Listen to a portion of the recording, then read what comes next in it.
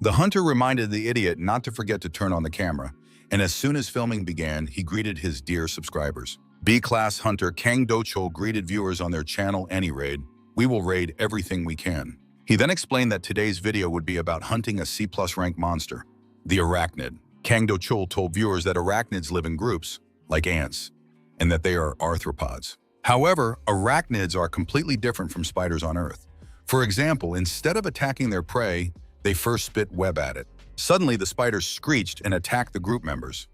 The cameraman reminded them that arachnids don't actually spit web, but shoot it at their enemies. Kang Do-chul shouted that everything had gone completely wrong and that they would have to cut it out during editing, immediately after which the arachnid attacked him with its sharp limb. Watching this, Meng Shiwu, who was responsible for filming and editing the AniRaid channel, said that this simply couldn't be.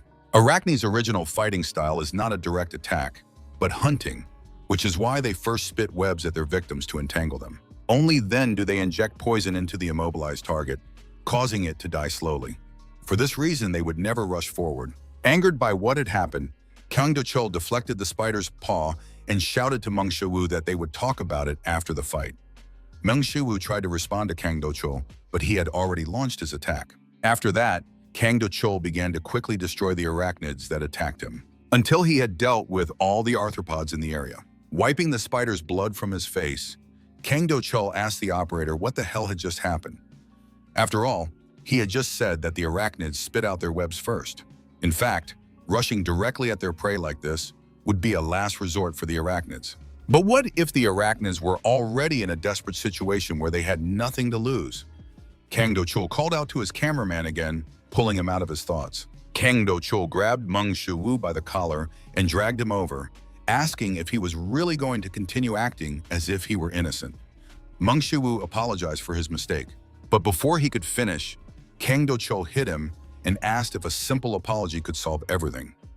After all, he almost died because of the cameraman's stupidity.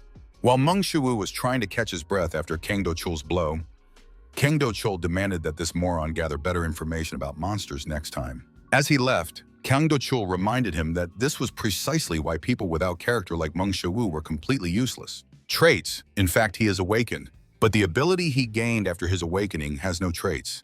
It is completely useless in the work of hunters, as he really can't do anything. That is why, in order to survive, he chose this method of hunting, analyzing monsters. He must analyze monsters and teach hunters how to attack them correctly. Kang Do-chul was angry at this freak because he almost died because of his carelessness. After that, he reminded his companions that if it weren't for him, they could all have died here. But for some reason, his companions were not as carefree as he was now.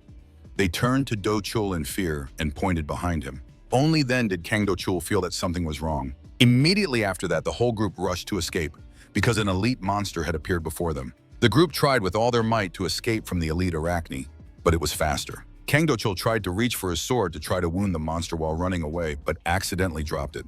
Kang Do-chul wondered if he was going to die here. If he wasn't going to die here, he had only one option.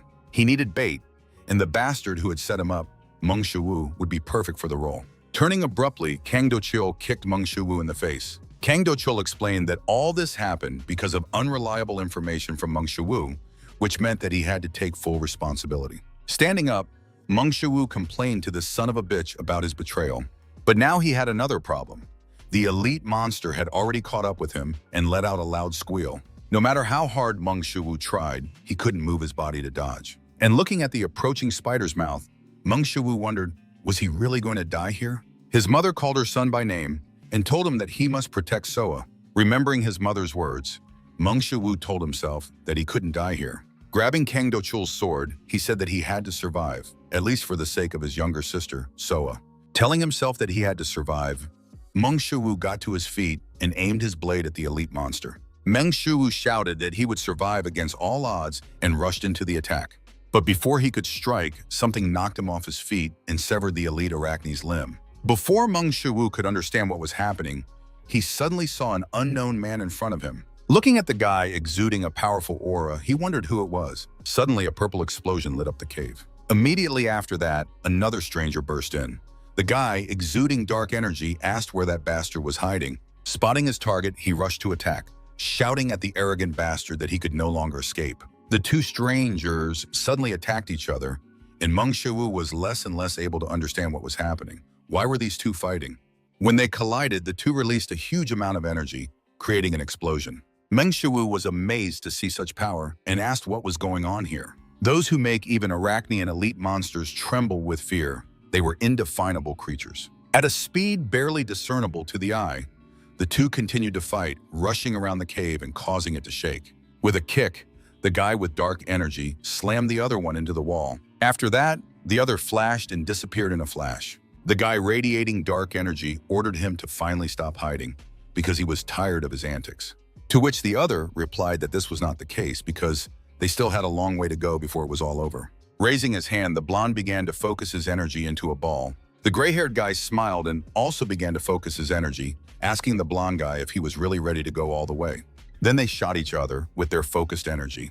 The gray-haired guy reminded the blonde guy that if things continued like this, he wouldn't be able to get out of the fight unscathed, to which he replied that he didn't care. Turning to Meng Shiwu, he added that he had left this option open. The blonde man apologized to Meng Shiwu for dragging him into all this. Realizing what he was thinking, the gray-haired man asked him not to say that he...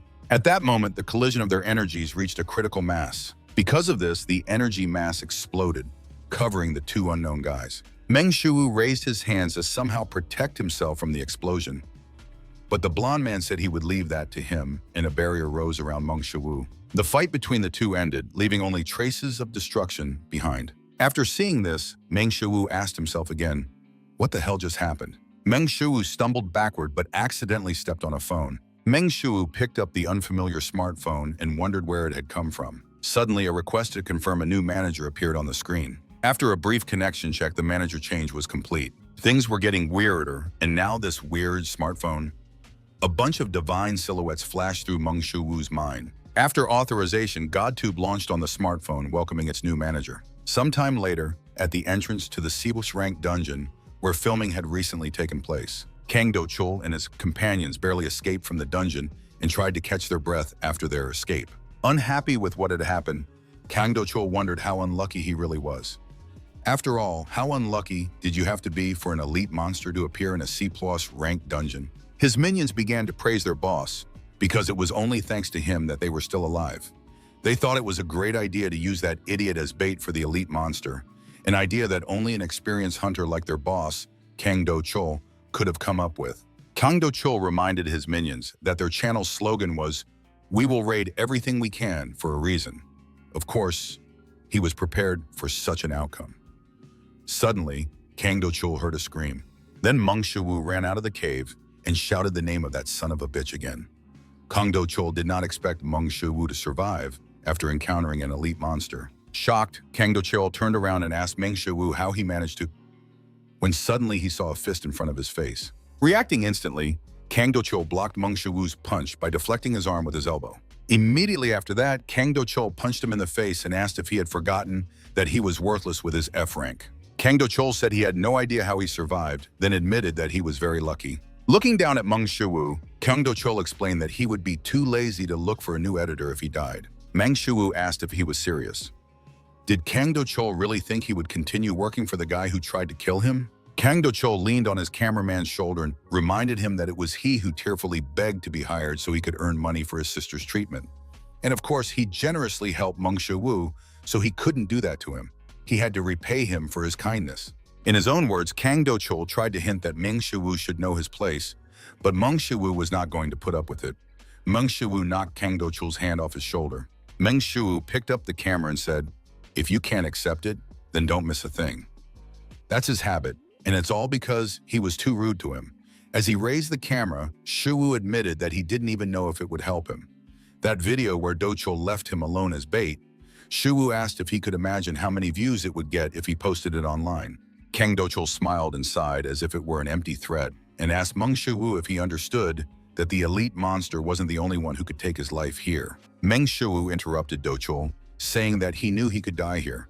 But at that moment, Kang Do-chul would go to prison and lose the channel he had worked so hard to build. Meng Shiwu suggested killing him, since Kang Do-chul wanted it so badly. With a grim smile, Kang Do-chul turned to Meng Shiwu and asked him not to think that his sister would be safe if this video appeared on the internet. After that, Kang Do-chul said that they would find a new editor, and turning abruptly, asked the guys what they were still doing there. He ordered them to grab their things. Meng Shuwu rubbed his bruise with his fist and said that if anyone tried to hurt his sister, Kang Do-chul had no idea what he would do to them. Back home, Meng Shuwu began to study the smartphone he had received.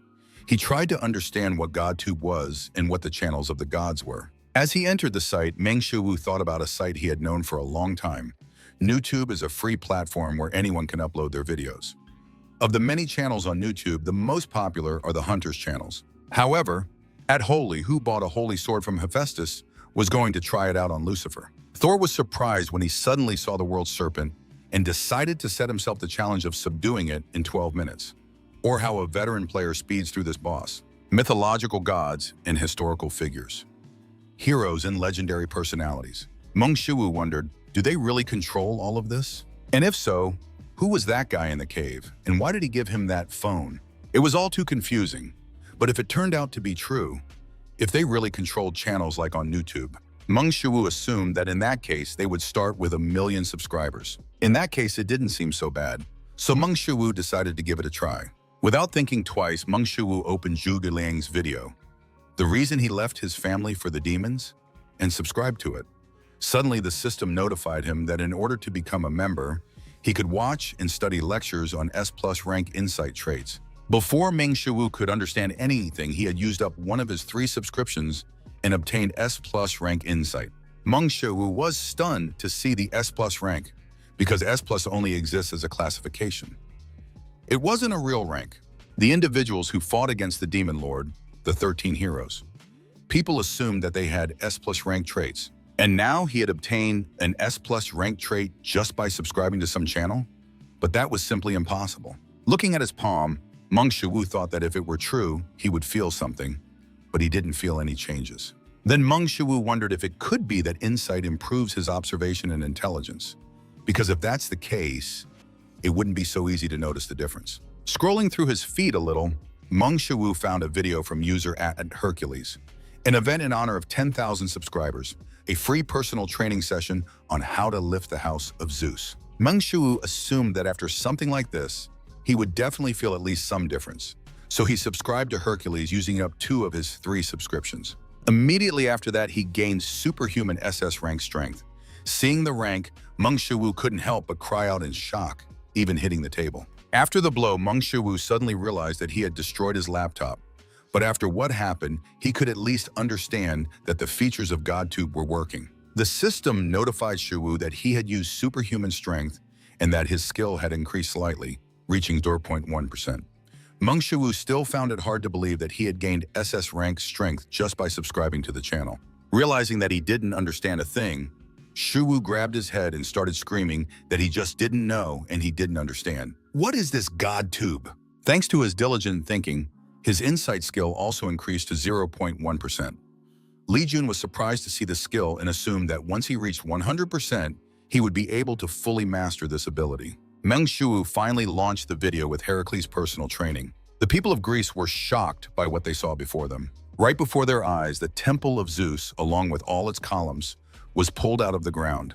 Lifting this colossus, Hercules shouted that it was simply amazing. After all, this stimulation of the legs from lifting the temple, rising from his knees, Hercules lifted the temple right in front of him and shouted that it was too good to be true. Not only the people of Greece, but Meng Shuwu himself was shocked by what he saw. Meng Shuwu wondered how he could even watch something like this. Pressing the unsubscribe button, he admitted that now he understood why Hercules had only 1 subscriber. He would never be able to do something like this. Unexpectedly, the system responded that unsubscribing was not possible. Meng Shuwu could almost see Hercules laughing at him and pointing his finger, saying that he could come whenever he wanted, but he couldn't leave. No matter how many times Meng Shuwu pressed the unsubscribe button, the result was the same. Unsubscribing was impossible. And most importantly, 2 out of 3 possible subscriptions were taken. Hercules said goodbye to the viewers and told them they would see each other again tomorrow. Suddenly, Meng Shuwu received a call. It was that jerk. Meng Shuwu grimaced and wondered why this jerk had suddenly decided to call him. Picking up the phone, Shuwu asked Do-chul what he wanted. Kang Do-chul was surprised that Meng Shuwu picked up the phone and admitted that he thought he would block him. Kang Do-chul asked again what he wanted. Kang Do-chul asked him if he had nowhere else to go. Meng Shuwu asked if he had called just to mock him, to which he replied that he had called to discuss business. Meng Shiwu was not eager to participate in anything with this individual. Kang Do-chul asked Shiwu not to be so rude and reminded him that they had worked together not long ago. Meng Shiwu asked Kang Do-chul to get straight to the point as he had no time for small talk. This behavior began to annoy Do-chul. After calming down a little, Kang Do-chul said that the group SH had offered them to stream together and asked if he wanted to join. Meng Shiwu was amazed to hear about the SH group, as it is the #1 financial company in Korea. Not long ago, the granddaughter of the group's head had awakened 2 traits of a hunter in herself. Lee Jun suggested that they were also hunting monsters.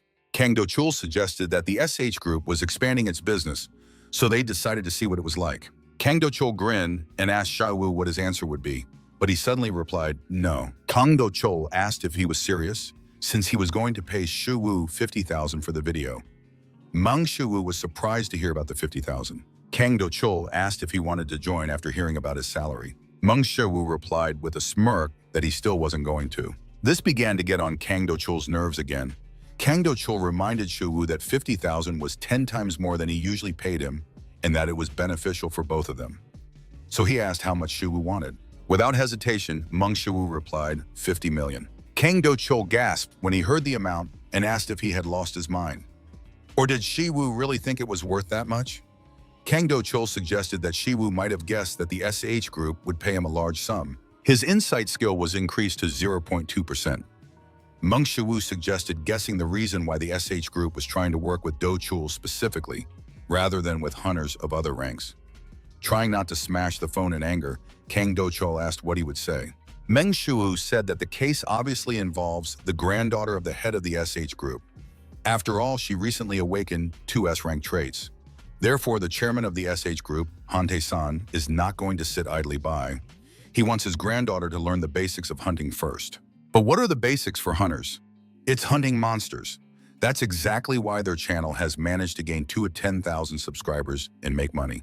All this is thanks to his unique strategies. This means that the reason Chairman Han turned to Kang Do-chul is not because of him, but because of his knowledge of monsters. Kang Do-chul admitted that even in this case, 50 million is too much. Interrupting Do-chul, Meng Shiwu asked if he really didn't want to work. Unable to refuse Shiwu, Kang Do-chul simply gritted his teeth. Meng Shiwu threw the phone on the table and told Do-chul that if he couldn't get a loan or credit, then he could just find someone else. The next day, Meng Shiwu and Kang Do-chul met in the B-rank dungeon after all. Meng Shiwu asked Do-chul when he was going to transfer the rest of the agreed amount to him. Kang Do-chul picked up his phone and, muttering something to himself, replied that he had already said he would send the money as soon as everything was over, after which he wondered when Han Chae-rin would arrive. Immediately after that, they heard someone approaching and turned around. It was Han Chae-rin.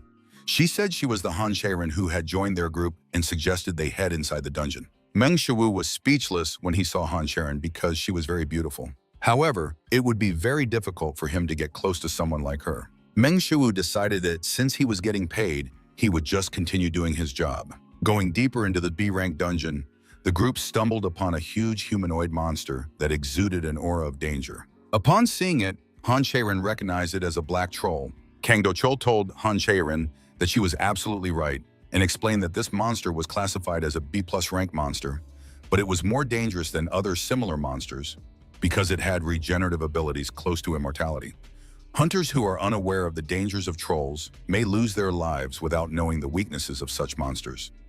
Kang Do-chul told her everything just as Meng Shiwu had told him earlier.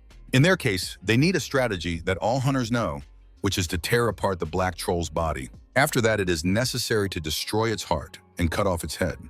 After that, it will not be able to regenerate its wounds. Before Kang Do-chul could finish speaking, Han Chae-rin drew her blade and rushed into the attack. Han Chae-rin jumped up and immediately plunged her blade into the black troll's heart. Immediately after that, she decapitated the troll with a sharp movement, finally taking its life. Both Meng Shiwu and Kang Do-chul were simply speechless after what they had seen.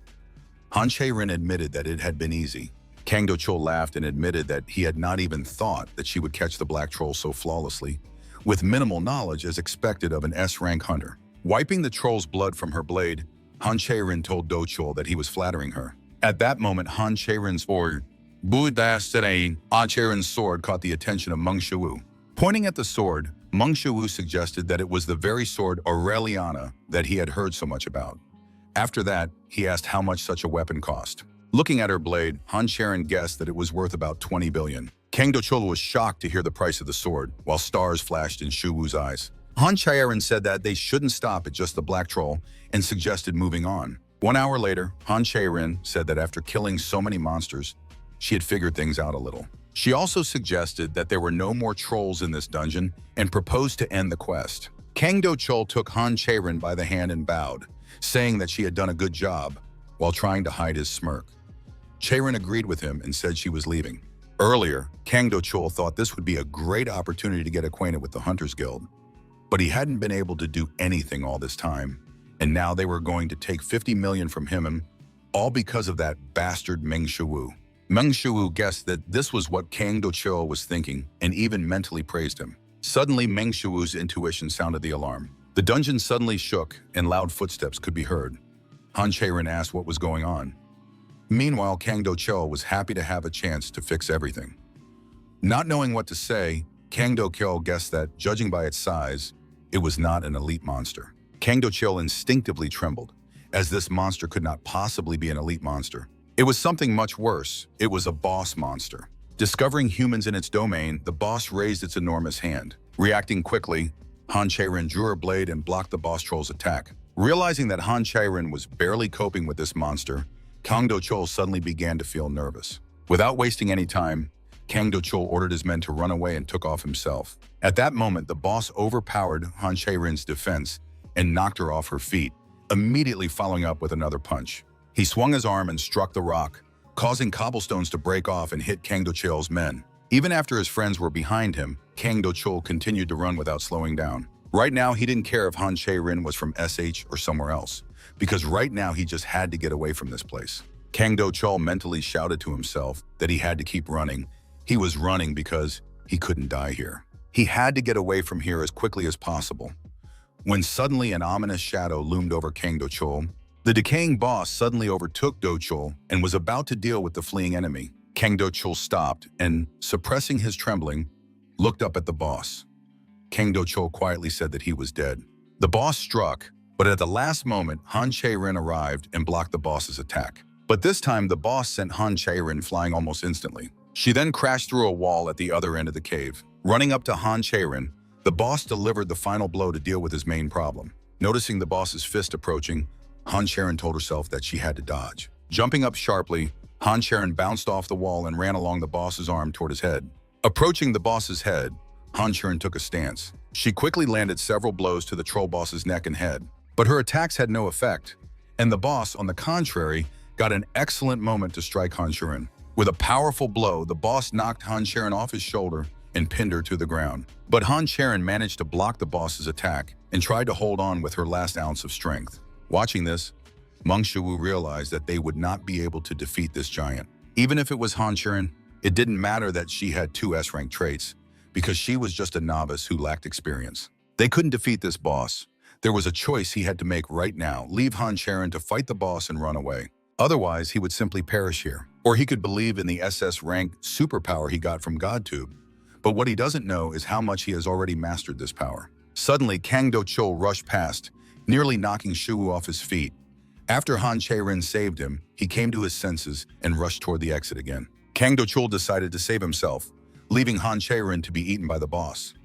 Watching this, Meng Shuwu suddenly realized, it's all because of your shitty information, so you have to take full responsibility. Meng Shuwu knew that even together they couldn't defeat this monster. His gut was screaming at him that he should run away from here while he still had a chance of survival. And Meng Shuwu ran. He had to run, otherwise he would simply die here. Then Meng Shuwu shouted at the top of his lungs to get his boss's attention. Money and prestige? All of that is useless when you're dying. But if he left Han Charon here and ran away, putting all his strength into his fist, Meng Shuwu shouted, if he ran away, he would be no different from that bastard, Kang Do-chul, who abandoned him and ran away. Meng Shuwu's fist collided with the boss's bony troll hand. To everyone's surprise, Meng Shuwu's punch managed to block the boss's attack. Seeing this, Han Charon wondered if it was just her imagination, or if he had really managed to block the blow. And who was this guy who stayed here with her? Meng Shuwu took a few steps forward toward the boss. After blocking the boss's attack, Meng Shuwu finally felt the power he had received from Hercules. The boss's fist stuck in the ceiling, and he made an effort to pull it out. With a sharp movement, The boss freed his hand, immediately after which he struck Meng Shiwu. But at the last moment, Meng Shiwu managed to block the boss's attack and didn't even move, holding the boss back. Shiwu shouted, "Now!" Immediately after that, Han Charon jumped on the immobilized boss and plunged her blade straight into his heart. Immediately after that, Han Charon bounced off the boss's chest and landed straight on his shoulder. With her next strike, Han Charon decapitated the troll boss in the blink of an eye. Han Charon landed near Meng Shiwu, and together they stared at the dying monster. Meng Shiwu wondered if it was really over, but his S+ rank insight told him that something was wrong. Boss types are varieties that undergo double transformation, so physical transformation will occur naturally. Suddenly, the boss troll's head began to regenerate, growing back onto its body. Noticing this, Meng Shiwu shouted to Han Charon about the danger. But in the next moment, the boss grabbed her and clenched his fist. Han Charon screamed from the crushing pain. Meng Shiwu couldn't let this continue because if Han Charon died, it would all be over and he wouldn't be able to do anything. If all the traits he had received from GodTube were real, then even if they were weak now, they were his strength. The boss looked at Meng Shiwu in confusion. Meng Shiwu grabbed his finger and, pushing off with his other hand, tried to free Han Charon from captivity. Shiwu understood that at least this way he would be able to buy some time. Shaking with pain, Han Charon asked Meng Shiwu to just run away while he still could. But Meng Shiwu did not back down, and finally, pushing his boss's finger away, he shouted at Charon to aim for her boss's heart. Hearing this, Han Charon mustered all her remaining strength to break free from her boss's grip. After that, she finally managed to break free and collapsed to the ground. Getting up, Han Charon took a breath and said that she understood. Immediately after that, Han Charon rushed toward the boss again. Meng Shiwu shouted at her to just trust him and attack. Then Meng Shiwu grabbed two of the boss troll's fingers and pulled them toward him. Taking advantage of this opportunity, Han Charon jumped onto the boss's arm and, slashing it with her blade, began to climb up. Then Han Charon jumped down and struck the boss's heart again. At that moment, Meng Shiwu could hold on for another 0.5 seconds, but no more, and he had no time to explain how to attack the boss. So all he could do was shout that the ogre had two hearts. Han Charon was surprised to hear about the two hearts, and Meng Shiwu hoped that she would be able to figure everything out with her sixth sense. Immediately after Han Charon pierced one of its hearts, the boss waved its arm to knock her down, but Han Charon managed to jump out of the way. Immediately after that, she rushed back to the boss and swung her blade. Meng Shiwu was sure that Han Charon would understand. Catching up with the boss, Han Charon pierced his second heart, located on the opposite side of his chest. At that moment, Meng Shiwu yelled at the boss to finally stop and die, then jumped. At that moment, Meng Shiwu's skill increased slightly. The boss only saw a person quickly approaching him, and in the next moment, Meng Shiwu knocked his head off with a blow. After the last blow, Han Charon was sure that they had finally won. Han Charon turned to Meng Shiwu, but he silently took a few steps forward. Then Meng Shiwu collapsed to the ground. Han Charon wondered who the hell this guy was. Sometime later, suddenly waking up, Meng Shiwu realized that he was in the hospital. Seeing that Meng Shiwu had regained consciousness, Han Charon apologized to him. Surprised, Meng Shiwu cried out. Then he asked what she was doing there. Han Charon pointed to the IV and explained that she had brought him to the hospital because he was seriously injured. All his muscles were torn and his bones were broken. Han Charon asked how he was feeling. But Meng Shiwu was feeling a little uncomfortable because Han Charon was sitting too close to him. Suddenly, Han Charon reached out and touched Shiwu's forehead. Meng Shiwu was very embarrassed by what he saw, while Han Charon thought he had a fever. Han Charon suddenly remembered that they hadn't really introduced themselves, so she asked him his name. Meng Shiwu, who was embarrassed, immediately introduced himself to her. After that, he wondered if she should have known his name.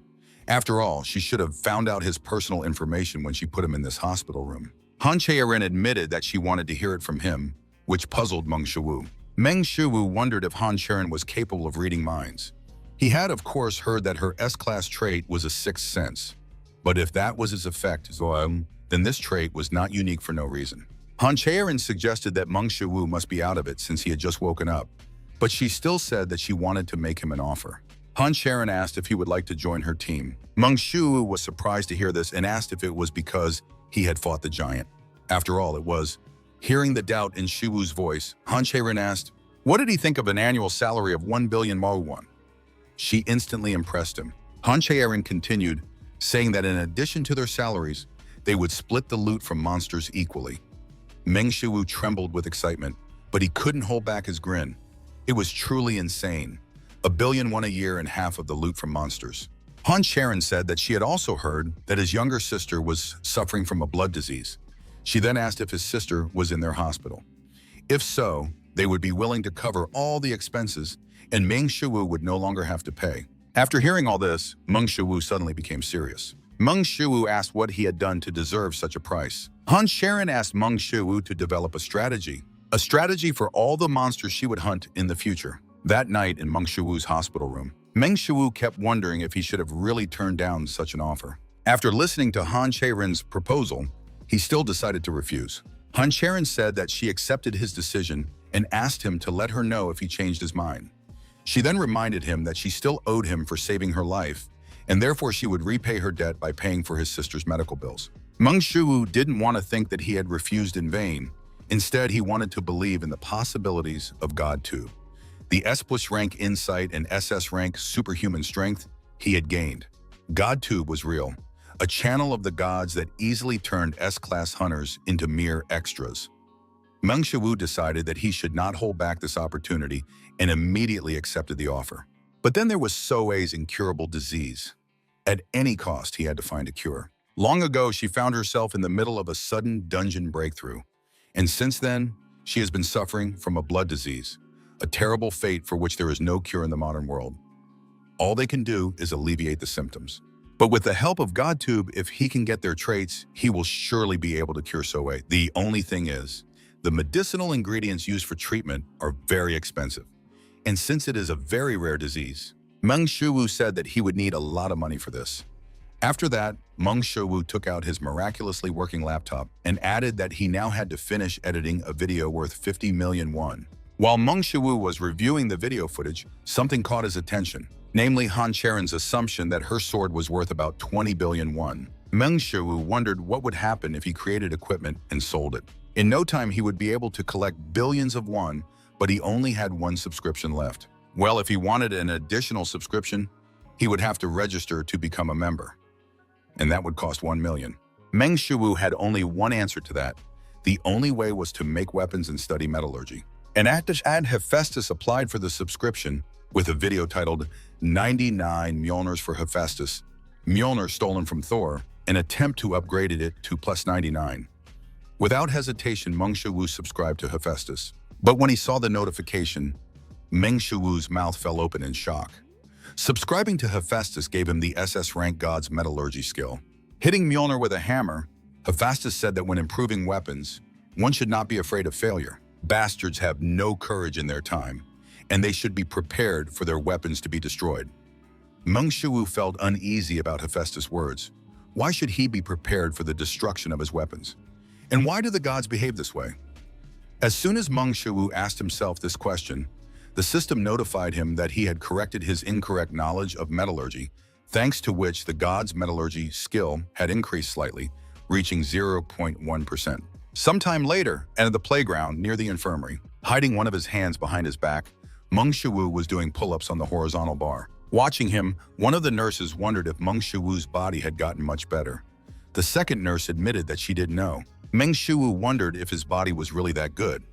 The nurse said that according to the doctor, his recovery was incredibly fast, even by a hunter standards. Therefore, their patient would be able to be discharged tomorrow.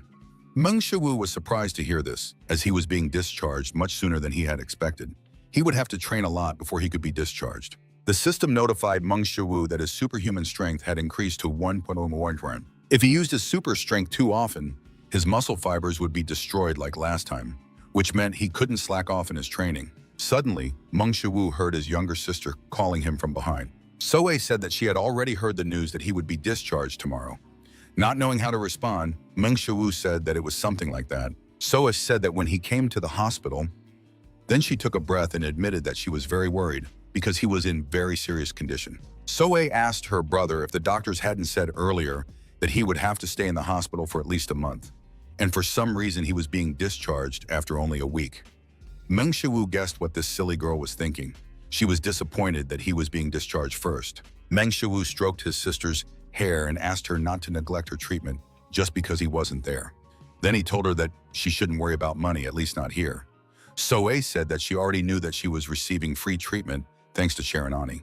Meng Shiwu was completely confused when he heard Sharon and Ani in the same sentence. Soa said that it was Che-rin-ani who asked her to call her Ani. Che-rin-ani said that she didn't have any younger sisters or brothers, but she was like one of them. Mang Shu-woo was surprised that his sister had managed to talk to Han Sharon. Mang Shu-woo asked if she had met Han Sharon before. Soa replied that of course they had, because she sometimes came to visit her. Mang Shu-woo was surprised by this and asked how it was that they had never crossed paths. Soa replied that Che-rin-ani came when he was busy training and asked if everything was okay before leaving. Mang Shu-woo wondered if this was true, that someone who must be very busy with her hunting activities would come to visit him. Could it be that Han Che-rin still wanted to recruit him?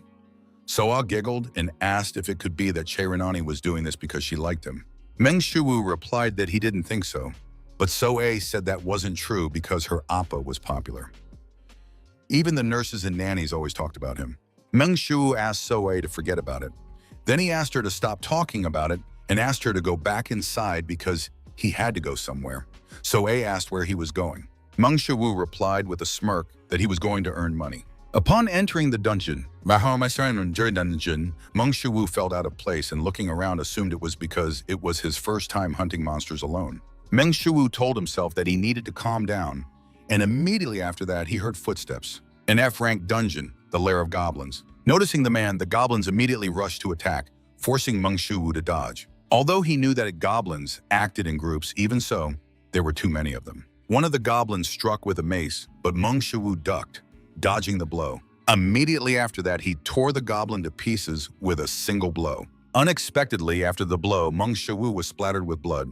He did not expect that his blow would be enough to tear a whole goblin apart. So does that mean he might be stronger than he thought?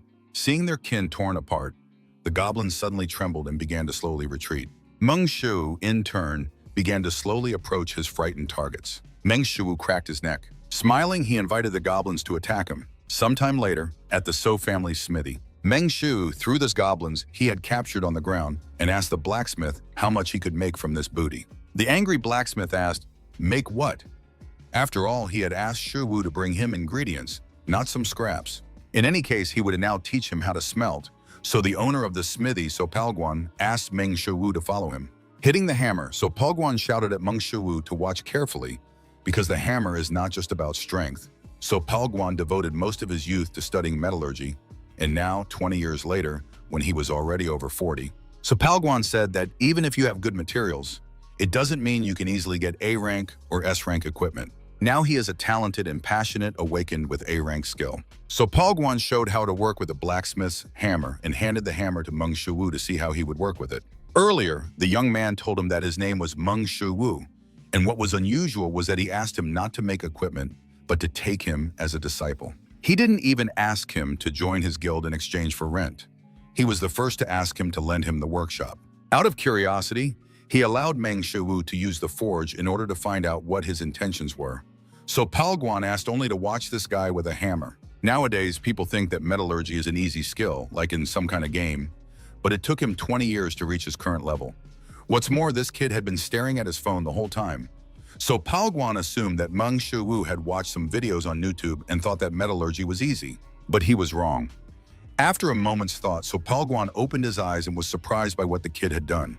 Sometime later, at the So family's smithy, Kim So-yeon, a representative of the So-yeon company, suddenly burst into the So family's smithy and told Mr. Smithy that she had arrived. So Palguan was not particularly surprised that Kim So-yeon had come to see him. Kim So-yeon asked with a smirk which of the girls other than her would come to a smithy that stank of sweat. So Palguan reminded her that she could have just asked someone else to do it, but instead she came herself every time.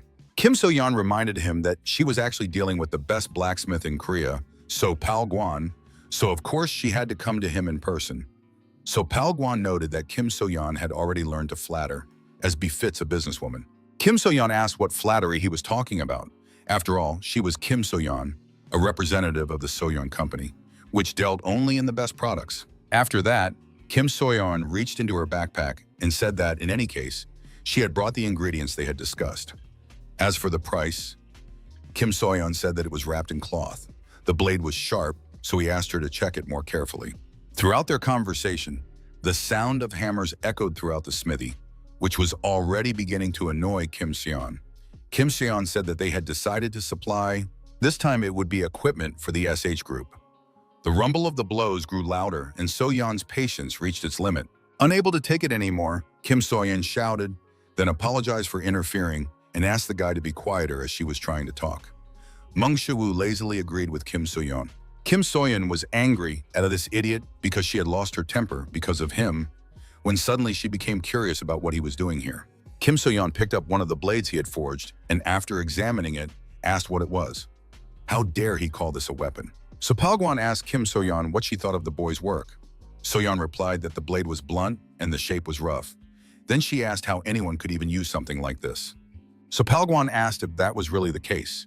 Then he asked what she would say if she found out that the weapon was made from the skeletons of goblins and kobolds. Kim So-yeon was surprised by what she heard and asked what he meant. So Palgwan added that the material for the weapon was in poor condition and that it had been made by a man who had picked up a hammer for the first time that day. Kim So-yeon asked So Palgwan if it was possible that he had taken on an apprentice. So Palgwan admitted that he had tried to make that assumption himself, but even the way he worked was too incredible to say that he was doing it for the first time. The way he held the hammer while working with metal. In any case, he had never seen anyone make weapons from such material before. And yet this guy refused the offer to take him on as an apprentice. Kim So-yeon was amazed to hear this. After that, she looked again at Mung Soo-woo working and thought, Mung Soo-woo finally finished his next blade. His god's metallurgy skill increased by 0.4% to 0.7%. Mung Soo-woo was simply speechless after reading all these messages. This equipment was like something found in the trash. Although he had finally managed to make a weapon, how could he sell it? Suddenly, the girl asked if he was thinking of selling this sword. She then introduced herself as Kim So-yeon, a representative of So-yeon Company, and extended her hand to him. Mung Soo-woo had heard of So-yeon before. It's a company that specializes in the hunting business and considers trust and reliability to be its core values. As a result, this group is quite well known in the hunting industry. Kim So-yeon said that they only work with the best products in Korea, and if he was thinking of selling, she would like to buy it. Realizing that he could make some money, Mung Soo-woo unconsciously smiled. He asked Kim So-yeon how much she could pay for such a blade. Kim So-yeon asked permission to look at his latest work and, after examining the blade, offered Mung Soo-woo 1 million won. After making such a profitable deal, Mung Soo-woo began killing monsters for materials and making weapons at a frantic pace. Sometime later, in the So family's smithy, suddenly a loud cry was heard in the smithy.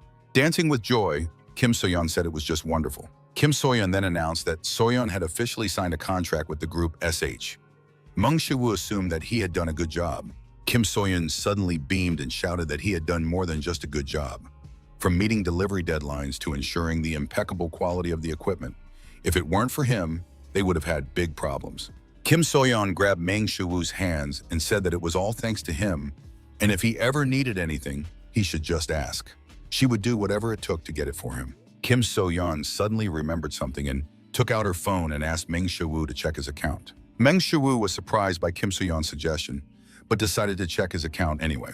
A deposit of 28,424,201 had been made by the So-yeon Company. Looking at the number, Mung Soo-woo counted 10, 100, 2,801. It was less than he expected. Kim So-yeon apologized and asked what 28,424,201 he was talking about. She then asked him to check everything again. Mung Soo-woo counted the money again. 10, 100, 1,000, 10,000, 100,000, 1 million. After counting the zeros, Mung Soo-woo shouted, "A million!" and grinned, drooling. Mung Soo-woo, 23 years old. At that moment, he was reborn as a full-fledged money slave. Even after Kim So-yeon left, Mung Soo-woo continued to stare at his phone screen. He counted the number 242,000 over and over again.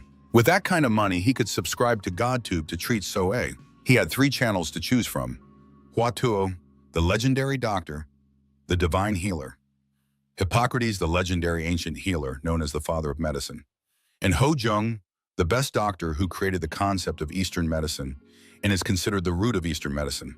Subscribing to all 3 channels would cost him 300 million won a month, but in the current situation, he could only choose one of the 3 options.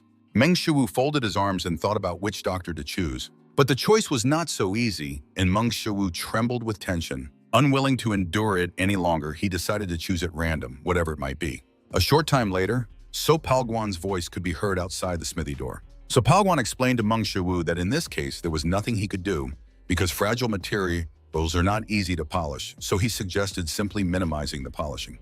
Meng Shiwu was a little puzzled by what he heard, but So Palguan continued, even though precision polishing could be done in their situation, despite the high fragility, but this process requires absolute precision.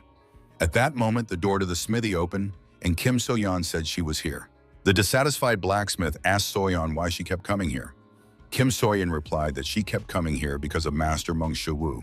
Seeing her, Meng Shiwu told Miss So-yeon that he had been waiting for her.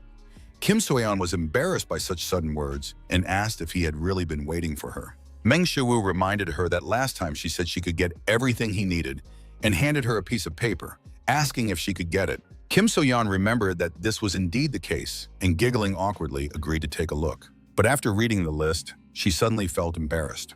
The list included mountain incense, sylph, saxifrage, 100-year-old ginseng, 100-year-old rune flower, soapwort. Noticing the change in Kim So-yeon's expression, Meng Shiwu asked if it would be difficult to get all of these things. She replied that she could get them, but it would be expensive. Meng Shiwu asked how expensive it would be. After Kim So-yeon answered, Meng Shiwu was horrified by what he heard. Because it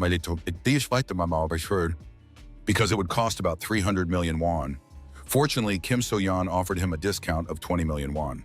Meng Shiwu needed these herbs to improve his mastery of the divine medical art he had acquired through his membership. He signed up for Hwato's S+ rank Divine Medical Art.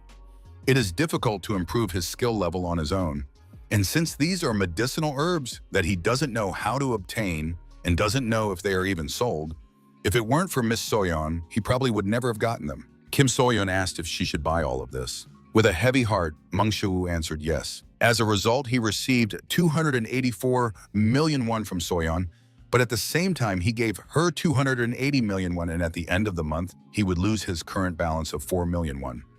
The subscription to Hwatuo cost 100 million won. Considering the subscription he has to pay at the end of the month, he needs to earn more money right now. But even if he earns more by making equipment, how can he earn hundreds of millions of won? Suddenly, Meng Shiwu had a flash of inspiration about how he could do it. He just needed to post videos on YouTube. Sometime later, on the subway, scrolling through his YouTube feed, the guy complained that he had nothing to watch. Suddenly, he came across a video from someone called Conqueror of the World, a man who conquers everything. From the cover of the video, it was clear that this man, who had decided to show his strategy on hippos, was quite strange. The video took place near a small pond filled with water, and somewhere among the hippos, the author of the video was hiding in a very strange disguise. Meng Shiwu took off his mask and asked the viewer if he knew that hippos were not aquatic horses. The guy was amazed by what he saw and wondered what was wrong with the author of this channel. And why did he dress up as a hippopotamus? Meng Shiwu explained to viewers that the monsters they were seeing were called hippodons in Korea, or hippopotamuses in other countries. And as viewers may have already noticed, these monsters are very similar to hippos. Usually the Chinese character for horse is used to refer to hippos, but hippos do not belong to the horse family. Upon hearing that the Chinese character for horse is used to refer to hippopotamuses, the young man paused to reflect on this new information. Showing 2 fingers to the camera, Meng Shiwu said that they actually belong to the hippopotamus family. To be precise, they belong to the order Sirenia.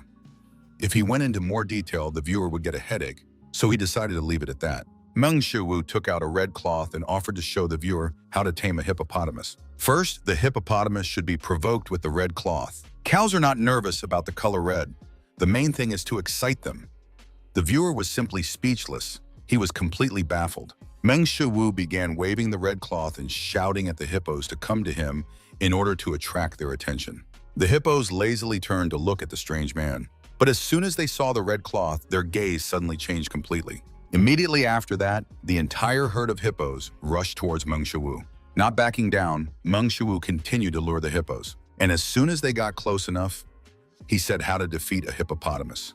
The second was to simply beat them and catch them. The video became stranger and stranger, and the viewer wondered, was this really his tactic, to lure the hippos and start beating them? Throwing down the red cloth, Meng Shiwu rushed straight into the herd of hippos. Then he collided with them. A short time later, Meng Shiwu successfully killed all the hippos.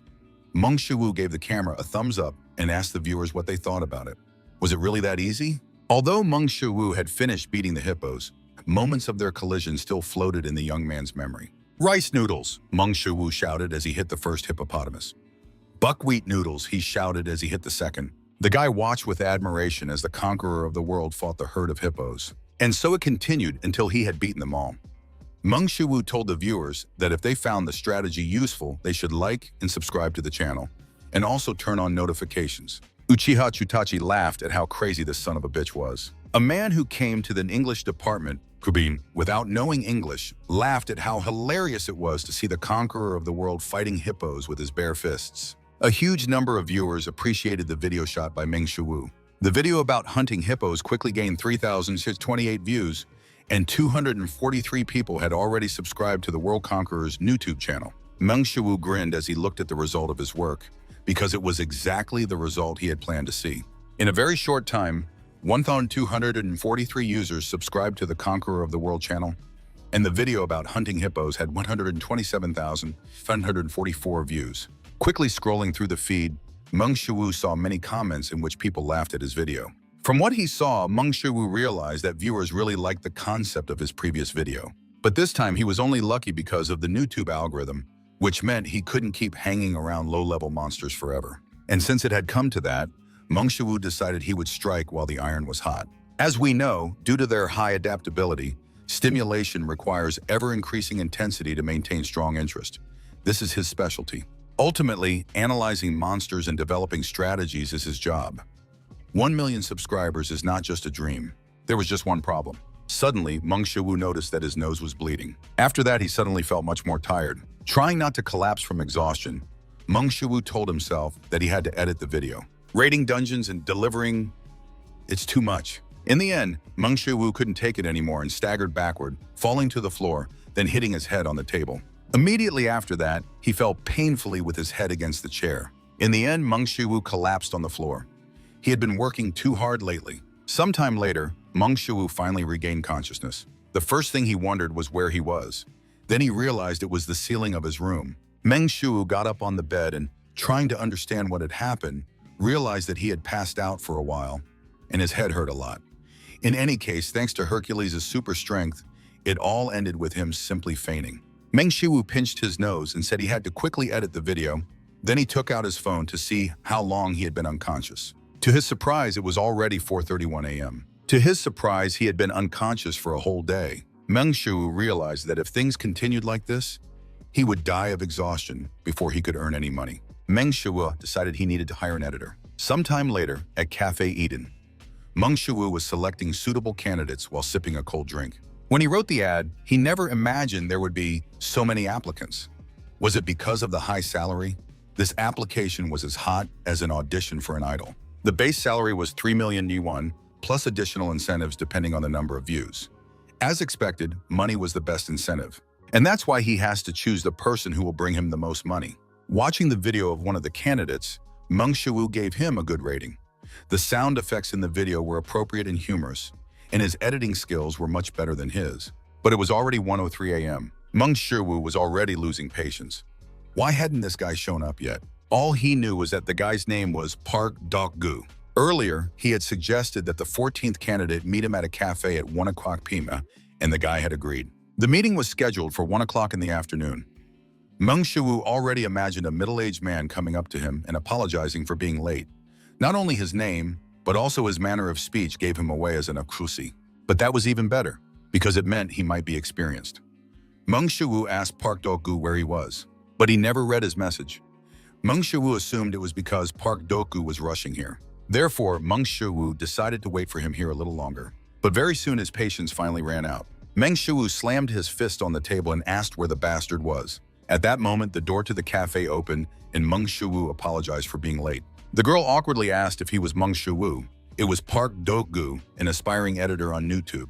Meng Shiwu apologized in case he had misunderstood something and asked the girl if her name was Park Dok-gu. He was surprised to see a girl in front of him, as he had expected Park Dok-gu to be some kind of a Jossie. Park Dok-gu apologized to Shiwu again. Meng Shiwu asked why she was late. Moreover, she hadn't even read his message. Park Dok-gu admitted that she had been editing a video late into the night and had forgotten to pack her younger brother's picnic lunchbox, and she hadn't been able to read the message because she was in a hurry and had rushed here. Park Dok-gu apologized again for everything. Meng Shiwu apologized and asked what she meant by editing a video. Park Doku replied that it was the video attached to her application. Mang Shiwoo asked if that meant she edited the video he provided in just one day.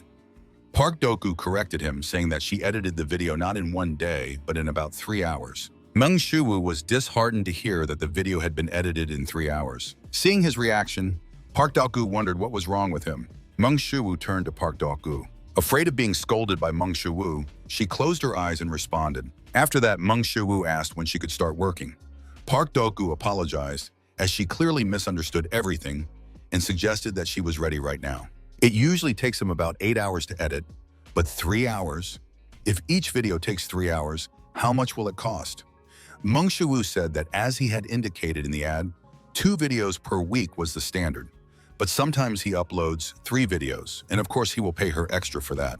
Mang Shiwoo reached out to Park Doku, who was almost in tears, and said that from now on, he would be under her supervision, and smiled at her. Suddenly, Park Doku shouted that she would work hard, when suddenly everything around them shook, causing Park Doku to hit her head on the table. Immediately after that, panicked people ran past them, shouting about a nearby underground breach. A warning was issued about the underground breach. It was determined to be a C-rank breach, so residents of nearby houses were advised to evacuate as soon as possible. A frightened Park Doku shouted to her boss that they should also evacuate as soon as possible, but he smirked and asked Park Doku if she was the one who said she could start working right away. Park Doku apologized, as she did not understand her boss's train of thought. Mang Shiwoo blew a tampon out of his nostril and turned to Park Doku with a smirk. Then he handed her the phone and asked her to follow him. Park Doku asked her boss where they were going. Mang Shiwoo asked what she thought. Of course, they were going to make money. Park Doku gasped in shock when she realized where they were going, but she still ran after Mang Shiwoo. Mang Shiwoo shouted to Park Doku about the video, reminding her to turn on the camera. Immediately after that, orcs began to emerge from the gates of the dungeon. Running up to the orcs, Mang Shiwoo shouted, "Rice noodles, large portion." Immediately after that, Mang Shiwoo tore apart a C-rank orc with one blow. Turning to the camera, Mang Shiwoo reminded viewers not to forget to like and subscribe, and also not to forget about notifications. Wiping the orc's blood from his face, Mang Shiwoo wondered if he could now earn real money. A group of hunters quickly arrived at the site of the dungeon breach and immediately began helping people nearby with the evacuation. Suddenly, they heard someone scream, and an orc's head flew right over their heads. The hunters were stunned by what they saw and wondered what it was. Right in front of them, a guy was beating up orcs with his bare hands while shouting the names of noodles. Soon, Mang Shiwoo defeated all the orcs that had come out of their dungeon, then climbed onto a mountain of bodies and raised his fist in the air. Mang Shiwoo turned to the camera and told viewers that if they liked it, they should like and subscribe and turn on notifications. Back home, Park Doku started editing a new video for her boss. She wondered, what the hell? And why was he so popular? Commenters laughed at the reactions of those around him, while at the same time marveling at how the conqueror of the world beat C-rank monsters with his bare hands. They also praised how neatly the video was edited. Even after she edited his video, she still didn't understand what was going on. But one thing she could say for sure was that her boss was a real nutcase on YouTube. Covering her face with her hands, Park Doku wondered if she would be able to succeed. Meanwhile, behind Park Doku, her younger siblings tried the chicken and told her sister that it was very tasty. And of course, they left some for their nun. The younger siblings invited her to eat with them. Immediately after that, her younger sister grabbed a chicken leg and said it was hers. Her brother reminded her that she had already eaten one, so they should leave it for their sister Doku. Watching her younger siblings, Park Doku smiled, realizing what she had to do. She had to work hard, at least for the sake of her younger brother and sister. The So family's smithy. Having finished editing the video, Mang Shiwoo continued to forge weapons. And after some effort, he finally managed to forge a decent sword. It was equipment he made from orc parts obtained in the dungeon.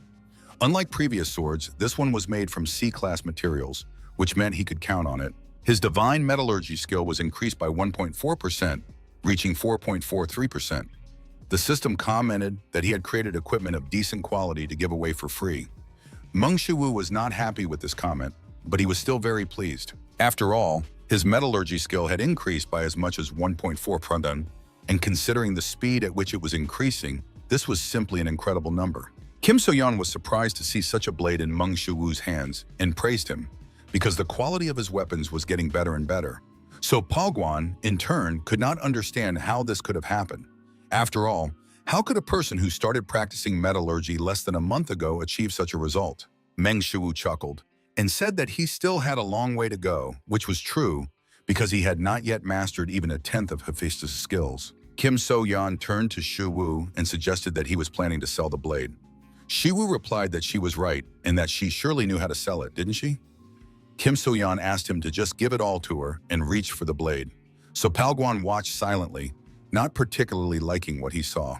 Kim So-yeon noticed that Shuwu looked much older today, and Meng Shuwu asked if that was true. Kim So-yeon smiled and said that lately his bags under his eyes had almost reached his nose.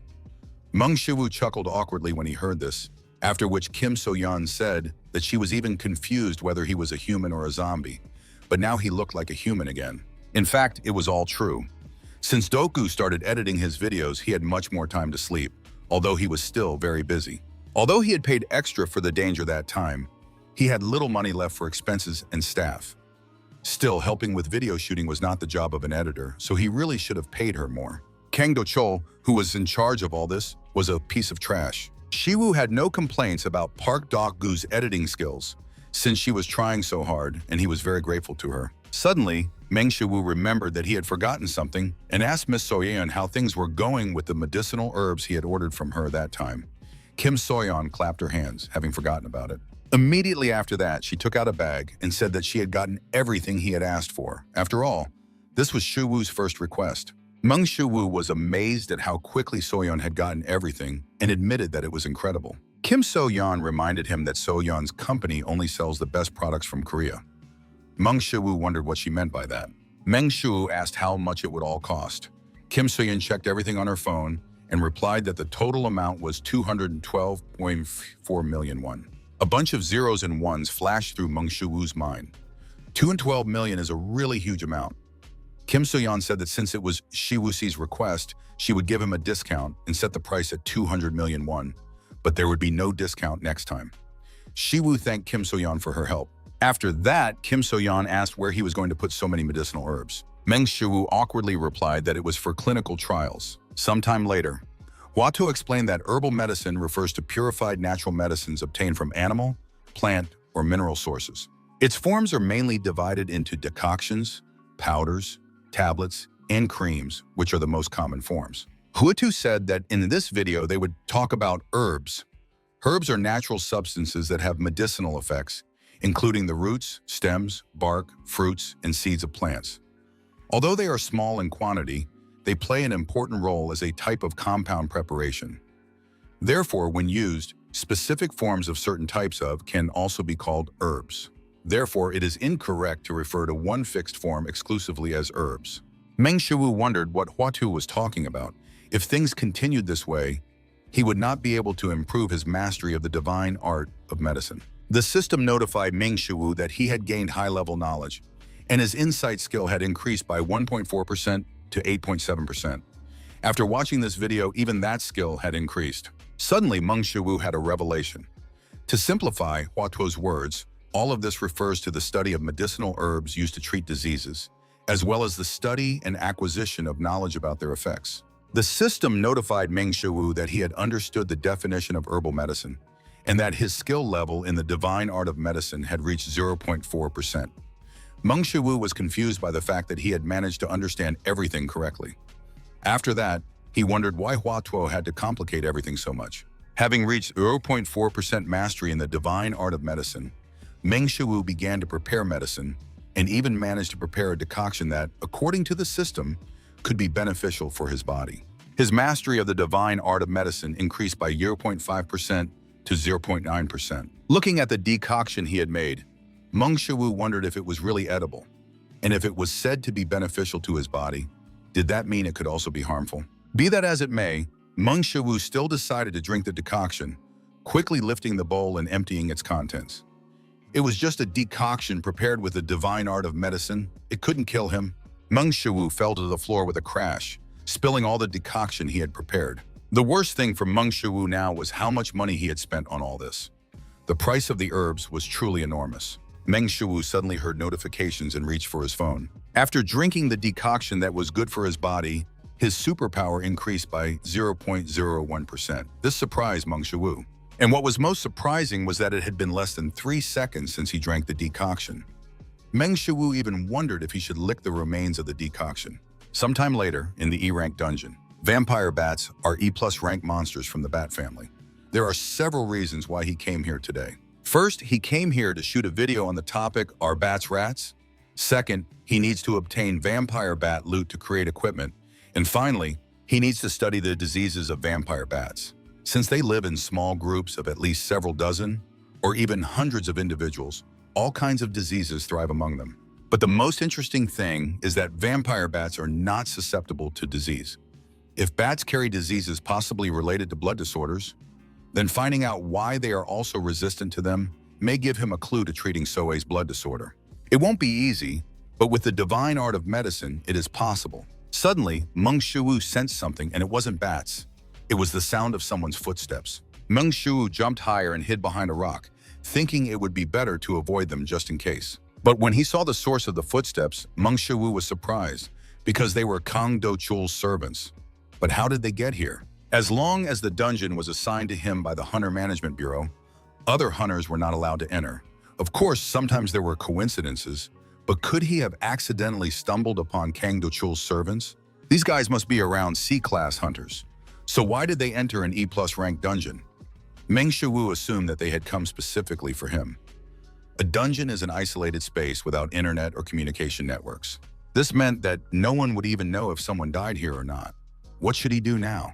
Meng Shiwu wondered why he should even think about all this. After all, he could just find out everything after he took care of these guys. Jivu asked one of the servants if he was sure that bastard Meng Shiwu had entered the dungeon.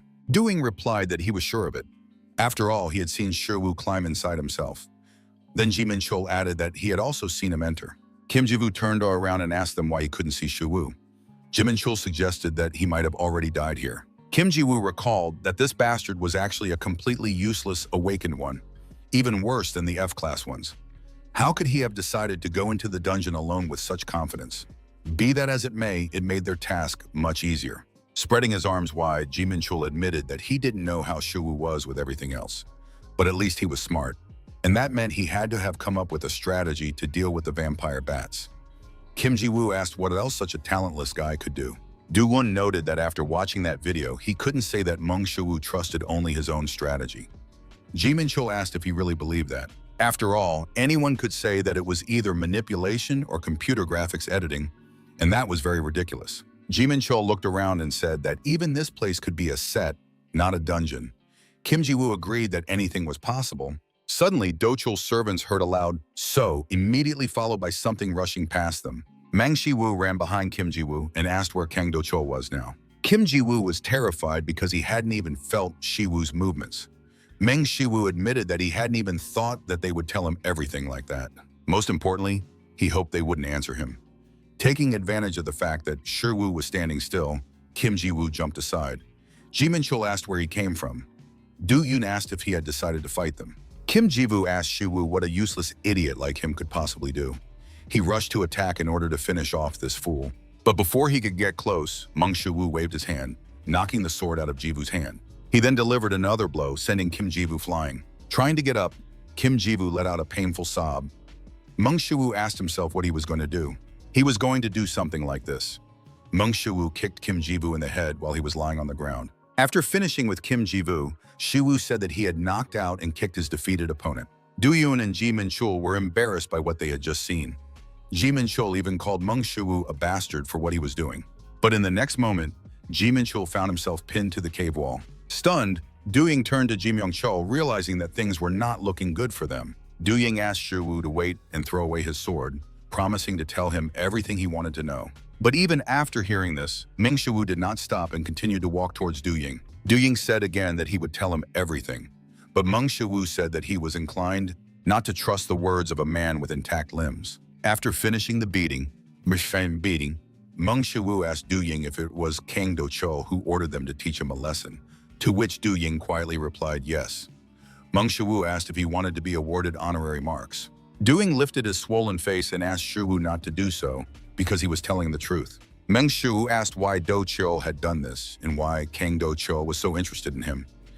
Do-ying admitted that he did not know.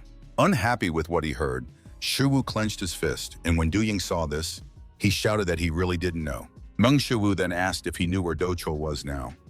Before Du Ying could answer, Shuwu asked him to forget about it. After all, he should pick up his friends and get out of there. Du Ying was surprised by what he heard and asked if Shuwu hadn't killed them with his blows. Meng Shuwu replied that he hadn't killed them. Then Meng Shuwu ordered Du Ying to tell Do Chul something. Next time it will be the same with you. Meng Shuwu grabbed Du Ying by the face and asked if it would be difficult for him to say that. Then he taught that lackey Kang Do Chul a lesson. Sometime later, the crippled Du Yun, Ji Min Chul, and Kim Ji Woo gathered in front of Do Chul, who was speechless at what he saw. Meng Shuwu suddenly appeared between Du Yun and Ji Min Chul and told Do Chul that they hadn't seen each other in a long time, about a month. Then he asked if he was eating well. Kim Ji Woo shouted to his boss that it was all a misunderstanding. Ji Min Chul added that Meng Shuwu had ordered them to do it and that it was unfair to them. Meng Shuwu hugged Du Ying in a friendly manner and praised him for his plan to lure Kang Do Chul. Du Yun raised his hands in surrender and said that he had been set up. Meng Shuwu told Du Yun that he would grant his request to kill that jerk, Kang Do Chul. Du Yun suddenly broke free from Meng Shuwu's embrace and started to run away. Immediately after that, Ji Min Chul and Kim Ji Woo followed him, apologizing to their boss along the way. Meng Shuwu asked Do Chul if it was true that he was now completely alone. Meng Shuwu explained that this was precisely why he should have treated his lackeys well. After all, how badly must he have treated them if they decided to order his death? Kang Do Chul asked Shiwu how. How could he? How could an E-rank hunter like him possess such power? Meng Shuwu replied that he wasn't sure himself, but he spoke just in time. Meng Shuwu asked Do Chul to answer one question. Why was he treating him this way? Kang Do Chul asked if there was a reason he should tell him. Meng Shuwu replied that of course there wasn't. Immediately after that, Meng Shuwu jumped toward Do Chul and swung his fist to strike. But Kang Do Chul managed to react in time and quickly swung his sword. With the movement of his blade, Kang Do Chul managed to block Meng Shuwu's punch. Meng Shuwu said that he did not trust the words of a man with intact limbs. After confronting Kang Do Chul, Meng Shuwu already understood that he was different, because he had to take into account the fact that Kang Do Chul was a B-class hunter. Kang Do Chul swung his blade and delivered a horizontal blow to Shuwu, but Shuwu managed to duck, dodging the blow for which Do Chul could not help but praise him. Immediately after dodging, Meng Shuwu jumped back and hurried to put some distance between them. Shuwu admitted that Kang Do Chul's reaction time was much better than he had expected. Meng Shuwu said that Kang Do Chul and his cruelty, thinking about it all, he even became frightened. Even a decent blow could break a sword, but apparently he still lacked the skill to block a B-rank hunter's sword. Kang Do Chul pushed off with his foot and quickly rushed towards Meng Shuwu. Kang Do Chul's attacks were very fast, but at the same time simple, which meant they could be dodged. Meng Shuwu crouched down, dodging Do Chul's attack, and attacked Kang Do Chul in the stomach. At that moment, for some reason, he remembered his past when he worked as an editor for Do Chul. All this time, he had been treated like a slave in a dungeon and beaten for any little thing. Countless times, he captured Do Chul fighting monsters on camera. He watched it hundreds of times. All this time, while he was editing his videos, he constantly analyzed his habits, inclinations, and behavior. Meng Shuwu's insight skill increased by 0.5% to 9.2%. At the last moment, Kang Do Chul managed to block Meng Shuwu's fist. Time after time, Do Chul and Shiwu clashed, but neither of them could inflict damage on the other. Kang Do Chul delivered a vertical strike from top to bottom, but Meng Shuwu dodged again, as if he already knew what he was going to do. After so many coincidences, Kang Do Chul wondered if Shiwu could read his mind, but he immediately refused to believe it because he was a B-rank hunter, while Shiwu was only an E-plus rank hunter. How could he have something that only an S-rank hunter could have? Taking advantage of the opportunity, Meng Shuwu finally struck Do Chul in the face. Flying back from the blow, Kang Do Chul instantly stuck his blade into the ground and grabbed it tightly to keep himself from falling. But even so, he was pushed back. Kang Do Chul trembled, unable to believe what was happening. It was simply impossible. He had studied Meng Shuwu's power through videos on YouTube, but even so, he couldn't believe it. Kang Do Chul suddenly released his energy, his face changed, and he shouted at Shuwu that he would kill him today. And to do so, Kang Do Chul used his sword, Aura. Meng Shuwu, retreating, raised his hand and shouted that he didn't need to go so hard. That bastard Kang Do Chul suddenly started going all out. And that meant that now, when it came to this, he had no other choice, except to also go all out. Meng Shuwu felt his muscles begin to tear again. Fighting at full strength, he wouldn't be able to hold out for long. Meng Shuwu told himself that he would give it his all and pushed off the ground, flying toward Kang Do-chul like lightning. All Kang Do-chul managed to notice was how Meng Shuwu's figure appeared right in front of him in the blink of an eye. Immediately after that, Kang Do-chul struck with his fist in midair. This caused a powerful explosion on the site where they were fighting. A short time later, at the destroyed construction site, the inspection bureau arrived at the scene. The commander ordered her subordinates to cordon off the area and check if anyone was inside. After that, several members stepped forward. One of them shouted that they were from the inspection bureau, and then the second asked if anyone was there. After the dust settled a little, everyone could see a guy with a sword in his hand. The commander asked if his name was Meng Shuwu. Without getting off the defeated Kang Do-chul, Shiwu replied that it was him. The commander then showed her ID and introduced herself as Li Minjung, commander of the 4th Guard Unit of the Inspection Bureau. She then asked Meng Shuwu to accompany them to the bureau. Once at the bureau, Li Minjung asked if she understood correctly that a hunter named Kang Do-chul had tried to kill him. He replied that this was indeed the case and that he had already provided video evidence. Li Minjung said that she had approved the video, and although it wasn't something that could be easily overlooked, but Hunter Meng Shuwu is listed as awakened without features. The guards are the police who protect the hunters. But in other words, they hunt criminal hunters who are murderers of people. Meng Shuwu had previously heard that squad leaders are appointed from hunters of at least A class, and the aura of the woman sitting in front of him really did resemble that of a killer. Meng Shuwu asked if the rank of the trait was related to the rank of the hunter. Li Mingjong replied that she already knew that the hunter Meng Shuwu also belonged to the E+ rank. Meng Shuwu confirmed that this was true, and before Li Mingjong could say anything, Meng Shuwu asked if there was a reason why he should answer this question. After all, he was the victim here. Li Mingjong apologized to Shuwu and explained that because of her job, she had a habit of suspecting people. Since that was the case, based on the video recordings from the Arachnid dungeon and the abandoned construction site that he had sent, they would deal with everything as appropriate. Li Mingjong said that Kang Do-chul would never see the light of day again, and then suggested that they end the investigation there. Li Mingjong thanked Meng Shuwu for his cooperation. Meng Shuwu opened the door and said that in that case, he would leave everything in her hands. As soon as Meng Shuwu left the inspection bureau, the door to the room opened again. The guard was surprised that the squad leader was still there and said that the hunter Meng Shuwu had just left, so she thought she wouldn't be there. Li Mingjong admitted that it was strange. Joan Sua apologized, as she did not understand what the commander meant. Li Mingjong asked Sua what her rank was. Joan Sua was surprised by the question and replied that she had recently been promoted to B rank, when suddenly the room seemed to grow heavy. Li Minjung smiled, and Chung Sua, unable to withstand the pressure, collapsed to the floor. Not understanding what was happening, Chung Sua turned to the squad leader. Li Minjung said that, as expected, Sua couldn't handle it. Jun Sua asked, wasn't that obvious? After all, the squad leader was no ordinary guard. There were even rumors that her human butcher would be promoted to S. With a puzzled expression, Li Minjong said that Hunter Meng Shuwu didn't feel anything. Young Sue was shocked by what she heard and asked if he wasn't an E+ rank hunter. Li Mingjong agreed that it was indeed strange. Zhang Sue asked why she simply sent him away if that was the case. After all, hunters who hide their rank. Li Mingjong interrupted her subordinate, saying that it was because he wasn't strange and had a human scent. Left alone, Young Sue wondered what kind of nonsense that was. Meanwhile, Meng Shuwu was walking home. He was pleased with how everything had turned out, but at the same time, he couldn't imagine when something like this might happen again. If his new YouTube channel became more popular, he might even become a target for some criminal organization. At his current level, even Kang Do-chul was difficult to deal with. And if it weren't for the synergy of knowledge about Kang Do-chul's behavior patterns, habits, and S+ insight, and also S+ insight, he would have died much earlier. And when thinking about the difficulties ahead, the most important of his traits is his SS superpower. But it doesn't increase. Meng Shuwu wondered why his superpower was still at 1 per. Earlier, the system congratulated him on winning an individual training session with Hercules. It was a free training session in honor of reaching 1 subscriber, which Meng Shuwu considered simply insane. Looking at Hercules' channel, Meng Shuwu was surprised that he still only had 1 subscriber.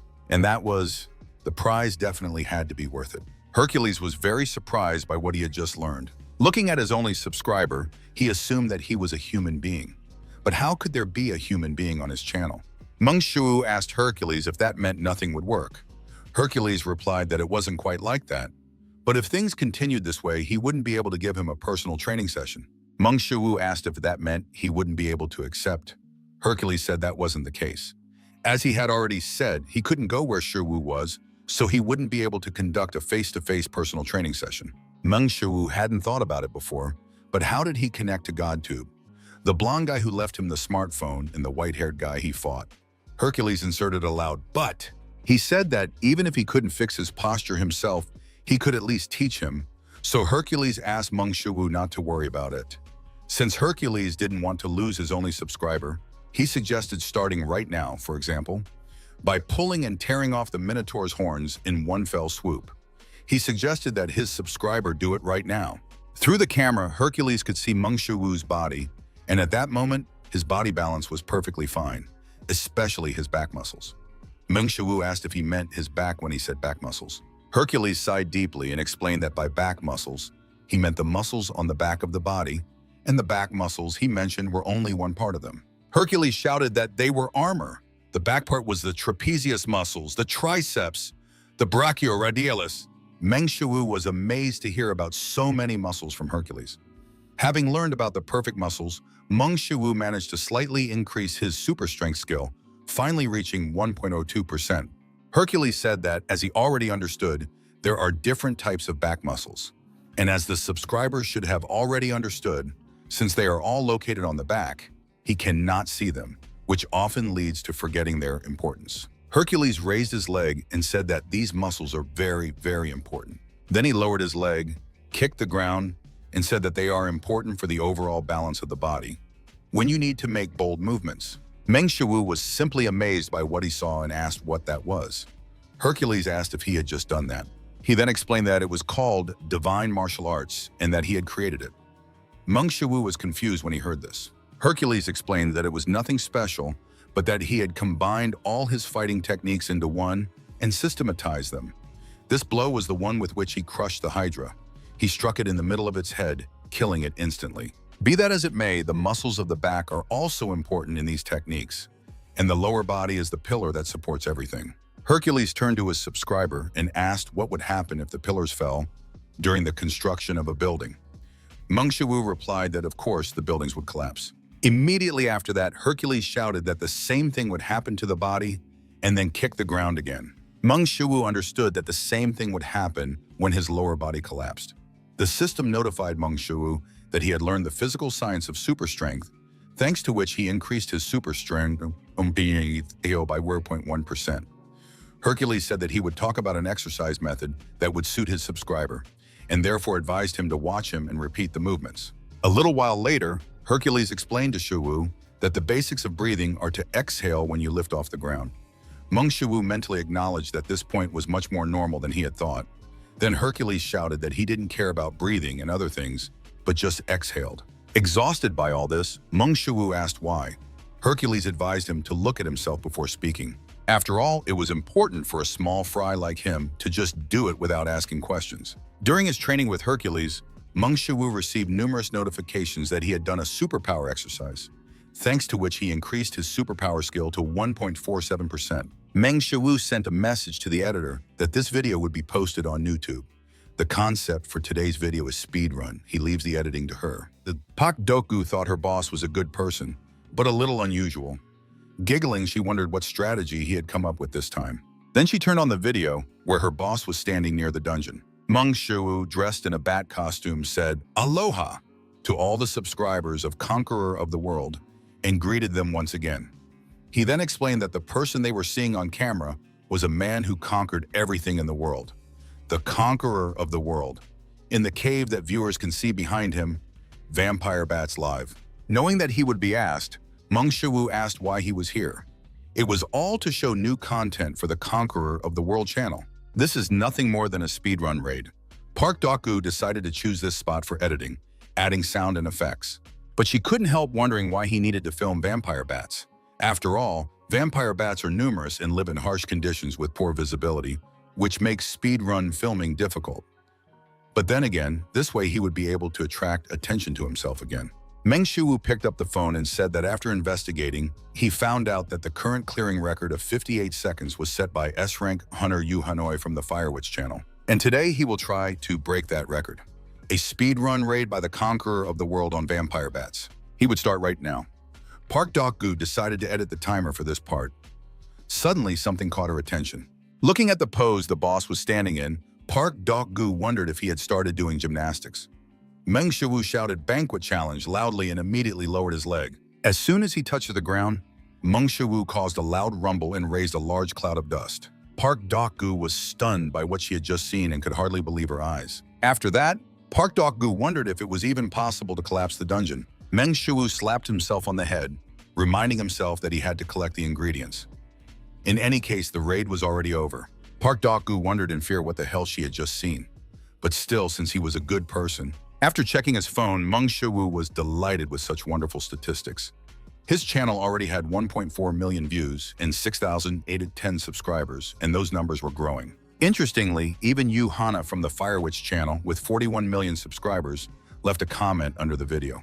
Looking at the comment, where a surprised Yu Hana apologized, Meng Shiwu grinned. He could clearly see that she had rushed over in a panic as soon as she heard the news that she had been stripped of her first place. The fact that the Fire Witch herself left a comment already had such an effect, but if they ever collaborated, 1 million viewers would be guaranteed. Meng Shiwu decided to pull himself together because he needed to calm down. At times like this, he had to make even more provocative videos. Meng Shiwu checked his stats, and his current superpower level was 2.01%. After receiving individual training from Hercules, the skill that had never increased even exceeded 2%. With some 2%, he was already capable of destroying a dungeon with vampire bats. And if his skill grew even more, divine martial arts? He wouldn't mind asking Hercules to teach him that later. Hercules flatly refused Meng Shiwu. Shiwu said that if he would teach him during individual training, but Hercules refused him again. Meng Shiwu reminded him that he had won, but Hercules said that these were completely different things. Meng Shiwu asked what he meant by different, and Hercules explained that individual training was one thing, and divine martial arts were quite another. They even had different names. Moreover, for a weakling like him, building muscle was the only problem. Because divine martial arts were a method he had created to match his strength, without the superpowers he used, Shiwu would not be able to use divine martial arts. Meng Shiwu said that he was using his superpowers, which greatly surprised Hercules. Hercules' projection suddenly grew in size, and he asked Meng Shiwu if he was using his power. Meng Shiwu replied that he was, and that Hercules was even giving him personal training. Hercules explained that personal training simply meant individual lessons, and that it was not for the purpose of teaching anyone his superpowers. Meng Shiwu was surprised to hear this and reminded him that he had indeed studied his superpowers. Hercules replied that this was simply not possible. Meng Shiwu wondered if it was normal to study the traits of gods on GodTube, or was what he had studied not actually Hercules' superpower? Meng Shiwu asked Hercules to wait a second. Immediately after that, he used his superpower to create a projection of Hercules. Stunned by what he saw, Hercules grabbed Meng Shiwu by the shoulders and asked how he did it. Hercules asked if that meant he had learned his superpower simply by subscribing to his channel, and did the same apply to the channels of other gods on GodTube. Meng Shiwu admitted that this was indeed the case. He then asked Hercules if this wasn't ridiculous. Hercules shouted that of course it was ridiculous. After all, he was gaining the powers of real gods simply by subscribing to their channels. This was complete nonsense. Meng Shiwu noted that it worked for him. Hercules asked Meng Shiwu to be quiet for a moment and pointed out that there was something strange. Namely, how did Meng Shiwu manage to connect to GodTube? After all, he was definitely an ordinary person without divinity. A person without divinity? It's more that he discovered this opportunity. After listening to Shiwu's story, Hercules thought about the two guys he had met. Thinking about it, it seemed to him that they were indeed from GodTube. Meng Shiwu asked if those from GodTube could come to their world. After all, Hercules had said earlier that he couldn't come here. Hercules said that their dimensions couldn't interfere with each other, and moreover, his account on GodTube.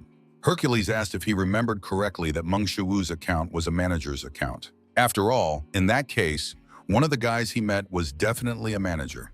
Meng Shiwu asked if he knew who the managers on GodTube were. Hercules admitted that he only knew a few. But even so, Shiwu shouldn't have gotten the powers of the gods just because he signed up with a manager's account. Meng Shiwu asked if that was really the case. Hercules replied that if that were possible, managers would have no problem becoming gods of the universe. Nevertheless, he was sure that Meng Shiwu had managed to obtain his superpowers. Meng Shiwu smiled tensely and asked Hercules to take him as his disciple, but Hercules refused Shiwu again. Meng Shiwu asked why he continued to refuse. to which he replied that it was too much trouble. Meng Shuwu reminded him that he had already mastered superpowers, but Hercules countered that these were two different things. Moreover, even giving individual training was already very troublesome, and he wanted to add divine martial arts to that? No. Since he was so adamant in his refusal, Meng Shuwu decided to ask Hercules one question. What exactly do subscribers on GodTube mean?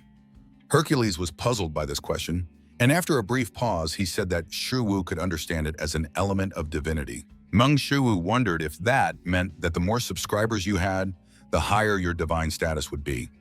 He didn't really understand what that meant, but in general, the more subscribers, the better. Meng Shuwu assumed that this was the reason why Hercules continued to give him individual training, even though it was very annoying. In other words, subscribers were the only thing that interested Hercules besides muscles. Since that was the case, Meng Shuwu asked what he thought about what if he helped him gain 100 subscribers. If he managed to help him gain 100 subscribers, Hercules would have to teach him divine martial arts. Hercules asked how Shuwu could do that. After all, he couldn't even get to him. Leaning over Hercules' small figure, Meng Shuwu asked why Hercules wouldn't trust him, and he gave him a thumbs up. A short time later, Hercules' channel already had 34,241 views and 127 subscribers. Hercules reappeared before Meng Shuwu and bowed, calling him master. Then he said that from today, Hercules would become his loyal servant. Meng Shuwu promised that in the future he would tell him about interesting ideas for video content, which strengthened Hercules' resolve. Meng Shuwu reminded him that in return he must teach him divine martial arts. Kneeling, Hercules asked if he dared refuse. Meng Shuwu asked what the number of subscribers actually meant. Hercules replied that it could be called a form of trust. Their divine status is formed thanks to the trust of others, so the more people know about them, the stronger they become. And blah, blah, blah. Explanations. All Meng Shuwu understood from Hercules' words was that it was very complicated. Divine status grows as the number of subscribers increases. But even so, Meng Shuwu was not sure that he understood everything correctly. Meng Shuwu said that, in any case, he would teach him divine martial arts, after which they bumped fists. Hercules promised the master that he would teach him immediately. Meng Shuwu asked that before doing so, Hercules start speaking calmly again, as before. Hercules agreed and, smiling, suggested doing so right away. And the first thing Shuwu had to do to learn the divine martial arts, well, to be more precise, the muscles he needed to train first. These were none other than the muscles of the brain. In any case, it would be better if he demonstrated it rather than explaining it. Suddenly, Meng Shuwu's head began to ache as if it were splitting, and it was simply the effect of Hercules striking the air. Meng Shuwu tried to understand what the hell was going on. And what about Hercules' movements? No matter how hard he tried, he couldn't see it in any frame. What was this inexplicable feeling of pressure? The system notified Meng Shuwu that he had mastered Hercules' divine martial arts. His superpower skill had increased significantly, rising by 1.1% to reach 3.61%. Meng Shuwu was amazed by what had happened, because the skill that had recently increased by a mere 0.1% had now increased by 1.1%. And what's more, it was already SSS ranked. Hercules said that as Shuwu could already understand, he couldn't handle it, and he said this with caution. But maybe he should tell him that Meng Shuwu's soul level was still insufficient. If he used divine martial arts in this state, his mind would be overloaded in the first place. So he had to develop his brain muscles first. If you think about Hercules' words, he means that brain muscles are the level of the soul, and if we speak more intuitively, it is mental strength.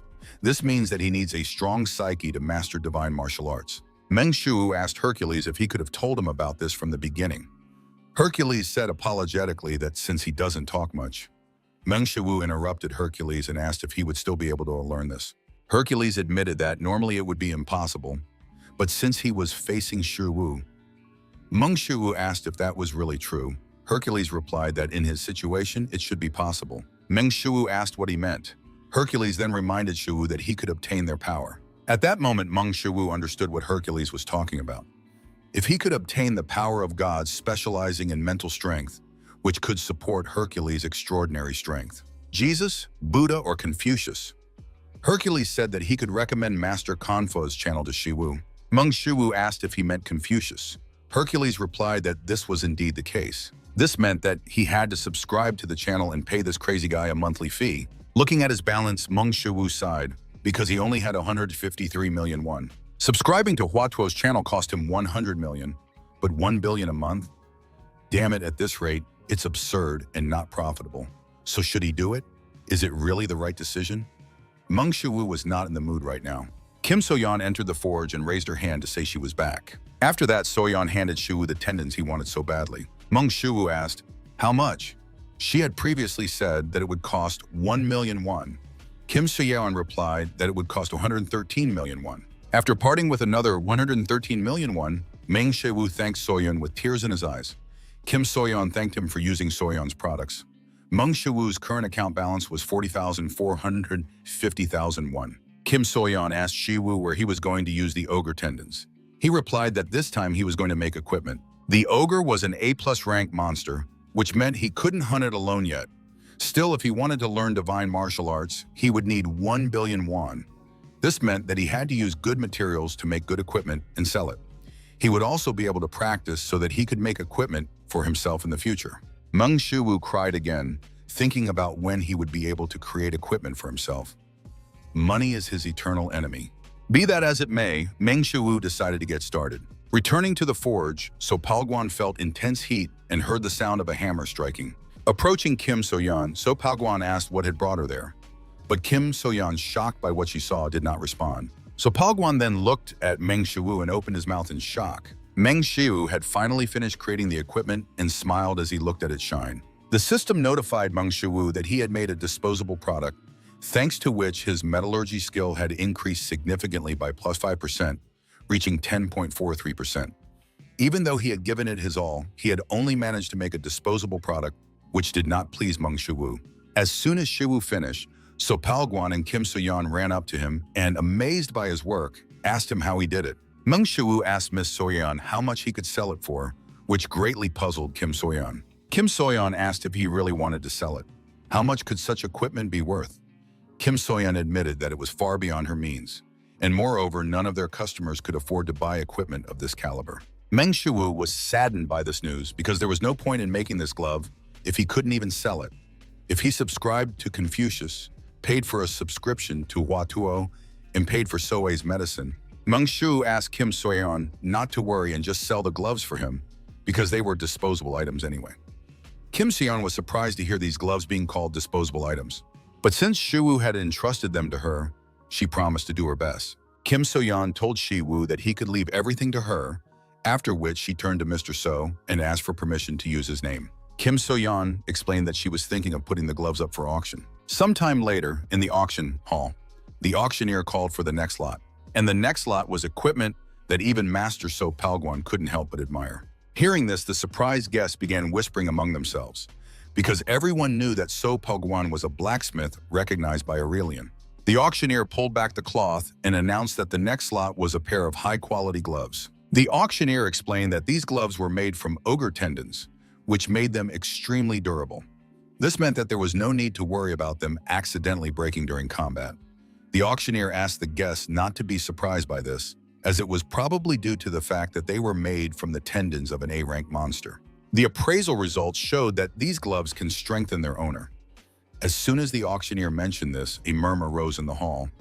Many believed that these gloves were enchanted equipment, but only the master Aurelian could make enchanted equipment. The auctioneer smiled awkwardly and explained that, unfortunately, this was not enchanted equipment. They say that these gloves can only slightly strengthen their owner by about 5%. Even if that's the case, these gloves are still equipment with a special effect. And what's more, they are just as effective as auxiliary equipment. The auctioneer told the audience that, judging by their reaction, they would beat her to death if she continued to drag it out, so she suggested starting the bidding. The starting price was 10 million won, with subsequent increases of 5 million won. Immediately, one of the guests shouted 10 million, followed by 15 million, 20 million, and even 25 million. But the guests were not going to give up, and after a few seconds, they raised the price to 50 million won. The auctioneer announced that from that moment on, the price per bid would increase to 10 million won. And as if it were nothing, the price quickly rose to 60, 70, 80, 90, and so on, up to 100 million.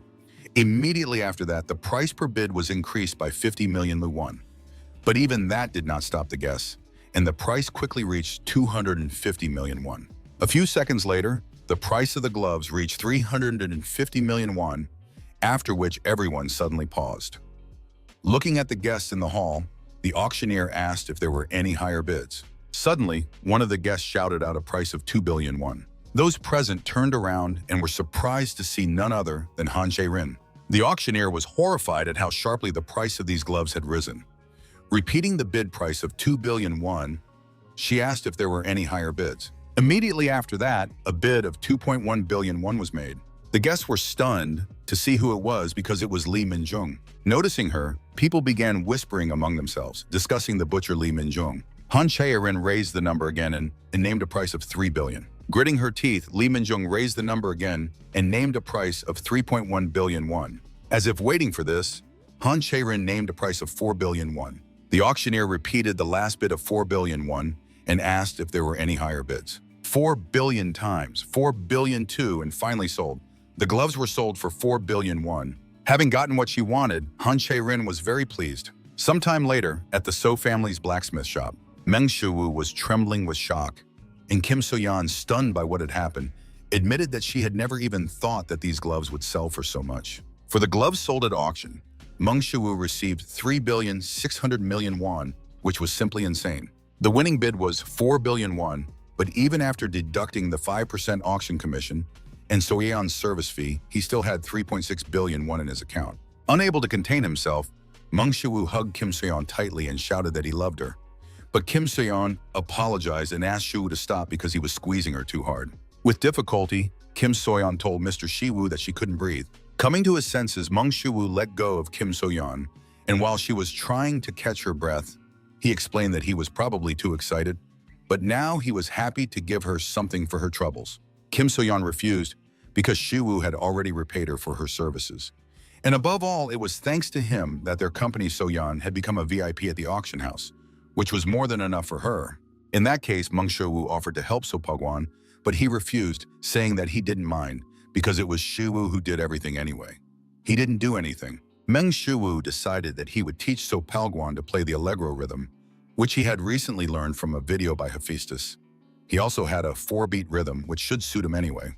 And most importantly, Meng Shuwoo picked up his phone and paid for a subscription to Confucius' channel, losing 1 billion won. He had to subscribe to it because he wanted to learn divine martial arts. He couldn't be stingy. But it was still a huge amount of money, and Meng Shuwoo could barely hold back his tears as he looked at his new subscription. Sometime later, So-ae asked her brother if this place was too expensive. Then she said that she didn't have to eat here.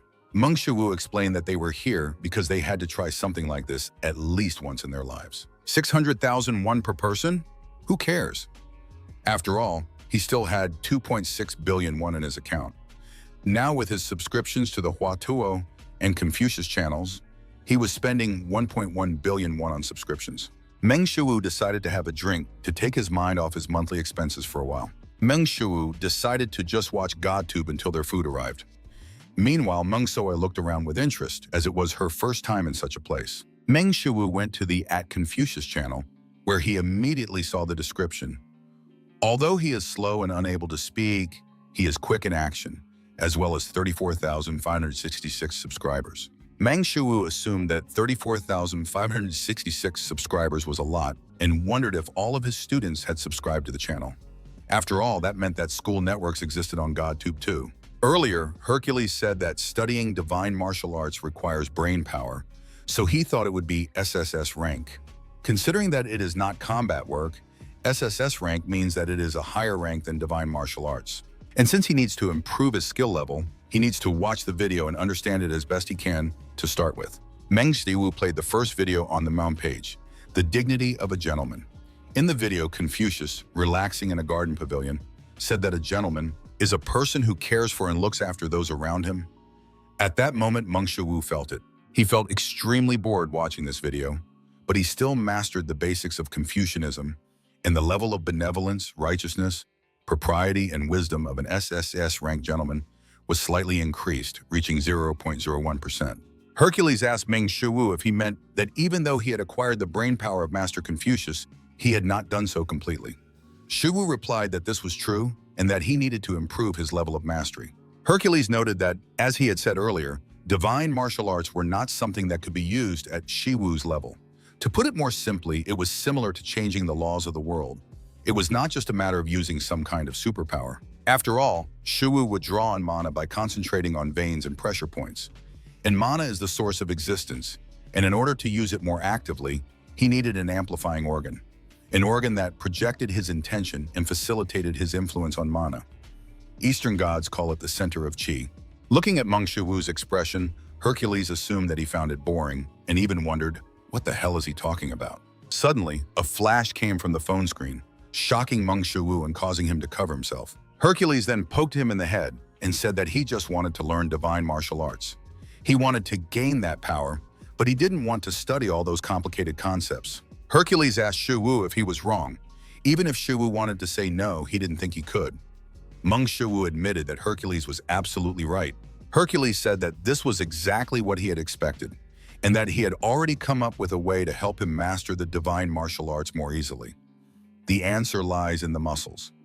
Not understanding how it all came down to this, Meng Shiwu asked, "What?"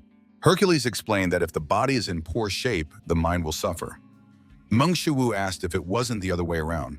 Hercules said that Shiwu would grasp complex concepts on his own as he built up his muscles. Hercules flexed his muscles and advised Meng Shiwu to leave his headache-inducing knowledge to his muscles. Meng Shiwu was simply speechless. Best Group Headquarters. Mr. Han told his granddaughter that he had heard she had bought herself some equipment. Han Chaerin replied that this was true and that she was very pleased about it. Mr. Han said that he had also heard that the equipment cost 4 billion won. Han Chaerin admitted that although this equipment could not be compared to Master Aurelian's sword, but it was still excellent auxiliary equipment. She felt that her skills had risen to a new level just by wearing one piece of equipment. Han Taeshan admitted that he was glad to hear that. After that, he asked Han Chaerin to just tell him if she needed anything. Han Chaerin thanked her grandfather and bowed to him. Han Chaerin then said that she thought they could begin. Hearing this, Han Taeshan suddenly became serious. After all, his granddaughter, Han Chaerin, was talking about a raid on an S-rank dungeon. Sometime later, exhausted, Meng Shiwu lay on the ground, unable to even keep up with Heracles' movements. Shiwu understood that he still had a lot to learn about divine martial arts. Meng Shiwu picked up his phone and looked sadly at the statistics. The worst part was that he couldn't improve his level. Would he ever be able to? A dignitary asked Confucius if there was a way to not lose a fight that could never be won. Confucius replied that there was. To do this, you must never end the fight. Hercules was once a man. He is a hero who surpassed a god in human form. So wouldn't Hercules have made an effort to do so? Didn't he fight? Wouldn't he have been disappointed? Divine martial arts are a force that makes one doubt that a person is capable of achieving it at all. It is not just the art of fighting. Meng Shiwu understood that he was not talented at all, which meant that all he needed now was endless effort. Standing in a fighting stance, Meng Shiwu began to punch forward, repeating the movements of Hercules, which even managed to raise a strong wind. An unyielding will permeated his body. The gentleman's level of benevolence, righteousness, propriety, and wisdom increased by 0.5%, reaching 0.51%. Opening his eyes, Meng Shiwu was amazed by what he saw. With his final blow, he managed to master Heracles' divine martial art, destroying the park in the process. His SSS-ranked divine martial arts skill increased by 0.03%. Meng Shiwu chuckled awkwardly because apparently he would have to find himself a private training center. Park Dok-gu sighed when she received a letter from her boss. Judging by the description, what he sent was the same video with vampire bats as last time. The Fire Witch broke the record on her channel and took first place again. It was an incredible record, 11 seconds. Her attack ended as quickly as it began. And yet, the fact that he shot a video with the same concept, the file upload was complete, and Park Dok-gu opened the video he received. Meng Shiwu, this time dressed in a witch costume, greeted the dear viewers of Conqueror of the World. He reminded them that he was a man who conquered everything in the world, the conqueror of the world. Looking at the smartphone screen, he said that he had heard that a new record had been set on the Fire Witch's channel not long ago, 11 seconds, a truly incredible record. Therefore, today, he will attempt to defeat the Fire Witch, Yu Han, and now he will demonstrate how it is done. Each time, what was happening in the boss's video shocked Park Dok-gu more and more, and now he was back to his old ways. Meng Shiwu suggested that viewers might be wondering why he suddenly set his sights on Miss Yu Han. If he really tries to target her, he will most likely get roasted. This means that he cannot do it unprepared, is he right? That's why he's going to reveal his strategy today. How to beat Miss Yu Han, who took first place. Now it's time to stop the silly talk and finally get started. Meng Shuwu sharply raised his leg and kicked the ground with all his might. Immediately after that, the lens cracked and the video cut off. Park Dok-gu was very surprised at how abruptly everything ended. She decided to check everything again and noticed that her boss had sent her 2 videos. But when she saw the content, Park Dok-gu was shocked again. At the moment when Meng Shuwu kicked the ground, the gate behind him suddenly warped and the camera fell to the ground. Cracks appeared in the ground where he had kicked, leading to the complete destruction of the dungeon. Meng Shuwu said that now that he thought about it, he could have trained in the dungeons. Park Dok-gu was simply speechless.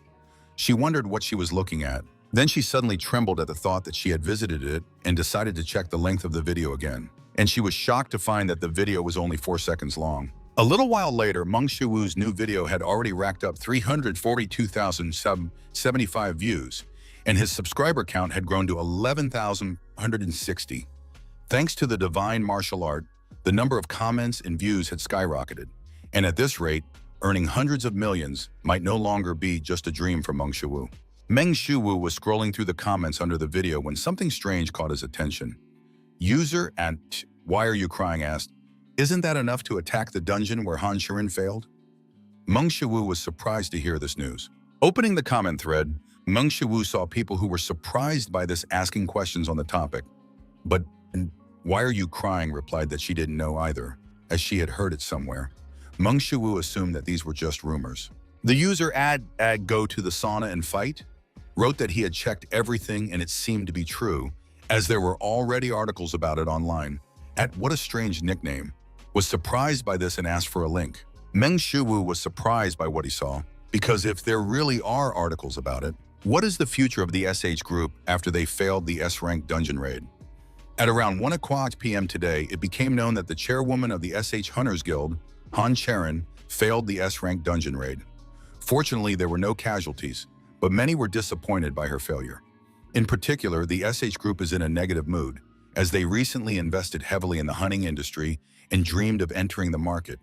But this incident put an end to that dream. In addition, their stock prices plummeted.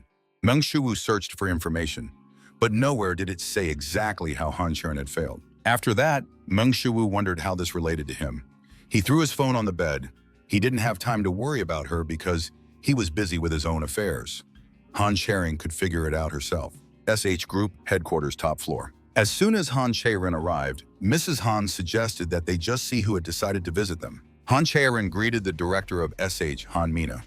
Han Mina told her niece that they hadn't seen each other in a long time and asked how she was doing. Han Mina smiled and asked Han Shirin to look at her. Then she asked if she was returning after meeting with the chairman. Han Shirin replied that she had indeed been with him and asked her aunt if she had also come to see him.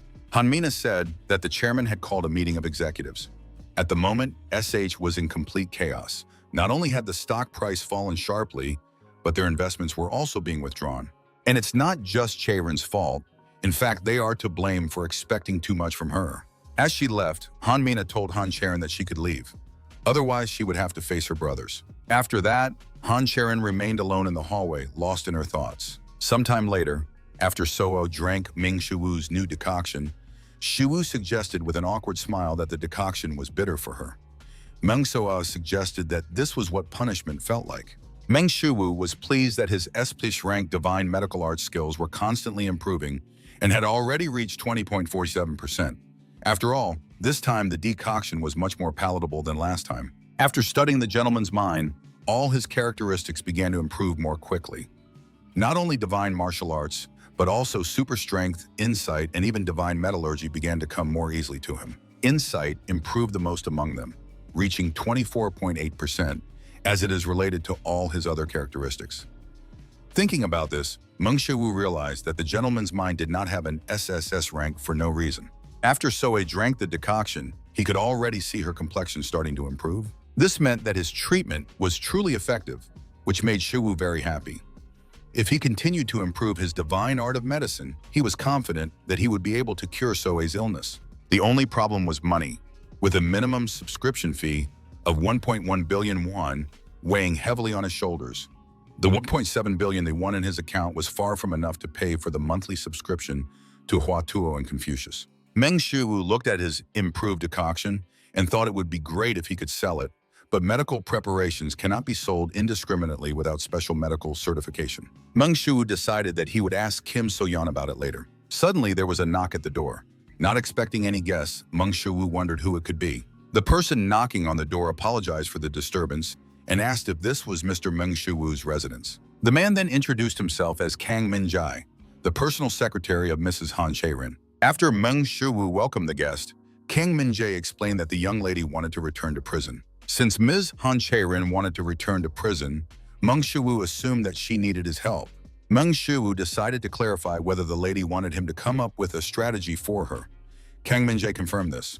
Meng Shuwu then asked what had happened during the first attempt to clear the dungeon. Kang Min-jae apologized to Shiwu as he himself did not know any details.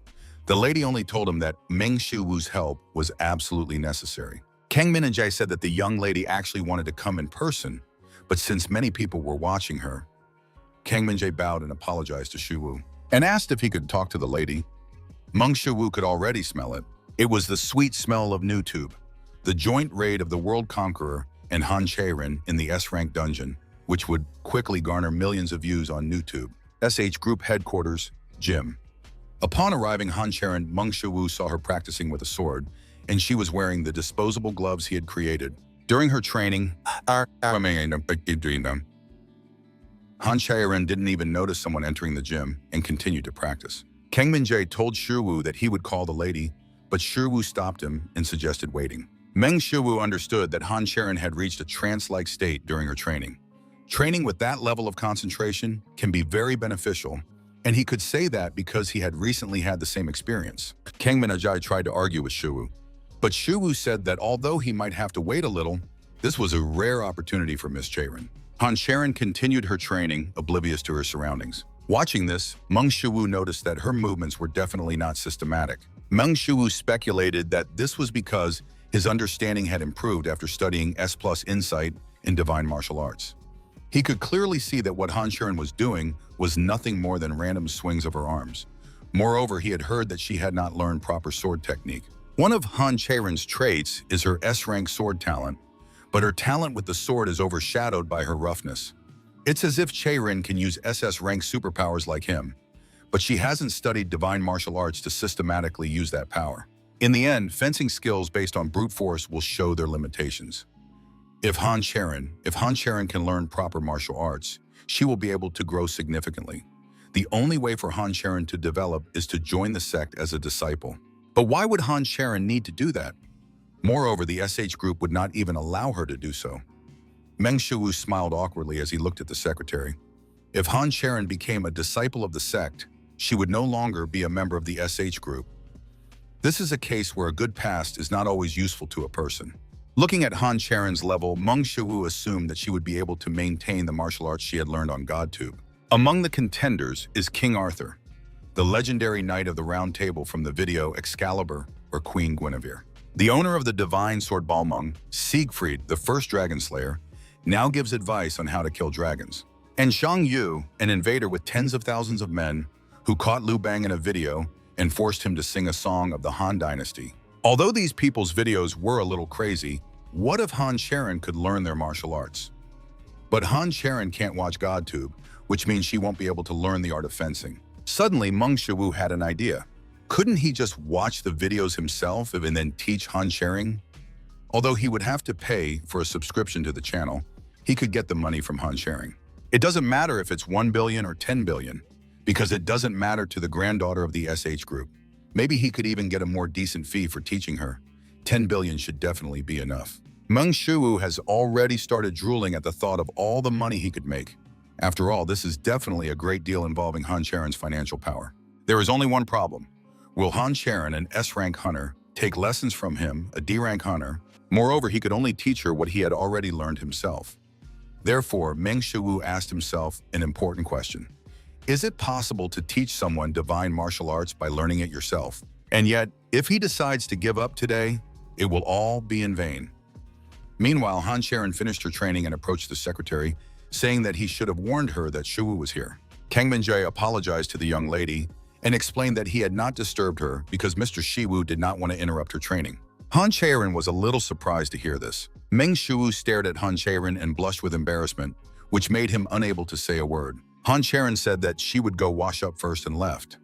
Meng Shiwu was forced to admit that Han Chaerin was very beautiful. Alone in a more pleasant setting, Han Chaerin suggested that Shiwu had to wait a long time for her. Shiwu replied that it wasn't that long and that he had heard that she needed his help. Meng Shiwu asked what had happened during her raid in the dungeon. Bending over, Han Chaerin said that there were no monsters inside the dungeon. Meng Shiwu was surprised to hear this and asked what she was talking about. Han Chaerin explained that when she entered the dungeon, there were no monsters there, but they did encounter one monster. Based on Han Chaerin's words, Meng Shiwu assumed that there was one monster there after all. Recalling that predatory gaze, Han Chaerin said that although the monster resembled a wolf, it was difficult to call it a monster. Moreover, she had never seen anything like it before. A wolf monster. Monsters of the wolf family are very diverse. However, as far as Meng Shiwu knew, wolf monsters had not been encountered in S-rank dungeons before. As she talked about it, Han Chaerin began to tremble. She admitted that she couldn't do anything against this monster. Even though it was an S-rank dungeon, with Han Chaerin's A+ rank strength, she shouldn't be saying such things. Meng Shiwu asked if she couldn't handle it. Han Chaerin immediately confirmed this. Meng Shiwu remembered that Han Chaerin wasn't alone on this raid. She was accompanied by talented team members with incredible equipment, but even so they failed. Moreover, it wasn't just a failure, it was something more than they could handle. Meng Shiwu decided to sum up the situation. There was only one monster in the dungeon, and that monster was so strong that even Miss Chaerin couldn't fight it. There was only one monster in the dungeon, and it was so strong that even an A-rank hunter couldn't handle it. The rank of a dungeon is determined based on the total amount of mana in the dungeon. That's why there were almost never cases where a dungeon was determined by a single monster. However, there were rare cases where dungeons were determined by a single monster, and this was called a mutation. To be more precise, it was a concept slightly different from a mutation. A capo monster, a monster that possessed all the mana in the dungeon. If Chaerin's group encountered such a monster, it was understandable why Han Chaerin said she couldn't handle it. A capo monster is already incredibly dangerous, but the worst part is that it is S-ranked. Meng Shiwu told Chaerin that he believed they had encountered a capo monster. Han Chaerin was surprised to hear this and admitted that it was the first time she had heard of such a thing. Meng Shiwu said that he thought it would be better to give up on this dungeon and asked if she had any reason to go through it again. After all, it wasn't that important if she could die, but Han Chaerin said she had to do it. Meng Shiwu asked if she could tell him why it was so important. Han Chaerin replied that she wasn't the only one with problems. Meng Shiwu understood the problem. Because of Han Chaerin's failed raid, the SH group had suffered heavy losses. He had already heard that hundreds of billions of won had evaporated in just a few minutes after the first articles about it were published. And in order to prevent an even greater drop in stock prices, Han Chaerin said she had to fix everything. Han Chaerin had to succeed in her dungeon raid as soon as possible. Of course, it was dangerous, but trillions of won were worth risking her life for. The S-class monster boss, a new monster that did not exist before, would definitely be very difficult to defeat. Meng Shiwu said he understood everything, but in return, he had one condition. Meng Shiwu held out his hand and smiled, asking for permission to take a video for YouTube. Han Chaerin was surprised to hear such a request, after which Meng Shiwu asked for 10 billion on top. With a business-like smirk, Meng Shiwu explained that he couldn't go any lower than that. A short time later, Meng Shiwu received an advance payment of 1 billion. Looking at the deposit, Meng Shiwu counted himself lucky, because he should have asked for more, but no one would have dared to think that she would agree so easily. Meng Shiwu decided to forget about it and told himself that he shouldn't be too greedy because 10 billion was already a huge amount of money. Now he should think about the monster that no one had ever seen before, the S-class capo monster. But Shiwu wasn't even sure he could come up with a strategy. If he asked for too much, it would be burdensome. However, his insight had already reached 24%. So couldn't he just analyze the S-class monster?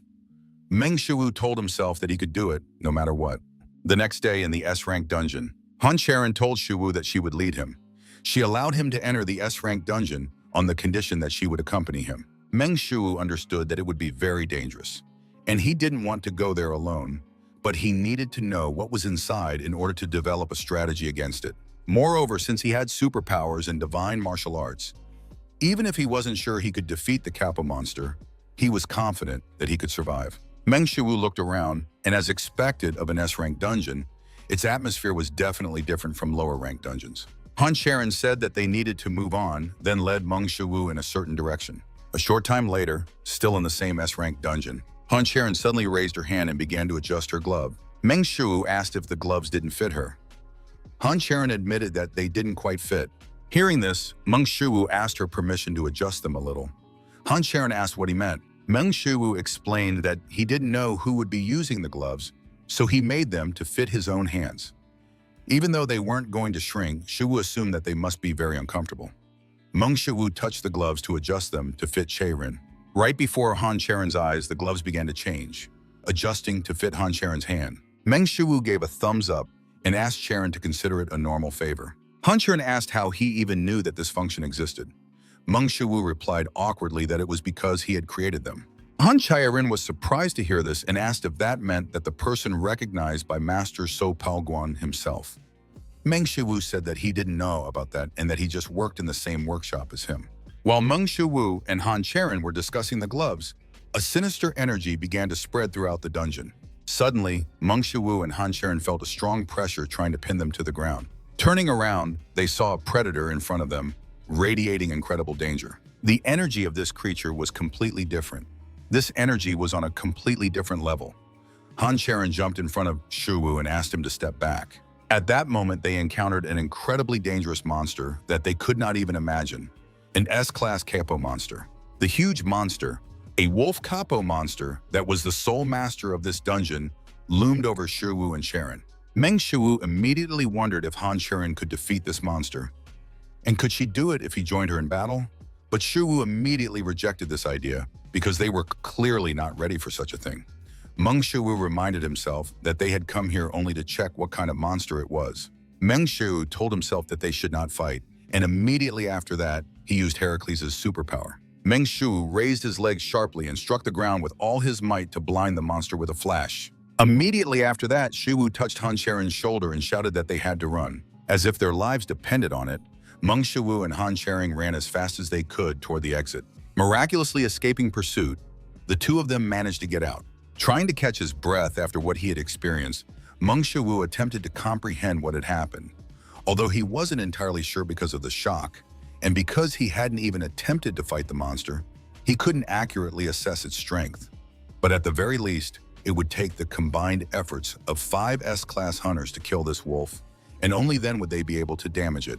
After catching her breath, Han Sharon asked Mr. Shuwu what kind of power he had shown before they started running away. Meng Shuwu asked how she had managed to return alive that time, and with her teammates too. Han Sharon replied that they were just lucky, after which Shuwu asked if she was or she wanted to attack the monster boss again. Han Sharon replied, yes, she definitely had to do it. Han Sharon said that if Meng Shuwu developed a strategy, their team would do whatever was necessary. Meng Shuwu considered Han Sharon's proposal, looking her in the eyes. Then he turned around and said he would contact her later, as soon as he analyzed this monster. Back home, Meng Shuwu began reviewing the footage shot in the dungeon. Meng Shuwu tried to understand what kind of monster it was. A capo is a species that is a modified version of a normal monster, which means that there must be an original species from which this monster originated. Reports published by the Association or the Monster Encyclopedia, no matter how much he searched for information on the internet, he couldn't find it anywhere. Even after using his S+ rank insight, he still couldn't find a single clue. So what was it? Finding nothing, Meng Shuwu decided to take a short break from his analysis. A little while later, after an exhausting workout, Shuwu managed to increase his superpower skill by 0.4% to 5.88%, while his divine martial arts increased by only 0.1% to 0.06%. Seeing this, Hercules asked if such a light workout was enough to knock him off his feet. But Meng Shuwu ignored Hercules and continued to look at his smartphone. Hercules became curious about what his first subscriber was looking at and approached him, at which point Shuwu noticed Hercules. He stood up and replied that it was a monster he had recently analyzed. Hercules was surprised by what he heard, and Meng Shuwu said that today was already the 3rd day, and he still couldn't understand what it was. Hercules did not believe what he heard and asked Shuwu to show him the monster. But as soon as he saw the jet black wolf, Hercules froze. Meng Shuwu asked Hercules if he knew what kind of creature it was. But Hercules asked Shuwu to wait a second and asked, "This creature, isn't it Fenrir?" Meng Shiwu was so shocked by what he heard that he involuntarily cried out, "Who?" Fenrir is a mythical beast that appears in Norse mythology. His other well-known names are the demonic wolf and the wolf of divine slaughter. The reason why this wolf is called that is actually quite simple, because it is the creature that actually brought about the end of the world, Ragnarok. It was all Fenrir, with his upper jaw reaching the edges of the sky and his lower jaw touching the edges of the earth. Fenrir devours everything between them, and in the end, Fenrir, having swallowed the whole world, bites and kills Odin, the most powerful god in Norse mythology. Meng Shu asked Hercules what Fenrir was doing here, or more precisely, how did he get here? Hercules asked how he could possibly know that. After all, this was not his world. And then Meng Shu realized that the unknown guy who gave him the smartphone contained GodTube and even Fenrir. Meng Shu suggested that, given the circumstances, Hercules was probably the only one here who didn't know how to get here. Meng Shu decided to clarify whether it was really Fenrir. Hercules replied that it seemed to be him. He had already fought him once, and of course he had won. Meng Shu was surprised to hear this and asked what would happen if he himself tried to fight Fenrir. Hercules did not believe what he heard and decided to ask again. He wants to fight Fenrir? Shu wanted to hear the answer. Hercules admitted that he wasn't sure about the exact time, but it would probably take at least 1 second, right? Meng Shu was surprised to hear about 1 second. Suddenly, Hercules laughed and said that it was 1 second before Fenrir tore him to pieces. Shu was simply speechless at Hercules' joke. But now, looking at him, he could say with certainty. The recording showed that Fenrir had become very weak. His physique had also changed, becoming similar to that of a wolf cub. Meng Shu was surprised to hear about the wolf cub because even so, Fenrir was the size of a small hill. But considering Fenrir's physiology, it was undoubtedly. Hercules noticed that, among other things, Fenrir had an ornament on him that he had never seen before. Shu did not understand what he was talking about. Then Hercules pointed to the strange object and asked him to take a closer look. Hercules suggested that this very thing was suppressing Fenrir's power. Looking closely, Meng Shu said that they were handcuffs, when suddenly he realized what was going on. In fact, these chains were Gleipnir.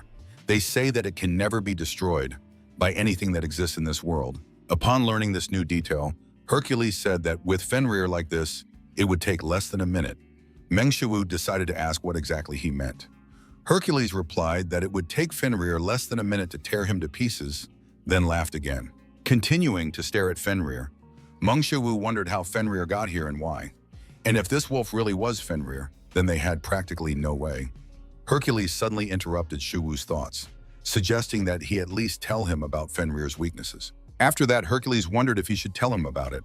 Looking at the smug Hercules, Meng Shu said that if he told him everything, he would share with him an idea for video content for 200 subscribers. At that moment, Hercules promised his master that he would organize the materials right away and return, after which he disappeared. The office building next to the waiting area in the dungeon. The paparazzi asked Han Charon, who was walking towards the gate, why she wouldn't give up on this dungeon, and how determined she was to return and start raiding the dungeon again, where she had been defeated. Upon entering the building, Han Charon noticed that everyone had already gathered, so she suggested they leave as soon as possible. Suddenly, the members of the squad heard someone on the side start talking to the camera. The hunter asked who it was. The gray-haired man replied that it was a YouTuber, and his channel was called Conqueror of the World, if he remembered correctly. The scarred hunter was surprised to hear such a name and assumed that he had never heard of it before. The hunter asked what this lunatic was doing here. The gray-haired hunter said that he had heard that this guy had come up with a strategy for their second foray into the dungeon. Hearing this, the scarred hunter jumped up and exclaimed, "Strategy for this wolf? That's completely absurd." The gray-haired hunter said that they didn't know for sure and that he had only just heard about it himself. The scarred hunter saw the unusual conditions of support for the team members, as well as the fact that their employers had brought a pathetic noob here. Based on this, he concluded that their team leader, Han Charon, was desperate. The gray-haired hunter interrupted Sunbynum's thoughts and asked him what he was going to do after everything was over. For him personally, when everything was over, the scarred hunter interrupted his comrade, asking him not to say such things and advising him to just prepare for the dungeon raid.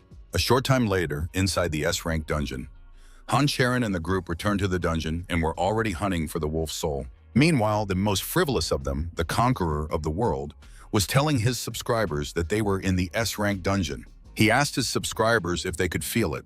After all, this enormous energy The scarred hunter was infuriated by this YouTuber's behavior. He had already heard that this awakened one was named Meng Shuwu, and now this man had decided to film a video at such an important moment.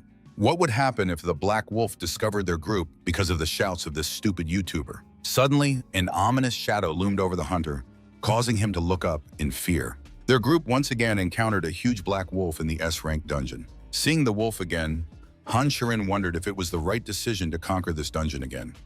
Was she really going to lead her people to their deaths like this? Shouldn't she have turned to an S-rank hunter? Han Shirin pushed the unnecessary thoughts aside because she should not accept help from S-rank hunters. After all, this raid was not easy. It was the SH Group's first foray into the hunting industry, and that was precisely why they had to do it entirely on their own. Everyone should know that the power of the SH Group inspires fear. Han Sharon grabbed her blade and released her energy, preparing for battle.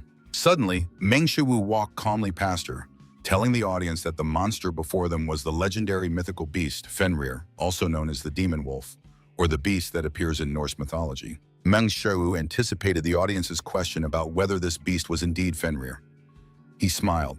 After that, Meng Shuwu replied that he himself had no idea. But he knew for sure that they would have to fight it to find out. Meng Shuwu asked, "Isn't he the one who conquers the world? Isn't he the conqueror of the world? And even if he was facing Fenrir himself, the wolf who would devour the whole world, he would be no problem for him." Shiwu asked Han Charing if she was ready. Then Meng Shuwu shouted that the first point of his strategy was to attack Fenrir. At that moment, Meng Shuwu rushed forward and instantly disappeared. Immediately after that, he appeared right in front of Fenrir. None of those present even had time to understand how he got there. But in the next moment, Fenrir swung his paw sharply. Han Charing shouted at Shuwu to dodge, but it was all in vain, and the black wolf seemed to have hit its target. Only there was no one there anymore. Meng Shuwu instantly appeared right next to Fenrir's ear. Immediately after that, he delivered a powerful blow to its cheek. Shocked by what was happening, the scarred hunter asked what was going on, but his gray-haired companion also had no answer to this question. After receiving the blow, Fenrir did not even move, and at the same time, the ominous energy emanating from him only grew stronger. Meng Shuwu realized that things were clearly not going well for him because it was a direct hit, but the wolf was still in perfect order. Meng Shuwu simply couldn't help but wonder what he should do now. Earlier, Hercules had told him that it should work, but in reality, Fenrir struck with his paw, knocking down several trees in the process, but still couldn't deal with Shuwu. After that, Fenrir continued his attempts to hit him, destroying everything around them. Dodging Fenrir's numerous attacks, Meng Shuwu was already beginning to tire. Han Charon turned to her people and said that it was time for them to act as well. Immediately after that, she was the first of the group to rush into an attack on Fenrir. Meanwhile, Meng Shuwu barely managed to dodge another attack from Fenrir. Things were really bad for him.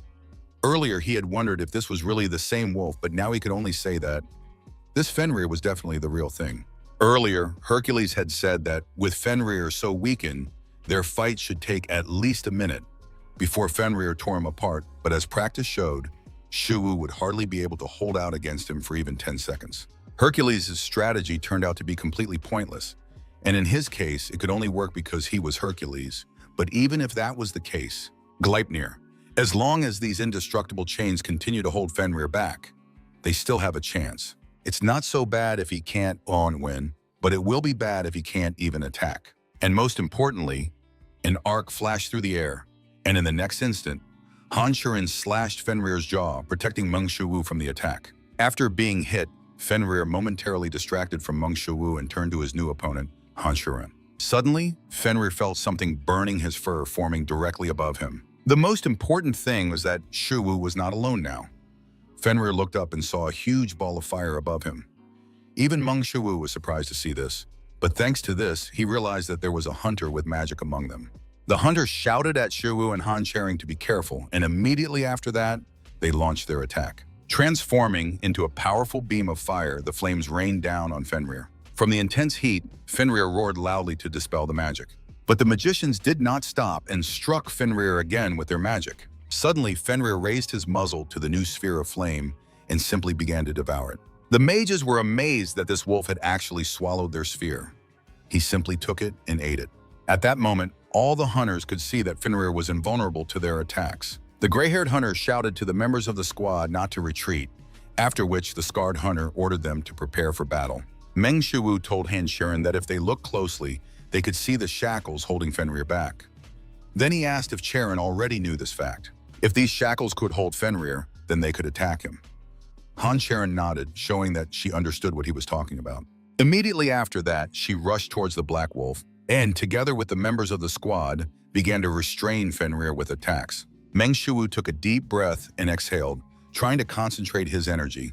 He told himself that he needed to calm his emotions and focus all his senses. Focusing, Meng Shuwu jumped towards Fenrir's head and swung his fist. But Fenrir managed to react to Meng Shuwu's attack and quickly turned around and knocked him down with his paw. However, Meng Shuwu was faster than Fenrir could have imagined, and by anticipating Fenrir's attack, he managed to create an opportunity to strike. Meng Shuwu used his SS rank superpower, utilizing the portion of Hercules' power available to him. Immediately after that, he flew straight into Fenrir's side with his most powerful blow. Fenrir staggered for the first time in the fight from Meng Shuwu's attack, which meant that his superpower was working. This meant that he simply had to continue pressuring Fenrir with relentless attacks. Suddenly, Meng Shuwu sensed danger, and at that moment he missed an attack so fast that he couldn't react in time. As a result, Meng Shuwu was wounded and thrown aside by the attack. Looking at the wound on his chest, Meng Shuwu realized that it was indeed dangerous. If he had noticed this attack even a little later, he would not have had time to move and would have been torn to pieces. Suddenly, Meng Shuwu realized that something was wrong here, and although he wasn't completely sure about it, but before Fenrir hit his body, he seemed to hesitate for a moment. Han Charon slashed at the distracted Fenrir, saving Meng Shuwu. Meng Shuwu understood that with his last attack, Fenrir could definitely have killed him, but why? Fenrir howled loudly. Blood began to flow from the wound inflicted by Han Charon's blade. Meng Shuwu told himself that he had to pull himself together. He had to seize this opportunity. Meng Shuwu got up and rushed toward the Black Wolf. Immediately after that, he struck it with all his might, managing to stagger the wolf. Fenrir raised his huge paw and was about to crush Meng Shuwu, but that was the moment Shuwu had been waiting for. Seizing the chance, Meng Shuwu grabbed the chains binding him Fenrir. Then he pulled the Black Wolf toward him with all his might. With considerable effort, Meng Shuwu managed to pull Fenrir up, immediately after which he swung, throwing the wolf into the air with the chain. At that moment, Meng Shuwu had already begun preparing his next strike, while Han Charon ran up to strike the wolf alongside him. With their joint attack, Meng Shuwu and Han Charon finally struck Fenrir. The hunters were stunned by what they saw, for it was pure madness. The joint strike on Fenrir created a huge crater. Meng Shuwu shouted that he had survived. He did it. Han Charon leaned on her sword, catching her breath. Suddenly, there was a loud crack, and in the next instant, Meng Shuwu was thrown back. The hunters were horrified by what they saw, because something like this simply couldn't be. Fenrir growled loudly, and a more concentrated black energy began to emanate from him. The hunter with the scar was forced to admit that they had interfered in a battle they could not possibly win. All the hunters could see now was a huge, shapeless mouth, and even though the wolf was bound by chains, they were powerless to do anything to him. Struck by Fenrir's blow, Meng Shuwu hit the ground and asked himself, why, just why? Why did this happen? Fenrir was clearly limited by Gleipnir, but regardless, Fenrir was still a huge demonic wolf that had brought the world to ruin. A wolf of divine slaughter that had swallowed the god himself. Fenrir was Fenrir, even if he was greatly weakened and his current abilities made attacking him simply useless. But there is something strange, and no matter how he thinks about it, it's all very strange. Han Charon shouted to the hunters to run away from here, to move as quickly as possible to the exit and take Mr. Shuwu with them. It was the same situation as with the Black Troll. Perhaps Han Charon had saved the team members in the same way during the previous attempt to clear the area. No matter how hard they tried, they would not be able to defeat Fenrir. But then, why did everything turn out this way? Suddenly, Meng Shuwu had a revelation, and he finally understood what had happened. Realizing all this, he found it hard to believe that he had only figured it out now. Meng Shuwu admitted that he had been foolish from the start, and that it made no sense. The hunter asked Meng Shuwu if he could move. Suddenly, Shuwu broke free from the hunter's grasp and ran towards Fenrir. The gray-haired hunter asked what he was doing, but he simply headed towards the demonic wolf, which Han Charon was trying her best to restrain. Han Charon was trying to hold back the wolf so that the others could evacuate, when suddenly Shuwu appeared in front of her, which surprised her greatly. Seeing him, Fenrir growled loudly and aimed his jaws at Meng Shuwu, and, as Meng Shuwu expected, the wolf did not attack him first. Instead, he just stared at him. Han Charon asked Shuwu what he was doing. Had he gone mad? Han Charon ordered Shuwu to return to the retreating group immediately. Meng Shuwu approached the growling demonic mouth and said that it didn't make any sense from the beginning. He didn't know how things stood with the S-rank hunters, but with their current group, attacking him was a stupid idea from the start. Fighting him was simply useless. And that's why it was so strange. Meng Shiwu asked why he hadn't died. And how did they all manage to come back alive? How was it that none of them had died yet? Han Sharon asked what he meant. Shiwu asked if she still didn't understand. Pointing at the demonic mouth, he explained that if Fenrir wanted to kill them, he would have simply killed them all. If he had been serious, none of them would have made it back. Only then did everyone understand what Shiwu was talking about. The hunter with the scar asked how they had returned alive. Meng Shiwu replied that Fenrir had let them go. He understood the reason why Han Sharon and her group had managed to return alive, and why he hadn't killed a single person. Fenrir tells them to run away because he doesn't want to hurt them. Of course, even he found that hard to believe, but if he had thought about it earlier, Fenrir never attacked first. Meng Shiwu said that if Fenrir were an ordinary monster, it wouldn't make sense. At one point, Fenrir destroyed Asgard. As soon as he was born, he was abandoned. From birth, he struggled with hunger and loneliness, but he persevered, did not give up, and managed to survive. Did rumors spread that Fenrir was alive? The gods of Asgard came to find Fenrir. The god crouched down in front of the wolf and told him what he had heard about his strength, then asked if he could untie this rope. Fenrir did not even resist the unexpected proposal of the gods and allowed himself to be tied up. After all, for a lonely puppy like him, it seemed like an invitation to play together. It seemed to him that he finally had friends. Fenrir managed to break the rope, which greatly surprised the gods because even Thor was not capable of such a feat. Fenrir was happy, thinking that he had managed to befriend the gods. However, the gods thought otherwise. The gods were afraid of a power that could lead to destruction, so they created Gleipnir to bind the wolf forever and came to him again. Looking at the chain, Fenrir thought that something was wrong here. The god of war, Tyr, told Fenrir that if he could not free himself and the gods refused to release him, he could bite off his hand. The god Tyr came to him in person and swore an oath, and Fenrir believed Tyr. After all, Tyr was the only god who came to him, while the others turned a blind eye to him. Tyr was the one who gave Fenrir food in the barren land, where there was no food because he was his friend. So Fenrir ended up bound by Gleipnir, after which he was unable to free himself. As expected, the gods did not free Fenrir, and even Tyr turned a blind eye to him. As Tyr had promised, he still put his hand in Fenrir's mouth. Tyr admitted to the wolf that he had deceived him, but even after that, Fenrir did not bite him. Fenrir did not want to bite Tyr's hand. Nevertheless, the gods, fearing Fenrir's strength, even thrust a sword into his mouth, ensuring that the wolf could no longer close his jaws.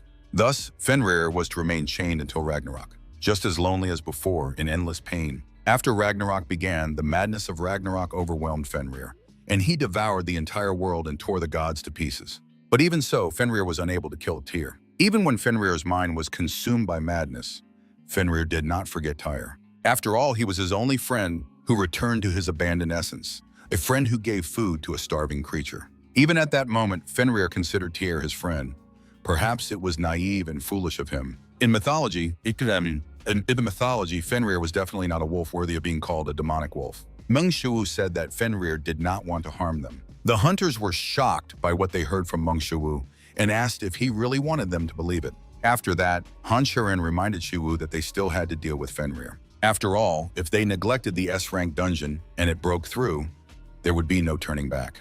And even if the dungeon wasn't destroyed, Fenrir could escape during the breach, and then there would be no guarantee that Fenrir wouldn't start harming people. Returning the blade to its sheath, Han Sharon said that they would retreat, then report everything to the association and get help from S-rank hunters. Han Sharon said that she would refuse to clear this dungeon. As much as Meng Shiwu didn't want to, he had to admit that Han Sharon was right.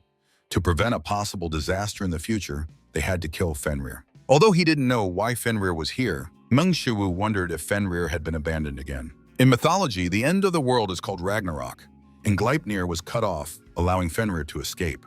But for some unknown reason, he found himself tied to Gleipnir again. Could it be that Fenrir had been abandoned here again?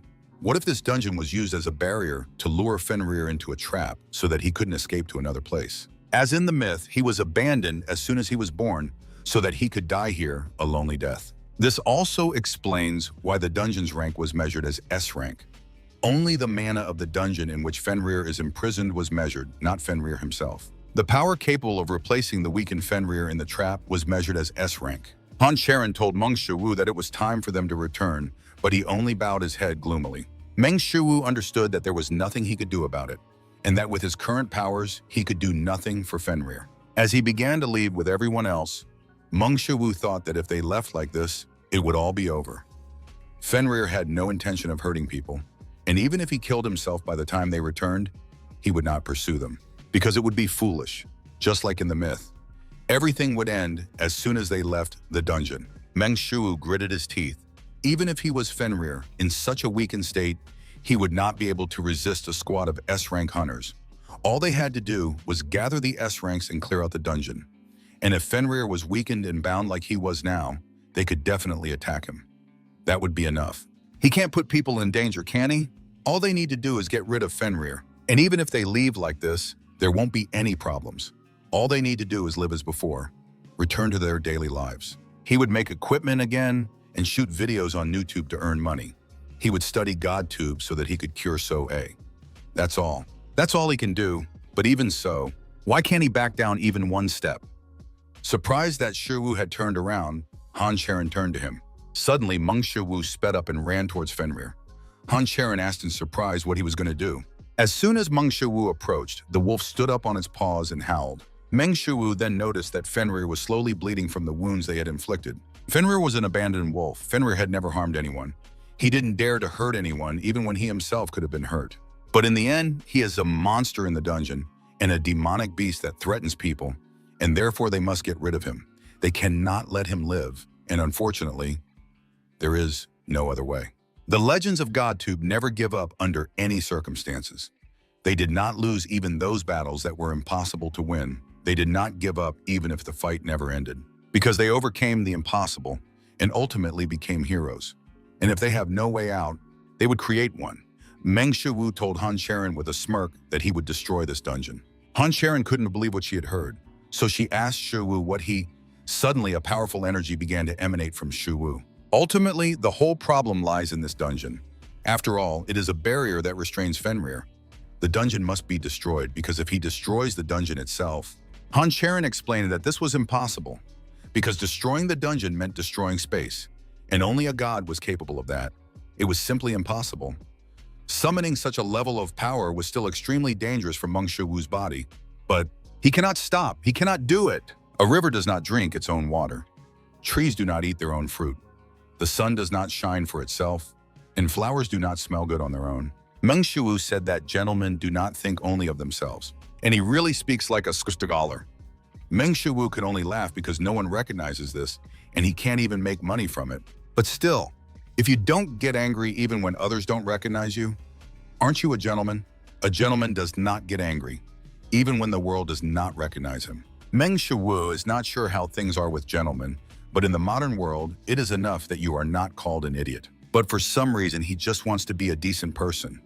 Not someone who is good in and of himself, but someone who treats the people around him well. Meng Shiwu couldn't understand why, but this thought came into his head so suddenly. After watching the video of Confucius, after looking at the wounded Fenrir, such a thought came into his head, and so Meng Shiwu smiled sincerely. After that, he used Heracles' divine martial arts, suddenly feeling the energy in front of him, as if from that person, Fenrir began to tremble. Earlier, Hercules said that divine martial arts are not only used for combat, it is like changing the laws of the world, and it is not just the use of superpowers. And space is the most important law by which the world is arranged. Meng Shiwu raised his right leg using the first technique of Heracles' divine martial arts. The technique was called the descending dragon kick. Meng Shiwu kicked the ground, releasing the accumulated energy. In the next moment, the entire space seemed to be swept away by almighty divine energy. After that, a crack suddenly appeared in the sky of the S-rank dungeon. In a matter of moments, the starry night sky of the dungeon crumbled, revealing the world outside. Han Sharon was shocked by what she saw because it was simply impossible. She couldn't understand what it was. Suddenly, Han Sharon heard a thud and looked down to see Meng Shiwu, who had fallen from exhaustion and suffered from the use of Heracles' divine martial arts. Han Sharon rushed to Meng Shiwu and immediately checked his condition. To her relief, Shiwu was still alive. The space around them continued to crackle, revealing more and more colors to their eyes. Meanwhile, Fenrir stared at the man who had destroyed the dungeon. Lifting Meng Shiwu, Han Sharon thought for a moment. She knew, of course, that Shiwu was an unusual awakened one, without features even when he was fighting the troll. Han Charon wanted to know what kind of terrifying power had destroyed the entire dungeon. However, now was not the time to be surprised. Han Charon lifted Shiwu and carried him. Then they finally headed for the exit of the dungeon, because they had to get out of there before the dungeon was completely destroyed. Sometime later, Meng Shiwu suddenly woke up after what seemed like the dungeon they were in was about to collapse. Stunned, Meng Shiwu wondered if he had managed to survive after everything that had happened. Looking around, Meng Shiwu guessed that he was now in the VIP ward of the SH Group Hospital, which meant seeing Shiwu suddenly get up, Han Charon, who was sitting on the next bed, asked if he was okay. Surprised to see Han Charon there, Shiwu asked why she was there. Han Charon raised her hand with the IV drip and said that, as he could see, she was also a patient. Then Charon asked if he felt uncomfortable. Meng Shiwu smiled awkwardly. Of course he felt uncomfortable. Shiwu wondered if she would feel uncomfortable in his place, and who wouldn't like being around a beautiful woman? Although that's not the case, as Confucius said. Men and women do not sleep together after 7 years. Men and women cannot be in the same space after 7 years. Shiwu wondered why. Then he wondered what he was thinking about. As Shiwu remained silent, Han Charon asked if he didn't want to ask about what had happened. Meng Shiwu suggested that before the dungeon was completely destroyed, Miss Charon pulled him out after he lost consciousness, and after various procedures, he woke up. Shiwu asked if he understood correctly. Hearing all this from Shiwu, Han Charon froze, as she had nothing to say. Meng Shiwu wondered if Charon didn't like it when people got straight to the point.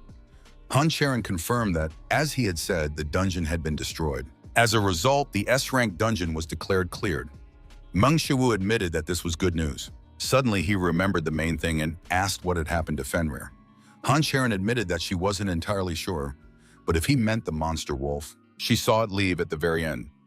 Since the dungeon that served as Fenrir's prison had been destroyed, Meng Shiwu hoped that Fenrir would be able to return safely to the realm of the gods. Han Charon said that for now she would not reveal what had happened during the clearing of the dungeon. She also asked her comrades to keep their mouths shut. It had been announced that they were the ones who had cleared the dungeon. However, if Mr. Shiwu wished, they could change that. Meng Shiwu decided to clarify whether that meant they could say that he had actually cleared the dungeon.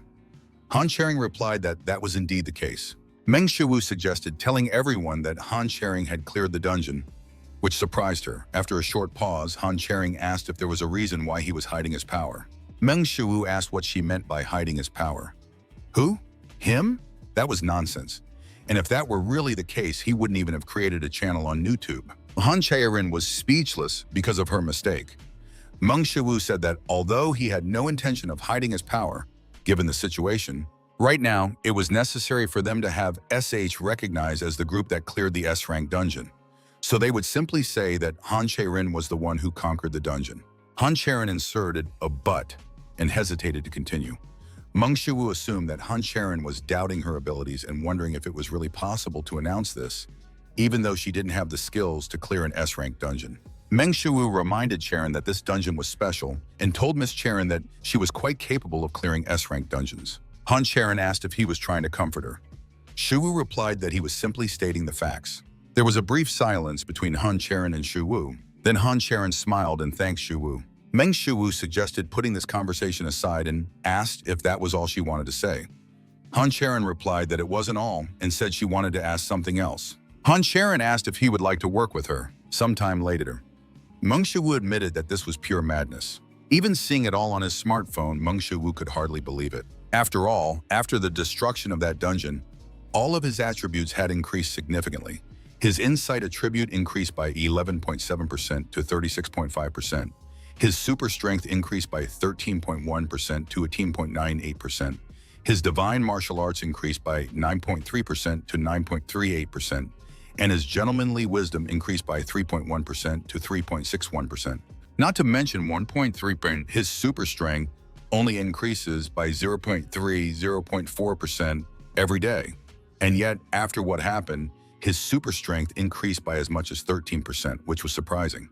And most strikingly, his martial arts skill, which had only increased by 0.01% in a week, increased by as much as 9.3%. Moreover, his insight and gentlemanly wisdom increased by several years. Meng Shiwu wondered if this could be due to the dragon's downward strike. Until now, in his videos on YouTube, he had only shown how he cleared dungeons. But this time, he destroyed the space and dimension of the dungeon. And so the dungeon itself was destroyed, and then he ended up in this state. Just like the time he encountered the dark troll, he lost consciousness as soon as he used his power. Even so, compared to his past, the ability to use divine martial arts was already a huge improvement. Meng Shiwu wondered when he would be able to make it his own completely. Still, he wanted to try it at least once. And who would have thought that Che-Rin would agree right away? After being discharged from the hospital, Han Charon asked Kang Min-jae to take her to her grandfather. Kang Min-jae thanked Miss Che-Rin for her hard work on this raid. He said that the chairman was also pleased with it. Han Charon said that she was glad to hear that. Then Kang Min-jae asked what Mr. Shiwu had said, which confused Han Charon. Seeing Miss Che-Rin's reaction, Kang Min-jae asked if he had refused again. Han Charon quietly replied, yes. Kang Min-jae asked what he said this time. Han Charon repeated Shiwu's words, gentlemen get along only with people, not with groups. On the other hand, insignificant people form gangs but do not get along with each other. Kang Min-jae apologized for not understanding the essence of the matter. Han Charon said that was precisely why, instead of being teammates, he said he liked working together sometimes. Based on this, he asked if she would like to learn fencing. Kang Min-jae was surprised to hear this. Then he asked if that meant Mr. Shiwu would teach her fencing. Kang Min-jae certainly recognized that Shiwu had exceptional abilities, but wasn't he just an ordinary awakened D-class? And yet, he decided to teach the young lady Che-Rin, an awakened S-class. Han Charon continued. She replied to Shiwu that she would like to try to learn. Kang Min-jae asked why they were going to the chairman then. Han Charon replied that she felt she needed to pay Shiwu for his teaching. Sometime later, on the grounds near the hospital, leafing through GodTube, Meng Shiwu tried to choose which of these would be better. The heaven-shattering divine sword of King Shangyu, the Dragon Slayer, Siegfried's sword technique for killing dragons, or the founder of the Wudang sect, Taichi Zheng Sanfeng's sword. Meng Shiwu thought that these three techniques would be perfect for Han Charon. Among these three techniques, there must be one that Han Charon will definitely like. Shiwu decided to simply show her all three techniques, after which he would let her choose the one she liked best. Although he would have to pay for the subscription, it didn't matter because, in addition to the 10 million won, he would also receive a monthly training fee. Meng Shiwu opened the subscription page to check how much these subscriptions would cost him. After glancing at their prices, Meng Shiwu told himself that he needed 200 million. But then he realized that something was wrong. Meng Shiwu decided to take a closer look and was stunned when he saw the price tag of 2 billion for a single subscription. Meng Shiwu tried to understand why it wasn't 200 million, and why were the subscriptions so expensive. Quickly scrolling through his smartphone, Meng Shiwu thought about how Confucius's channel was worth 1 billion. But these three were even more expensive, which just couldn't be. Meng Shiwu quickly found Hippocrates and Ho-Chong, and to his horror, they also cost 2 billion each. But the last time he checked, these two cost 100 billion each. So why did their cost increase to 2 billion? Guessing what was going on, Meng Shiwu asked himself a frightening question. Did this mean that the subscription cost increased with the number of channels he subscribed to? But that meant it would be 3 billion next and then 4 billion, or 5, or even more. Suddenly, Meng Shiwu realized that if the subscription price continued to rise like this, there was no reason for him to choose all three. Meng Shiwu was very disappointed to learn about the increase in subscription prices. Even if the subscription price increased by only 1 billion, the total fee alone would be 9 billion. He could subscribe once and then cancel, but could he do that after signing up? What if he couldn't cancel the subscription? Does that mean he would be forced to pay 9 billion every month? No, if he didn't pay, the subscription would be automatically canceled. And even if he chose only one sword technique to teach Han Charon, what if the subscription to the next channel he chooses also increases? This is because the channels he subscribes to are added up. No matter how much money he makes, there is no end in sight. Suddenly, Meng Shiwu sensed something strange nearby. This energy and presence clearly did not belong to a human being. Getting up from the bench and peeking behind a tree, Meng Shiwu was surprised to see a simple dog there. Suddenly, he realized what kind of dog it was. Surprised, Meng Shiwu asked himself, Then Meng Shiwu crouched down and addressed Fenrir. He wanted to know where it had come from. Looking at the body, Meng Shiwu asked himself again, was it really Fenrir? After all, since their last meeting, he had become much smaller. Suddenly, Fenrir quickly turned around and spat out a mouse. Meng Shiwu wondered what he was doing. Then he asked Fenrir if he wanted him to eat the mouse. Just as Meng Shiwu reached for the mouse, it suddenly jumped up and trembled. This meant that the mouse was still alive. Before Meng Shiwu could turn to Fenrir, he ran away again. But after Fenrir's latest gift, Shiwu couldn't help but wonder what the hell was going on. Angered by what he heard, Hercules asked Shiwu why. Hadn't he taught him how to defeat Fenrir? Meng Shiwu explained that he was asking specifically because he didn't know. Hercules reminded him that he had already taught Shiwu how to defeat Fenrir. Meng Shiwu reminded him that, according to Hercules, Fenrir's weak spot was his sides, and that Fenrir would not be able to use his full power if he grabbed his tail. However, none of the advice he had been given worked in battle. Pointing his finger at Shiwu, Hercules explained that it was all because he was weak. Meng Shiwu said that he could have said that from the beginning, but no. He could have at least warned him, because he almost died. Hercules asked who could have thought that Shiwu would turn out to be so weak. Meng Shiwu turned away and said that it didn't matter now. He asked Hercules to tell him a strategy that would suit his level, rather than teaching him his methods of combat. Hercules burst into tears and said that it was unfair, and that he couldn't accept it. After that, Hercules flexed his muscles and asked Shiwu to look at them because even they say it's unfair. It's a great relief that everything worked out in the end. It's hard to believe, but he really could have died, but more importantly, his video, the one he filmed in the dungeon, was simply erased, and it featured not only Fenrir, but also Han Sharon, and such a video would have had at least 1 million views. It could have been so beneficial to him, but now that video is gone forever. Meng Shiwu sighed, thinking about the sad situation. Suddenly, a sound was heard nearby, leading Meng Shiwu to assume that he had returned. Before reaching Shiwu's bed, Fenrir suddenly stopped and began to tremble, which surprised Meng Shiwu. Meanwhile, Hercules kept repeating to himself that it was unfair. It wasn't fair. Suddenly, Hercules felt that someone had approached them, and he turned around. But before he could see the stranger, Fenrir ran away. Meng Shiwu understood what was going on. Since they had fought before, Fenrir must have remembered Hercules. Looking down, Meng Shiwu saw a pigeon lying on its side and wondered what it meant. Could Fenrir have brought it? Meng Shiwu touched the pigeon and ordered it to stand up. As soon as Shiwu removed his hand, the pigeon jumped up and froze. Then it began to look around quickly to understand what had happened. This continued until the pigeon's gaze met that of Meng Shiwu. The pigeon was frightened by Meng Shiwu and quickly flew out the window. Hercules asked where Fenrir had come from and what kind of pigeon it was. Meng Shiwu admitted that he wasn't sure himself, but that Fenrir had probably brought it to him to eat. Perhaps Hercules asked if he had brought this pigeon. But Fenrir isn't even a cat, so why? Shiwu replied that he didn't know himself. Be that as it may, if Fenrir brings something to Meng Shiwu, doesn't that mean that these animals are his prey? Meng Shiwu suggested that Fenrir did not want to hurt others. Hercules asked if that was really the case. Then why does Fenrir bring them to him? Is he asking him to kill them? Shiwu replied that he wasn't sure. Then Hercules asked the main question. Where did Fenrir come from in the first place?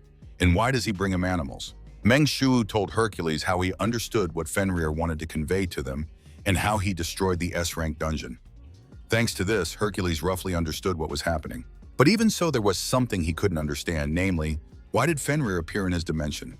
And how could he even exist here? Meng Shiwu admitted that he was also interested in this, and then asked if Hercules was the only one who didn't know how to get here. Hercules snapped that this was complete nonsense. After all, their dimensions simply could not intersect with each other. Shiwu asked where Fenrir could have come from then.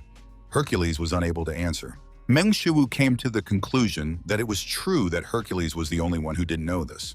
Hercules burst into tears and said that it wasn't true, then asked Shiwu to believe him and began to complain about how unfair it all was. Hercules flexed his muscles again and asked Meng Shiwu to look at them because even they agreed that it was unfair. In order to deal with this issue as quickly as possible, Meng Shiwu reluctantly agreed with Hercules.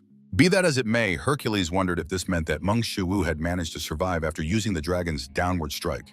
And most importantly, how did he manage to use it?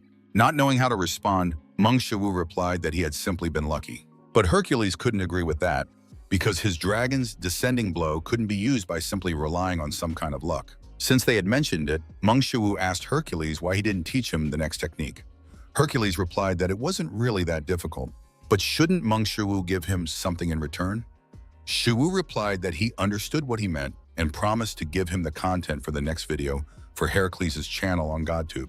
Hercules shouted that this was exactly what he expected from his teacher. Meanwhile, somewhere else, the client told the boss that they had a new order. The target's name was Meng Shiwu, and he was a D-class hunter.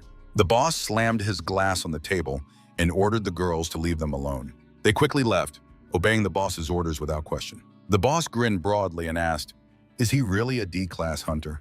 The customer replied that it was. The boss wondered if he was making fun of him. The top leader of Pandemonium, Ming Jiwang, asked if he found their pandemonium so ridiculous. The customer explained that Shiwu was an unusual D-rank hunter, to which Jiwang replied that D-rank was just a weak D-rank. What kind of nonsense was he talking about? The customer suggested that someone like Ming Jiwang must have already heard that Han Shirin from the SH group had recently cleared the S-rank dungeon. Pouring himself some whiskey, Jiwang said that of course he knew about it, and that it was all over the internet.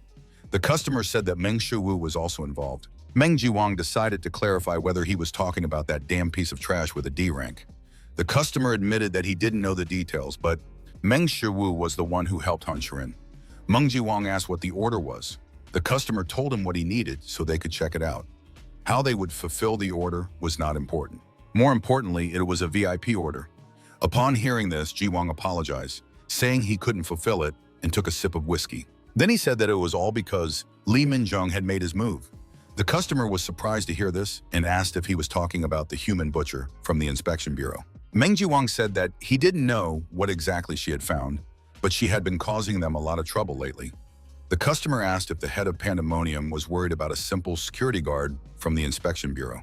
Meng Jiwang called him an idiot and reminded him that if that bitch caught him, he would certainly not be able to escape her unscathed.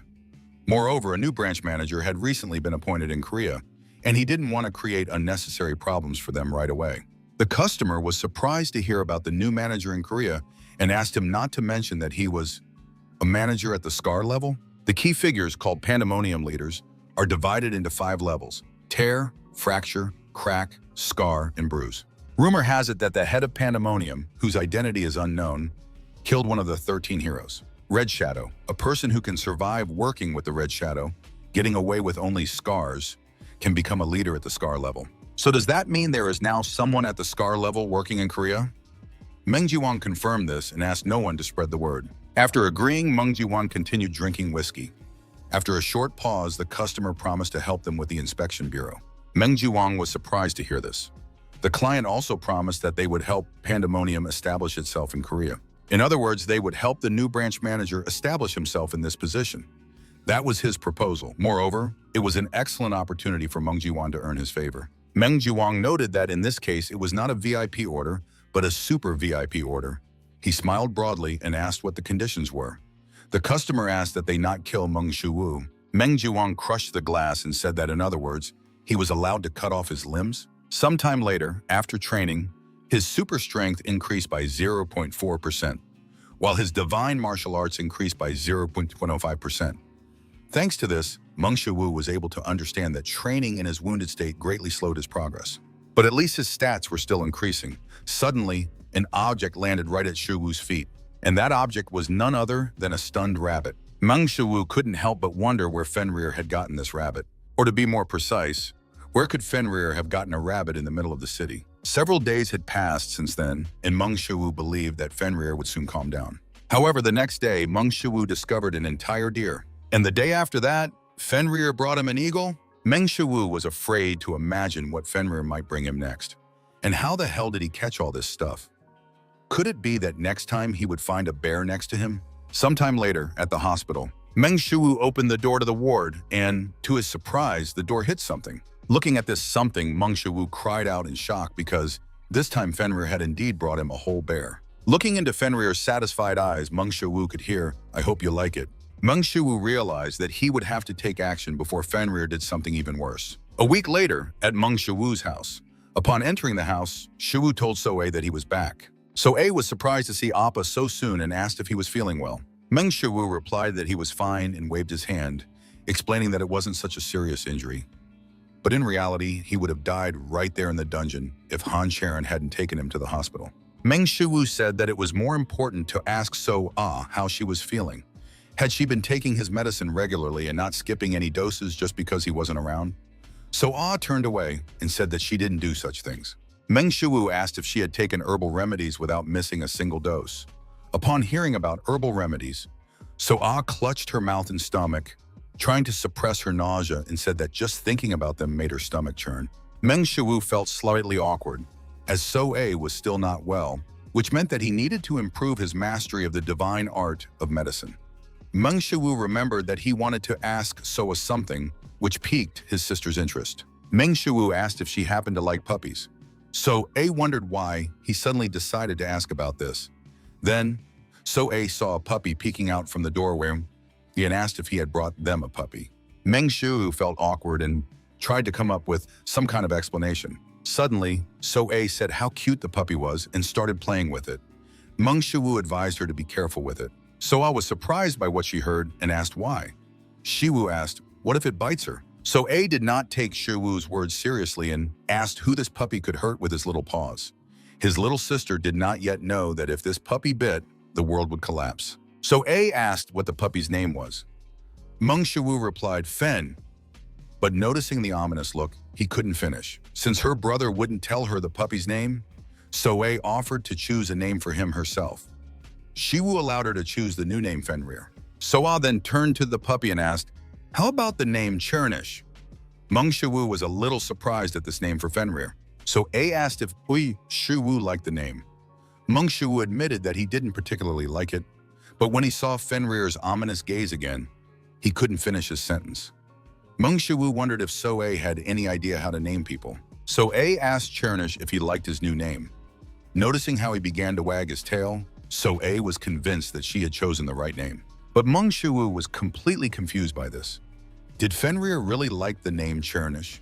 Or had he already learned how to survive in the human world in such a short time here? Since no one objected, So-A told the puppy that from now on, Chernish was his new name and hugged the happy puppy. Watching this, Shiwu smiled, because after all, the fact that So-A had given Fenrir a good name was not bad. So-A started laughing because Chernish tickled her. SH Hunters Guild headquarters. Lower floor. Gym.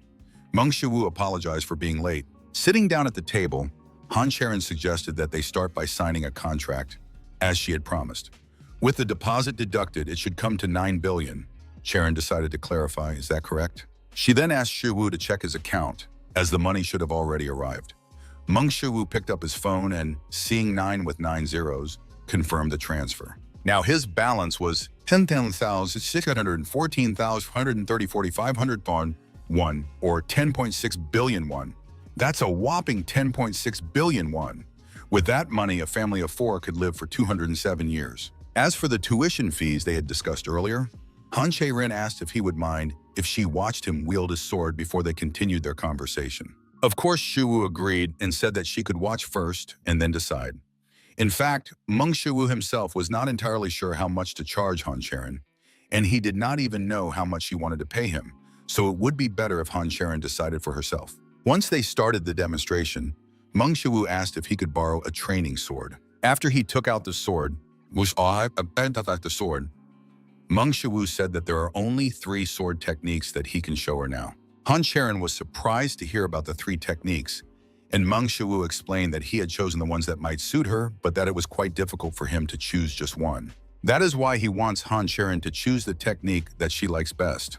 At first, he thought about subscribing to all 3 in order to show Chae-rin their styles, but it was too expensive, and the more subscriptions he made, the higher the cost of the next subscription would be, which is why he came here after watching their trailers. Meng Shiwu wondered if he would be able to demonstrate everything properly. Meng Shiwu raised his sword, bringing the blades back, and said that the first sword style he would show her was called Divine Sword, splitting the heavens. Meng Shiwu took a step and swung his sword down, releasing a bluish aura. Han Chae-rin was amazed by his skill with the blade, for she could not even see how he moved the sword. Meng Shiwu raised his sword again and struck another blow, slightly slower this time. But even with the technique slowed down, the divine sword that splits the heavens was still devastating. Han Chae-rin couldn't even move under the pressure of his sword. Unlike last time, Shiwu swung his sword rather slowly, and even so its pressure affected her. After demonstrating the first technique, Meng Shiwu changed his stance and, releasing a pure aura, said that now he would show her the sword that kills dragons technique. In the next moment, Meng Shiwu made a quick series of swings with his blade. Immediately after that, his blade released a terrifying aura reminiscent of a real dragon. Seeing this, Han Chae-rin trembled, feeling an instinctive fear, and at that moment she tried to understand how. Meng Shiwu said that finally, So finally, he would demonstrate the Tai Chi sword style. As soon as Meng Shiwu raised his sword using the Tai Chi style, Han Charon's mouth fell open in shock, for this technique seemed to contain the very origin of the universe. Meng Shiwu's sword seemed to concentrate the elements of fire, water, wood, metal, and earth around itself. Meng Shiwu finally swung his sword, dispelling the darkness in an arc. Meng Shiwu said that his demonstration was now complete, and that these were the 3 sword techniques he could teach her. Meng Shiwu asked which technique she liked best. At the same time, opposite the headquarters of the SH Hunters Guild, Meng Jiwang was already losing patience, as Meng Shiwu still hadn't come out. A member of Pandemonium said he hadn't seen any movement outside. After that, the boss wondered what the hell he was doing in there for so long. Could it be that Meng Shiwu was providing Han Charon with some kind of service? He looked like an idiot, but maybe he was completely different in bed. The Pandemonium member asked if they were going to keep waiting. Meng Jiwang paused for a moment, thinking about it. Then he remembered something, and licking his lips, Meng Jiwang asked, "Didn't Meng Shiwu have a younger sister?" The Pandemonium member reminded him that they could get into trouble if they started involving outsiders. And if the Inspection Bureau found out about it, Li Minjung would get involved. Meng Jiwang asked him not to worry about it. And with a smirk, he said that this time their support would guarantee that nothing like that would happen. And if they made fun of his sister enough, then they wouldn't even have to waste time waiting, because Meng Shiwu would get angry and come running to them herself. Meanwhile, Han Charon froze in shock. Meng Shiwu tried to bring her to her senses by calling her name, but Han Charon did not respond. Until Meng Shiwu called her a little louder, bringing her out of her stupor. Han Charon asked what he wanted, and Meng Shiwu asked again which of the 3 techniques she liked best. Han Charon felt uncomfortable with such a choice and tried to come up with something. Since Han Charon was silent, Meng Shiwu handed her a training sword and said that if she couldn't choose a technique, she should try them all first. Han Charon asked if she really could. Nervously, Han Charon stood in the first stance shown to her and tried to take a deep breath. Then she made every effort to repeat Meng Shiwu's movements. Watching Han Charon's movements, Meng Shiwu could confirm that her movements were almost identical to his, but something was missing. Han Charon was out of breath after trying to repeat Meng Shiwu's technique. Han Charon looked at her palm and asked if she was missing something. Then she thought about it. Meng Shiwu smiled awkwardly and suggested that Han Charon try other sword techniques. He simply had to teach Han Charon, otherwise he would not get paid. A little while later on the bus, Hercules told Shiwu that it should be obvious that she couldn't keep up with him because ordinary people could never compete with their powers. Whispering, Meng Shiwu reminded Hercules that he had been able to do it. Moreover, with Hercules' help, he was learning divine martial arts. Hercules explained that all this was only possible because Meng Shiwu could use their power. Meng Shiwu asked, what was the difference? Hercules asked Shiwu if he remembered the first time he asked him to teach him the divine martial arts. And why did he refuse him then? Meng Shiwu said that, according to Hercules, he was too lazy to do it. Hercules waved his hand in front of Shiwu's face and said that he meant something else, after which Shiwu fell into thought. Meng Shiwu recalled that Hercules had told him that only those who learned his superpowers could comprehend his martial arts. Hercules asked what happened next. Meng Shiwu said that his mental state was also at its worst. Hercules confirmed that he had said exactly that, then paused to think for a moment. A second later, he said that this was not what he meant. Hercules explained to Shiwu that just as a certain foundation was needed to learn divine martial arts, the same was true for the techniques of other gods. And because this girl did not know any basics, she simply could not repeat them. But at the same time, the very fact that she was able to keep up with his movements was already a feat in itself. Meng Shiwu asked if that meant that the reason he was able to use the techniques without subscribing to their GodTube channels. Hercules suggested that Meng Shiwu was an exception to the rule. In addition, Meng Shiwu had previously told him that he did not possess any traits, but he had awakened, hadn't he? Meng Shiwu confirmed Heracles' words and asked why he was suddenly asking about this. Hercules said that he believed the fact that Meng Shiwu had no traits was in itself a trait. Last time he told Shiwu that simply subscribing to GodTube channels was not enough to obtain their divine powers. To be more precise, it is impossible to rewrite a certain being with a new essence. It is simply impossible to hide the uniqueness that people call a trait with another uniqueness. After all, that would be tantamount to denying their very existence. But Meng Shiwu was originally a blank slate, without any innate traits, and that is precisely why he can absorb the powers of other gods without any problems. This is the only possible explanation for Shiwu's powers. And isn't that the very reason why Shiwu gained access to GodTube? Hercules asked what he thought about it. Meng Shuwu asked if that meant that no one but himself could learn about the capabilities of GodTube. Hercules suggested that this was indeed the case, which left Meng Shuwu stunned. After all, the conclusion that he and Hercules had come to meant that he would not be able to teach Shireen, and so his monthly allowance of millions would disappear. Suddenly, Hercules added a but and said that there would be no such problem if Meng Shuwu created something himself and taught it to others. Meanwhile, at the door of Meng Shuwu's house, the member of Pandemonium wondered if that guy, Meng Shuwu, really lived here. The member of Pandemonium reached for the door handle. Then he grabbed it and pulled it off, pulling sharply toward himself. The door to the house was open, and the Pandemonium member freely entered the house. Finding the room where Meng Shuwu's younger sister was lying, the Pandemonium member glanced at his target and admitted that this girl was charming. The Pandemonium member slowly reached for the sleeping So-A. He thought that since they were going to deal with Shi-Wu after luring him out, why not have some fun with this girl for now? Suddenly, he was distracted by a creaking sound. When he entered, he didn't notice anyone else besides this girl, so where could the creaking sound be coming from? Looking down, the Pandemonium member noticed a growling dog on the floor, which surprised him. Meng Shuwu asked if that meant that all the things Hercules had talked about would be irrelevant if Shireen taught him. Hercules replied that, as he had said earlier, people could not learn their techniques. But there would be no problem if Meng Shuwu taught someone what he had learned himself, because the problem lay precisely in their powers. Meng Shuwu reminded Hercules that he was teaching Shireen techniques from GodTube, and asked if that meant that if he continued to teach her the same thing, Shireen would not learn anything. Hercules said that among those selected by Meng Shuwu, everything would be a little different with Tai Chi Master Zhang Samfeng. After all, Tai Chi Master Zhang Samfeng's techniques are the basic concept of martial arts, which even helped Hercules when he was trying to develop his own martial arts. And if Meng Shuwu subscribes to his channel, he will probably be able to learn Tai Chi, after which he will be able to use Tai Chi as the basis for his future techniques. Although he cannot directly teach people divine techniques, he can create his own versions of techniques and teach them to people. After all, these will no longer be divine martial arts techniques, but Shuwu's own techniques.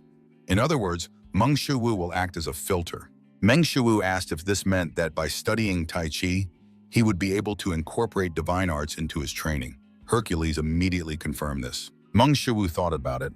Creating a new combat technique would obviously not be easy, but it would solve his problem. After thinking it over, Shuwu thanked Hercules for his advice. Hercules asked him not to just say thank you if he was truly grateful. Hercules cleared his throat and asked why Shuwu wouldn't share with him the idea for a video that he had mentioned recently. Meng Shuwu promised Hercules that he would tell him about it a little later, as soon as he had sorted out all his business. The next idea for a video was much more complicated.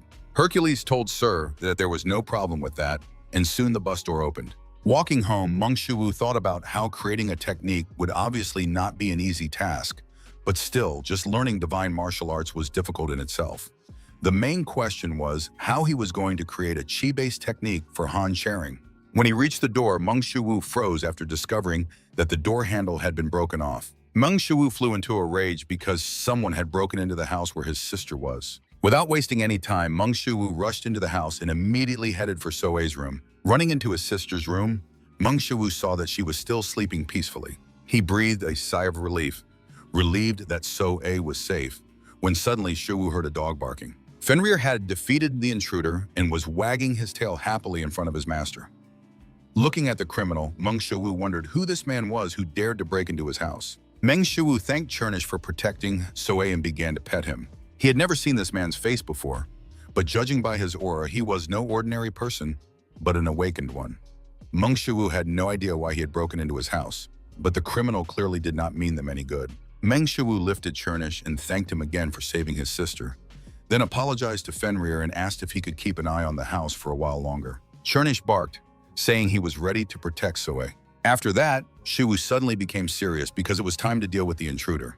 A short time later, the member of Pandemonium, who had broken into Shuwu's house, suddenly woke up in an unknown place, tied to a chair. When he regained consciousness, the first thing he wondered was where he was.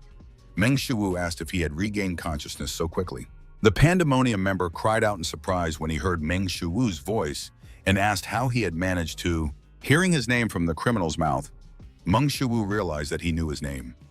Meng Shuwu said he would ask him a few questions. All he had to do was answer honestly, But the criminal suddenly smiled and called Shuwu a damn idiot. After that, the member of Pandemonium tensed his muscles and broke the ropes that bound him.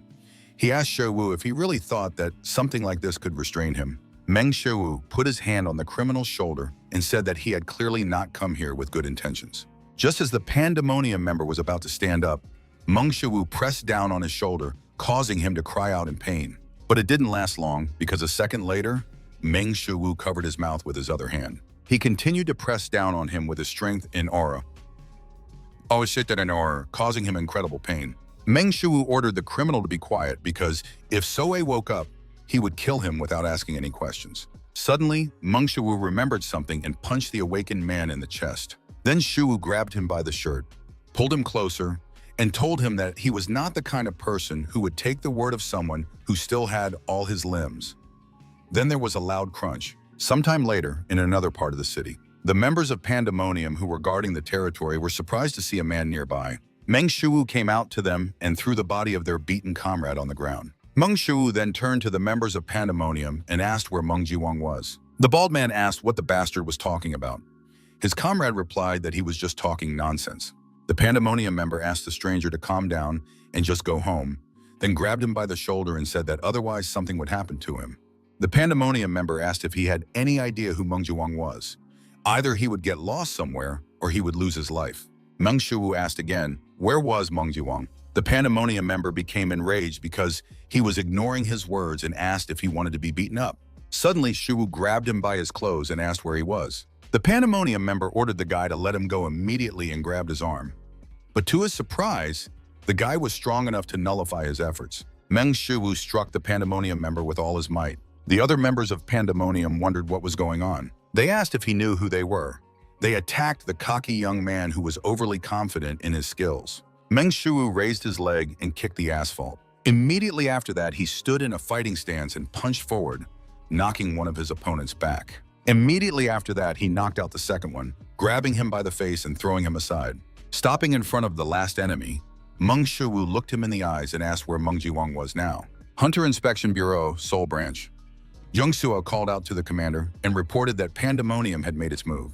Lee Min-jun was surprised by Pandemonium's sudden move and asked if they had learned anything about their location. Jun Suo replied that they didn't know yet, but Pandemonium's tracks were clear enough to track them, so they would soon find them. Lee Min-jun ordered to immediately gather all members of the fourth squad and request reinforcements from all possible guards. They should gather even those guards who cannot move.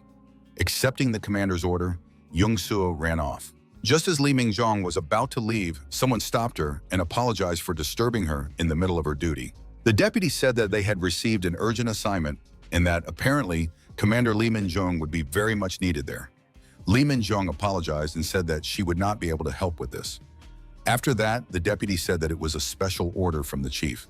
Lee Minjong was surprised to hear this and asked how it was an order from the chief. The deputy then explained that a C-class dungeon had appeared in Sandun and that Lee Minjong should go there as soon as possible. Lee Minjong asked if she really needed to go there. She then asked if they could just send another squad there. The deputy said that a few minutes ago he had heard about Lee Minjong requesting reinforcements. What would happen if they rejected the request? Moreover, he did not think that the chief would turn a blind eye to this. He would inform her that he could not be responsible for the consequences of her choice. Lee Min-jun was angry that such a person would become the head of the inspection bureau in the future.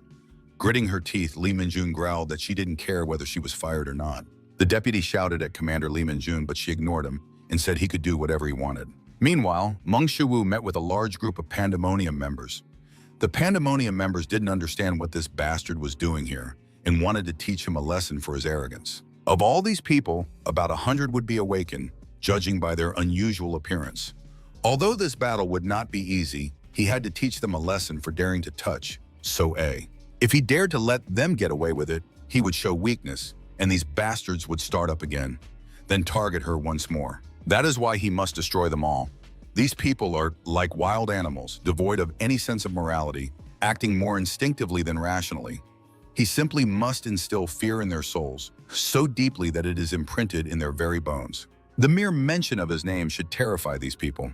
He must make sure that they learn their lesson well and that they never dare to mess with him again. One vandal ran out of the group and lunged at Meng Shuwu with his fists, asking how he dared to come here. But before he could even notice the slightest movement, Meng Shiwu himself lunged at him. Immediately after that, they collided with their fists. But Meng Shiwu was much stronger, sending the Pandemonium member flying back into the group. After this, the members of Pandemonium realized that this was no ordinary guy. So some of them shouted that they shouldn't rush at him in a hurry, but should surround him and attack together. In battles against large groups, they usually attack in groups of 3 to 5 people. But if there are more of them, they start to get in each other's way, which hinders the battle and makes it less advantageous than one-on-one combat. But when dozens of people attack in a large coordinated formation, it is called a formation strategy. Personally, he is ashamed to call this a real strategic formation, but they try to imitate it. This is very typical of criminals who fight people, not monsters. As Zhu Jilang said, the key to destroying the enemy's formation is simple, and you should start by recognizing the door of life and the door of death. Gathering his strength, Meng Shiwu suddenly ran forward. Then he accelerated and knocked down the enemies in front of him like bowling pins. There are several types of formation arts, but they all follow one principle. The 16-person heavenly collision formation that has weak points at the edges, and the 12-person earth axis formation has a weak point in the center. Even now, when Shiwu thinks about it, he does not fully understand what Zhuge Liang said, but he can clearly see it. There is a small gap between the enemies advancing on him, and Zhuge Liang shows him this with his insight. This gap between the enemies is his gateway to life. Meng Shiwu burst into the gate of life and destroyed the enemy formation with a few blows. The Pandemonium captains who watched this were amazed at how this guy broke their ranks, because such a thing is simply unreal. In fact, there are many weak points in the human body. The Dantian acupuncture points include the Ren meridians, the Yuan source point, and the area under the ribs. Releasing his energy, Meng Shiwu pierced his opponent's weak points with a thread of qi. Wherever he looked after breaking through the enemy ranks, he saw only the gates of death, and nowhere were the gates of life. Meng Shiwu was already slightly out of breath, and members of Pandemonium began to surround him, shouting angrily at this slippery rat who had suddenly attacked them, but now he was caught, and they would be able to deal with him. No matter how strong a fighter is, if he fights against hundreds of enemies, it doesn't matter. Hercules said that no one can stand against a group of enemies because fighting them quickly becomes difficult, even if there are many small foes around you. Of course, this does not apply to him, but sometimes when you are surrounded, you are unable to see a way out of the situation. So what should you do in such moments? Of course, you just need to break through with pure force. In such a hopeless situation, Meng Shiwu simply began to knock everyone around him down. Seeing this, the enemies began to panic. After all, what they saw before them clearly could not be a human being. Before them was a real monster. Hercules said that when he defeated all the enemies surrounding him, then, in the middle of the battle, Meng Jiwang arrived and asked the guys what the hell was going on here. At the end of the fight, the strongest of the enemies is declared. Meng Jiwang asked what was going on here, and who was this bastard beating up his people. Hercules himself had no idea why this was happening, but leaders always come out at the very end. Meng Shiwu rushed towards Meng Jiwang like lightning. Catching Meng Jiwang off guard, Meng Shiwu punched him square in the face with all his might. As Hercules said, if you see the main bastard, you should just kill him. After a single blow from Meng Shiwu, Meng Jiwang passed out, crashing into the wall. Those who saw this wondered how such a thing was possible. And to Jiwan Hunim, knocked out with just one punch? That's complete nonsense. Suddenly, Meng Jiwang coughed up blood. Then he got to his feet, leaning against the wall. His subordinates were glad that their boss had survived the blow from this monster. The guy in front of him didn't look particularly strong, but if the attack had really been sudden, he could have seriously died. Meng Jiwang spat out blood and asked the guy what he wanted from them. Meng Shiwu asked Meng Jiwang if he had ordered the kidnapping of So-A. Meng Jiwang was surprised to hear about a certain So-A, as he suddenly remembered who it might be and asked the young man if his name was Meng Shiwu. Ignoring Jiwang's question, Shiwu asked if he was the one who ordered the kidnapping of So-A. Since he didn't answer, Meng Jiwang assumed that this was indeed his target. And even looking at his face, he began to understand that it was this face he had seen on the website. But that person said that Meng Shiwu was only D rank, although in their case, no one could be trusted. Losing his patience, Meng Shiwu said that he was asking for the last time. Did Meng Jiwang give the order to kidnap So-A? Meng Jiwang asked. And what if so? He had already learned that Shiwu's level was higher than stated, but that was all. Suddenly, Meng Shiwu lunged forward, instantly appearing right in front of Meng Jiwang. But Meng Jiwang smiled and grabbed Shiwu's fist, then admitted that he was indeed fast. He strained all his senses, but even so he almost missed the blow. Meng Shiwu may not be as bad as he initially thought, but that's all. Meng Jiwang noticed that Meng Shiwu clearly lacked strength, and from what he had seen, he could guess that Shiwu's strength was related to his willpower. Suddenly, Meng Jiwang's muscles swelled, increasing his size several times over, even tearing his clothes. The leader of the Pandemonium Squad, Meng Jiwang, was now in a state of A+ rank physical enhancement. Meng Jiwang shouted that he knew all this, that the stronger he was, the weaker Shiwu was, and immediately struck him with all his might. Meng Shiwu was pushed back, but he managed to regain his balance and remain on his feet. He then glared at Meng Jiwang and rubbed his fist over the bruise. After the last blow, this bastard clearly surprised Meng Jiwang. At the last moment, he still managed to hit him, but no one in the D rank is capable of such a thing. Meng Jiwang grinned broadly and turned to Meng Shiwu. He said that he had done enough and that he should open his eyes. Then Meng Jiwang pointed at Meng Shiwu and welcomed him to Pandemonium. One of the captains addressed Hunim to challenge his decision, but he simply ordered him to shut up. After that, Meng Jiwang acknowledged that Meng Shiwu had enough power. Jiwang asked, with such power, is there any point in living such a life? They are special, and there is a huge difference between them and ordinary people, because ordinary people in their world are almost no different from trash. Meng Jiwang asked if it was right to call this justice. Why should they live by rules written by some insects? Let the insects live by the rules they created for their own safety. At the same time, powerful beings like them are not obliged to follow these rules. Jiwang asked what was the point of sacrificing themselves for the weak. In their world, shouldn't the weak sacrifice themselves for the strong? Because they are superhuman. The strong must oppress the weak, because the strong can do anything. They will create a world where strength determines power and justice, where there are no rules or laws. If you want something, just take it. You can get drunk, you can rob. Meng Shiwu asked what kind of nonsense he was talking about. After that, he admitted that he hadn't listened very closely to his speech, but apparently Meng Jiwang needed to vent to someone, so he remained silent. Then he asked if Jiwang was done talking nonsense. Meng Jiwang froze in anger at Meng Shiwu's words and how he had trampled on their principles. Meng Jiwang asked if it was because of his sister.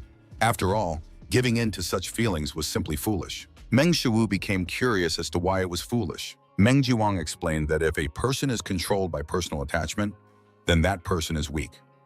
But Meng Shiwu immediately said that this was not the case.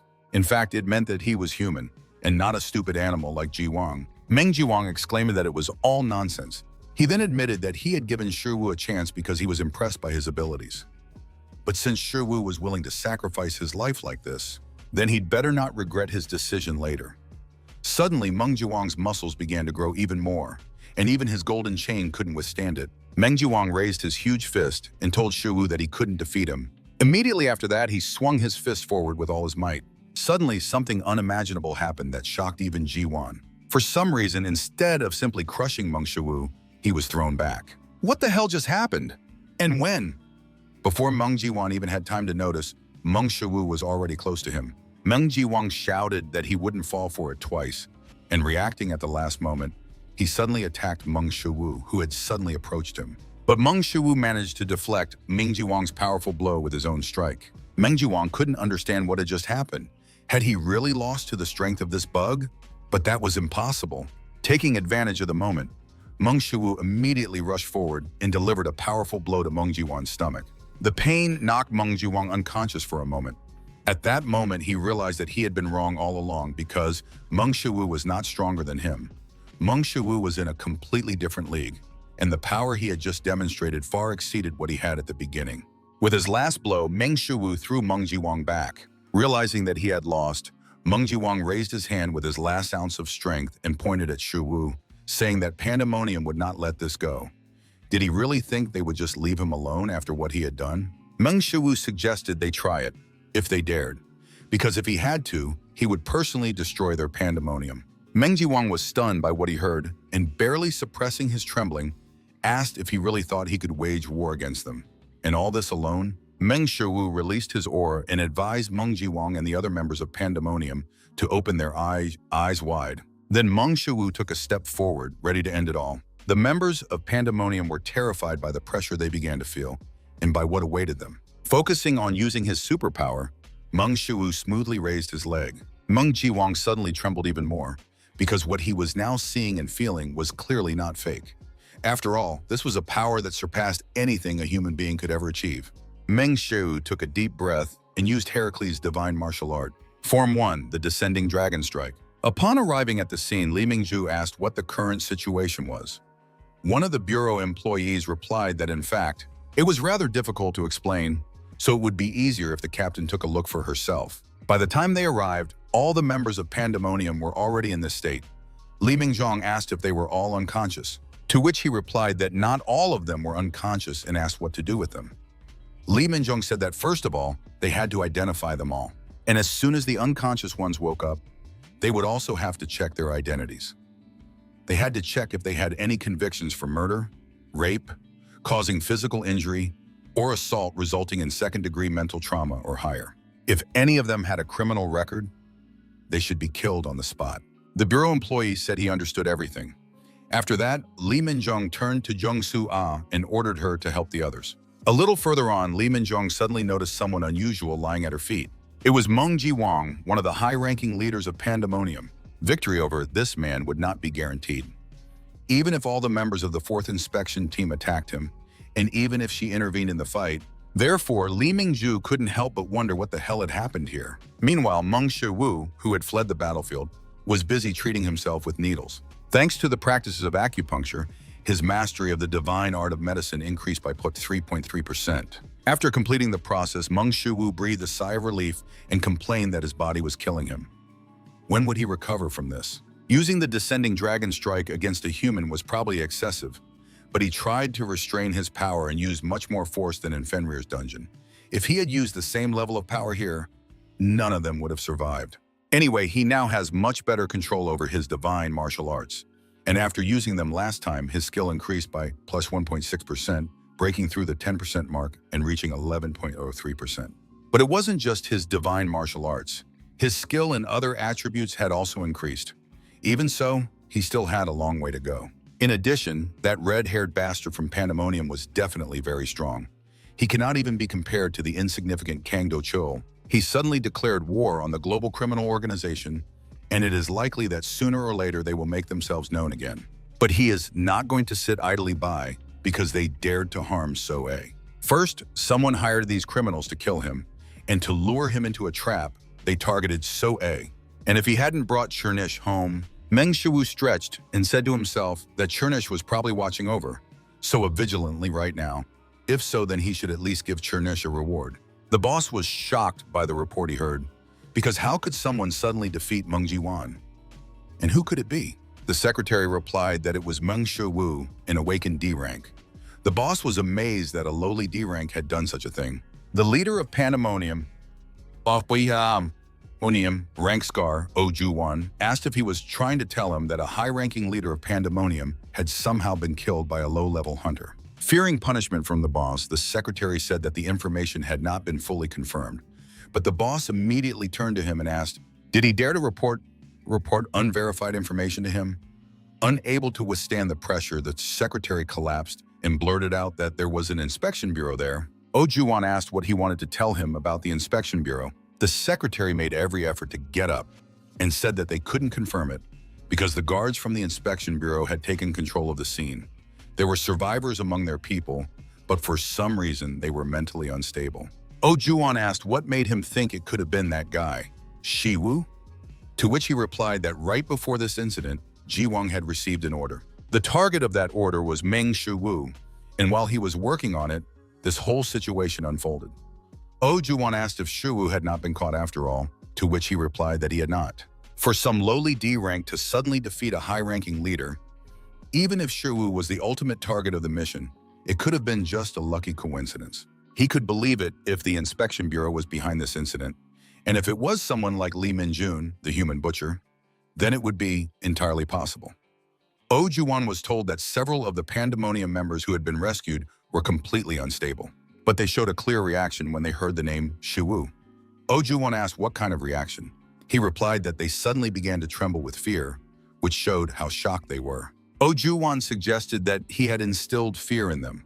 Tapping his fingers on the table, Juwan began to ponder that, given all the circumstances, it seemed clear that this Shiwu was responsible for it.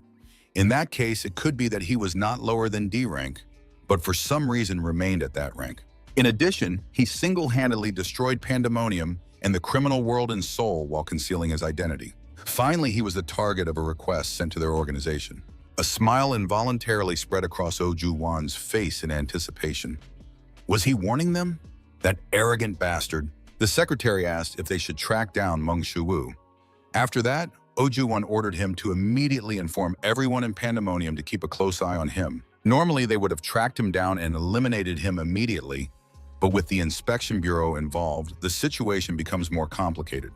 Of course, he doesn't care about Lee Min-jung, but how deeply is the inspection bureau involved in this case? Park Sung-jae, apparently the director himself, has started to get involved in all this. Meanwhile, at the inspection bureau, the boss swept the documents off the table and shouted at Lee Min-jun, asking if she was out of her mind. Did she really think she was special because she was so skilled? Then why didn't she just take his place as boss? The director of the Seoul branch of the Hunter Inspection Bureau, Kim Ji-pulti, was angry because she had not only ignored his orders, but also killed a dozen people. Lee Min-jung apologized and explained that all of these people were dangerous criminals whose identities had been confirmed. Kim Ji-pul asked how she dared to contradict him. Even if they were criminals, they had already been neutralized. Did she understand that at all? She didn't kill them in self-defense. It was murder. This time, she had crossed the line. Lee Min-jung apologized again, but the director ordered her to resign. The guards who participated in the mission were outraged by this. The captain asked if they wanted to resign too, but ignoring the director, the guard said that the captain was only doing her duty as a guard. The captain ordered them to shut up and said that he should fire them all right then and there, but he forgave them because of Captain Lee. Therefore, he advised them to stop unnecessary conversations and let Captain Lee resign. Lee Min-jung agreed to resign voluntarily, but her subordinates clearly couldn't let it go. Lee Min-jung waved at her hand, hinting for them to leave, but the guards shouted that it was unfair. After all, their boss was just afraid of being caught taking bribes from criminals. Hearing this, Kim Ji-pil slammed his hands on the table and jumped up, then asked who dared to spout such nonsense. Suddenly, he met the serious gaze of Lee Min-jung, and she repeated that she was resigning. She also said that he should not involve the other members of the team in this. Director Kim Ji-pil fell back into his chair and, after clearing his throat, quietly agreed with Lee Min-jung. But someone disagreed with this and, entering the office, said that in his opinion, Captain Lee should also be left alone. Those present were stunned because the director himself had arrived. Jun Soa asked the director what had brought him there, to which the director of the Hunter Inspection Bureau, Baek Seong-jae, replied that he had heard that Pandemonium had become active here, so he had come. He then approached the branch director and asked if, as the head of the branch, he was unaware of the danger that Pandemonium posed. In addition, he had just learned that the director was releasing criminals. Kim Ji-pil, frightened, immediately shouted that it was a misunderstanding. Park Sung-jae said that they would find out. Then footsteps were heard and his subordinates entered the office. Park Sung-jae said that whether it was a misunderstanding or not, they would find out after the investigation. Then he turned and asked Lee Min-jun if she was Captain Lee. She replied that he was correct. Park Sung-jae said he would like to talk to her and asked if she had a free moment. A little while later, Park Sung-jae and Lee Min-jun were alone in the office. Park Sung-jae asked if he could ask her directly. Was it her? Before her stood the director of the inspection bureau himself, Park Sung-jae, the man who had reined in the madness of countless criminal organizations in Korea and was also a living deterrent against them. He was also the son of Park Sung-hyun himself, one of the 13 heroes who saved the world. Park Sung-jae said he had heard about the incident and asked if there had been any unacceptable incidents during the arrest. Looking away, Lee Min-jung agreed to tell him everything. But Baek Sun-jae suddenly began his story. In the past, when the demon world invaded them, the awakened ones were the hope of humanity. But now that the world had stabilized, their powers had become nothing more than tools for making money. His father said that this was part of the natural order of things.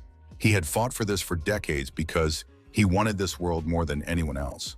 But of course, there would be those like Pandemonium who would abuse their power. Although his father condemned their actions, he said he was not going to interfere. He believed that if he interfered and began to rule the world, he would be no different from them. His father said that a person cannot become justice itself, but he disagrees with his words. Even if they really cannot become justice, he believes that they can still strive for it. Of course, there is always a line that must be followed, but it is impossible to fight in the mud without getting dirty. Therefore, he decided to ask Lee Min-jun if there were any unavoidable killings during the arrest. After a few seconds of silence, Lee Min-jung replied that it was true. Baek Sung-jae asked if she had done it, Lee Min-jung replied that she did not know. Park Sung-jae asked if she knew who could have done it. Lee Min-jung said that they had checked all the nearby CCTV cameras, but could not identify anyone entering or leaving. Among the criminals were survivors who had regained consciousness, but they were all mentally unstable. Park Sung-jae asked what she meant. Lee Min-jung explained that they were too frightened to think clearly. In their disturbed state, they kept repeating the same name.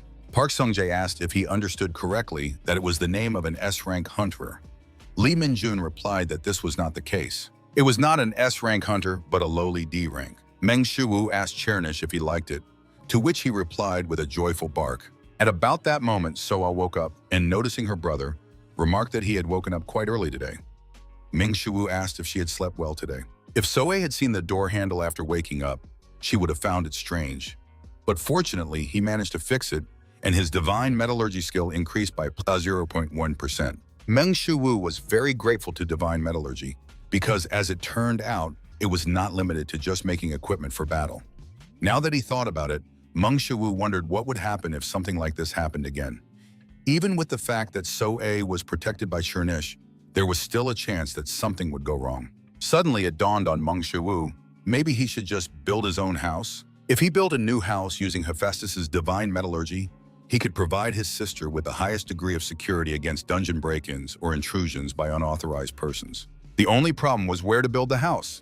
After all, he couldn't go far from Seoul because of So-A's treatment. Meng Shiwu suddenly remembered that he currently had 10 billion won in his bank account. Therefore, he couldn't help but wonder if he should buy the house they currently lived in. Meng Shiwu told So-A and Chernish that he was leaving. So-A wished him a speedy return, and Chernish barked at his back. As soon as Meng Shiwu left the house, a stranger appeared in front of him and asked permission to ask him a question. The Inspector General asked if his name was Meng Shiwu. When Meng Shiwu saw him, he wondered who he was. Then the man's face seemed familiar, as if he had seen him on the news before. After a moment's thought, Meng Shiwu realized that it was Park Sung-jae himself standing in front of him. Realizing this, Meng Shiwu suddenly began to panic, because what could the director of the Hunter Inspection Bureau have forgotten here? There could only be one reason for this. He had come because of yesterday's coup in the criminal world. Probably, from the Bureau's point of view, this was not something that could simply be left untouched. Meng Shiwu realized that he should have acted more cautiously, but at that moment he couldn't think clearly because the members of Pandemonium were trying to drag So-A into everything. But why did Park Sung-jae come to him personally, and so quickly? Meng Shiwu tried to stop the flow of his thoughts because it was all just speculation and nothing had been confirmed yet. He had to act cautiously. Trying not to show how nervous he was, Meng Shiwu said that he was indeed Shiwu. Immediately after which Park Sung-jae asked if he was the man who had turned the criminal world of Seoul upside down yesterday. Park Sung-jae noted that despite leaving people in such a dire situation, he was having a terrifyingly calm, normal day. It was all over because Park Sung-jae had come after learning everything. Compared to Mang Ji-won, Park Sung-jae is on a completely different level, which means he cannot defeat him. Park Sung-jae will simply kill him on the spot, which means he must run as far away as possible right now. But now, So-A is behind him, and if he runs away now, he can't even imagine what will happen to her. Even with Midnight by her side, he is unlikely to be a match for Park Sung-jae. That's why he can't back down. Suddenly, Park Sung-jae took a step forward, put his hand on Shiwu's shoulder, and asked if he would like to become a guard. Meng Shiwu panicked, thinking that he might die now. But hearing such a sudden question from Park Sung-jae himself, he said, "Excuse me?" Meng Shiwu suddenly just asked if he wanted to become a guard. Meng Shiwu tried to remember what the monthly salary of a guard was. It was probably about the same as the average salary of a civil servant, which meant it wasn't very high. At the same time, the salary of a qualified guard ranged from several hundred million to several billion won. And that was far from what he needed right now. Taking into account his monthly subscription expenses alone, even 10 billion won would not be enough. So why did Park Sung-jae make him such an offer? If he originally intended to leave immediately after rejecting his offer, why did he come to him in person? If it was about yesterday's incident in the criminal world, he should have at least conducted some kind of investigation. Feeling a headache from all this, Meng Shiwu wondered why he was still thinking about it. He just had to focus on what he was already doing. A little while later, the landlady asked Shiwu what had brought him to her today. Shiwu replied that it was about the house where he and his sister lived. Meng Shiwu asked if she was selling the house. The landlady was surprised by the question and asked why he suddenly decided to ask about it. Before Shuwu could answer, the landlady asked him not to worry about it because she was not going to sell the house to anyone while Shuwu and Soe were living there. She added that the real estate market was in bad shape and prices had risen, so houses were not selling well even now. And with such high interest rates, mortgage payments were simply draining people's souls. The landlady realized she had gotten carried away and asked him to remember that she had no intention of selling the house as long as he and his sister were living there, so they shouldn't worry about it. Meng Shiwu chuckled awkwardly and said that wasn't quite what he meant. In fact, he wanted to know if she was willing to sell the house to him, if she was considering it, of course. The homeowner asked what he was talking about. Did his current situation really allow him to do such a thing? Meng Shiwu reminded the landlady that he was awakened, which meant that his work was going quite well now. Since his financial situation was fine at the moment, he was thinking about buying this house. The landlady clapped her hands and congratulated Meng Shiwu on the fact that his affairs were starting to improve. Then she asked why they didn't move to another house in that case. After all, as they already knew, their current house was quite old and worn out, and not very suitable for living in. Meng Shiwu admitted that he had grown attached to this house. Since he wanted to buy it so badly, the landlady offered to sell the house for 150 million won. Meng Shiwu asked why she was asking for so little. The homeowner replied that she knew that Shiwu had had a difficult time so far, and so this was the least she could do for them. Besides, she wouldn't be able to sell it for more on the real estate market anyway, so he might as well take it for so cheap. Meng Shiwu said he couldn't do that, because if it weren't for her, So A and he could have ended up homeless. So Meng Shiwu offered to sell him the house for 1 billion won. Hearing this, the homeowner's mouth fell open in shock because it was a whole billion won. A little while later in the subway. As it turned out, building a house was much more complicated than he had originally thought. Meng Shiwu wanted to understand why there were so many administrative procedures. Transfer of ownership, building permits, and so on. It would take months just to get the permits, and he would have to run all over Seoul collecting documents. Meng Shiwu sighed at everything that had come down on him. He hadn't uploaded any videos to his YouTube channel for quite some time, and because of this, his comment section was filled with complaints. On top of that, he still needed to prepare for his sword technique lesson with Sharon, which meant Meng Shiwu took out his phone with trembling hands. After a few taps, 2 billion won was deducted from his account for subscribing to Jang Sanfeng's channel. Now he only had 7.5 billion won left in his account, but after deducting his rent, he only had 6.5 billion won left. He also had to pay 3.1 billion won every month. Even though he had mastered SS rank Tai Chi, Meng Shiwu felt terrible because of his money problems. In that case, he should just go and ask in person. SH Group, Hunters Guild office, hosting hall. A sparkling Han Chae-rin entered the room and asked if he had been waiting long. Meng Shiwu wondered why he felt that Han Chae-rin was becoming more beautiful every day. Anyway, he decided to focus on something else. Han Chae-rin asked how much her training would cost. Trying to suppress his nerves, Meng Shiwu said that he was thinking of holding classes twice a week with a monthly fee of... With a grimace, Meng Shiwu looked away and said, 10 billion won. Han Chae-rin immediately said that sounded good, which surprised Shiwu. Shocked, Meng Shiwu couldn't help but wonder why the hell she responded so quickly. Could it be that 10 billion won was small change for SH? If that was really the case, then maybe he should hold his breath and ask for more. At that moment, Han Chae-rin added that 10 billion won was exactly the amount she herself would like to offer. Her grandfather would not approve of a higher price because it was a monthly expense, not a one-time payment. Upon hearing this, Meng Shiwu squeezed out that 10 billion won was just right. In fact, it made sense because 120 billion won a year would be a lot, even for SH Group. Meng Shiwu said he had a request. Han Chae-rin asked what he wanted. Feeling uncomfortable, Meng Shiwu nevertheless explained that he was planning to build his own house, but the procedures for doing so were more complicated than he had initially thought. Han Chae-rin asked if he was planning to build the house himself. Shiwu immediately confirmed this. Han Chae-rin thought about it for a few seconds and then promised to see what she could do about it. Meng Shiwu nervously chuckled and thanked Han Chae-rin. Meng Shiwu wondered if she was accepting everything too quickly. Sometime later, after putting in a lot of effort, Meng Shiwu created a new sword, but according to the system notification, it was a disposable item, not a normal sword, which upset Shiwu. At the same time, his divine metallurgy increased by 1.1%. Meng Shiwu suggested that it made sense to call this sword disposable because the materials from which it was made were of rather low quality compared to what he had used to create the glove. Upon seeing this sword, So Palguan was delighted with Meng Shiwu's work.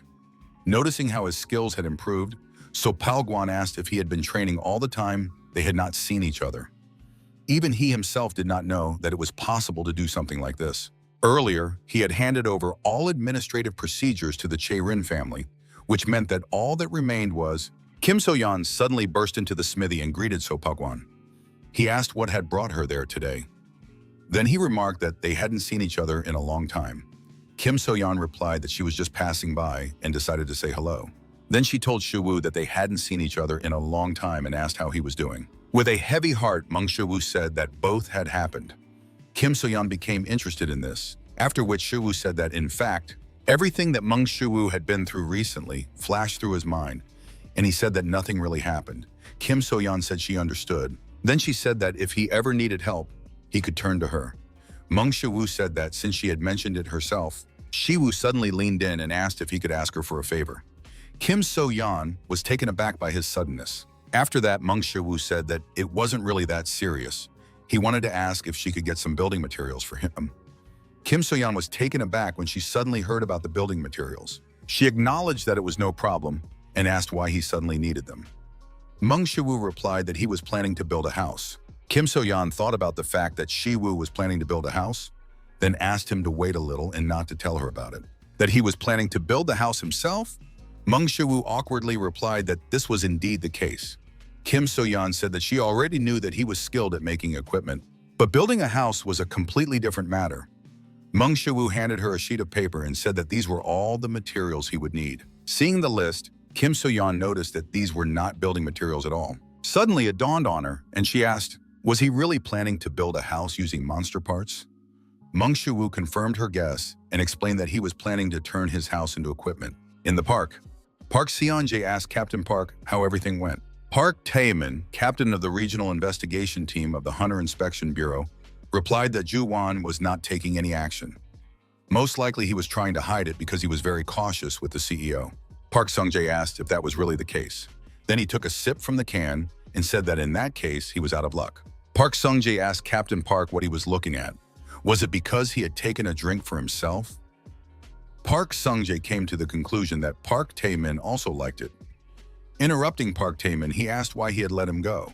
Park Sung-jae asked if he meant Shu-woo. Then he said that Captain Lee from the 4th team of the Seoul branch told him that, despite his clumsy appearance, he was one of the most humane hunters she had ever met. Then he asked Captain Park how long he had been working at the Inspection Bureau. Captain Park replied that he had been working there for 7 years. Park Sung-jae acknowledged that he had also been there for quite some time and decided to tell him that he had awakened when he was 11 years old and had undergone 8 years of training from his father. Later, his father told him to go out into the world and learn everything about it for himself. That is why he wandered the world for 5 years before joining the Inspection Bureau, and now he has been working there for 20 years. During that time, he dealt with countless criminals and killed many people, probably even more than the number of monsters he killed with his own hands. Perhaps that is why he feels that humans are worse than monsters, lacking humanity. He has painfully realized that kindness does not always pay off. In general, he does not trust people and always treats them with contempt. Because to him, everyone now looks like a criminal. Nevertheless, there are still some people he can trust. Park Sung-jae asked Captain Park if he could guess who it was. After a moment's thought, Park Tae-min admitted that he wasn't sure. Park Sung-jae said that they are the ones who have to feed their families. This is not something everyone can do, and it requires self-sacrifice. This is what makes all parents in this world so wonderful. And Shi-woo has a sick sister. Park Sung-jae got up from the bench and said that he needed to not only feed his sister, but also save her. Captain Park said that even if that were true, it was very suspicious that Shi-woo was lying about his rank, and that the main thing here was that he had managed to destroy the entire criminal world in this city single-handedly. Park Sung-jae reminded him that they did not know for sure that he was lying about it. Park Tae-min asked what he meant. The Inspector General replied that people call them murderers, and they are not wrong. But there was one thing they must always remember. Their blades must be aimed exclusively at criminals. Throwing the can into the trash can, Park Sung-jae said that he liked a world where people could live in peace. It was also the world his father had protected. Captain Park asked what he was going to do next. Park Sung-jae replied that he was going to the SH group. Park Tae-min was shocked to hear this. Park Sung-jae stopped and reminded Captain Park of his words. Their swords should only be aimed at criminals. Meng Shu-woo told Kim So-yeon that he planned to make his house into a base. So Palguan asked if he really knew how to build houses. Shiwu replied that he had never done any construction work before, but he thought he could do it. Shiwu then asked Kim So-yeon if it would be difficult to obtain all the materials. After going over the list a few more times, So-yeon replied that it should be possible and that money wasn't even the problem. More precisely, it was part of the problem, but dragon turtle shell or golem core and death knight armor. All these materials come from high-ranking monsters, from lower B rank to higher A rank. And these are not simple monsters. In addition, these items are often used by hunters, so it will be difficult to obtain the required quantity. To be more precise, there is almost no supply, as hunters rarely sell them. Meng Shuwu said he understood, after which Kim So-yeon said that this did not mean that there was a complete shortage of these goods.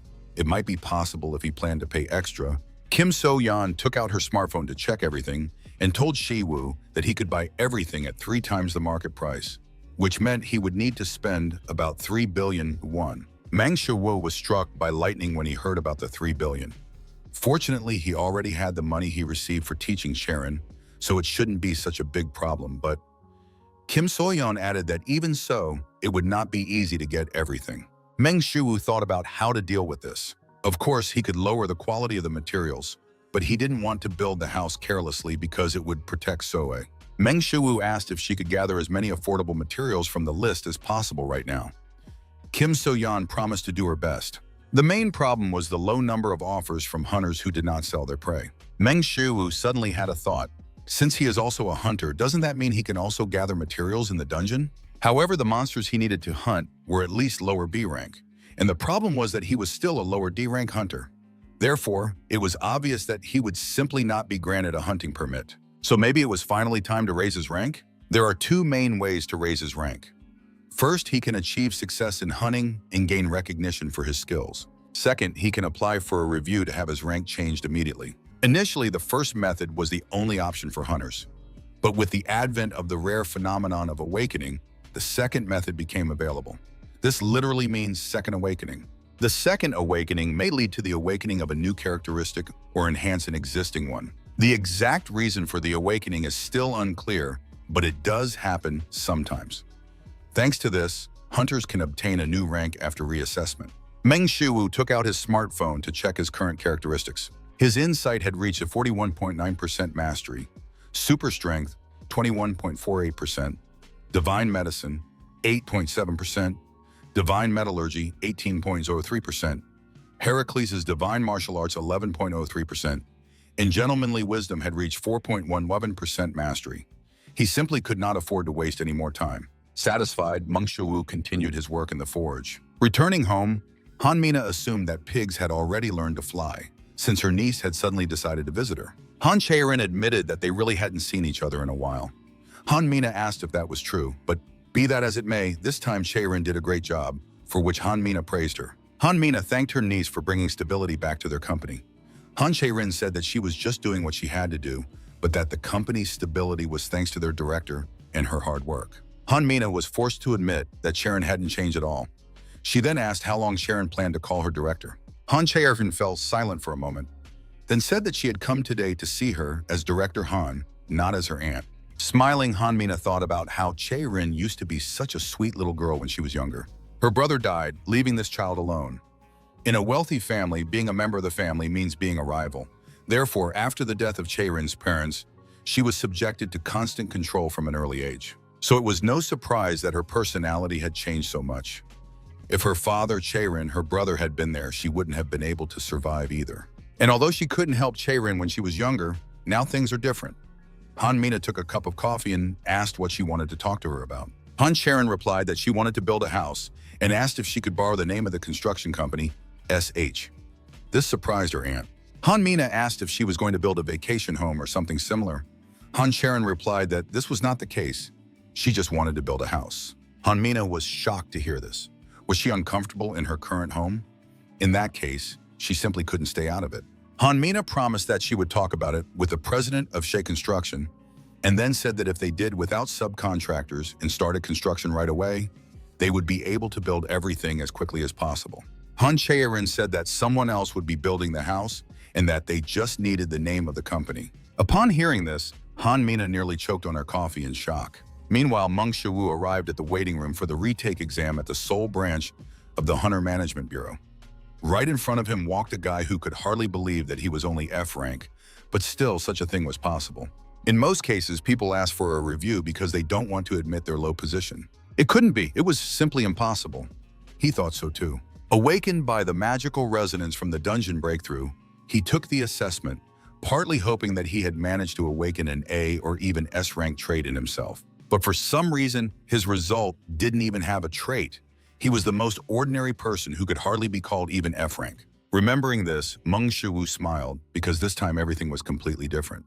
The employee asked the next person in line to come inside. The reassessment is done by scanning the characteristics of the awakened person. The bureau staff asked Shiwu to stand on the footprints in front of him, and as soon as he stood up, they announced the start of the scan. They also asked Meng Shiwu not to move during the scan. At that moment, Meng Shiwu thought about the fact that he had already awakened 6 traits. Soon the administrative office, no, the whole world would be turned upside down. This was one of the reasons why he doubted whether he should undergo a reevaluation. After all, the more attention he attracted, the more threats he received. Meng Shiwu decided that he no longer had any reason to hide. The female employee was shocked by what had happened, and her partner asked how this could have happened. Meng Shiwu already imagined how he would become the world's first SS rank player. Although no, in fact, it would be the birth of the world's first SSS rank. Meng Shiwu looked at the screen and was surprised, because he didn't have any traits. So how could a person awaken without having any traits? It was simply unthinkable. It just couldn't be. Meng Shiwu shouted that he thought there was some kind of error in the system. The worker told Shiwu that the review could only be done once and asked him to leave. But Meng Shiwu did not agree with this result. He asked for another chance. He wanted them to run the test again. Meng Shiwu was completely devastated. He wanted to know why nothing had changed this time. This clearly couldn't be right. Or could it be that this machine was unable to determine the traits of gods? The highest known trait is S rank, but considering that he is at F rank, it is possible that his assumption was incorrect from the start. After all, if they couldn't determine his characteristics, the result would be something like undetermined or no result. So could it be that what Hercules said was true? Nothing in itself is his trait. His scan results did not change because his unique trait remained unchanged. Thinking about it, Meng Shiwu was forced to admit that it made sense, but not for sure. Or was it because he still hadn't achieved 100% mastery of one of the traits of the gods? He didn't fully understand the traits of the gods yet because he was still learning and adapting. Meng Shiwu asked what the reason could be. He sighed deeply. Then Meng Shiwu wondered how he could study and use the traits of the gods. Hercules said that it was because nothing was his innate trait, because he was the only one capable of mastering the powers of the gods. And who was that blonde guy he met? Could it be that he came to him because he knew something about him? The blonde man said he would leave that possibility open, then admitted that he was sorry to have to involve him in this. Now, when he recalls the blonde man's words, he realizes that perhaps that's not the case at all. Meng Shiwu got up from the bench and told himself that it was better not to think about it now. In any case, reevaluation was pointless, which meant he needed to raise his hunter rating by raiding dungeons. His current rank was the lowest F rank, but he needed to be at least at the highest A rank. How long would that take? Lately, she hadn't even had time to post videos on YouTube. It was all starting to annoy Meng Shiwu. And so, he came up with an idea of what to do about it. The perfect content idea for the current situation. Seeing Park Sung-jae in front of him, the director admitted that this was indeed a rare event, as the CEO of the Inspection Bureau himself had come to see him. Park Sung-jae laughed and said that he was the one who made sudden but short visits, and he didn't even know how to thank him for such a warm welcome. SH Group Director Han Kwang-guk said that it was obvious, because he was the one and only director of the Inspection Bureau. After that, Han Kwang-guk invited Inspector Park to sit down. Han Kwang-guk asked why Park Sung-jae had decided to visit him. Park Sung-jae said that SH Group was a pillar of the Korean economy, and that he wanted to meet the person who ran such an important organization. Han Kwang-guk acknowledged that this was indeed high praise from such an amazing person who ensures Korea's security. Park Sung-jae reminded him that you can't run a company just because you have some power. After all, to do so, one must satisfy the needs of one's superiors, possess excellent business skills, and be good at sales. And sometimes it can even force a person to betray their family. Park Sung-jae said that despite his position as director of the Inspection Bureau, he had no intention of interfering in their family affairs. To be blunt, he wouldn't care, even if Han Chae-rin left the SH group. But Meng Shiwu is on the other side of the fence. Park Sung-jae suggested that the respected director of the SH group already knows this name. Upon hearing the name Shiwu, Han Kwang-guk's face almost turned blue with fear, because it could mean that the Inspector General already knows everything. He knows about the plans to remove Han Chae-rin from the SH group, and even that they plan to investigate Meng Shiwu using pandemonium. And all because he helped Chae-rin in the raid on the dungeon. Stressed out, Han Kwang-guk clenched the armrest of his chair. With his actions, the Inspector General was probably warning them that he wouldn't stand aside if they contacted pandemonium again. He was unbearably arrogant and rude, but when it came to Sung-jae, it was different. After all, this man is the son of Baek Sun-hyun himself, one of the 13 heroes of humanity. Even if the SH group can use its power to influence politics and put pressure on the Inspection Bureau, Baek Sun-hyun is not a man to be trifled with. So why did such a man suddenly come to the defense of Meng Shiwu? Park Sun-jae said he couldn't reveal where he knew the name from or what he thought of him. But he advised them to keep their family affairs within the family and not to involve anyone else in it. After agreeing, Park Sung-jae said that he was leaving for the day. At the cafe, Park Dok-gu turned to her boss and said that she was refusing her salary for this month, and Park Dok-gu begged her boss not to fire her. Meng Shiwu asked what she was talking about and why she had decided to give up her salary. Park Dok-gu said that she was willing to work without pay until his channel grew. Shiwu was simply stunned by what he heard. He asked Dok-gu to stop and asked what she was talking about. Surprised, Dok-gu asked if he really wasn't planning to leave NewTube. Even more surprised, Shiwu asked him why should he leave NewTube. Suddenly, he realized what was going on. After he started posting less and less, he hadn't posted any videos at all lately. Realizing what was going on, Meng Shiwu asked why she had decided to give up her monthly salary. Doku replied that she didn't have any better offers, while he was a good boss, and besides, she hadn't done anything this month. Meng Shiwu laughed awkwardly and reminded her that he had told her from the beginning that this was a basic salary and that he was not leaving NewTube at all. The reason he asked her to meet today was to discuss an idea for a new video. Park Dok-gu was excited to hear this and was ready to listen to her boss. Meng Shiwu remembered that he had to pay her salary today and took out his smartphone. Then he advised her to buy something nice for her younger siblings on her way home. Meng Shiwu told Dok-gu that when he was a child, the fried chicken his father brought home after work tasted delicious. He knows that Editor Park is a guardian to his brother and sister. The quiet Park Dok-gu asked him to just call her Dok-gu. Meng Shiwu asked what she meant. Park Dok-gu replied that she could just call him by his name. Park Dok-gu suddenly jumped up and exclaimed that she meant he was older than her and also her boss. Meng Shiwu smiled and said that in that case she could call him Shiwu and asked her to treat him as a friend. Park Dok-gu blushed with embarrassment, but still promised to work on it. Composing herself, Park Dok-gu asked what the idea for the video he had mentioned earlier was. The Hunters Association, sole branch of the Hunter Management Bureau. The administrator asked the next hunter in line to come forward. Looking up from the monitor, the administrator realized that she had seen this hunter before. He was the man who had come to them a few days ago. The one who woke up without any features, whose name was Meng Shiwu. The administrator asked what brought him there today.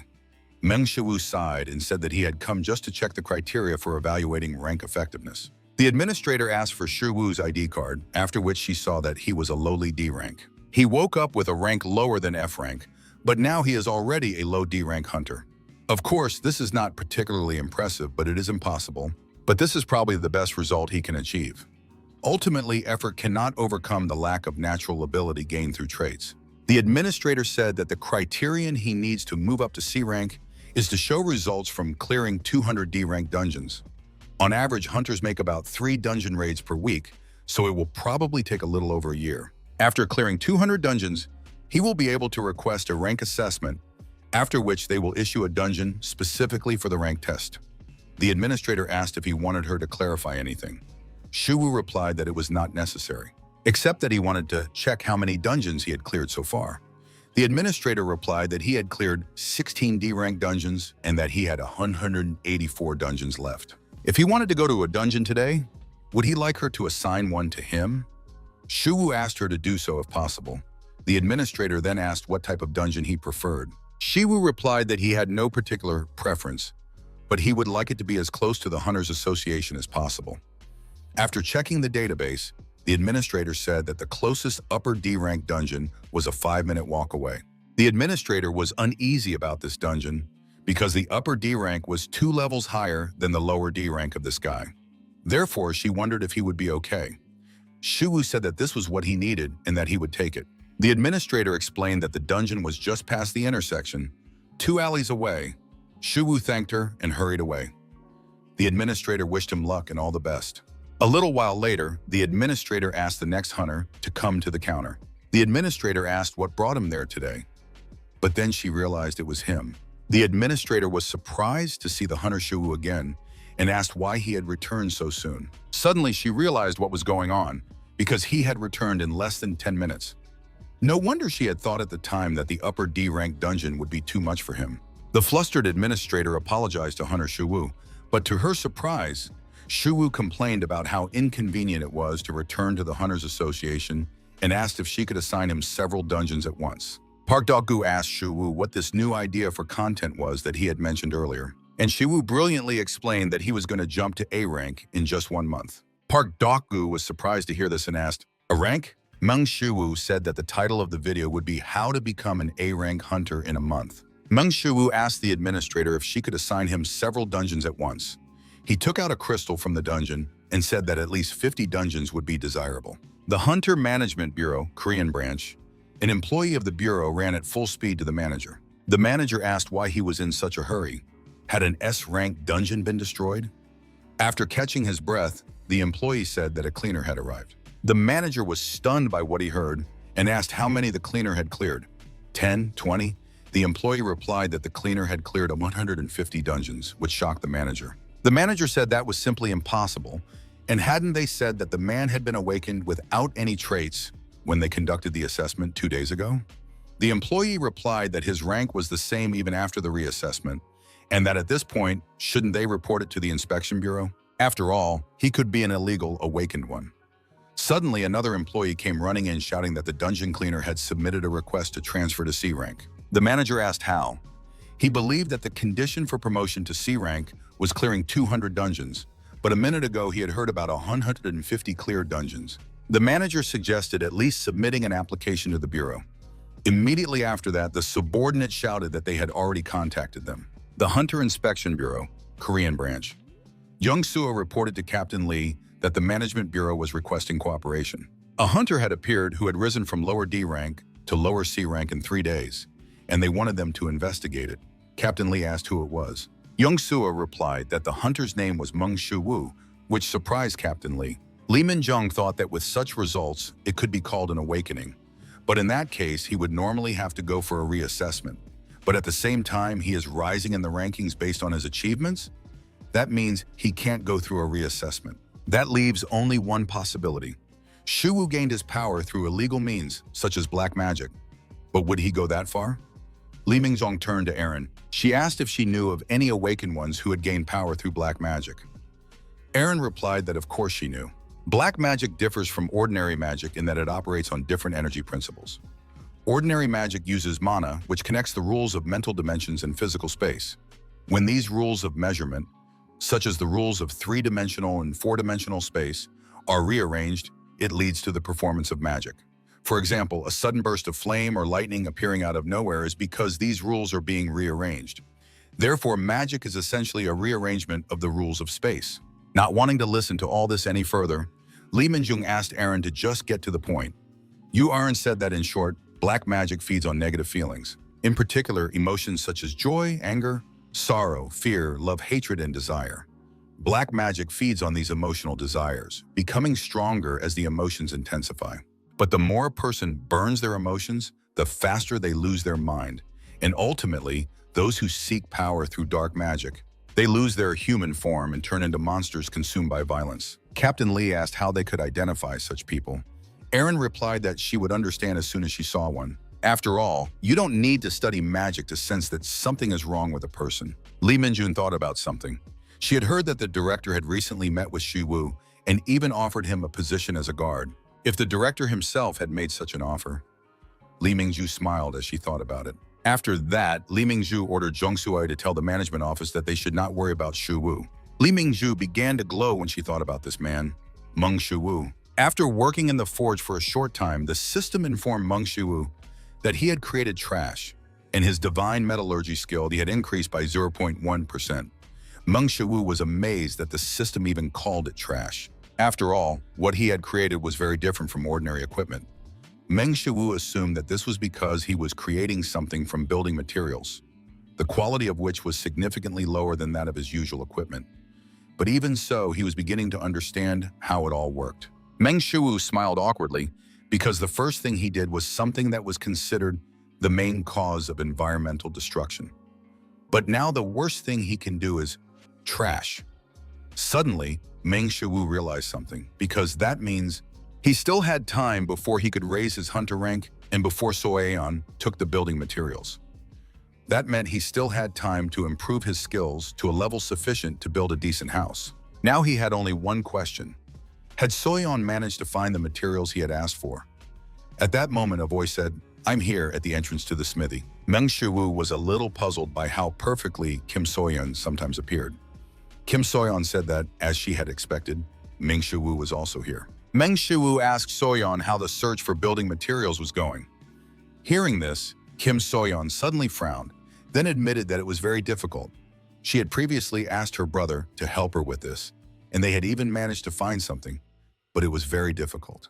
Meng Shiwu was surprised to hear about her brother. Seeing his reaction, Kim Soyeon asked if she hadn't mentioned him before. Kim Soyeon then explained that she had a younger brother who had recently turned 20, named Kim Yi-jun.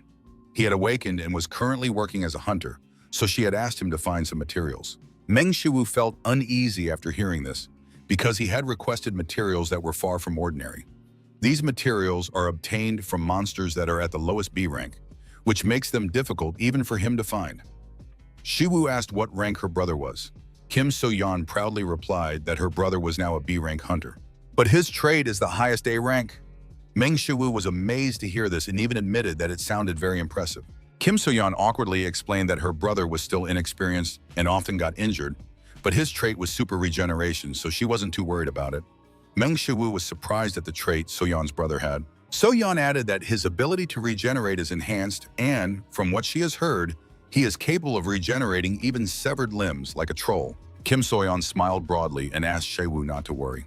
After all, she had already asked her brother for help, and even if it was only a little, he should be able to gather some of the materials. At that moment, So Palguan entered the room where Shiwu and Soyeon were. So Palguan was not particularly surprised to see Soyeon there. Kim Soyeon greeted him and asked So Palguan how things were going with the equipment requested for the Global Metallurgy Seminar. So Palguan replied that he was working on it and suggested that Soyeon take a look. Meanwhile, Meng Shiwu was thinking about the construction materials. Apparently, the materials that Kim Yi-jun would gather would not be enough, which meant that he himself would also have to go hunting to raise his rank. Meng Shiwu told everyone that he was leaving. Soyeon said that they would see each other next time. Park Dok-gu exclaimed that she had finished her work. This time, the work was especially tiring. The boss sent her 184 videos with a total duration of over 22 hours. But at least now she had worked off her break from last month. Park Dok-gu was simply amazed by her boss because it takes most people over a year to move from the lowest D rank to the lower C rank, but he did it in just 3 days. Her boss is really something. Suddenly, a message notification sounded. Meng Shiwu sent Dok-gu 300 files and wrote that they were files for the next video. This puzzled Park Dok-gu. Shocked, Park Dok-gu wondered what this was all about. After all, he had already moved from the lowest C rank to the lowest B rank. Did that mean she would have to edit all of this? Park Dok-gu received another message and glanced at it to see that her account had been credited with 10 million won. Park Dok-gu was stunned when she suddenly saw 10 million won. A second later, her phone vibrated and Dok-gu received a message. Shiwu wrote that he had sent an additional payment for editing the video, and if the views were high, he would send her a bonus. Park Dok-gu turned around and said that she had to do everything she could for her younger siblings. From the lowest D rank to A rank. Speedrun Guide, Part 1. It seemed like the video had just been released, but it already had 840,000 views, and the number of subscribers to World Conqueror reached 54,245. Almost none of the viewers could understand what they had watched and what the hell was going on here. Is this video fake? Or is it some kind of bug? Really, what the hell is this? Meng Shiwu was forced to admit that Dok-gu is very good at editing videos. 840,000 views in one day. Even he himself did not expect the video to go so viral. But of course, it was really difficult to film all this himself. It's almost impossible to count how many cameras he has already broken. Besides, he doesn't dare ask Doku to film him because she is just an ordinary person. Mang Shiwoo wondered if he should look for someone who was awake to film him. Meanwhile, Kim So-yeon was even more anxious than Shiwoo. Calling her brother again, So-yeon wondered why he still wasn't answering. Could it be that he was having some kind of problem? Kim So-yeon gasped in surprise when she suddenly heard footsteps and saw Shiwoo. She explained that she couldn't get in touch with Yi-jun. Shiwoo asked if she was talking about her brother. Kim So-yeon said that yesterday he told her he was going to the Dragon Turtle dungeon, but she hadn't been able to contact him since then. Shiwoo asked if she had tried to contact the administrative office. So-yeon replied that she had tried and that they told her the dungeon had been cleared that day. Kim So-yeon wondered if her brother could have gotten into trouble. Mang Shiwoo suggested that her younger brother was probably fine, because if the dungeon had been cleared, then everything should be normal. Mang Shiwoo smiled and said that perhaps Kim Yi-jun had gone out drinking with his friends to celebrate. Moreover, 20 years old was the perfect age for such things. Kim So-yeon quietly said that her brother wasn't like that. Mang Shiwoo reminded her that her brother's trait was super regeneration. They also say that no news is good news. Therefore, he was sure that her younger brother was fine. But to be sure, they still had to file a report with the inspection bureau. So-yeon thanked Shiwoo and said she would go there right away. After that, Kim So-yeon headed to the inspection bureau, trying to call her brother along the way. In fact, Shiwoo was also worried about Lee-jun, but all he could do now was wait. Kim Lee-jun began to come to. He was bound in chains and found himself in an unknown room. Not yet fully awake, Kim Lee-jun tried to move, but suddenly felt that he couldn't. Kim Lee-jun felt uneasy because he clearly remembered that he had gathered a team to go through the Dragon Turtle dungeon to help his sister. And after the Dragon Turtle hunt was over, they went out for drinks. He couldn't remember anything that happened after that. So, had he been kidnapped? Suddenly, someone said that it would not be easy to escape. The stranger explained that these chains were custom-made and that even an S-rank hunter would have a hard time breaking them. Kim Lee-jun asked what he wanted to do with him. The stranger asked if he was really interested. Approaching Kim Lee-jun, he asked what he knew about illegal awakened ones. This made Lee-jun flinch. Clutching his head, the guy in the lab coat suddenly started giggling. Then he shouted that it wouldn't be a lie if he said that they were all his masterpieces. So why? Why do they all just die and not appreciate his efforts? He was just trying to make them stronger. But they keep dying when he drinks a little of their blood. And they die, or they die when he cuts off their limbs, and they scream in pain. But he grabbed Kim Lee-jun's face and said that he was clearly different from all of them, right? Pandemonium member Do Yop-chul said that Lee-jun was definitely different from all of them, and that he should come over. Sometime later, Han Chae-rin sparred with Shiwoo with training swords, trying to hone her martial arts skills. As they swung their swords, Shiwoo told Chae-rin that Tai Chi is based on the philosophy of yin and yang, opposing forces that create and shape everything in the universe. Although yin and yang seem to be opposites, they are actually interconnected and dependent on each other. Previously, Shiwoo had planned to start teaching Chae-rin after he had created his own style. But even he was at a loss to explain it all, so instead, he decided to lay the foundation for Shireen based on Tai Chi and Shireen's skill with blades, to turn even her roughest strikes into true fencing. This way, it will be much easier to help her develop her own style, and it will not be called Tai Chi sword. Nevertheless, it could become a unique fencing style that no one else has, possibly even reaching the S-rank level. Mang Shiwoo said that if she could understand and embody the principles of yin and yang in her blade, Mang Shiwoo knocked the blade out of Han Chae-rin's hands with one blow and said that then she would be able to easily neutralize her opponent's attacks. Turning away in embarrassment, Han Chae-rin admitted that it was quite difficult to understand. Shiwoo said that she was doing well at the moment. In fact, he himself would not have been able to understand anything if he did not possess insight, but even without insight, he believes that Chae-rin is gradually developing her own style just by listening. Mang Shiwoo smiled and asked Chae-rin not to worry, because he would explain it to her as many times as necessary until she understood. Han Chae-rin thanked him for that. After that, Shiwoo smiled and suggested ending their lesson for the day. He then said that in that case, he would leave. But before he could finish, Chae-rin said that she thought she would be able to figure everything out by the end of the month. Mang Shiwoo was surprised to hear this. Then Chae-rin said that this was what he had asked for earlier.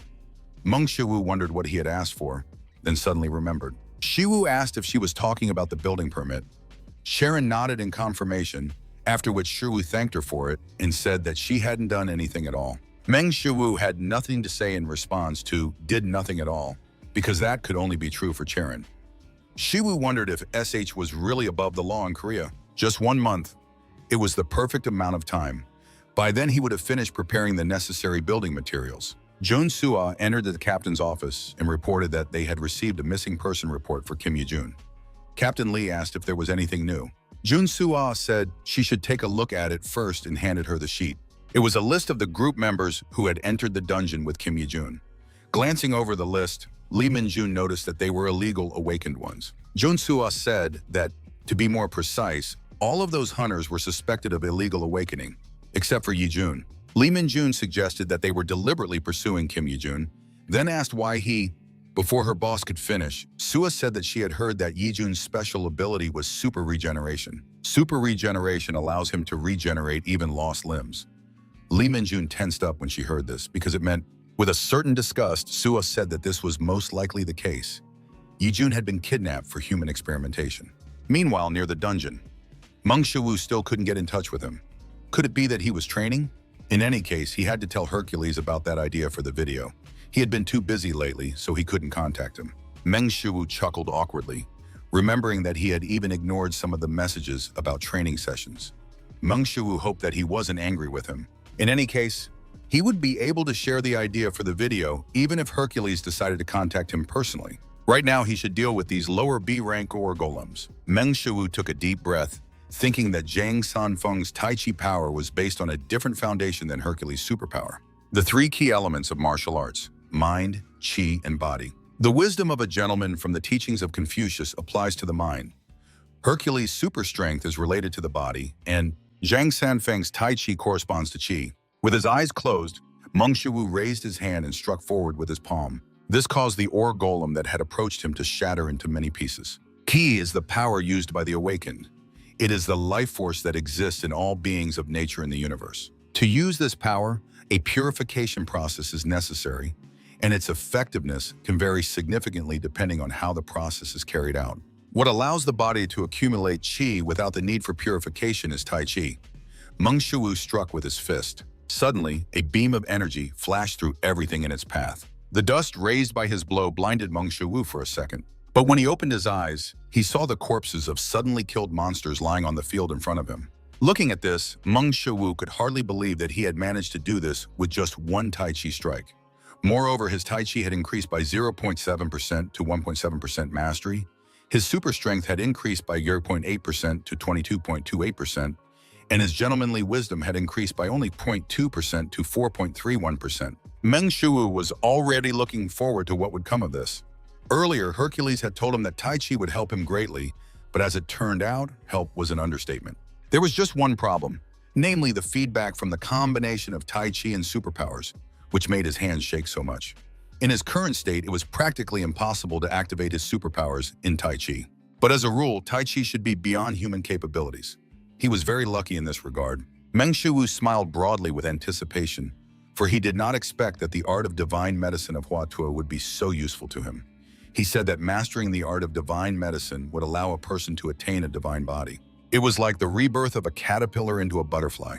He could only use part of this power, but thanks to it, he could already start practicing Tai Chi. He subscribed to Huatuo's channel in order to cure Soa's illness, but it turned out to be useful in many ways. Thanks to this, he could feel even better. His divine medicine skill increased by 1.1%, reaching 30.97%. Meng Shiwu was delighted to see this, as one of his skills had finally crossed the 30% mark. Thanks to this, he would probably even be able to cure Soa to the point where she would finally be in excellent shape to finally get on with her college life. Be that as it may, Meng Shiwu turned around to check something, and just as he thought, the camera was broken.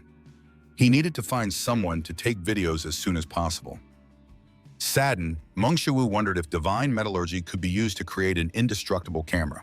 Today he had cleared 15 B-rank dungeons. He needed to clear 500 dungeons to become an A-rank hunter, but at this rate, it would take much longer than he had expected. In B-rank dungeons, he had to collect resources, so it was difficult for him to speed up the process. Nevertheless, he still believes it can be done within a month. Meng Shiwu thanked Midnight for allowing him to walk around freely. He even bought some extra meat for Midnight, when he suddenly remembered that it all cost 700,000 won and wondered if it wasn't too much for a little one.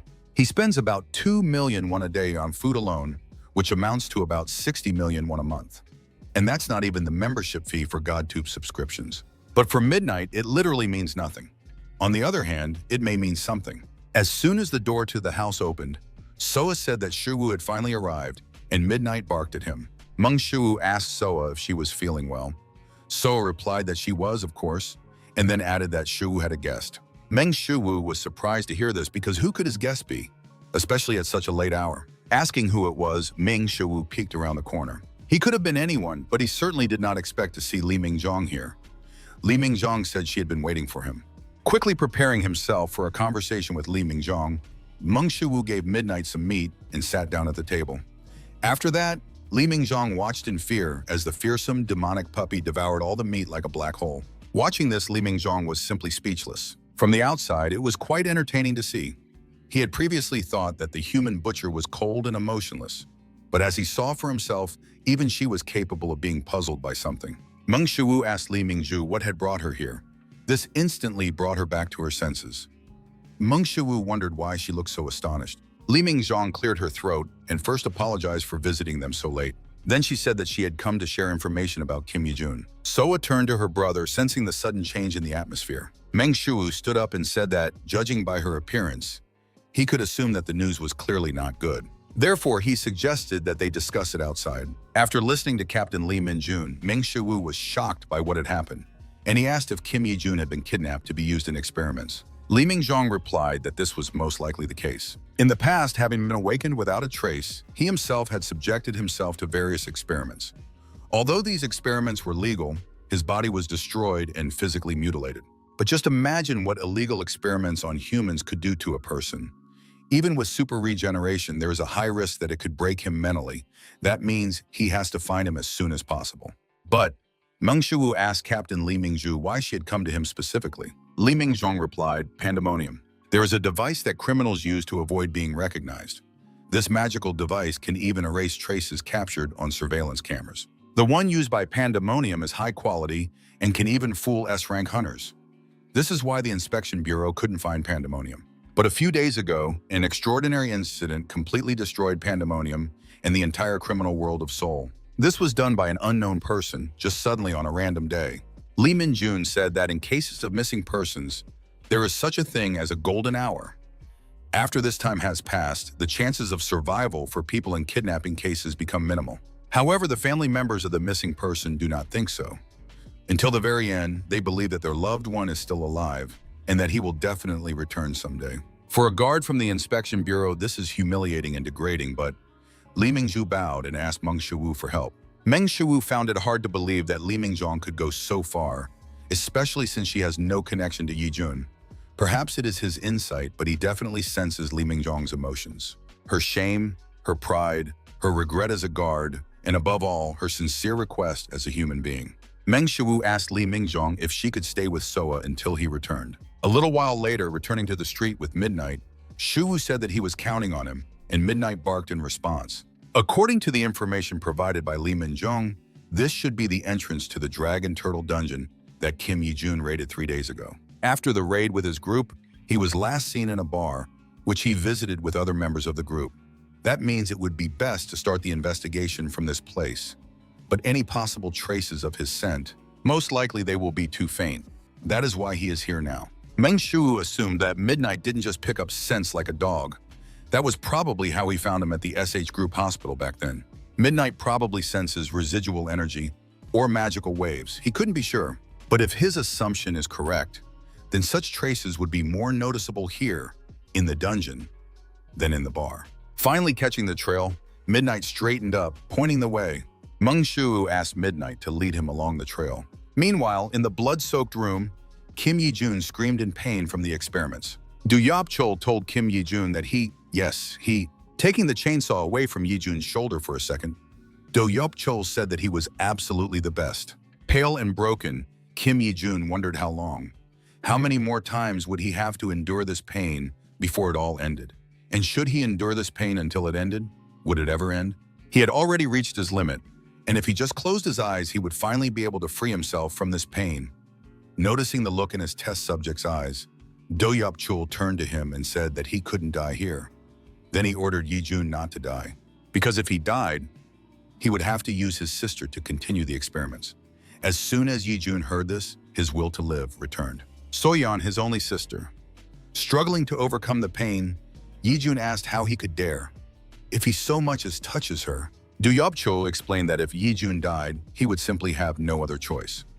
Since they were related by blood, she might have abilities similar to his super regeneration. Kim Yi-jun said that his sister had no abilities. Do-yeop-chul laughed and suggested looking at the results of a small test. Tears welled up in Yi-jun's eyes. He told himself that he had to endure this. After all, he couldn't let this madman touch her. After a short conversation, Do-yeop-chul began cutting Yi-jun with a chainsaw again. Sometime later, Kim Yi-jun could no longer even tell how much time had passed. But he mustn't die here. He had to protect Soyeon, he had to, but he couldn't hold on any longer. Suddenly, an explosion thundered behind Kim Yi-jun and several pieces of the wall hit him. Moving forward, Meng Shi-woo turned to Yi-jun and said that his sister was worried about him. But after taking a closer look at Yi-jun, Meng Shi-woo was horrified because Yi-jun's condition was simply terrible. And this despite the fact that such wounds should not be possible with his super regeneration. His ability to regenerate is superior to that of a troll, but he has already reached his limit. In his current state, it was not only his body that was at risk. There was a possibility that his mind had already gone mad. When suddenly Meng Shi-woo heard a quiet, "My sister." Soyeon, Meng Shi-woo was amazed that Yi-jun was able to hold on even after all this. Meng Shi-woo instantly reached for his needles. If Yi-jun hadn't broken down, then he still had a chance to save him. All Yi-jun had to do was hold on a little longer, for his sister's sake. Kim Yi-jun opened his eyes slightly and said, "My sister." Then he asked if she was okay. Meng Shi-woo was glad to hear him because it meant that Yi-jun was getting better. Do-yeop-chul suddenly ran into the laboratory and asked Shi-woo who he was. And how did he manage to find this place? Stomping with anger, Do-yeop-chul said that this was his place. Then he started scratching his head rapidly, shouting that this place belonged to him alone, him and only him. As he did so, white dust fell from his head. Meng Shi-woo grimaced as he found it disgusting to watch such a sight. Suddenly, Meng Shi-woo realized that all these body parts were just lying around the room. Each of them was different in size and shape, and apparently some of them belonged to other people, not just Yi-jun. Meng Shi-woo asked himself a frightening question. Could a human being have done all this? Becoming serious, Meng Shi-woo asked what the hell he had done here. But Do-yeop-chul immediately shouted, "Who are you?" Then he suddenly calmed down and, after a few seconds of silence, said that Do-yeop-chul suggested that the man in front of him was far from ordinary. And he asked, "Is that true? Is it true?" Repeating that the man in front of him was unusual, Do-yeop-chul began to change, which puzzled even Meng Shi-woo. Kim Lee-jun asked Shi-woo to run and advised him to hurry. Do-yeop-chul said that if he was exceptional, then he must have incredible abilities. After that, Do-yeop-chul asked if he understood everything correctly. After all, he knew he was right. The eerily transformed Do-yeop-chul spread his arms wide and asked Shi-woo to show him what kind of power he possessed. Then he asked what kind of specimen he would turn out to be. Crossbreeding C+, a trait of the highest C+ rank, which allows different types of plants to merge into one organism, making it useful for farmers. However, the person with this trait hated himself for having such a weak trait. With his twisted thinking, he eventually achieved what he should not have achieved. He began experimenting with combining the traits of the awakened, and even went so far as to combine the abilities of monsters. He even conducted experiments on himself. This led to his current appearance. Do-yeop-chul asked Shi-woo what his trait would be. Kim Lee-jun told Shi-woo that he should run away from there immediately. But it was too late. Do-yeop-chul attacked the frozen Shi-woo with his vile tentacles. Suddenly, Meng Shi-woo calmly raised his hand to strike and told Do-yeop-chul that he was disgusting. Then, with a single punch, he destroyed the tentacles that had attacked him. Kim Lee-jun simply couldn't believe what he saw and asked how. Along with destroying the tentacles that attacked him, Meng Shi-woo deprived Do-yeop-chul of a large part of his monstrous body, his right arm, and part of his head.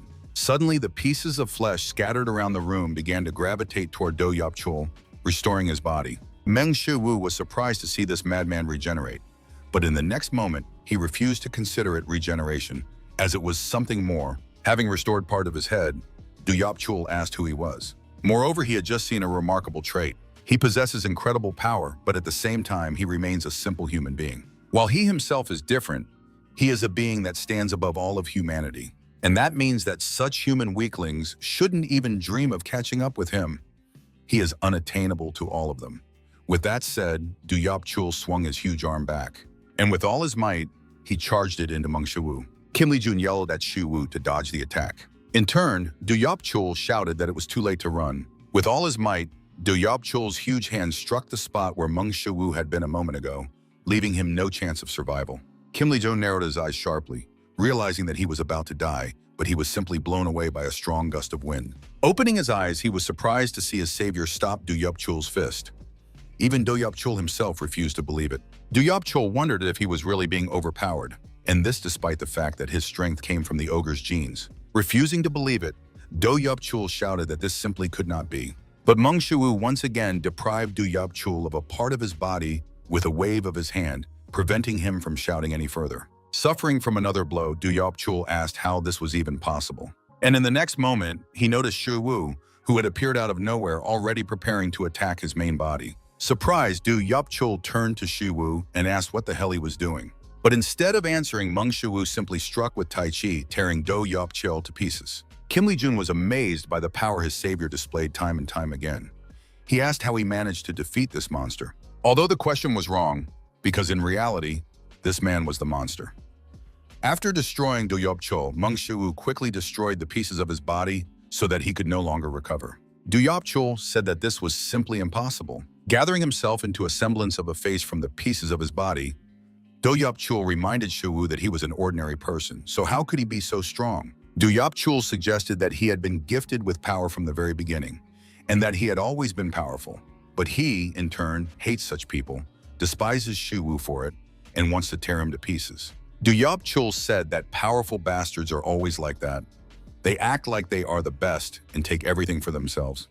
Meng Shiwu asked, could it be, is that why he created all this? Just to gain more power? Du Chul asked what he understood at all. Did he even imagine how terrible it felt to be weak and helpless? Tears began to flow from Du Chul's eyes as he asked Shiwu if he knew how the weak lived. Someone like him, born with enormous power, could never understand that. He would never be able to comprehend how pitiful and insignificant the lives of the weak were. Those who possessed natural talent, those who possessed great skill from the very beginning, did not make any effort to earn what they have, and therefore they do not deserve it. Beginning to grow with new strength, increasing the number of terrifying faces along the way, Du Chul growled that they were all just born with, and yet they dare to tell them that they are weak because they don't try hard enough. They are disgusting, all of them, and that is why he would kill every single one of them. Meng Shiwu said that he once thought the same way. Meng Shiwu asked Hercules what he was thinking about while performing the 12 labors. It was precisely the 12 labors of Hercules that made Hercules a great hero, so Shiwu wanted to know if he was thrilled about it. Heracles replied that at that moment, he just wanted to kill himself. Meng Shiwu was confused by what he heard and wondered if Hercules was joking again. Heracles said that at that time he was overcome with madness, which led him to kill his own family. Every day of his life was a living hell because of his overwhelming guilt. He literally felt that he did not deserve to live. But at the last moment, Theseus stopped him.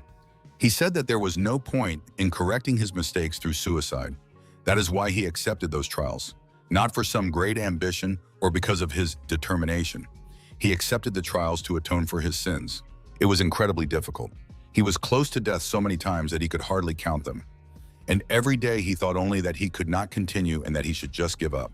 Hercules asked Shiwu if he believed in him. Previously, Meng Shiwu considered Hercules to be an absolute being who passed tests and overcame difficulties without any effort. Hercules said that the result matters, but if you ask him whether the result is the most important thing, he will say no. How you achieve these results and what you go through to achieve them. In his view, that is what matters most.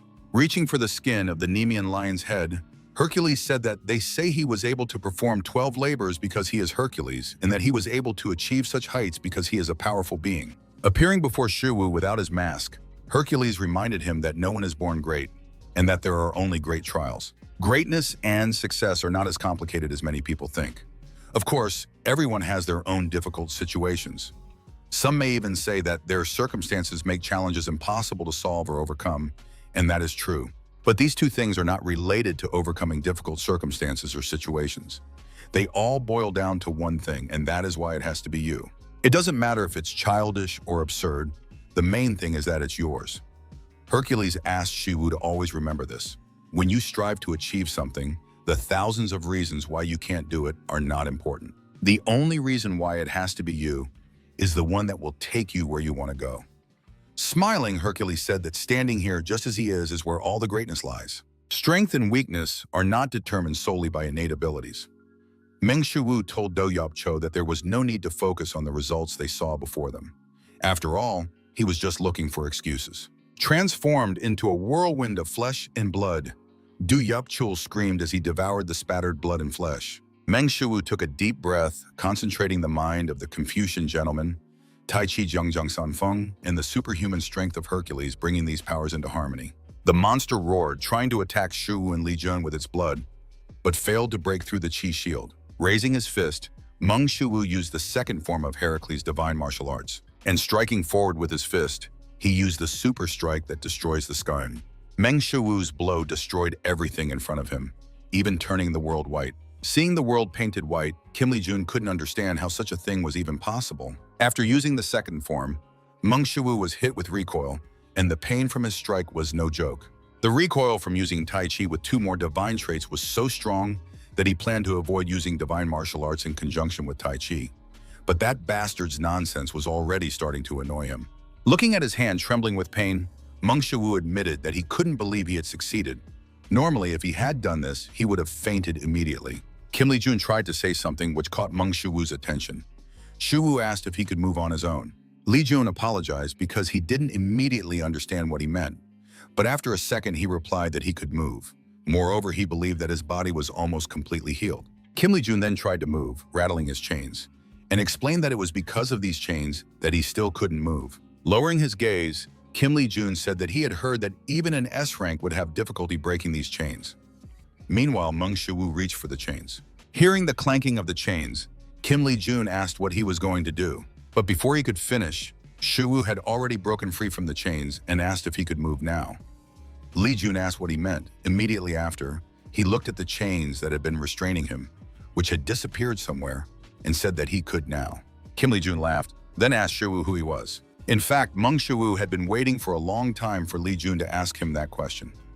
Shuwu replied that he was his sister's friend. Kim Li-jun was surprised to hear that he was his sister's friend and decided to clarify whether he meant to say that he was his sister's boyfriend. Shuwu replied that he was just a friend. Li Jun asked if that was true. Li Jun wondered why he would lie about it. Kim Li-jun asked if his sister was okay and if she had been hurt. Shuwu replied that she was not okay, which frightened Li Jun. Shuwu then explained that his sister had been very worried about him over the last few days. In any case, he would be able to ask his sister about everything himself. After that, Shuwu stretched out his trembling hand and awkwardly explained that he might look normal now. But since he didn't have super regeneration, he barely had the strength to explain everything to him. Kim Li-jun froze and muttered a little. Then Kim Li-jun stood up, bowed, and thanked Meng Shuwu for saving him. Meng Shuwu smiled and suggested that Li Jun return home. Sometime later, Oh Ju-won returned to the laboratory of one of the members of Pandemonium, Du Yop-chul, but to his surprise, there were only ruins here. Oh Ju-won asked where Yop-chul was now. The assistant suggested that he had been killed and that there was no trace of his body left. Oh Ju-won asked if that meant Yop-chul had been completely erased from this place, and did they still have data on his research? To which the assistant replied that they had retrieved all the remaining materials they could, but were unable to recover the main materials of his work. Their plans for mass production of human weapons by transplanting the traits of other awakened beings, as well as their plans to create terrifying creatures by implanting monster genes into them, had all simply vanished. In just one day, years of Pandemonium's work were lost. There were no signs of blade work on the walls. That meant it wasn't Park Song-jae, so what the hell had happened here? The secretary turned to his boss and reminded him that the guards would be arriving soon, which meant it was time for them to leave. Oh Ju-won ordered to find the person responsible for what had happened, regardless of the circumstances. Meanwhile, near Shuwu's house, Meng Shuwu asked, "In what sense does Soa know everything?" Lee Min-jong said that apparently Soa already knew that he was a hunter and that he had a channel on YouTube. She decided not to go into details, but she only briefly mentioned the incident. Lee Min-jong explained that as a guard, she felt it was necessary to make it clear that she wasn't looking for Shuwu because he had gotten himself into something bad. Lee Ming-ju suggested that her younger sister thought he had his reasons for not telling her about it. In fact, Meng Shuwu kept quiet because he didn't want to worry Soa, especially considering her health. But she already knew everything. As long as he could remember, Soa had always quietly supported him, staying one step behind. He thought that he was the only one protecting her, but at the same time she was supporting him too. Li Mingjong said that Soa was a good sister and at the same time wise. Shuwu laughed and admitted that she really was. After that, Li Mingjong added that he was a good older brother. He is not at all like her. Meng Shuwu asked if Captain Li also has a brother. Li Mingju said that he does, and that he is 14 years old, and that in her memory, he would never grow older. Meng Shuwu remained silent, understanding where she was going with this. Li Mingjong said that Do Yopchul was an awakened with the trait of crossbreeding, and that, as it turned out, he was capable of combining not only the traits of the awakened, but also the genes of monsters. Meng Shuwu asked if such a thing was possible. Hercules once told him that traits were linked to a unique personality, which meant that it was impossible to rewrite one trait with another. Li Mingjong replied that it was theoretically possible, but in practice, a person would not be able to retain their own sense of identity in such a case. Pandemonium planned to mass-produce illegal awakened ones using this ability, and she didn't even want to imagine how many victims there would be if they didn't stop them. She couldn't speak on behalf of the Inspection Bureau guard, but Li Mingju bowed and said that she was truly grateful to him. Pandemonium's plan to create a huge number of illegal awakened beings led to a large-scale investigation by the Bureau. However, due to the horrific nature of the incident, they did not release this information to the media in order to avoid causing mass panic. Kim Yi-jun managed to return safely, and the case was neatly closed. Meng Shuwu struck again, destroying a horde of monsters, and the skill of the divine traits gradually increased. Meng Shuwu sighed and began to look at his smartphone with a smirk. Apparently, the skills he used that time had been transferred to this battle without any significant losses. But something made Shuwu cry, namely the number of cameras he broke while clearing the dungeons. If this continued, the cost of filming equipment would easily exceed his income from YouTube. Meng Shuwu sighed and admitted that he would very much like someone to film all this for him. After dismantling the remains of one of the cameras, tears welled up in Shuwu's eyes, because at least this memory card was intact and the recordings were unharmed. As he began to collect loot from the monsters, Meng Shuwu wondered why it was so difficult to book dungeons like this one. After all, it was his first time doing this. What's more, he had finally obtained the dragon turtle shell he needed for construction. This material was practically indistinguishable from real dragon skin. As he headed for the dungeon exit, Shuwu thought that gathering building materials might take some time, but by then he would probably already be an A-rank hunter. As soon as he came out, Shuwu was immediately congratulated on his exit from the dungeon. Meng Shuwu was surprised to suddenly see Kim Yi-jun in front of him. Meng Shuwu asked how he knew he would be here and how he recovered so quickly.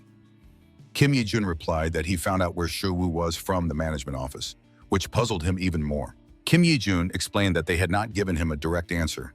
He took out a list and said that the Bureau had only told him that the dungeon cleaner had already cleared most of the accessible dungeons and gave him a list of those that had been cleared. Meng Shuwu suddenly felt uneasy and asked if he had personally checked all those dungeons. Embarrassed by this, Kim Li-jun said that this was indeed the case, and that he had nearly died of exhaustion while searching for him. Meng Shuwu was simply speechless because of this guy. Meng Shuwu asked why he couldn't just contact him. Li-jun reminded him that he didn't actually have Shuwu's number. Shuwu then asked why he didn't just ask his sister. The guy in front of him was clearly crazy. Kim Yi-jun was surprised by what he heard and admitted that Shuwu was a genius. Now that that was settled, Shuwu asked why he was looking for him. Kim Yi-jun realized that he had been distracted and told him that he had learned from his sister that Shuwu was farming loot from monsters. That was why he had come to help him with it. Meng Shuwu had saved his life, so this was the least he could do for him. Meng Shuwu said that he didn't really need help clearing the dungeons. He was curious as to why Yi-jun was being overly friendly to him. Meng Shuwu added that Kim Yi-jun was a B-rank hunter and that he wouldn't dare to command someone so talented. Kim Li-jun said that Shuwu wouldn't have to share the profits with him, which made Meng Shuwu's eyes light up, and he asked if Li-jun was saying he was willing to help him for free. Kim Li-jun said that according to his sister, Shuwu had helped her a lot. Meng Shuwu said that Soyeon had also helped and asked Li-jun not to worry about it, then turned and left. Kim Li-jun asked Li-jun to wait. He asked what he thought about going on a raid together, at least once. He could make a decision after that. In addition, he had reserved a raid on dragon turtles. Hearing this, Meng Shuwu turned around sharply and asked, drooling, what? Dragon turtles were very popular monsters, which made the competition for the right to book a dungeon with them literally murderous. Li-jun's fighting spirit flared up, and he suggested that Shi Wu go on the raid right now where he could show how useful he was. And of course, he would be able to keep all the profits for himself. Meng Shu thought about it again. He had no doubt that Kim Lee-jun would easily give up, but he himself had nothing to lose because Lee-jun was giving up his share. Meng Shu remembered something in his hand and looked at the broken camera lens. Then it dawned on Meng Shu. Yi-jun is an awakened B rank, and his highest A rank trait is super regeneration. Even if Lee-jun gets injured, he will recover. If something goes wrong, he can use the art of divine medicine, which means he doesn't have to worry too much about him during battle. Meng Shu approached Lee-jun and, placing his hand on his shoulder, asked if he knew how to use the camera. He had a suggestion. A powerful energy explosion rumbled in the middle of the dungeon. With a single blow using Tai Chi, Meng Shu could easily defeat a group of B-rank creatures. As it turned out, these dragon turtles were less durable than he had previously thought. When he strikes, he doesn't feel like he's breaking something hard, but rather erasing its very strength. That's why he doesn't feel the impact. When he used the sky-shattering super strike, he didn't notice it, but when hunting dragon turtles, it became obvious. The true power of Tai Chi is the ability to turn something into nothing. Picking up the dragon turtle's shell, Meng Shu thought that Tai Chi neutralizes the strongest feature of dragon turtles. Most importantly, Tai Chi combines with his superpower, so it's no surprise that Hercules advised him to study Tai Chi. Suddenly, the piece of shell that Shu was lifting began to crumble. Shu remembered that he had completely forgotten to control his strength. Meng Shu suddenly remembered Lee-jun and asked how the filming was going. But Lee-jun suddenly gasped and said, "What?" Then he replied that the filming was going well. Kim Lee-jun tried to understand how it was even possible to kill 20 dragon turtles in 1 minute, and what had just happened. Grabbing his camera, Shu said that the base salary is 10 million won, but he will not receive any additional payments for views. Shu then asked him not to worry, as he will still receive bonuses and incentives. Kim Lee-jun said that now he understood, and promised Shu that he would do everything he could. Sometime later, in Park Dok-gu's apartment. After watching the new recording, Park Dok-gu couldn't help but ask herself one question. When did the boss have time to hire a cameraman? Huge werewolves surrounded Kim Lee-jun, but he didn't even pay attention to them. He asked Shu to leave it to him and said he would hold them off here. Immediately after that, one of the werewolves struck Lee-jun, inflicting a huge wound on his chest. Kim Lee-jun coughed up blood, then asked the werewolf with a smirk if he really thought he could defeat him with that. Then he said that Shi-woo had actually entrusted him with this camera. Kim Lee-jun jumped up and shouted that he would protect the camera even if it cost him his life. The werewolves were very puzzled by this man's behavior. Even Park Dok-gu couldn't believe what she was seeing. Park Dok-gu wondered what the hell was going on. Meng Shu approached the wounded Lee-jun to help him, but he suddenly raised his trembling hand and asked her not to worry about him and to continue her work. Puzzled, Shu asked what he was doing. Kim Lee-jun said that it was an honor for him to work as his cameraman. Park Dok-gu said to herself that at least now she would be able to edit videos with better quality. Entering the smithy, Meng Shu was surprised to see Kim So-yeon there too and greeted her. Kim So-yeon was about to say something, but suddenly stopped. After a short pause, she said that she had learned from Lee-jun that he had been training Lee-jun a lot lately. Meng Shu asked how he was training. In fact, he was just getting some help from Lee-jun. Thanks to Lee-jun, he no longer had to worry about his camera breaking during a fight. Although Lee-jun causes a commotion, he takes care of all the routine work, even booking dungeons, as well as transporting and collecting monster corpses. Embarrassed, Kim So-yeon admitted that she didn't have time to say it last time, but she doesn't know how to thank him for saving her brother. Meng Shu said it was a family matter, which made So-yeon's heart beat faster, and she asked, "What?" Noticing how So-yeon blushed, Shu asked what was wrong. So-yeon said that he mentioned something about family. Not understanding her reaction, Shu asked, "Isn't Lee-jun her brother?" This confused So-yeon even more. Seeing her surprise, he asked, "He really is her brother, right?" Kim So-yeon blushed because she misunderstood Shu-woo's words. Meng Shu asked what she was thinking about. So-yeon replied that she wasn't thinking about anything. So-yeon said that Lee-jun had said strange things about Shu-woo being his brother-in-law or something like that. Shu-woo asked her about it again, but So-yeon covered up and said nothing. After that, So-yeon asked him to forget about it and ran away to Mr. Palgwan to ask him something about his equipment. Meng Shu wondered what was wrong with her. Anyway, he'll soon be an A-rank hunter, and he's close to getting 100,000 followers. Plus, he's already gathered most of the building materials he needs, and the permits are almost ready. The preparations for the construction of their new home were almost complete. Sometime later, in Meng Shu's room, Meng Shiwu suddenly received an incoming call and reached for his smartphone to see who was calling him at such an hour. But when he saw that it was Hercules, Meng Shiwu changed abruptly, as he had completely forgotten about him. He had been too busy lately, which is why he had even ignored Hercules' calls. What's more, he had forgotten that he had something to tell him. Meng Shiwu hesitated to answer the phone because Hercules was probably very upset about being ignored, or worse, he might be furious. Meng Shiwu wondered if he should answer. Hercules requested a video call. Are you ready to accept it? Meng Shiwu decided to let fate take its course and, closing his eyes, touched his smartphone. Hercules was surprised that Shiwu had finally answered his call. Hercules asked if he knew how worried he had been about him. Hercules' voice sounded much calmer than Shiwu had expected, so Shiwu assumed that he shouldn't have been so afraid of it in the first place. Meng Shiwu decided to open his eyes slightly to look at Hercules. Clearly not calm, Hercules, who was barely holding himself back, asked why he wasn't answering his calls. Meng Shiwu realized that he had jumped to conclusions because Hercules was very angry. Meng Shiwu awkwardly explained that he couldn't answer because he had very important business to attend to. Hercules accepted his answer because Shiwu couldn't ignore him if something insignificant happened to him. Meng Shiwu admitted that it was completely unintentional and that he was indeed very busy with important matters that conflicted with their schedule. Hercules said that he knew how busy he was with work, and it was obvious that this work took priority over his other priorities. Shiwu hung his head as he was incredibly ashamed in front of Hercules.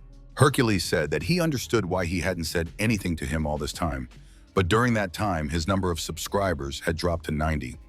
Hearing this, Meng Shiwu wondered how this had happened. After all, Hercules' number of subscribers had risen to 100 after his last video. Smiling broadly, Hercules said that he understood everything and that it was all in the distant past. However, Shiwu had rested enough during this time. Hercules cracked his knuckles and said that for this reason, today they would work at full capacity and conduct an intense full-body workout. Hercules suggested that Shiwu start their training right away. Meng Shiwu was in a panic, and all he could manage was a hysterical, "Ha-ha." But after several sets, all Shiwu could do was sigh painfully. During the workout, Hercules noticed that Shiwu's posture was incorrect. And since that was the case, it didn't count. So Shiwu had to do it all over again. Meng Shiwu knew it was practically impossible for him, but he couldn't refuse Hercules. With his last ounce of strength, Shiwu continued to hold on. Hercules ordered Shiwu not to be lazy and to speed up. Otherwise, this training would not count and he would have to start over. But since Shiwu simply made a mistake, he is willing to forgive him if he does 10 more. The full moon was shining in the sky. 1, 2, 3. A series of notifications came to his smartphone. Thanks to these training sessions, Shiwu's superpower had reached 29.05%. Shiwu was amazed that he had gained as much as 3% skill during this training session.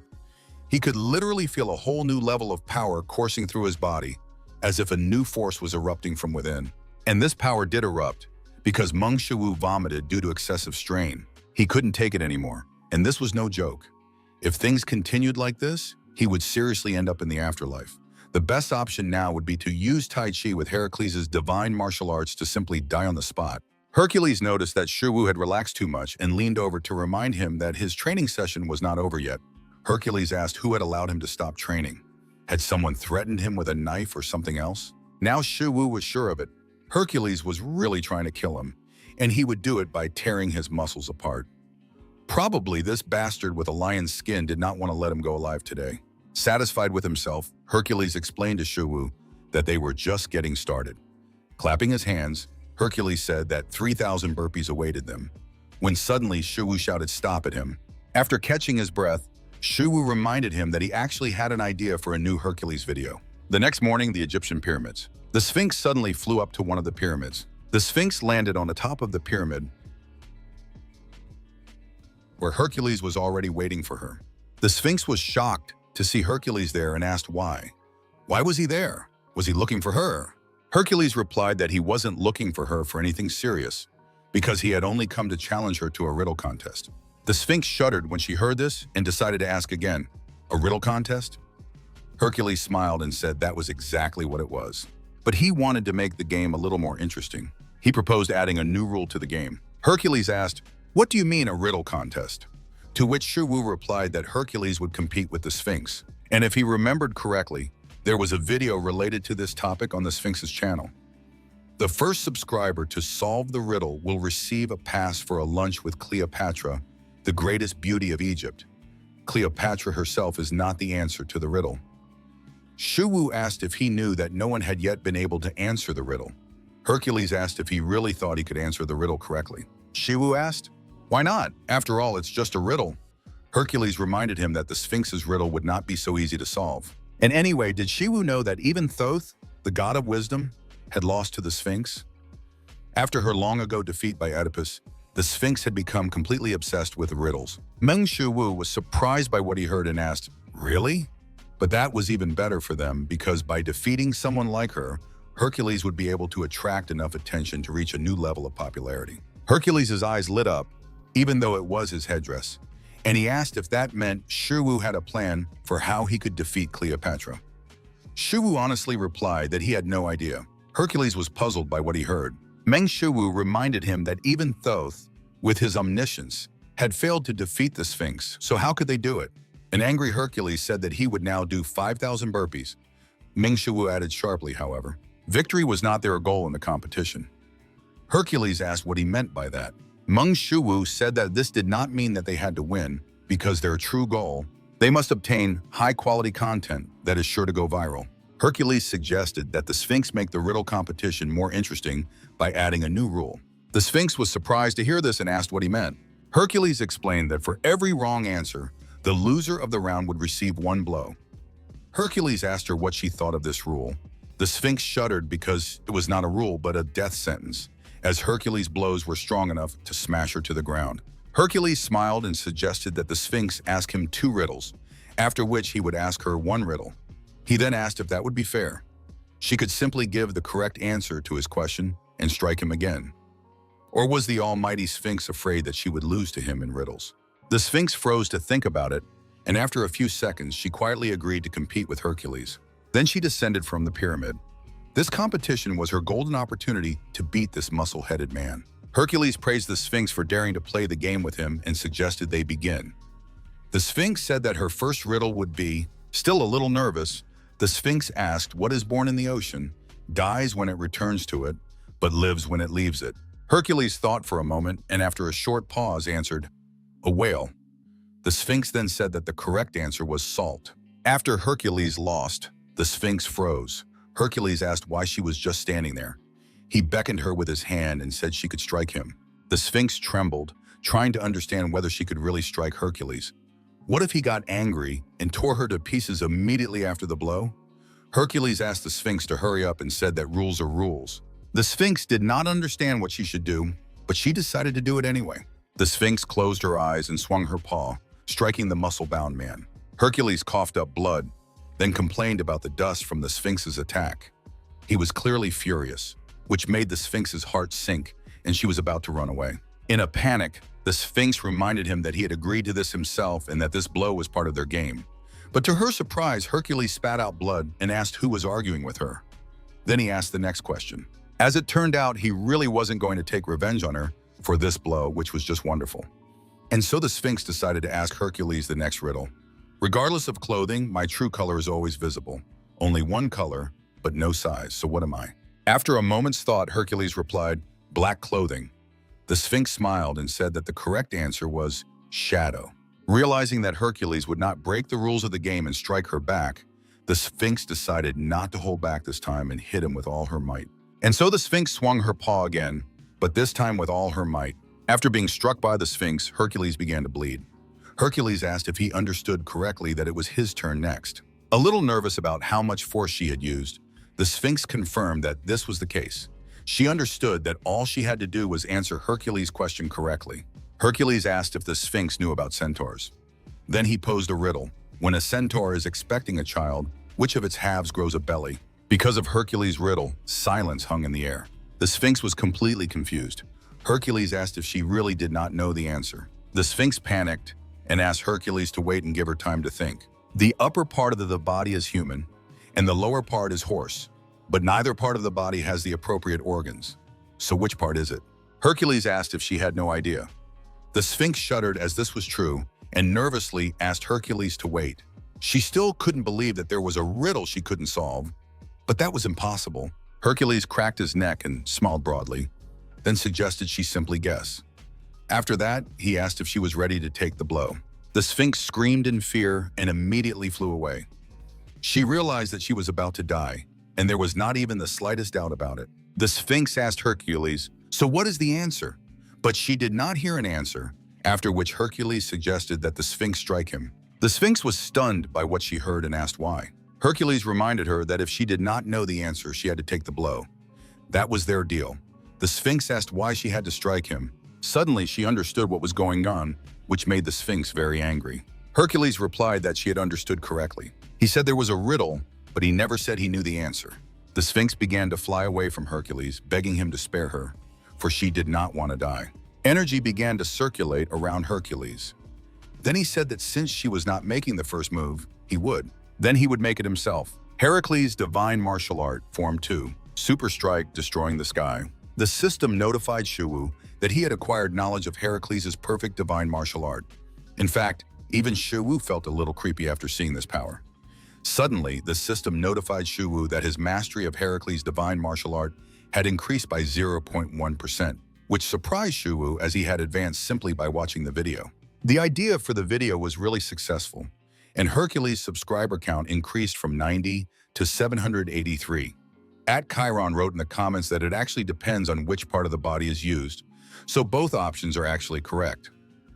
@Monkey King thought it was funny. In the comments, he admitted that he unsubscribed because the channel was idle without videos. But rumors made him come back, and as it turned out, he unsubscribed for nothing. After that, he asked Hercules if he wanted to fight somehow. The SH group building. The secretary asked Miss Han if she could take a look at it. He then handed her the letter and said that apparently Miss Han had made this request on behalf of a man named Meng Shuwu. Hanmina wondered if her cousin had approached her on his behalf.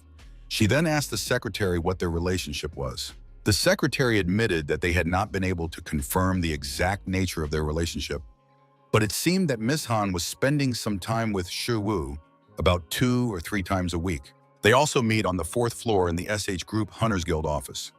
Director Han Mina was completely shocked by what she heard and asked in a trembling voice, "Are they alone together? Does this mean that Her Chae-rin is dating a man? The girl who didn't even glance at countless celebrities and second-generation chaebols? Her niece was dating." Han Mina decided that as Han Chae-rin's aunt, she simply couldn't sit idly by after learning this. Meanwhile, at Meng Shuwu's house, Hercules bowed to his master and sincerely thanked him, because it was only thanks to his help that he was able to gain his first 1,000 subscribers. Hercules thanked Shuwu and apologized for his past rudeness and ignorance towards him. Meng Shuwu was a little surprised to hear this because it meant that Hercules had gained another 300 subscribers overnight. Shuwu asked Hercules to stand up, but Hercules had no intention of doing so. Hercules admitted that he was ashamed of having disappointed his master. He then asked how he could dare to raise his head after his sins. Meng Shuwu, who was very embarrassed, reminded him that it was actually he who had told Hercules about this idea too late, and therefore he understood why Hercules had acted this way. Shuwu asked Hercules to get up again. Suddenly, Hercules banged his forehead on the ground and asked loudly what he was talking about. After all, it was natural for such a person to have many responsibilities, and therefore the blame for impatience and haste lay entirely with him. Shuwu decided to change the subject. He asked Hercules what had happened to the Sphinx. She wasn't really dead, was she? Hercules raised his head and replied that she was not dead. Hercules said that she begged for mercy, and he decided to take pity on her. Then he grinned and added that he had restrained himself. He hadn't hit her too hard. Piercing Hercules with his gaze, Meng Shuwu asked if he really called that holding back. Hercules suddenly remembered that he had stolen something from her, and starting to search for it, said that to be more precise, the Sphinx had given it to him in gratitude. Meng Shuwu suddenly received a notification that Hercules had given him a free subscription. Hercules proudly said that he had originally intended to take a gift subscription to the Sphinx channel. More precisely, she had given it to him, so what should he do with it? And then he remembered his master. He snatched it from. More precisely, he exchanged the Sphinx subscription for a free subscription. Money slave Meng Shuwu couldn't hold back his excitement when he got his 4th free subscription. Considering the subscription fee, it's worth hundreds of millions or even hundreds of billions of won. It's a real jackpot. Meng Shuwu raised his fist and admitted that this was indeed the best gift. After that, Hercules admitted that he was happy to see Shuwu happy with such a gift and bumped fists with him. Suddenly, Hercules remembered that there was one more thing he had received from the Sphinx, and he would of course give it to Shuwu. Shuwu suddenly received an invitation from Hercules to have lunch with Cleopatra. This completely confused him. Hercules said that he had heard that Cleopatra was incredibly beautiful.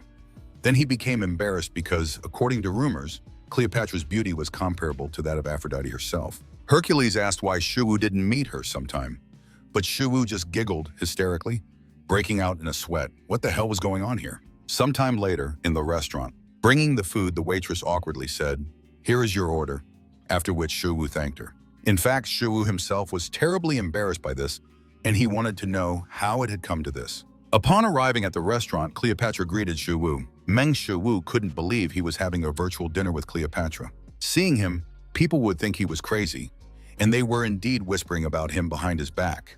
But still, there was something Shuwu couldn't help but admit. He couldn't help but admit that Cleopatra was truly beautiful. Shuwu sighed, remembering Confucius' words, "A gentleman values wisdom, not appearance." The gentleman's mind increased by 0.5%. Shuwu decided to drink some water, thinking that this did not apply to Cleopatra, because her beauty could even increase a gentleman's wisdom. Suddenly, Cleopatra turned to Shuwu and asked if he would like to marry her. Shocked, Shuwu spit out the entire contents of his glass. After that, the stunned Shuwu apologized, as he did not understand how it had come to this. Shuwu wondered if she had gone mad. Noticing Shuwu's expression, Cleopatra remarked that he looked as if he doubted her sanity, to which Shuwu replied that she was not mistaken. Cleopatra asked if that meant he. Shuwu cleared his throat and reminded her that she had said it first. At that moment, the gentleman's intelligence increased by another 0.5%. Cleopatra explained that she was just making an assumption and that she didn't even know what he was thinking. Cleopatra then asked if he was trying to look cool in front of her. Shuwu replied that he was just being honest. Cleopatra said that he was the first man to talk to her like that, and that most men usually said they were ready to move heaven and earth for her. Shuwu was not at all surprised by what he heard, because who wouldn't do such a thing for such a beautiful smile? More likely, they would even give her the moon and the stars if they were capable of it. Cleopatra approached him and asked with a smile what his answer would be. Did he want to marry her? Shuwu wondered why she always came to that conclusion. Shuwu asked if she was trying to joke with him. Cleopatra replied that she was absolutely serious. Shuwu explained that if that was the case, he would firmly refuse. Cleopatra was surprised to hear this and asked if he didn't like her. Or did he think she was ugly? Shuwu explained that this was not the case at all, and that they couldn't even meet in person. Cleopatra then asked if love required physical interaction. With an awkward smile, Shuwu replied that it was not necessary, but he believed that to some extent it was necessary. Although in reality he believed that it was very important. Cleopatra came to the conclusion that Shuwu did not desire her. After that, he said that he was simply resisting temptation, but for the person he loved, he would be willing to move mountains. Cleopatra suddenly shuddered because it dawned on her. Cleopatra admitted that she was falling more and more in love with him. Shuwu immediately decided that she was lying, but Cleopatra, as if reading his thoughts, asked if he really thought she was lying. Shuwu admitted that she had understood correctly. After that, Cleopatra asked if he could at least try to deny it out of politeness. Shuwu replied that he could not do that. After each answer to Cleopatra, Shuwu heard notifications from his smartphone over and over again. Looking at these notifications, Shuwu was amazed at what he saw, because a gentleman's mind was one of his slowest traits, but his skill was growing simply because of his conversation with Cleopatra. This showed that if he didn't control himself, something might suddenly happen. Shuwu reminded Cleopatra that he was human, which meant he couldn't be with her. Cleopatra said that he didn't seem human, especially considering how he rejected her advances. Suddenly, Cleopatra became embarrassed and asked if it could be that he simply had problems down there. Shuwu asked if they could end the dinner there. Cleopatra laughed and apologized to Shuwu for her joke. Cleopatra then asked what if he could become a god. Shuwu apologized, as he didn't understand what she meant. He asked what she meant by that. Moreover, he had already told her that he was human. Cleopatra said she remembered that and reminded him that she used to be human too. If he became a god, they could meet in person. Although in reality, there was a way to do this even if he wasn't a god. Shuwu was surprised by what he heard and asked what she meant. Cleopatra replied that, as she had said, even without becoming a god, they could meet face to face. In particular, she could come to him in person. Shuwu asked if that was even possible. As far as he knew, other dimensions couldn't intersect with each other, Cleopatra agreed that this was usually the case. Meng Shiwu was confused by her usually because that meant there was some way, right? Cleopatra asked if he had already met someone who had come to their world from GodTube. Meng Shiwu suddenly remembered the blondie. Then he asked if she knew anything about it. Cleopatra leaned close to Shiwu's ear, embarrassing him, and said that she did. Then she said with a smirk that it was a secret, and she reminded him that it was inappropriate to intrude on a woman's personal life. Meanwhile, elsewhere, Hanmina asked if Shiwu was really at the restaurant right now. The secretary replied that he was. He ordered food for two at the restaurant and started eating alone. After that, the secretary asked what they should do. Hanmina was confused. Did he really order 2 servings for himself? But she wanted to talk to him, the guy that Chae-rin was interested in. Of course, she knew that Chae-rin could handle something like this, but love can cloud rational thinking. This guy didn't seem like an ordinary person, but how dare he do this to her sweet niece? In any case, she had to see for herself what kind of person he was. Hanmina ordered to take her to that restaurant immediately. Meng Shiwu mentally asked, "How is this a secret?" He was disappointed that he couldn't find out anything. Immediately after that, Cleopatra asked what she could hide from her husband. She was even ready to tell him how many moles she had on her body. Meng Shiwu cleared his throat awkwardly. After a short pause, he asked Cleopatra to stop teasing him. Cleopatra said that it was indeed strange, because usually men's salivation increases when she says such things. Meng Shiwu said that he knew she was not going to reveal how to cross over to the other side. Cleopatra said that wasn't true and that she could tell him everything, but if she did, he would have no reason to meet her again. Meng Shiwu suggested that she would continue to keep quiet about it after all. As if reading Shiwu's thoughts once again, Cleopatra suggested that he thought she would remain silent during their future meetings. Shiwu honestly admitted that he had thought about it, after which Cleopatra acknowledged that he was quite firm. Smiling again, Cleopatra asked if he really wasn't going to marry her. Shiwu replied that he did not want to. Shiwu stood up and suggested they end the dinner. He already understood that Cleopatra had nothing more to say to him. Besides, if he continued with this dinner, the people around him would be convinced that he was crazy. To them, it looked as if he was looking at the screen of a turned-off smartphone and talking to himself. Cleopatra said that she really wanted to meet him again and asked if he would like to subscribe to her channel. Meng Shiwu was starting to get angry, and he asked Cleopatra if this had been her plan all along. If so, it was no wonder she had been so openly trying to seduce him. Cleopatra admitted that it had been her plan at first, but now it wasn't, and that she sincerely wanted to go on another date with him. Shiwu asked what this had to do with subscribing to her channel. Cleopatra replied that it was the only way they could meet again. And to show him how sincere she was, she wanted him to let her tell him one more thing. Cleopatra said that not all gods actually run GodTube channels. After dinner, Meng Shiwu continued to ponder the fact that not all gods run GodTube channels. It was definitely nonsense, and what could have made her make that suggestion to him? Shiwu decided to just forget about it. Nevertheless, during this dinner, he increased his gentleman's mind skill by 6.8%, even though the dinner was crazy. Perhaps it would be good for him to go on such dates sometimes. Moreover, he already had 1 free subscription. Meng Shiwu wondered what he was thinking about right now. Then he tried to remember how many dungeons he had left to clear in order to become an A-rank hunter. He had to move on to the next raid right away. When he suddenly received a message from Soa, Shiwu immediately became concerned that something might have happened to her. But when he saw the message, he realized that he had completely forgotten about it. He almost forgot that it was Soa's birthday today. Sometime later, at the mausoleum. As it turned out, Shiwu suddenly headed for the mausoleum, and the secretary asked the lady if she was really ready to go that far. Hanmina asked what he meant. The secretary then admitted that he understood why she was so interested in Shiwu, but should she really meet him in person? After a short pause, Hanmina replied that she had to, because it concerned her Charon. The secretary said he could wait for Shiwu outside and asked the lady to wait in the car, but she refused, saying that it wasn't difficult for her and that Shiwu would be coming out soon. While she waited, she wanted him to find a suitable place for them to talk. All she wanted was to talk to him, so they had to be careful not to appear rude. The secretary promised to remember that. Suddenly, a siren sounded, and the operator announced that a cave-in had been detected within a radius of 30 meters and that all civilians must evacuate immediately. Hanmina was shocked to hear about the underground breach 30 meters away. Why did it happen there? The operator informed everyone that this was not a drill and that an explosion in the lower B-rank underground had been confirmed. All residents of nearby buildings must evacuate immediately. Meng Shuwu asked Midnight to stay here and sit quietly, and he barked to show that he understood. Soa then noted that Midnight was very smart and listened to them very carefully, but unfortunately they couldn't go in with him. They could introduce Midnight to their mom and dad. Shuwu agreed with Soa and acknowledged that Midnight was now part of their family. After that, Shuwu suggested that Soa go. Entering the mausoleum, they told their father and mother that they were there. Shuwu said that today was Soa's birthday and also the anniversary of their mother's death. It was on this day that their whole family went out to celebrate in the street. At that moment, the underground broke through. Soa turned to Shuwu and said she had a question for him. When their mother died, did he remember what she had told them? Yeah, When she hugged them during that very breakout from the dungeon. Or maybe he doesn't know that either. It felt as if she wanted to tell them something.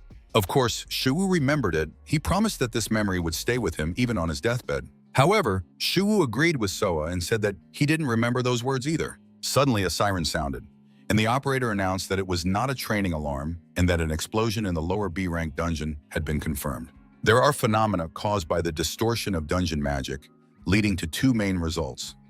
One of them is dungeon shock, in which monsters begin to flee the dungeon. This can be dealt with by taking care of the monsters before they escape, and if it is not an S-rank dungeon. But the real problem arises when magic is suddenly released from the dungeon, which is called a dungeon explosion. The damage from the explosion is catastrophic, and civilians caught in the blast zone are usually killed. If a person manages to survive, they often begin to suffer from illnesses. And in rare cases, they resonate with the magic and undergo an awakening. Looking at this, Hanmina wondered why it happened here and now. The operator repeated to everyone who could hear that they should immediately take shelter indoors. Immediately after that, Hanmina and the others came to their senses and ran inside the mausoleum. Finally reaching a safe place, they were panting from exhaustion and the threat of death. Suddenly, Hanmina heard a noise behind her and turned to see another man running toward the building. The man shouted something to the people inside the building, but his voice was drowned out by the growing explosion in the underground. Unable to withstand the pressure of the underground explosion, the man collapsed to the ground. The frightened man reached forward and probably began to beg for mercy, but at that moment, no one could help him, as it was already too late for that. Suddenly, someone rushed past Hanmina, and looking closely, she guessed it was Meng Shuwu. Hanmina shouted for him to come back immediately, as it was too late to save him. Shikwu ran up, picked up the man, and led him inside the mausoleum. In a tired voice, the man said that this simply couldn't be. At that moment, Meng Shuwu could only continue walking under the pressure of mana, thanks to excessive energy consumption. But unfortunately for him, the eruption of mana from the underground suddenly intensified. Shiwu cursed silently, because everything was just terrible. At this rate, they would never be able to reach the building, so what should he do in this situation? The explosion from the underground suddenly intensified even more. Because of this, Meng Shuwu had to abandon the man and attack the mana rushing towards them with all his might in order to break through it. But he could barely contain this mana. Remembering Tai Chi, Shuwu took a deep breath. Tai Chi represents the process of creation and change. It follows the path of nature and embodies its essence and cycle. Everything in the universe is constantly changing, but it comes from two main roots. Non-existence and existence, tension and coexistence between them form their world. The magic of the dungeons is also part of the universe, and it is also in harmony with natural harmony. Suddenly, an invisible barrier appeared, as if separating Shuwu and the mana from the explosion in the dungeon. Stunned by what he saw, the secretary wondered what was going on. Then Hanmina asked if he was holding back the explosion. Although Meng Shuwu managed to hold back the explosion, it was actually extremely difficult. He managed to hold back the force of the explosion with Tai Chi, but he could not neutralize its power. And worst of all, it was already beginning to seep out, which could be very dangerous. Meng Shuwu called Midnight, who immediately rushed to him. At the last moment, Midnight managed to grab some of the leaked dungeon mana. Immediately after that, the demonic wolf stood up to defend the lying man. Meng Shuwu mentally thanked Midnight, because thanks to him, he no longer had to worry about the magical waves leaking out. But the problem with the explosion remained, and it was becoming more and more serious. Shuwu no longer had the strength to hold it back, but he knew he had to do it. Shuwu wondered if he would be able to contain the compressed magic from the explosion of the lower B-rank dungeon. Moreover, it was the power of an explosion that had been amplified, and in his current state, he would not be able to survive. Perhaps he should just run away. But Shuwu couldn't understand why he was still thinking about it. Shouting, Meng Shuwu put all his strength into containing the explosion of the dungeon.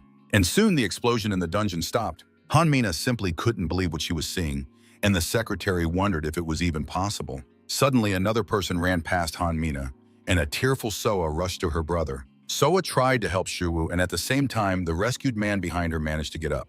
Soa asked why he did it. Then she asked him not to die and to stay with her. Meng Shuwu reminded Soa that she had recently asked him a question. Did he remember what their mother had said on her deathbed? Soa asked him not to say it, that he shouldn't tell her that now. Meng Shuwu smiled and said that she had said, "Don't worry, Soa, I'm really fine. Today is your birthday and only good things will happen on this day. And she won't let this day be remembered only as the day her mother died. She's ready to take care of that. She's fine. She's really okay." After all, today is her daughter's wonderful birthday. In order for them to survive, her mother took the full force of the explosion upon herself. True to her word, she miraculously managed to hold on for one more day.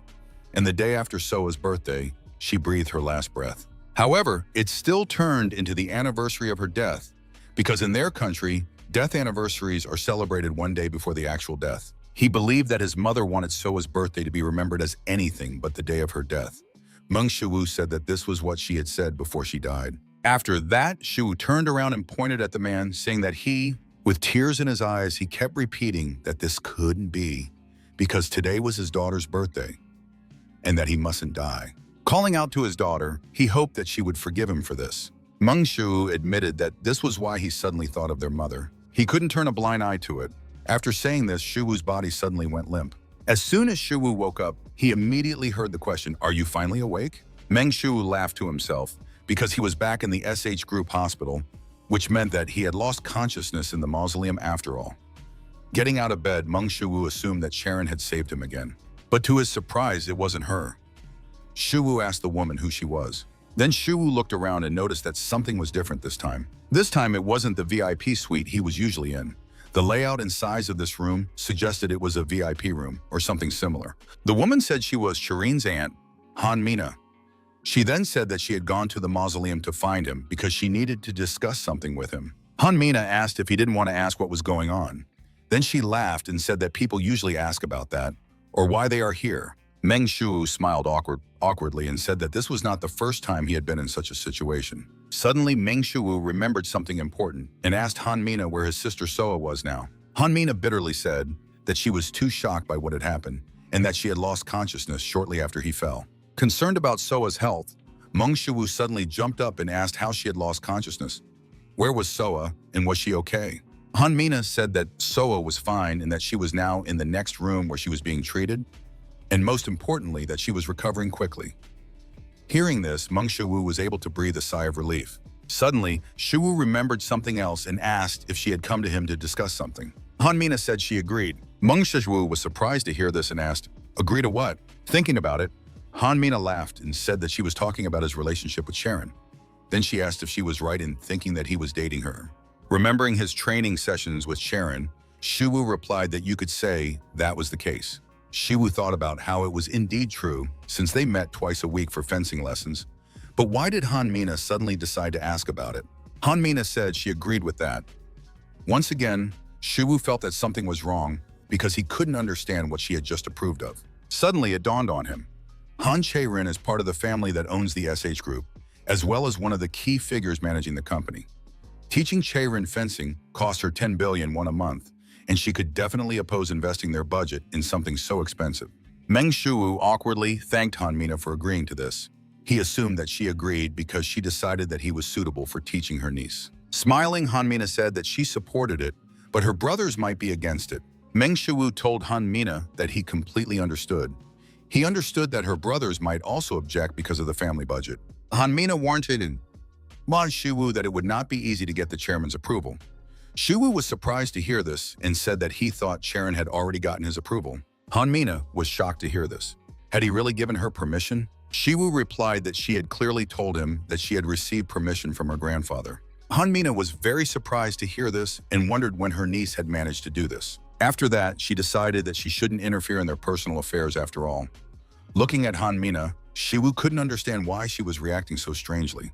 Han Mina suddenly remembered something and told Shuwu that she had heard about his plans to build a new house, and most importantly, that she was ready to help him in any way she could. Then she asked if he needed anything. Meng Shuwu asked how she knew about it. Han Mina replied that SH Construction was one of the subsidiaries she controlled. Meng Shiwu did not expect to hear this from her because he understood that Sharon was not the kind of person who asked for help. Han Mina asked if he had finished collecting building materials. Meng Shiwu laughed awkwardly and admitted that it was much more difficult than he had thought, and that he had recently been busy raiding dungeons to collect all the materials. Han Mina was shocked by what she heard and asked why he had to go on raids in order to build a house. Shiwu replied that he planned to build the house using loot from powerful monsters. Han Mina was completely confused and asked if that was even possible. Meng Shiwu said that it was probably possible, then admitted that he didn't even know when he would be able to finish it all, but if he couldn't do it, he would think of something else. Han Mina said she could buy building materials for him, which surprised Shiwu. Meng Shiwu asked if she could. Smiling, Han Mina said that she believed that if Sharon dated someone like Shiwu, she would root for them. Well then, since Han Mina was in a great mood today, she was willing to cover all of Shiwu's expenses, regardless of whether anything came of it or not. Meng Shiwu was shocked by what he heard. The construction cost would be around 3 billion, but for the SH group, that was probably pocket change. Meng Shiwu couldn't help but ask why she was doing all this for him. Han Mina replied that it was all for their newlywed home after the wedding. Meng Shiwu was confused by what he heard. Seeing the look on his face, Han Mina wondered if she had been too nosy about their affairs. Be that as it may, she was ready to find the best option for him. Shiwu apologized and tried to explain to Han Mina, but she ignored him and asked if she was right in saying that the sooner the better. Immediately after that, she slipped a note she had just written into Shiwu's hand and said it was her number. Han Mina explained that she could have given him a business card, but the owners of the SH group manage so many subsidiaries that they don't even bother to have business cards. Although in reality, they did this to avoid legal liability. Anyway, this was a direct line to her, and Shiwu could call her if he needed anything. Han Mina wished Shiwu a good rest and left the room. Meng Shiwu was still in shock, and besides, he hadn't been able to ask her what she meant by a home for him and Sharon. Sometime later, SH Group Hospital Garden. Meng Shiwu couldn't stop smiling when he thought about how first Sharon and now even her aunt Han Mina had started treating him differently. Apparently, there were some misunderstandings that he needed to clear up. Nevertheless, it was good that Soa and he could rest peacefully at SH Hospital. Thanks to this, her condition had also improved. Suddenly, Shiwu was overcome with a chill at the thought. He couldn't figure out what to say to Soa. Li Mingjong mentioned that Soa already knew about his work as a hunter and his channel on YouTube. Shiwu was nervous because he still had to explain what had happened this time. But where should he start? Suddenly, Shiwu heard someone approaching them. Turning around, he saw that it was the man he had saved near the mausoleum. Meng Shiwu noticed that they were lucky to end up in the same hospital, after which he asked the man how he was feeling. The man, overcoming his shyness, replied that thanks to Shiwu, he was now fine. Moreover, according to the doctors, he was completely healthy. Meng Shiwu admitted that he was glad to hear that. Immediately after that, someone asked who this man was. After his daughter approached him, the man explained that the person in front of them had saved him. The girl was surprised by what she heard and froze for a second, but she immediately smiled and greeted her uncle, then thanked him for saving her father. The girl heard a bark behind her and immediately turned to the puppy. Immediately after that, she ran to Midnight and invited the puppy to play together. The girl suggested that the puppy catch her, if he could, of course, and began to run away from him. The man told Shiwu that his wife had died giving birth to their daughter, and if he had died in the explosion in the underground, she would have been left all alone. Tears began to well up in the man's eyes. He admitted that he really didn't know how to express his gratitude. The man thanked Shiwu from the bottom of his heart for saving his daughter. After the conversation, the man took his daughter and they left.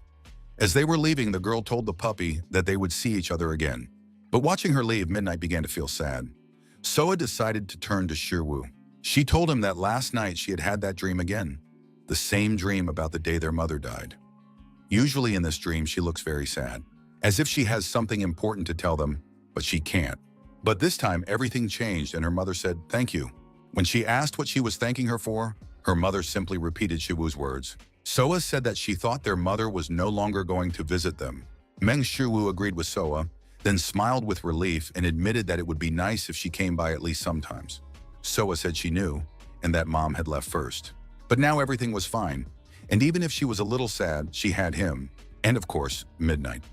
Midnight was very pleased to hear this from his mistress and began to growl contentedly as she stroked him. His sister was happy now. Meng Shiwu looked up at the sky and asked himself, why did he feel that Soa's next birthday would be a little different from all her previous birthdays? Sometime later in Shiwu's room, Lying on the bed, Meng Shiwu thought that if he had moved just a little faster, he could have saved them without exposing himself to the explosion in the dungeon. What would Hercules have done in such a situation? Most likely he would have destroyed the explosion with brute force without even moving from his spot. Even if not him, then probably the S-rank hunters would have been able to do it somehow. Now that he has a free subscription, maybe he should learn a new skill specializing in movement?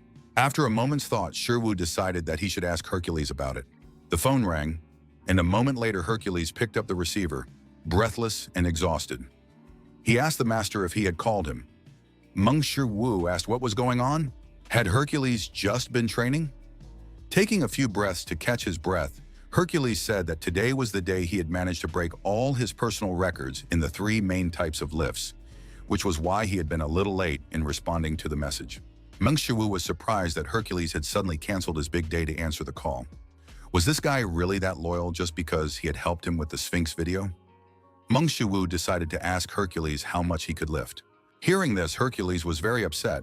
Hercules admitted that he felt that because of his focus on creating the video, he had lost some of his muscle mass, and now he could only lift 34 megatons.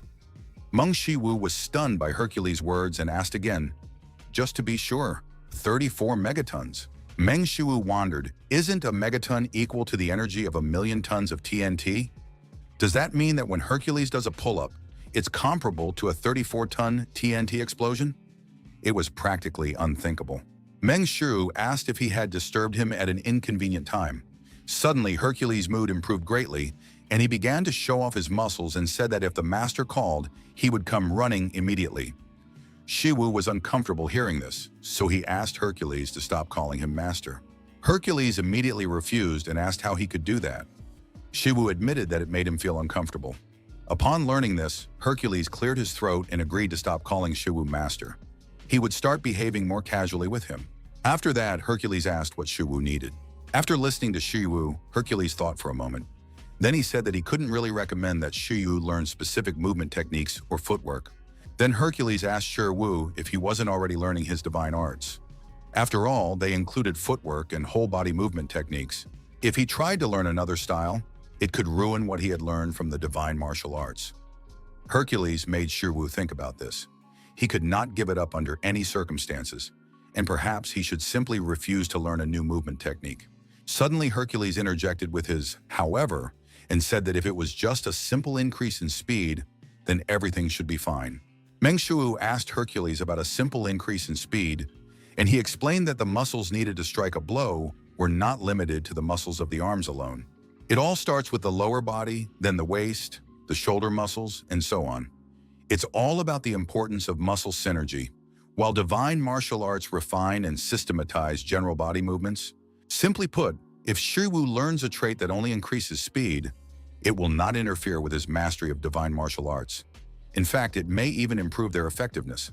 As it turned out, if he only studied the characteristic that increases speed, there would be no problem. Hercules acknowledged that if it worked, Shiwu could even become a better martial arts master than him. Meng Shiwu chuckled and asked Hercules to stop talking like that, as he was still infinitely far from him. But Hercules couldn't agree with that. Hercules recognized that Shiwu had potential, the potential to acquire all the most outstanding traits of the gods. In fact, it would be wonderful to see his skills one day. Meng Shiwu wondered if this was really the case, but he was even afraid to imagine what it would be like. Meng Shiwu wondered if there was even a god of speed. No matter how much he thought about it, no one specific came to mind. Before subscribing to the channel, he couldn't know what characteristics he would get. If only he could just unsubscribe. Hercules asked Shiwu if he wanted him to recommend someone. After all, there was the channel of Hermes. Meng Shiwu asked Hercules about this, and he said that when Hermes really wants to run away, even he can't catch him. Hermes is a deity from Greek mythology, similar to Hercules. He is known as the god of thieves and one of the 12 Olympian gods who serves as the messenger of the gods thanks to his incredible speed. However, Hermes is not only known for his speed. Hercules suddenly began to complain that every time Hermes tried to deceive him, he wanted to kill him, but he could never catch him. At that moment, Shiwu remembered that Hermes is also the god of cunning. "I never lie, I just sometimes miss the truth." Hermes said this after deceiving Zeus, who, in a fit of rage, began throwing his lightning bolts at him, but none of the bolts managed to hit him. Hercules told Shiwu that this guy's speed was no joke. He advised Shiwu not to rush into a decision and to think it over carefully. If Hermes is as fast as Hercules says, then he clearly has nothing to worry about. Meng Shiwu said to himself, "Stop. What if Hermes' special ability wasn't related to speed, but to his ability to use tricks?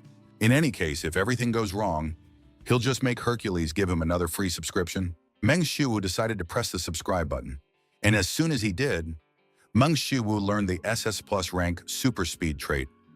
Meng Shiwu couldn't stop thanking the universe, because Hermes' trait was not related to cheating. Meng Shiwu opened Hermes' channel, and he saw something clearly not what he expected. Trick the forester who dropped his axe into the pond by giving him an axe covered in gold.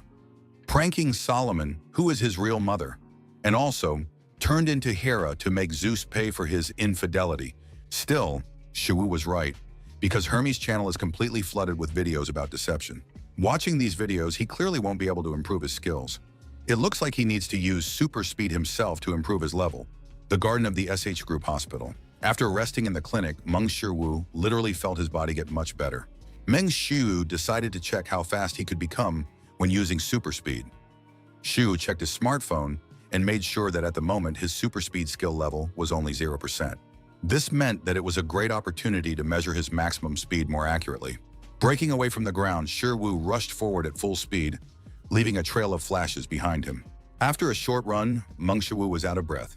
They say that the force of an impact is equal to mass multiplied by speed, so the load on his body from the momentum was no joke. Looking around, Meng Shiwu suddenly realized that he was no longer in the garden near the clinic, but on a mountain. Moreover, this view seemed strangely familiar to him. Realizing where he was, Shiwu refused to believe it, because he was on Mount Guanak. Meng Shiwu wondered if he had really gotten here from the hospital in one step. After running to Mount Guanak, his super speed had only increased by 0.1%. Meng Shiwu admitted that this was crazy because this speed was even too fast. What would happen if he increased his skill even more? Would he become even stronger? Or would he be able to control his speed freely? Be that as it may, he would still have to improve his skills in order to understand this. And he would have to avoid exceeding his speed in any case. This time, he was lucky to be on Mount Guanak. Just imagine what would have happened if he had crashed into a building. Not only would people have been hurt, but Seoul's insanely expensive real estate would have been damaged as well. How could he ever compensate them for all that? Meng Shiwu decided that he should train his super speed in the dungeon. He should be discharged soon. Sometime later, in the B-rank dungeon, a bunch of monsters came out to devour their new prey, and Kim Yi-jun filmed it all on camera. The monsters in this dungeon are upper B-rank demonic beasts, devil hounds. Kim Yi-jun gulped in fear, because he still remembers that demonic hounds are one of the beasts that invaded Earth from the demon realm in the past. The devil hounds howled and rushed to attack their target. Kim Yi-jun understood that the super-fast devil hounds were too difficult an enemy, even for Meng Shiwu. Suddenly, Shiwu moved forward, instantly grabbing such a powerful opponent by the throat. The hellhound screamed even louder and swung one of its limbs to finish off the little man. But Shiwu squeezed the demonic creature's neck and tore off the limb that was attacking him. Kim Yi-jun was stunned by what he saw. These were creatures that inspired terror in most hunters. But Shiwu dealt with the devil hound as if it were nothing.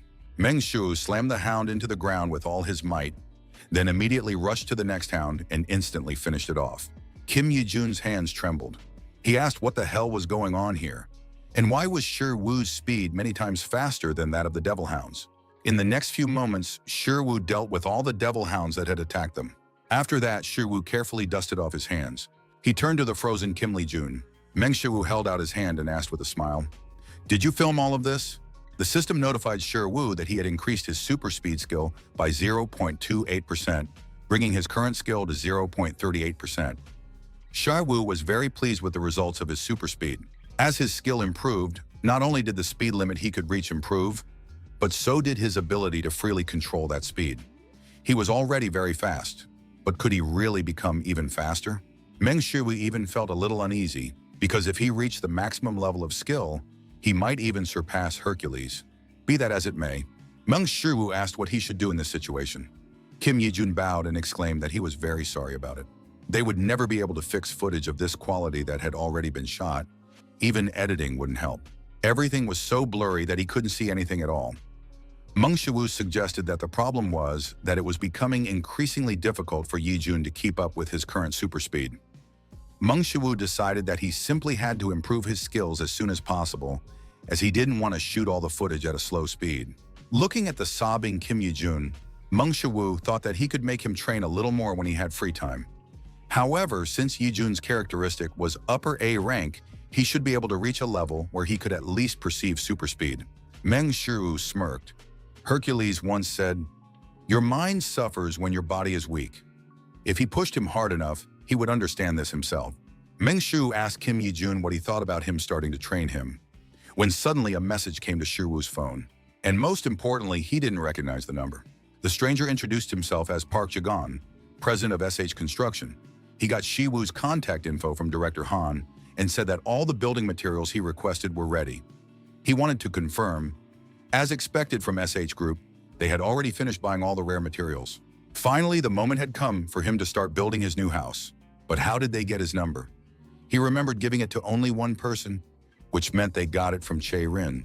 Meng Shiwu was surprised to see the building materials that had been gathered, as Park Jae-gon had indeed managed to collect them. Park Jae-gon explained that Director Han had specifically asked them to do so, and therefore they had taken some items from their materials warehouse. Meng Shiwu apologized for his surprise. Park Jae-gon explained that they kept a stock of materials, even if they weren't needed right away, so that construction could begin at any time.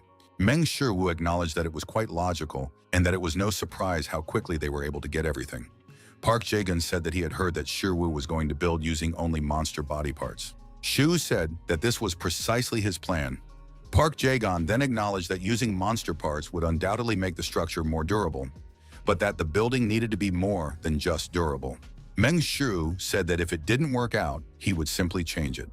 Park Jae-gon was amazed by what he heard and wondered if this guy even realized how expensive all these materials were. Did he know how difficult it was to gather all this? Just the sight of these supplies was enough to make him feel proud. With what they had, they could take on any construction order and have no problem fulfilling it. And now, some rude guy who had never been to a construction site was not even grateful to them for it. Park Jae-gon was trembling with anger at this guy. After letting out his anger, Park Jae-gon sighed calmly, remembering what an amazing person Director Han was. She had no reason to, but she insisted on learning the practical work on site. She was even proud of smelling like cement, proving her point with actions rather than words. In any case, Park Jae-gon asked Shiwu if he had ever been involved in construction before. Shiwu replied that this was his first time, except that he had made quite a lot of equipment. Park Jae-gon almost blushed with anger after hearing this. Construction is not just about making equipment, and a building does not just appear from hammering materials. Construction is an art that combines engineering, sociology, and the humanities to create the optimal living environment for people. Park Jae-gon simply couldn't believe that this fool thought he could build a building just by swinging a hammer. He just had to say something to this kid. Park Jae-gon remembered that this guy's name was Meng Shiwu. Of course, he had no idea how he had met Director Han, but she had specifically asked him to help him with this. Park Jae-gon wondered if she had just asked him to provide the materials, or did she actually mean for him to teach him how to build?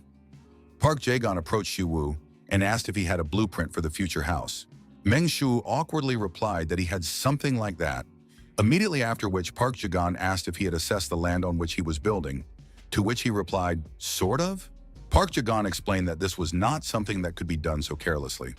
Before embarking on architectural design, it was necessary to acquire basic knowledge in the field of construction engineering and carefully assess the foundation on which everything would be built. Next, he must consider aesthetics, comfort, and psychological impact based on the purpose and functions of the space. After all, even the most aesthetically pleasing building will be useless if it is uncomfortable for its residents. And finally, they must consider how it will affect them and how they will perceive it. Spreading his arms wide, Park Jae-gon said that architecture requires a high level of philosophy and psychology. Only after all this does he take this conceptual design and use engineering and technology to remove the unfeasible and replace what does not work. It is this process that turns it into a real structure. Park Jae-gon pointed his finger at Shiwu and explained that architecture is the pinnacle of all human knowledge. Meng Shiwu was forced to admit that he had clearly underestimated it. Park Jae-gon recalled that Shiwu had previously said he had a rough sketch, right? Shiwu immediately replied that he did. Park Jae-gon asked Shiwu for the drawings so he could check them. after which Shiwu handed them over and thanked Park Ji-gon for his help. Park Jae-gun wondered what he was thinking. And was it even necessary to ask? After all, this drawing was clearly the work of a novice, which meant, just by looking at the drawing, Park Jae-gon suddenly shuddered, then asked, "What is this? And how did he manage to come up with such a design?" As he continued to look at the drawing, Park Jae-gon trembled more and more, unable to believe what he was seeing. He had worked in the construction industry for decades, but had he ever seen a more flawless project?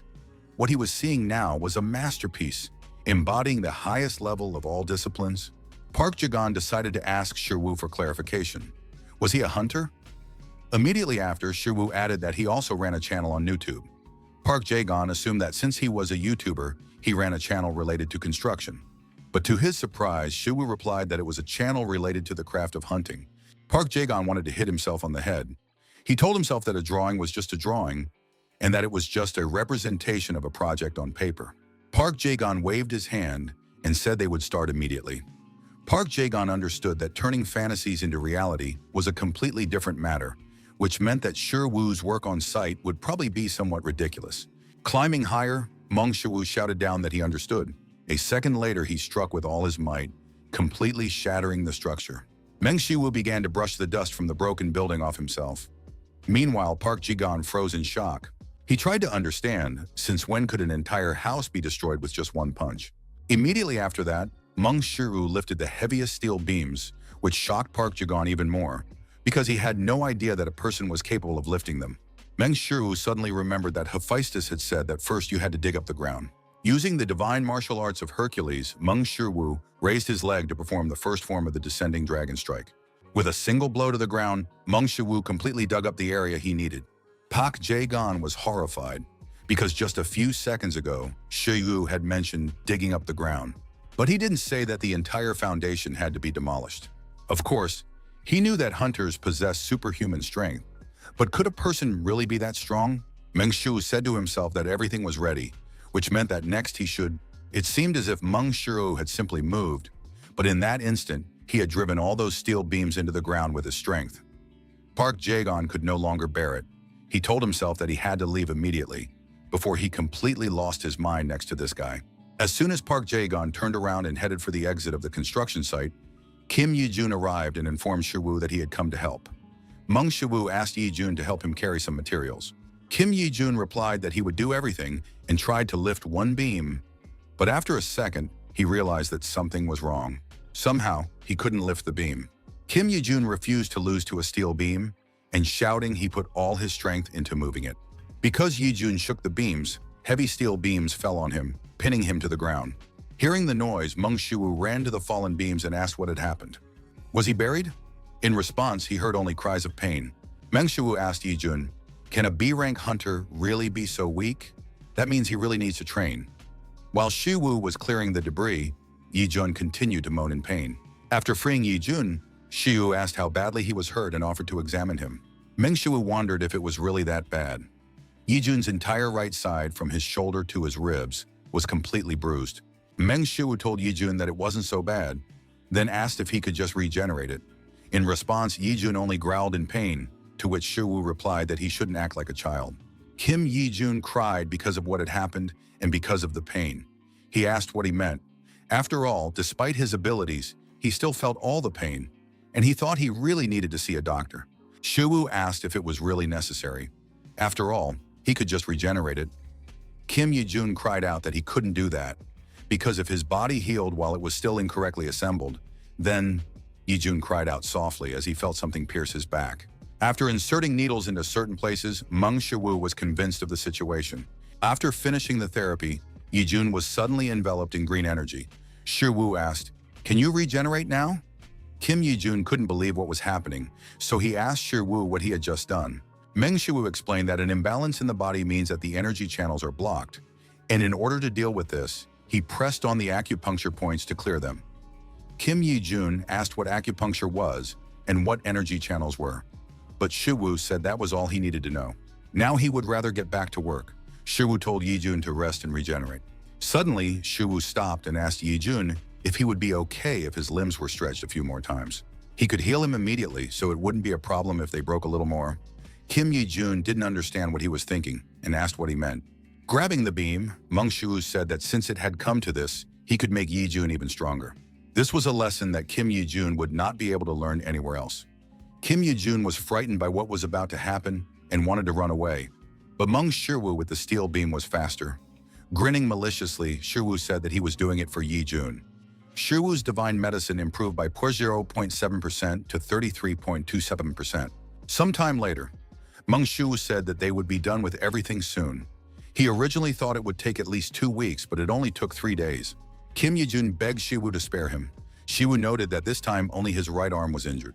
Throwing the beam aside with a wave of his hand, Shiwu asked Yi-jun if he had found a way to make the fractures less painful.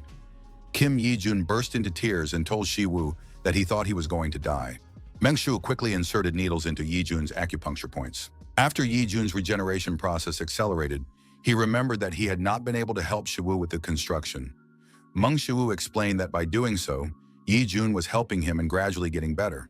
Meng Shiwu suggested that Yi-jun at least take a look at himself now. At first, he couldn't even lift 1 beam, but now he can handle 2. Yi-jun was surprised to hear this, but after a second, he agreed with Shiwu. Then he said that for some reason, he felt that after each healing, he was getting stronger. Meng Shiwu smiled. Although Yi-jun's progress was a little slow, he was constantly improving. Although he was training Yi-jun differently than Sharon, it was good that he was gradually mastering Tai Chi. This is a power that even a person with S-rank traits cannot master normally. He can help Sharon with this process, but with Yi-jun, whose skills are only at the top of the A rank, it is practically impossible. However, thanks to his super regeneration, it turned out that there was a way out for him too. By breaking Yi-jun's limbs and healing him with the help of divine medicine, he can forcibly breathe Tai Chi energy into his body. They say that when the body suffers, the mind works harder, but in Yi-jun's case, the mind does not have to suffer. In just 3 days, he has already moved from B rank to the highest B rank. Not that he had any idea about it. Also, thanks to his training, Shiwu's skills in the art of divine medicine have improved significantly. At the moment, his mastery is at 45.81%. At this rate, he will probably be able to alleviate Soa's hemothanatosis a little. Now he had to check, or better yet, ask her to try the new tonic. Suddenly, Shiwu heard someone scream. Turning around, Shiwu saw that Kim Yi-jun was once again pinned down by beams, and he began to beg Shiwu to save him. Shiwu was simply speechless, and he even decided that it was time to end this. Meng Shu lifted the beam that was crushing Yi-jun, and reaching out his hand, suggested that he rest while he finished the construction. The system notified Shiwu that he had built a cozy house. Meng Shiwu was discouraged by what he heard, because how did Hephaestus suddenly call it a cozy house? Kim Yi-jun was delighted with the final result, and even asked Shiwu if he had really built this house himself. Shiwu reminded Yi-jun that he had actually watched the construction process, which Yi-jun agreed with. But even so, Meng Shiwu's smartphone vibrated several more times with notifications. His divine metallurgy had improved significantly, for which he received plus 11.44%, reaching 29.57% skill. Meng Shiwu couldn't help but be surprised by the result, because for the first time, his divine metallurgy skill had improved so much for one piece of equipment. After seeing this, Shiwu even wondered if he could just continue to improve his divine metallurgy skill by continuing to build this house. If he just kept tearing down the house and rebuilding it, maybe he would soon be able to reach 100%. Remembering how much effort had been spent on all this, Meng Shiwu immediately decided to abandon the plan, as he did not particularly want to gather materials again. Kim Sojin asked Shiwu if he was planning to throw a party to celebrate the construction of the new house. Meng Shiwu was a little puzzled when he heard about the party. Yi-jun reminded him that he had just built a new house, which meant that they definitely had to throw a party to celebrate. Meng Shiwu admitted that Yi-jun's idea was not bad, but he did not have enough close friends to invite. Having said that, Shiwu suddenly remembered the people who had helped him create this place. Meng Shiwu told Yi-jun that he would throw a party as he had suggested. Yi-jun then asked when he planned to do it. Meng Shiwu thought for a moment, then suggested that some preparation would take some time, so they could have the party in 3 days. Kim Yi-jun said goodbye, saying that they would see each other again, and promised to tell his sister about the party. Shiwu asked if he was leaving already. Suddenly, Yi-jun started to run away. Kim Shiwu shouted for him to at least let him treat him to lunch, but Yi-jun replied that it wasn't necessary and that it would be better if he just prepared a lot of delicious food for the party. Mang Shiwu was forced to admit that Yijun was quite fast, after which he suggested that Yijun thought he was going to make him work again. Who should he invite to the party? Besides, probably not everyone would be able to come, and in the end only Soa and Midnight would remain, which would be enough in principle. Park Jae-gon knocked on Director Han's office door, and she let him in. After that, Han Mina asked how the construction was progressing. Was everything going well? Park Jae-gon didn't even know how to tell her everything, because in reality, Park Jae-gon said outright that they had already finished everything, which greatly surprised Director Han. Han Mina apologized as she had probably misunderstood him and asked what he meant. Feeling very nervous, Park Jae-gon said that everything was already ready and that SH construction wasn't even needed. The only thing that was needed, Han Mina asked what that could be. Han Mina decided to ask again. Did he mean that the house had already been built? And hadn't they started construction just 3 days ago? Park Jae-gon said that Shiwu was lifting construction materials with his bare hands. Then gesturing excessively with his hands, he said that Shiwu was breaking the ground as if it were ordinary tofu, flying through the air, and Han Mina asked him to stop and asked what he was talking about. Park Jae-gon bowed his head and admitted that he wasn't really sure what he had said himself. This puzzled even Director Han, and Han Mina wondered what the hell he saw there. When Soa entered her new home for the first time, she was very surprised. Meng Shiwu asked if she liked it. Soa and Midnight turned around, and Soa said she liked it very much. Then asked if it was really their home. Was it really? The ceiling here was much higher than in their previous home, and the living room was simply enormous. There were so many rooms that it was hard to believe that this was now their new home. Soa asked Midnight if he thought their house was incredible too. He barked in agreement. Shiwu smiled smugly when he heard Soa's words and wondered if it was really that impressive. Soa returned to Shiwu and asked about the housewarming party he had mentioned recently. Meng Shiwu said that it would happen and that he had already sent out invitations. Soa grabbed Shiwu's hand and suggested they do it. Shiwu asked what she meant. Soa explained that they still had to buy the ingredients for all the dishes they had to prepare before the guests arrived. Meng Shiwu was surprised to hear this. He asked Soa if she was really going to cook and if she was sure about it. Although Soa was good at it, she was still not feeling well enough. Soa replied that she was fine and that she could handle it. Since Soa insisted, Shiwu didn't dare refuse her.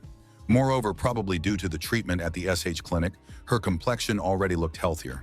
Soa suggested that Shiwu go shopping right away and also told Midnight to come with them. Oh Ju-won's office. Oh Ju-won couldn't stop thinking about Meng Shiwu, who had ruined their plans. He was the one who turned the soul branch of Pandemonium to dust and destroyed their plan to illegally produce Awakened Ones, which had finally reached its final stage after so many years of work. It was all Meng Shiwu. Oh Ju-won asked his secretary if they had managed to find Shiwu. The secretary replied that they had. Oh Ju-won stood up and ordered them to show him the way.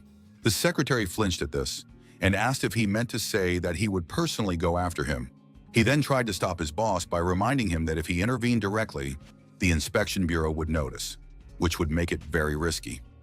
Oh Ju-won reminded the secretary that this was the second time. He had heard that name twice already, so he would simply deal with him.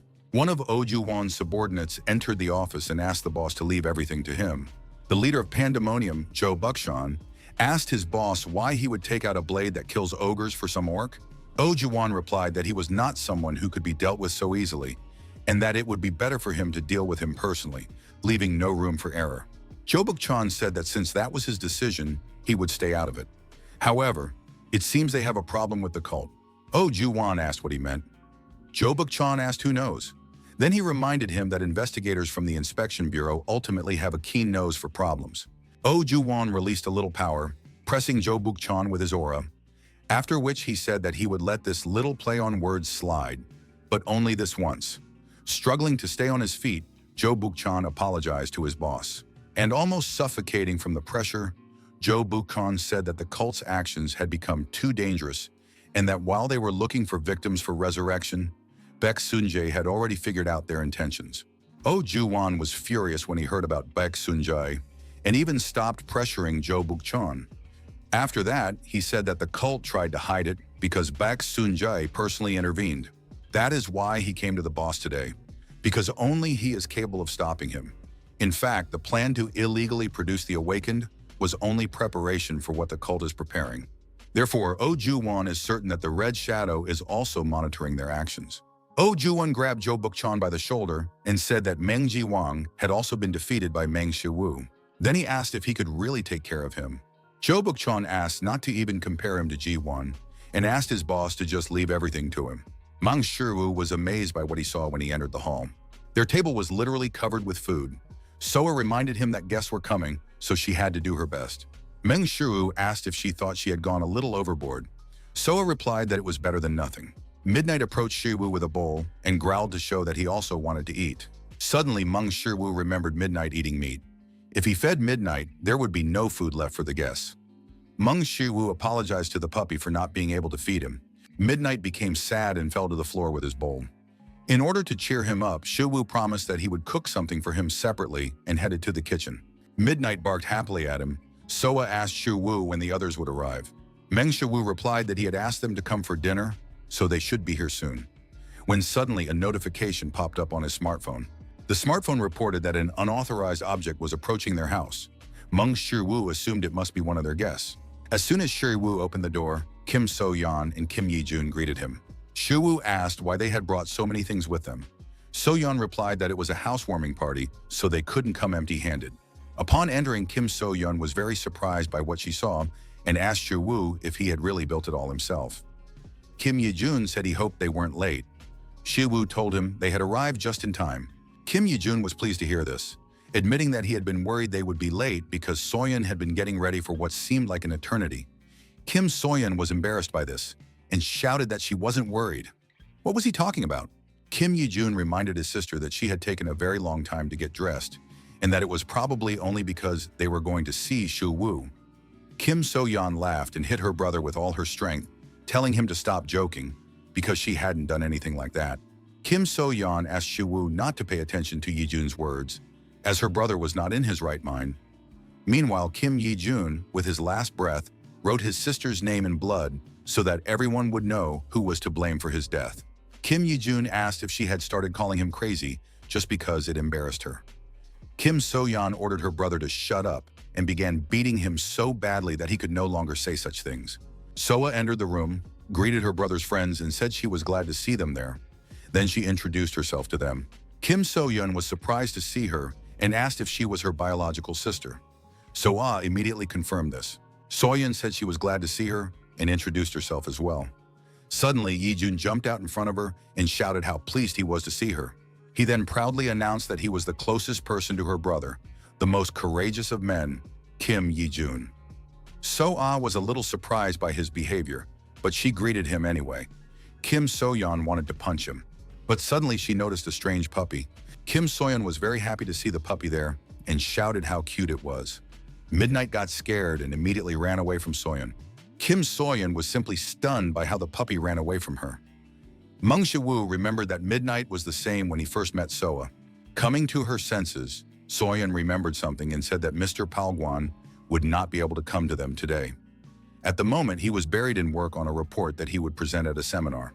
Shi-woo said that he had already heard about it and that, apparently, it was very important to Mr. Palgwan. Kim So-yeon explained that although it was called a seminar, it was more like a gathering of the world's best blacksmiths. In essence, it was a competition, and there was even a grand prize. Meng Shi-woo became interested when he heard about the grand prize, and Kim So-yeon said that Mr. Palgwan was eagerly awaiting the opportunity to show everyone what he had learned from Shi-woo. The first place prize changes every year, and this time it will be presented by Master Aurelian himself. Shi-woo was surprised and asked if it was true. He even thought about participating himself. In any case, it was no wonder that Mr. Palgwan was so busy. Meng Shi-woo suddenly received another notification of an unauthorized object approaching. Shi-woo apologized, saying he needed to leave, and headed for the entrance. Opening the door, Shi-woo immediately greeted Jong Ayun, the landlady's daughter. Ayun was surprised by what had happened and asked how he knew it was her. Shi-woo chuckled and replied that he had his methods, then looked around and asked if she had come alone and where her mother was. Jong Ayun said that her mother couldn't come because of work, which was why she had come alone. Letting the guest into the house, Meng Shi-woo admitted that it would have been nice if she could have come too. At that moment, Soa saw who it was and was surprised. Jong Ayun greeted Soa and asked how she was. Soa replied that she was fine, then asked how long it had been since they last saw each other. Jong Ayun guessed that it had been about a year, which surprised Soa greatly. So-ah admitted that time had flown by too quickly. Kim So-yeon asked if Shi-woo had invited all the guests on the same day. Shi-woo replied that he had, and then asked if it was a bad idea. In fact, Mung Shi-woo had never thrown a housewarming party before, so he didn't know much about it. Kim So-yeon explained that this was not the issue and attempted to figure out how to explain everything to him. At that moment, Shi-woo received a new notification about an unauthorized object and apologized to So-yeon, then headed for the door. At about the same time, members of the Hunting Bureau's investigation team were dealing with another case involving pandemonium thugs. Park Tae-min asked what the hell had happened here. And had this happened throughout the entire village? Kim Dong-gun, a guard from the regional investigation team of the Hunters Inspection Bureau, reported to the captain that their search was complete. The captain asked if there were any survivors, but all he heard in response was silence. Park Tae-min was furious because all this was the work of those evil bastards. The captain asked what was in the report and if there was anything unusual. Kim Dong-gun replied that there was a clue. For some unknown reason, all the bodies in the village were male. Park Tae-min asked if that meant they didn't kill women, and had they been able to establish a motive? Kim Dong-gun replied that they hadn't gotten that far yet, and as the captain already knew, Oh Ju-won had intervened in the case. So, Park Tae-min agreed with the guard, because even just surviving in this situation was pure luck. Then he asked where the director was. The guard replied that the director had gone after Oh Ju-won. At that moment, Park Sung-jae appeared out of nowhere and said he was there. Park Tae-min asked what had happened to Oh Ju-won. Park Sung-jae admitted that he had lost him, and that Oh Ju-won was much stronger than he had expected. Suddenly, Park Sung-jae stumbled and began to fall. Captain Park Tae-min immediately caught the director and asked how he was. Park Sung-jae laughed and replied that it was nothing serious. He just felt dizzy and probably looked very pathetic now. Park Tae-min felt something on his hand and looked at it in horror as it was blood. Park Sung-jae suddenly went limp, but Park Tae-min caught him. Park Sung-jae said he was fine and asked not to report it to the bureau. After all, it wouldn't be good if someone found out that the director had been beaten up by a criminal. This news would only cause concern among the population. So, the director trembled, holding on with his last ounce of strength, but he told Park Tae-min again that he was perfectly fine. On the other side of the forest, the wounded Oh Ju-won was barely breathing due to the injuries he had sustained after fighting the director. The secretary asked his boss if he was okay, but instead of answering, Oh Ju-won asked what was going on with the cult. The secretary replied that thanks to his boss's efforts, the ritual had not been ruined. Oh Ju-won asked if the guards had noticed, to which he replied that again, thanks to him, they had managed to keep it a complete secret. Oh Ju-won suddenly became angry, remembering Baek Seon-jae. It was his first fight with him, and apparently the rumors greatly underestimated his abilities. But he was lucky, because he got off easy if he had lost more than just his eye. Meng Shu abruptly opened the door and invited Dogu in, which startled her. Stammering, Dogu greeted her boss. Then she asked her younger siblings to greet Shiwoo. Her younger brother said hello, and her sister said she was glad to see him. Seeing this, Meng Shu smiled and greeted the children, then invited them inside. Once inside, the children were amazed by what they saw, and the younger brother even shouted that the house was incredible. He then asked Dogu if they could live in a place like this, but his sister asked him if he had any idea how much such a place would cost. The brother was doubtful and decided to ask how much such a house would cost. His sister replied that it would cost at least 1,000,000 won. Hearing this, the brother was completely shocked and tried to calculate everything on his fingers. But after unsuccessful attempts, he said that it was a lot of fried chicken. Then he turned to Shiwoo and asked if he was really super rich. Park Dogu quietly asked what kind of questions these were. Park Dogu then bowed and apologized, saying that her brother was too young and didn't understand anything yet. Meng Shiwoo laughed and said that it was okay. At that moment, it seemed as if almost everyone had gathered. Mr. Palguan and the landowner were unable to come, so only Meng Shiwoo led Park Dogu and the younger children into the hall to the other guests and said that apparently everyone had already gathered. He was sure that the other guests would definitely not come because they were busy, and he had invited them only out of politeness. Kim So-yeon noticed that Shiwoo had not yet purchased any furniture. Shiwoo agreed and reminded her that he had only just finished building the house and had only managed to make a table and a few chairs. Kim So-yeon was surprised to hear this and asked if he had really done it all himself. Suddenly, another notification about an unauthorized object popped up on Shiwoo's smartphone, which surprised him. Then he heard the doorbell ring. Kim So-yeon asked if he hadn't just said that everyone was already gathered. Shiwoo admitted that he had thought so himself. Jo Buk-chong asked if that bastard had really brought guests to his house. And who were they anyway? Secretary Oh Ju-won said that Shi-woo had invited some acquaintances, but he wasn't sure who exactly. Jo Buk-chan said that in that case, it was very simple. He would just have to kill them all. Jo Buk-chan ordered his subordinates from Pandemonium to gather immediately. Meanwhile, at Shi-woo's house, the guests felt very uncomfortable and no one dared to say a word. Soa cleared her throat and whispered to her brother to do something to break the awkward silence. Meng Shi-woo promised that he would think of a way to start the conversation right away. Meng Shi-woo asked what they thought about introducing themselves. Then he chuckled awkwardly. Since he had suggested it, he would do it first. As they all knew, he was Shi-woo. Immediately after that, his younger sister Soa, who was sitting next to him, introduced herself. Next, Jeon Ayun, the daughter of the landlady, decided to take the initiative, even though it was in the past as he no longer rented the house. Kim So-yeon introduced herself as the CEO of So-yeon Trading. Her younger brother introduced himself as Yi-jun, So-yeon's younger brother, as well as Shi-woo's cameraman, who is always by his side. Next, feeling very nervous, she decided to introduce Dok-gu, who works as a video editor for Shi-woo's channel. After introducing herself, Park Dok-gu pointed to her younger siblings, after which her younger sister introduced herself as Dok-yeon, and her brother introduced himself as Dok-hyun. Next, Min-jun, a guarding captain of the 4th Squad of the Rural Branch of the Inspection Bureau, introduced himself. And lastly, Chae-rin, the guild master of the SH Hunters Guild, introduced herself. In fact, Meng Shi-woo had invited these two out of politeness, but he had not expected them to actually show up. Did this mean that they were not as busy as he had thought? Soa suddenly laughed, trying to smooth things over, and invited the guests to start eating. Hearing this, Do-hyun and Do-kyung couldn't hold back their saliva. Do-kyung asked if they could really eat this. Then Do-hyun said he wanted to try the ragu. Park Do-gu was shocked by their behavior and asked them to be more polite. Shi-woo told her that it was okay and that it was food for everyone, so they shouldn't feel shy. Soa agreed with her brother and said that she had worked very hard to prepare everything. Do-hyun couldn't help but exclaim at how delicious Soa's cooking was, and Do-kyun asked Do-gu if she could cook like that too. Since no one objected, Park Do-gu thanked Shi-woo and Soa for the food. After that, Soa invited the others to dig in. Kim So-yeon suddenly remembered that they had come with something and suggested that it was the right time to give gifts for the new apartment. Hearing her, Kim Yi-jun reached for the box. When he opened it, everyone could see the gold-colored tendons of the ogres. Kim So-yeon asked what he thought of the gift and if he liked it. Meng Shi-woo admitted that it was exactly what he needed. He had just finished building his house and had already started thinking about making equipment for himself. Meng Shi-woo asked if it wasn't too expensive for a housewarming gift. He had heard that each tendon cost about 100 million won. Kim So-yeon admitted that this was true, but that it wasn't just a housewarming gift. Shi-woo asked what she meant. Kim Yi-jun then explained that it was also a token of his gratitude for Shi-woo saving him that time, as well as a small reward for his help. Meng Shi-woo said that, even so, it was too much, but So-yeon ordered him to just take it.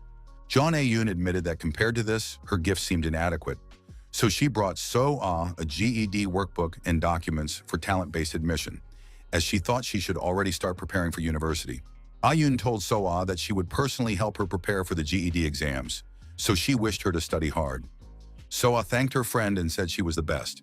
Nervous about the gift, Park Dok-gu quietly handed her the camera. Meng Shi-woo was surprised to see the camera, and Dok-gu reminded her that he had complained that his cameras were always breaking. Meng Shi-woo understood what she was talking about. She probably remembered how he always mumbled about it in his videos, but she was clearly not in a position to spend so much money. Meng Shi-woo thanked Do-gu for the gift and promised that he would use the camera. Then Meng Shi-woo turned to Yi-jun, patted the camera and said that he was forbidden to break it. Kim Yi-jun promised that he would protect this camera, even at the cost of his life. Suddenly, Meng Shi-woo heard a quiet apology. Turning around, Meng Shi-woo saw that Lee Min-jung was looking downcast. Min-jung admitted that she had never been to a housewarming party before, so she didn't know that she needed to bring a gift, for which she sincerely apologized. Showing his thumb, Shi-woo said that everything was fine, and that he was grateful that she had come today. Min-jung said that in that case, everything was fine. Immediately after that, she became even more dejected and apologized to Shi-woo again. Han Chae-rin, who had been sitting quietly all this time, suddenly asked, "Did that mean she shouldn't have given him household items?" Meng Shi-woo was very surprised to hear about household items. Han Chae-rin took out her smartphone and sent Shi-woo a link. Clicking on the link, Meng Shi-woo saw some kind of Karafni sofa. Kim So-yeon was shocked by what she heard and decided to ask if he had just mentioned a Karafni sofa. Shiwoo replied that it was indeed that, and then asked what the matter was. Just in case, Kim So-yeon decided to take a look for herself, and when she saw it, she cried out, "Oh my God!"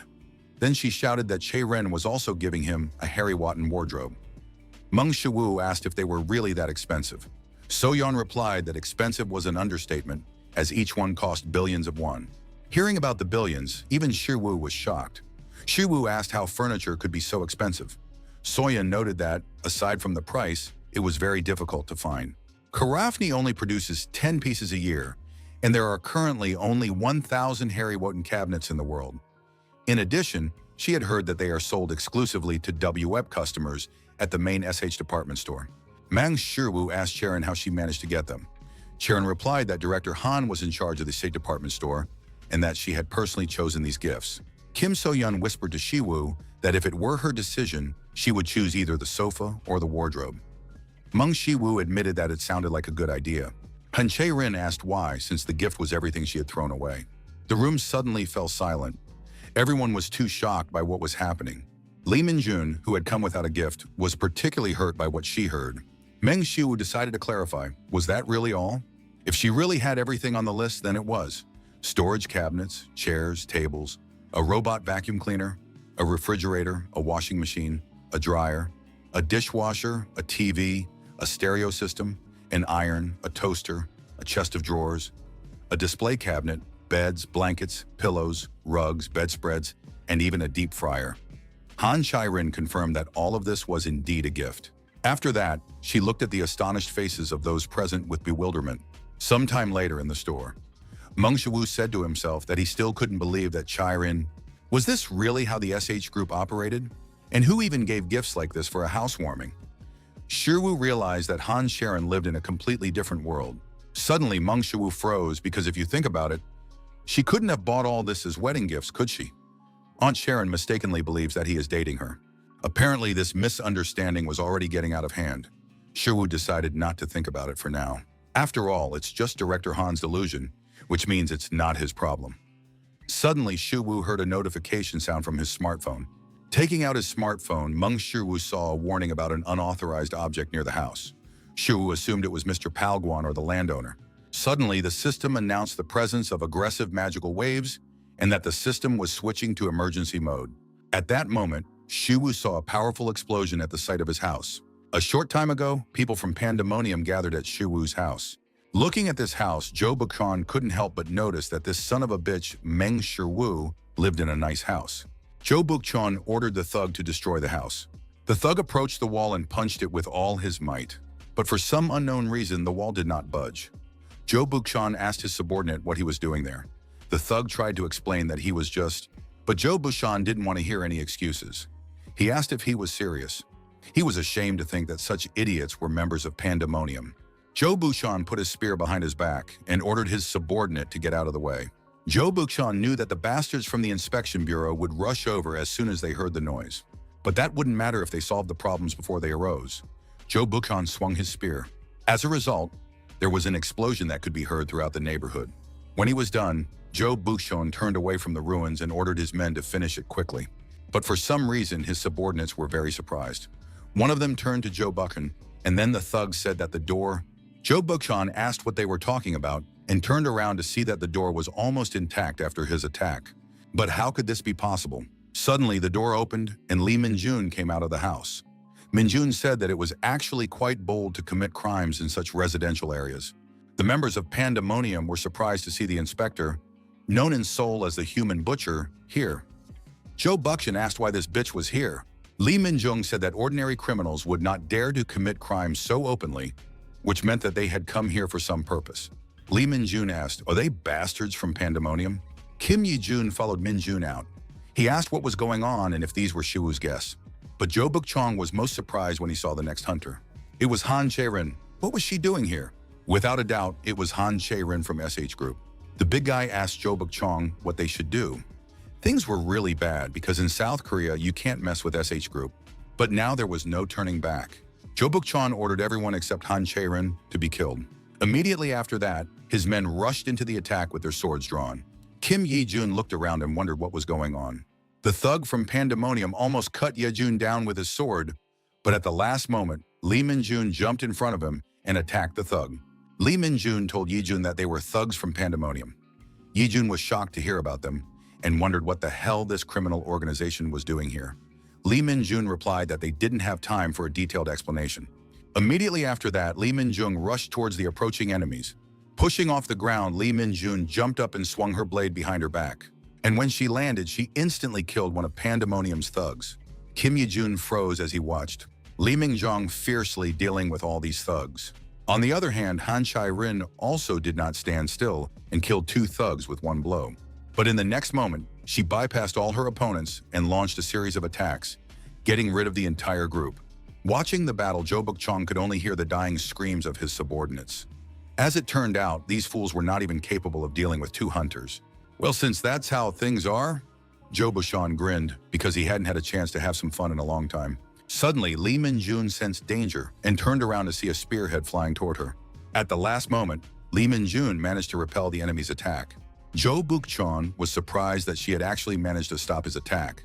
Jo Buk-chong was forced to admit that she was famous for a reason. Immediately after that, he attacked Mingju again with his spear, accelerating with each strike. Jo Buk-chong asked why she didn't try to stop this one now. Holding Lee Min-jung down, Jo Buk-chong began to laugh. He said that judging by everything, she was going through a difficult time right now. Lee Min-jung was barely holding back Jo Buk-chong's onslaught. Noticing this, he asked if she had already reached her limit. Immediately after that, he shouted for her to entertain him a little longer and doubled his attacks. All this was too dangerous for Kim Yi-jun. Watching this, he couldn't even understand what was happening in this crowd. But these people were criminals trying to illegally break into the house of his friend, Shi-woo. And judging by everything, Ms. Charon's enemies were also beginning to close in thanks to their numerical superiority. If only he had known that something like this would happen, he would have at least brought a shield with him. Kim Yi-jun asked what he should do. Suddenly, he remembered something. Kim Yi-jun ran into the house and immediately began clearing the table. Yi-jun thought that since this table was made by Shi-woo, it could probably be used as a shield. The girls who stayed at home were scared, and Kim So-yeon asked what was happening outside. Midnight growled, sensing enemies. Kim Yi-jun told his sister that she should not go outside with the others under any circumstances. Running out into the street, Yi-jun raised the table in front of him and ran towards Jo Buk-chong, who was cornering Min-jun. Feeling threatened by the pockmarked man, Jo Buk-chong was surprised that this weakling had decided to attack. Jo Buk-chong ordered him to get out of there and hit him with a spear. After landing, Kim Yi-jun coughed up blood. His enemy was indeed strong. Suddenly, Jo Buk-chong appeared right in front of him and tried to finish him off, but at the last moment, Yi-jun managed to jump out of the way. The enemy was too strong for him, as he didn't even notice how close he had gotten. Immediately after Yi-jun jumped back, Jo Buk-chong struck a second blow, severing Yi-jun's arm. Hearing Lee-jun scream in pain, Lee Min-jun turned around and saw Jo Buk-chong attacking him. After cutting off his arm, Jo Buk-chong complained about how annoying this weakling was, and kicked him in the stomach with his knee to throw him into the air. Then Jo Buk-chong raised his spear and, wishing death upon Yi-jun, attacked him. But as soon as he struck, Kim Yi-jun disappeared in a flash of fire. Instead, Han Chae-rin jumped out and blocked the attack. Jo Buk-chong was surprised that she managed to block it. Jo Buk-chong admitted that Chae-rin's skills looked pretty good, and she had a decent sword. But she was still a novice compared to him. His S-rank trait, acceleration, allowed him to rise to the level of Pandemonium's leaders. His trait not only speeds up his entire body, but also improves his dynamic vision through hormones, accelerating his perception and thinking. Thanks to this, he perceives things in slow motion, observing the surrounding phenomena as they stretch spatially as hormones are produced and his metabolism accelerates. In this world, he can easily break the sound barrier and move at his own pace. If he pushes himself to the limit, everyone else will move slowly like a snail. He is the only creature that can move freely in this world. And in this world, where everything seems to have stopped, he is a god. But what is this feeling that suddenly enveloped him? It was a feeling of horror that seemed to permeate his entire body. It was as if a bell was ringing continuously in his head, warning him. It was a deadly instinct, and if he didn't escape right now, he would die. Behind Jo Buk-chong, a bright light suddenly flashed. Jo Buk-chong turned around and saw a fireball rushing towards him at tremendous speed. And in the next instant, something threw him back. Getting up, Jo Buk-chong asked what the hell had just happened. He thought he had reacted quickly and tried to dodge it, but it was too late. But that was impossible, and something like that simply couldn't have happened. After all, in this world where he reigned like a god, Joe Bushin suddenly heard a rustling sound, and when he looked, he saw ice cream spilling out of the bag. Meng Shiwu was unhappy because he had accidentally dropped the ice cream due to the last blow. Picking up the bag, Meng Shu turned to the guy he had just knocked down and asked who the hell he was. And what the hell was going on here? As soon as Meng Shiwu arrived, Kim Yi-jun rushed over to him. Meng Shiwu was very surprised by what he saw and asked why he was holding his table. And where was his left hand? Then Shiwu turned around and said that after what he had seen, he could roughly understand what was going on. The whole problem was you. Lee Min-jun shouted that they were being attacked by thugs from Pandemonium. Meng Shiwu was a little surprised to hear this, but since it was them, a powerful aura of Heracles' martial arts began to emanate from Meng Shiwu, and he reminded them that he had clearly warned them that time. Joe Buk-chan was simply speechless about what was happening. Clenching his fist, Shiwu told them never to come near him again. Meng Shiwu reminded them that he had clearly warned them they should never approach him again. Joe Buk-chan realized that Meng Shiwu was standing in front of him now, and that there could be no mistake about it. Oh Ju-won said that Shiwu was not someone who could be easily dealt with, because even Ji Wang had lost to him. Was he sure he could handle this? Joe Buk-chun stood up and said that when he found out that Meng Ji-won had been defeated, he realized that Shiwu was not the unusual bastard that some people thought he was. Joe Buk-chan gave Shiwu the middle finger and said that he would regret not being able to kill him with one blow. In a slow-motion world where time flows at a speed of 109.6 seconds, in this world where only he reigns as God, he is the only one who can move. While Joe Buk-chan was content with the thought of his power, he missed something. And that something was Shiwu's fist, which suddenly slammed into his stomach. Due to the force of the blow, Joe Buk-chan coughed up blood. Immediately after that, he began to run away from Shiwu, but no matter how hard he tried, Shiwu quickly caught up with him. Joe Buk-chan tried to understand how this was possible. How could someone move so fast, even in his world? And could it be that he was simply rushing through this high-speed world? Quickly catching up with Joe Buk-chan, Shiwu swung his fist and was already preparing to finish him off. Joe Buk-chan thought that the idea of someone rushing through his world was simply nonsense, and that such a thing simply could not be true. Turning sharply, Joe Buk-chan attacked Shiwu with a shout, but his spear collided with Shiwu's fist, which somehow managed to overpower it. Receiving the recoil from his last attack, Joe Buk-chan coughed up blood again, and his eyes rolled back. Joe Buk-chan's hands trembled. He knew he had definitely hit Shiwu with his spear, so what was this indefinable force he had encountered? After repelling Joe Buk-chan's attack, Meng Shiwu calmly took a step into his world. With just his footsteps alone, Meng Shiwu could easily make his way through Joe Buk-chan's world, but he refused to believe it. Was he really unable to keep up with this guy's speed? So what could have happened? Because after all, it wasn't just about Shiwu's speed. It was as if it were inertia. Shiwu possessed a superior power that even he was unable to cope with. Did that mean the branch manager was right? Was he really unable to deal with Meng Shiwu? Joe Buk-chan refused to believe such nonsense. Feeling the weight of Shiwu's impending blow, Joe Buk-chan realized that he was going to die. Joe Buk-chan gritted his teeth and told himself that he had to escape, no matter what. And to do that, he had to use any means necessary. Joe Buk-chan screamed, trying to squeeze even more strength out of his trait. Although Meng Shiwu had been fighting Joe Buk-chan for some time, it was only at that moment that his friends realized that their battle had begun. Lee Min-jun wondered what had just happened. Kim Yi-jun saw Shiwu fighting Joe Buk-chan, but he literally couldn't keep track of him with his eyes, no matter what moment of the fight they were in. The battle was unfolding right in front of him, but no, could it even be called a battle? After a prolonged series of attacks, Meng Shiwu finally managed to get Joe Buk-chan. Joe Buk-chan was stunned that this monstrous son of a bitch, Shiwu, was getting faster with every minute of the fight. The maximum speed he could reach, Joe Buk-chan told himself that he had to reach his limits. Joe Buk-chan shouted loudly, pushing his limits to the maximum. And in the next instant, Joe Buk-chan flew past his subordinates like lightning, swinging his spear in all directions. It seemed that during his maximum acceleration, he had finally managed to pierce Meng Shiwu. But his attacks were not enough to really hurt him. Meng Shiwu wondered, did this man really not care what happened to his subordinates? Meng Shiwu sighed and was enveloped in black lightning. Hiding behind the table, Lee Mingju called out to Meng Shiwu. Then she shouted for Shiwu not to kill this man. Meng Shiwu replied that he knew that, but he couldn't guarantee that he would survive because he still couldn't fully control his power. Until now, he had simply focused on the concept of speed without even realizing it, limiting himself with the idea of accelerating his movements. But watching his opponent use his trait, He realized that it was possible to accelerate not only speed, but also all the capabilities of his body, thereby expanding the very concept of speed. And this is practically no different from the power of a god. It destroys established ideas about speed. It erases the boundaries of limitations that he unconsciously set for himself. We are talking about expanding the very concept of SS plus super speed. The moonlight illuminates the streets, and a night breeze blows through the neighborhood. At this very moment, everything in the universe is moving, day and night, a world in which they are fully aware of the 24 hours they live. The world of 1 of 4.8 minutes, Muhurta. Time gradually slows down, and sound gets stuck in the air, never reaching them. A slowed-down world. A world of 1 and 9.6 seconds. It is a high-speed world, accelerated to the limits that are only achievable by humans. And beyond this world lies a realm forbidden to humans. But in his case, something is different. The super speed of Hermes, which is the speed of a god. 1/75 of a second, this is the world of Tatsana.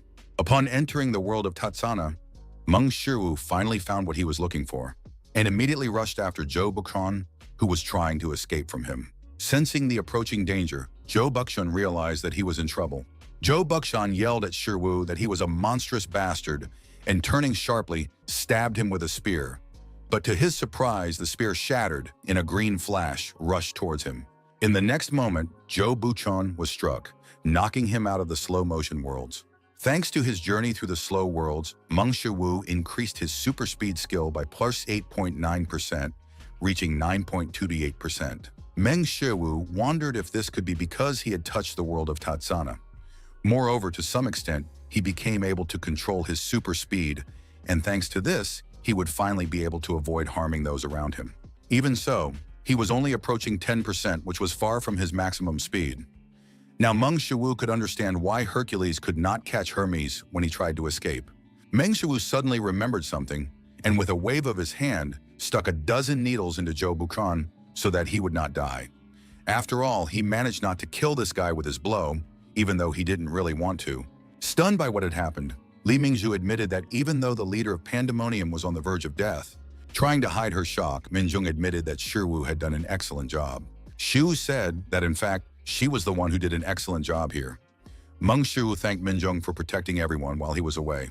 Meng Shu suggested that Li Minjung had faced such situations many times as a guard, so it shouldn't be a serious problem for her. Shu asked Yijun if he was okay. Yijun chuckled awkwardly and replied that he was probably fine.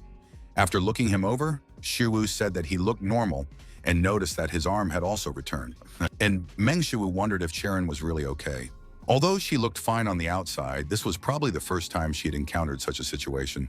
Meng Shiwu assumed that Charon was now in a state of severe shock. After all, there is a huge difference between killing monsters and killing people, especially if it is your first time.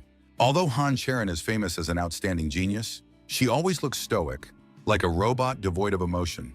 She is only overshadowed by the prestige of the SH group and her genius talent. Charon is still a young and fragile person who has not even become an adult yet. Meng Shu thought about how he couldn't just tell her how sorry he was that this had happened. Even though she had only come here for a party to celebrate his new house, Meng Shu thanked Miss Charon. Surprised by what she heard, Charon asked, "What?" Looking at her face, Shiwu chuckled to himself, because now she looked just like a deer looking up. Shu said that if it weren't for her, the people inside could have been seriously injured. Meng Shu took Shireen by the hand and said that if she interfered in Pandemonium's affairs, similar things would happen again in the future. And if she wasn't ready for that now, it would be best to refuse right now. Shiwu said that running away was also an option. Although winning a fight is commendable, sometimes refusing to fight can also be a path to victory. One day, Confucius said, "When people decide not to do something, they must remember that it is not a choice to give up or yield, but a choice to move towards another opportunity. The growth of a gentleman does not necessarily have to be associated with achieving something greater." Meng Shu asked Shireen not to try too hard to win, and also not to give in to her emotions. After all, no matter what, Miss Charon is the most important thing. And Charon placed her free hand on her chest and sincerely thanked Shiwu. Meng Shiwu believed that Han Charon only lacked experience.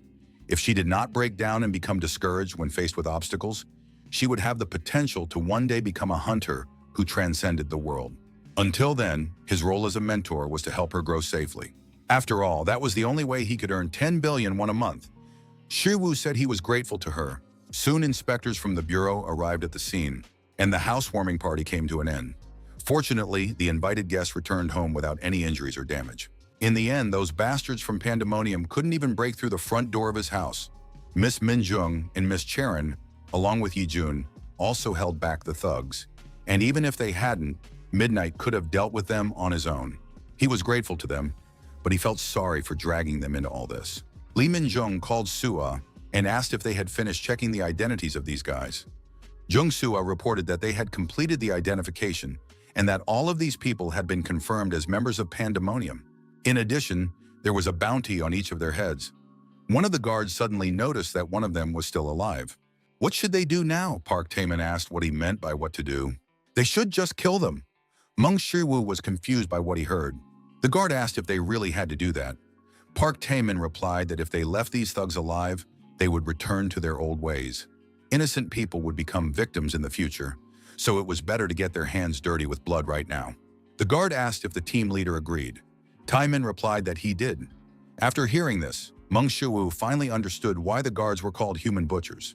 After sorting out the matter, Lee Minjung approached Shiwu and said that the guy they were fighting was named Jo Bukchon and that he was a high-ranking employee of Pandemonium. Minjung asked if Shiwu would mind if they checked his identity. Meng Shiwu replied that he didn't mind because after all, that was the job of the guards. That was also the reason why he had left Bukchon alive. Walking away, Taemin admitted that when he thought about it, he wanted tonkatsu. The female guard asked if they should order some for lunch. In fact, Shiwu wanted to deliver Jo Bukchon himself, but since the guards were here, he could leave it to the experts. Shu asked Minjung if something would be difficult for them. If she found out where Pandemonium's headquarters was, could she let him know? Lee Mingjong replied that if it was Shiwu, of course she could, but why did he need it? Shiwu replied that of course he had to show them what happened to those who ignored his warnings. Li Mingzhu was surprised to see Shiwu like this, but she said she understood. As for the housewarming gift, Minjung asked if they could replace it with their team regularly patrolling the house of the hunter Meng Shiwu. The members of the fourth team were stunned by what they heard. Meng Shiwu asked if that would really be okay. Judging by the expressions on the guards' faces, Shiwu assumed that Mingzhu had not yet discussed this with the team. Besides, wasn't it wrong to use state power for personal gain, as in this case? Li Mingjong explained that patrolling the territory was their responsibility, while the house of the hunter Meng Shiwu was under the jurisdiction of their soul branch. Shiwu agreed with this, and he just wanted to reason with Mingjong. As Minjung reminded him, he is currently the target of Pandemonium. They are obligated to do this, as they are responsible for the safety of citizens in case of danger. Moreover, they would likely be able to find traces of Pandemonium similar to those found today. Shiwu said that in summary, if they stayed close to him, they would be able to catch Pandemonium. Shiwu asked if that was what she meant. It's similar, and most importantly, Li Mingjong said that it was his housewarming gift. Shiwu said that since she said so, he had no reason to refuse. It wasn't as if it would be normal to refuse such a coveted gift. Even though he had built a new house, there was still a lot missing, and while his ability to block intruders had been demonstrated quite well, he had nothing that could repel the invaders. Although there was no particular cause for concern with midnight nearby, there was always a possibility. And if the bureau inspectors patrolled the area regularly, he would no longer have to worry about the safety of his home and Soa. Meng Shu shook Miss Mingjong's hand and said that in that case he was counting on her. Li Mingjong smiled and thanked Meng Shiwu. Meng Shiwu was a little confused by her gratitude, because in fact he was the one who should be thanking her. Besides, it turned out that she could smile after all. Now she wanted to apologize as they still needed to clean up the place. Meng Shiwu smiled as he looked at the guards. Suddenly he felt a sharp pain in his arm. It was a wound he had received in battle with Jo Buchan, and now Shiwu felt as if his joints had been completely dislocated.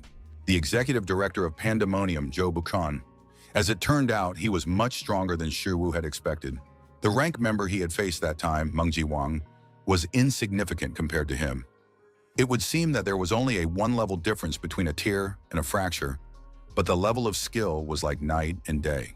The spear that Jo Buchan threw at him during his escape, fighting with bare fists against a weapon, proved to be truly incredible. If only his body had not been trained with Heracles' superpower, today's fight would have ended in disaster. And if he had completely slipped up today, he probably would not have been able to use his arm at all. If only he had received a decent blow with the spear that Jo Buchan was wielding, he would have lost, not Buchan. Soon, Pandemonium will try to take revenge on him again. This means that in the future, he will have to face even stronger enemies than Joe Buchon.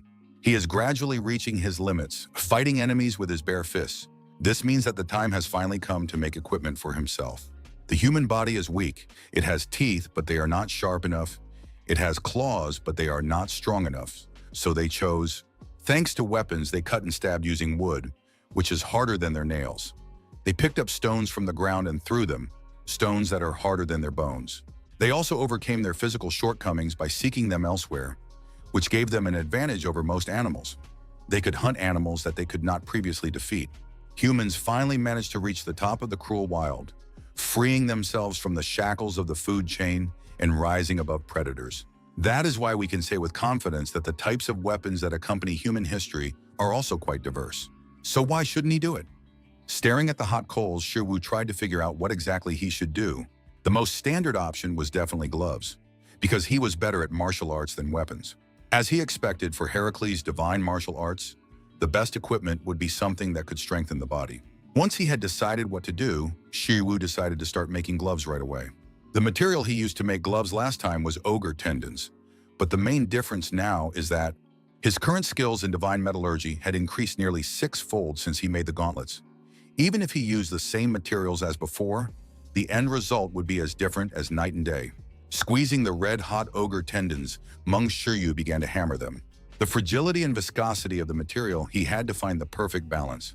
After some time, Shirwu finally finished creating the gloves, and the system rated them as decent equipment, and his divine metallurgy skill increased by 1%. Meng Shirwu simply couldn't believe what was happening, because this was decent equipment. The top-class gloves sold by Han Sharing for a staggering 4 billion were rated as disposable item. But even if Hephaestus considers the current gloves decent, it's just impossible. Could it be that by selling these gloves, he could get more than 10 billion? Shirwu even dared to ask the question, maybe he should just sell these gloves? After a moment's thought, Shirwu decided to abandon the idea, as he didn't have such a big problem with money at the moment. Meng Shirwu decided to check how the gloves would fit him and immediately put them on. After trying to move his hand in the glove, Meng Shirwu was very surprised because it was incredibly comfortable. He didn't even feel like he had something on his hand. Meng Shirwu clenched his hand in the glove, and it suddenly cracked. Immediately after that, the glove crumbled into small pieces. Meng Shirwu just froze in place, unable to say anything about what had happened. Right before his eyes, these gloves turned to dust, and this was a material worth 100 million won. Meng Shirwu wondered if there could be a defect in the equipment, but that couldn't be the case, because then it wouldn't have received a worthy rating. If that was the case, then why the hell did they crumble? Could there be a defect in the material itself? Ogre tendons are the organs that transmit the strength of ogres, and they are one of the strongest materials in the world, capable of withstanding the enormous strength of ogres. So why did this happen? At that moment, Zhuge Liang's insight kicked in, and Shirwu understood what the problem was. Shirwu suggested that perhaps the ogre tendons were unable to withstand Heracles' superhuman strength, which meant that he needed to use a material of higher quality than ogre tendons. But what monster could be stronger than an A+ rank ogre? Meng Shirwu thought about everything that might be suitable. But no matter how hard he tried to remember such a monster, he couldn't. There simply was no such monster. Is there even a monster capable of resisting Hercules' strength? And then Shirwu wondered, does that mean that even Hercules cannot use any equipment? But that's not the case, except for a helmet made from the skin of the Nemean lion's head. Thanks to its incredibly thick and durable skin, the Nemean lion was able to withstand the attacks of Hercules himself. In the end, Hercules had to use a guillotine chokehold for a whole 30 days, although Shirwu wasn't sure if it really was a guillotine chokehold. In any case, it ended with him crushing his entire body. Hercules used the remaining skin from the head to make a helmet, which is what Hercules told him. In that case, he just had to create equipment that could withstand Hercules' superhuman strength, and it had to be at least something like the Nemean lion. Shouldn't that be easy? No, because where could he find such a thing? And even if he found such a monster, how could he catch it? Meng Shirwu wondered if this meant he would have to fight without weapons for the rest of his life. But they say that with great power comes great responsibility. At that moment, So Palguan approached the saddened Shirwu. He wondered why the forge lights were burning and found that he had a guest. So Palguan then asked if Shirwu was making equipment. Meng Shiwu chuckled lifelessly and replied that it was now useless. So Palguan asked what had happened. With tears in his eyes, Shiwu said that apparently he could no longer use any equipment. So Palguan smiled, then admitted that he didn't understand what he was talking about. But to change the mood, he could ask Shiwu if he wanted to see the equipment he had created. Meng Shiwu became interested when he heard about the equipment created by the master. And when he removed the cloth, he saw that it was a sword.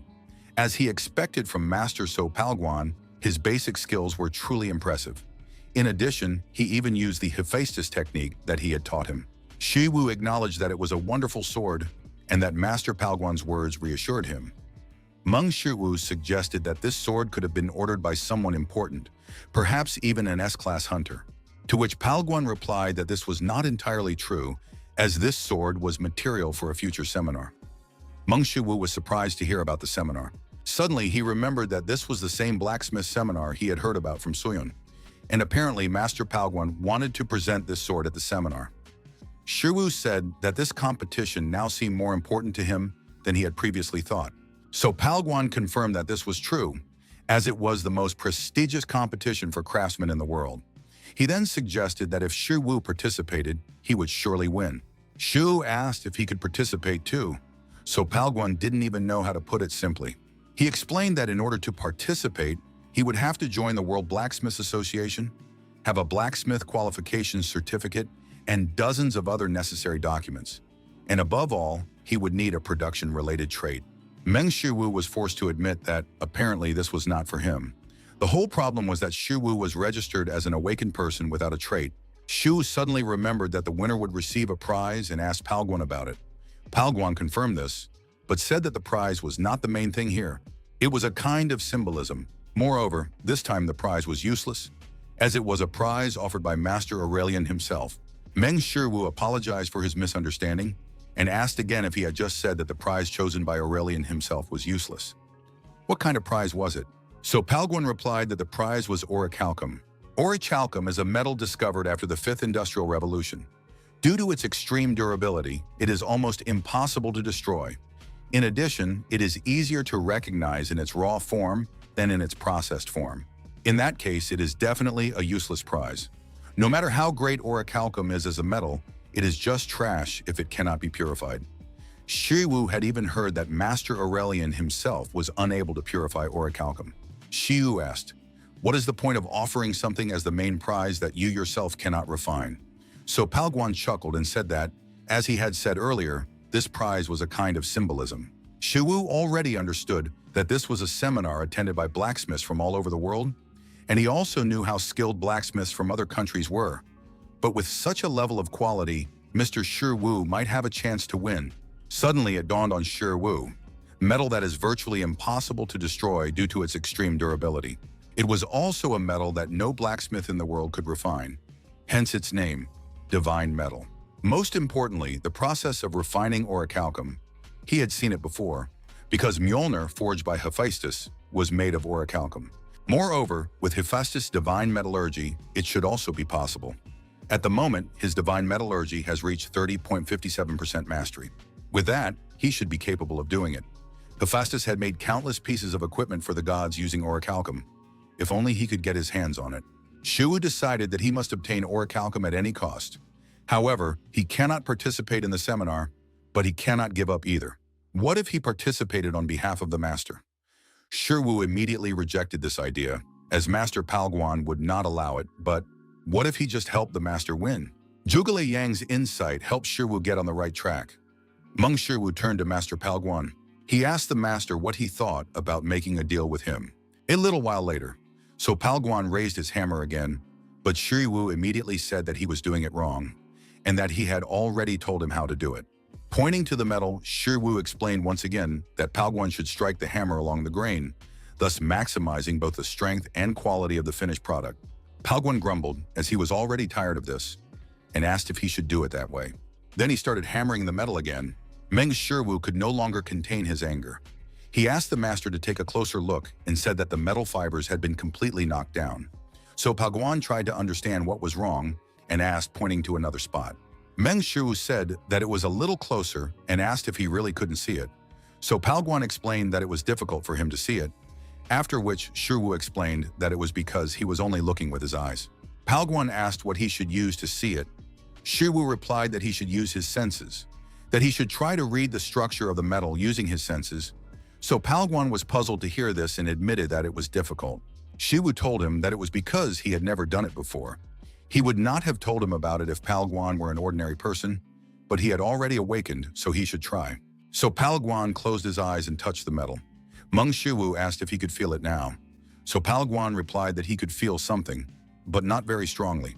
Shiwu explained that this was where the fiber began and that he needed to strike harder here. So Palguan asked how much harder. Meng Shiwu assessed the force for a second, then said that it should be about this much. Immediately after that, he struck the metal with more force, causing a shock wave that raised a cloud of dust and knocked some objects in the forge to the ground. So Palguan was amazed at the amount of force required and asked how he could possibly repeat it. Meng Shiwu said that he would understand after practicing, and then suggested that he strike again. Since that was what was required, Master So Palguan warmed up his arms a little. Immediately after that, he struck the piece of metal with all his strength. A quiet ringing sound echoed through the smithy, and Palguan's strike did almost nothing. Meng Shiwu felt a little awkward about what he saw, so he turned to the master and asked him to let go of the hammer. After that, he suggested that he start with a few exercises. So Palguan was surprised to hear this and asked why he suddenly brought it up. Repeating Heracles' words almost verbatim, Shiwu said, "In order to master the technique I will teach you, I think you will first have to build muscle mass." So Palguan reminded him that there was less than a week left before the seminar and asked how much training could help him. Shiwu turned to Mr. So again. He then said that if he took the elixir he would prepare, he would have nothing to fear. Meng Shiwu decided to clarify, just in case, whether there would be doping control at the forging seminar. Meng Shiwu began to get So Palguan into shape. Shiwu made him do physical exercises. He gave him his elixir, which cleansed the body. During training, Shiwu explained that breathing is important, but you shouldn't think about it too much. You just need to focus on it. Of course, the effects of the elixir So Palguan drank were the same as those on Shiwu. Thus, Mr. So Palguan's special training lasted a whole week. A week later, a satisfied So Palguan raised his hammer and said he had done it. Meng Shiwu examined the sword that So Palguan had just forged and acknowledged that it was a complete work of art. This sword fit perfectly in his hand, as if it had been specially made for him. So Palguan said that the sword's hilt was made from the doppelganger's facial muscles. A doppelganger is a monster that can transform into its chosen target. Since this sword was created by fusing the abilities of a doppelganger, the sword's hilt changes shape to suit the user. In fact, infusing monster abilities into equipment is a technique that humans cannot perform. So Palguan admitted that he had learned a lot from Shiwu, and that the experience of the past week with Shiwu was more valuable than the experience of his last 20 years. Meng Shiwu could clearly see that Mr. So Palguan had made remarkable progress in a week. However, the reason he was able to achieve such a level of growth in just a week, it was precisely because of his 20 years of experience that he already had. Even if they were not perfect, Mr. Palguan had made the divine techniques his own. One day, Confucius said, "The four elegant plants are the plum, the orchid, the chrysanthemum, and the bamboo." And now he sees bamboo before him. The time required for bamboo to grow fully is 5 years. However, during those 5 years, the bamboo does not appear above the ground. And after 5 years, the moment finally comes when it sprouts. Bamboo grows so fast that it almost reaches the sky in just 5 weeks. Now the question is, did the bamboo grow in just 5 weeks? Or did it grow during all those 5 years? Of course, it grew for all 5 years. The growth of a gentleman is almost the same as that of bamboo. Even if the result is not immediately visible, even if it seems insignificant to some, you must put your whole soul into what you do, and in changing times this will become a real asset. Meng Shiwu explained that he had only given advice while being close to him, and that in fact, it was all the result of Mr. Shiwu's hard work and effort. So Palguan asked Shiwu if this was really the case. Trying to hold back tears, So Palguan thanked Shiwu. Meng Shiwu sighed, then suggested that this work should be good enough to be presented at the seminar. And now, all he could do was wait for the will of heaven, France, Paris, Oprah Garnier. Blacksmith's Seminar, Blacksmith's Forum, a place where blacksmiths from all over the world can exchange experiences and find ideas for their projects. The host finally suggested starting the main event of the 51st Forgeron Forum, and the first part of the presentation was a sword forged by Master Antonio. One of the attendees asked his master about this man, and he said that Master Antonio was one of the greatest craftsmen in Italy. Removing the cloth, the host said that the name of this piece was Respiro del Drago, or Breath of the Dragon. Those present could not help but agree that Master Antonio had fully lived up to his glorious name. Moreover, some even considered it a winning piece. Suddenly, someone shouted that it was complete rubbish. One of those present asked, "What do you mean, rubbish? And who dared to utter such offensive words?" Master Aurelian himself sat on the throne before all the blacksmiths. Master metallurgist Pierre Debout Aurelian asked if the man really thought this piece of trash was worthy of victory. A man from the audience stood up and asked if it wasn't too much to call such a creation trash. Even if he was Master Aurelian, wasn't it too much to insult the work of another master? Master Aurelian explained that this blade had a distinct red tint. This meant that Antonio had simply melted red pigment into the surface of the sword, because if he had covered it with paint, it would have easily peeled off. However, Master Aurelian rose from his throne and explained that this had led to serious damage to the fragility. Plasticity could probably provide some protection, but with this, the sword would break after a few swings. Even if it was difficult to do, and even if he really wanted to express a red hue, the best solution was to use the bones of a red wyvern or even a red-boned dragon. Smiling, Master Aurelian said that this was not an impossible material to obtain, so the fact that he did not use them meant that he did not have the skills to clean these materials. In addition, Master Aurelian pointed his cane at the dragon's head and asked what this useless dragon figurine was for. Does the sword hilt work normally? Was it all made for use, or just for show? If this was meant to be an exhibition piece, could it really be considered a work of art? No one in the hall could say a word to counter Master Aurelian's words. Walking through the hall past the other participants' works, Master Aurelian said that they were trash. Something even worse than trash. Real junk. And even trash that was not even worthy of being recycled. But when he approached one of the display cases, Master Aurelian was forced to admit that this sword was not so bad. Such a sword could be considered, at least, a disposable item. The host decided to move on to this item right away. Nervously, the host said that this was a work presented by Master So Palguan from South Korea. And it has no name. It is called Equipment Without a Name. The audience felt a little awkward about this, because it was a little... Suddenly, Master Aurelian threw down his cane. Taking a deep breath, he asked, "Who do you think made this?" The director was stunned by what he heard. How could Master Aurelian come to Korea? Gam Chong-gu, an S-rank hunter and director-wide president of the Hunter Management Bureau, asked his subordinate why he had only told him about it now. To which he replied that Master Aurelian wanted to come to Korea suddenly. Jem Chong was surprised by this turn of events. He sighed and said that even if it was sudden, it was too much. The subordinate asked what they should do now. Gam Chong-gu asked why Master Aurelian wanted to come to Korea. The subordinate replied that he was not sure. Gam Chong-gu then asked when he wanted to arrive in Korea. The subordinate said that he had just learned that Master Aurelian had arrived at Incheon Airport. Hearing this, Jem Chong jumped up and exclaimed, "What?" Then he asked what he was talking about. Gam Chong ordered all of his appointments for the day to be canceled. The subordinate apologized and reminded him that the director had a meeting with board member Kim Sang-yu today. The angry director pointed his finger at his subordinate and asked if a meeting with some board member was important right now. He ordered him to stop talking nonsense and cancel all of today's meetings. Although, no, since Master Aurelian was in Korea, the secretary had to cancel all his meetings. The highest peak a person can reach, the highest point they can achieve, is to become an S-rank hunter. They are rare even on a global scale, and there are only 6 of them in Korea. And of course, the S-rank hunter encountered a huge white A+ rank ogre. The loud ogre roared loudly and reached for the little man. The hunter raised his hand, creating a spark. Immediately after that, the strongest electric magic struck the white ogre. A few seconds later, it turned completely gray, but still continued to growl. After his attack, S-rank hunter Li Xun came to the conclusion that lightning magic was mostly useless against ogres. The already gray ogre roared loudly and, clenching his fist, attacked Li Xiong again. Li Xiong wondered if the ogre was resistant to lightning. Li Xiong then stretched out his hand and snapped his fingers. This created an explosion that instantly killed the huge ogre. As it turned out, ogres were not as resistant to explosions as they were to lightning. Hearing footsteps behind him, Li Xun already knew who it was and asked if she was immune to blows. The girl asked why he continued to persist. S-rank hunter Li Haran asked Xiong if he knew that if he did that, he wouldn't be able to get good money for the corpse. Li Xiong noticed the bodies of the ogres behind Li Haran and admitted that she was simply incredible. In addition, she struck each ogre directly in the head. After that, Lee Xun asked if she had heard the latest news. Lee Haran asked what it was about, and Xun told her that Master Aurelian himself was visiting Korea. Lee Haran was surprised to hear this and asked why Master Aurelian had suddenly decided to come to Korea. Lee Xun admitted that he didn't know himself.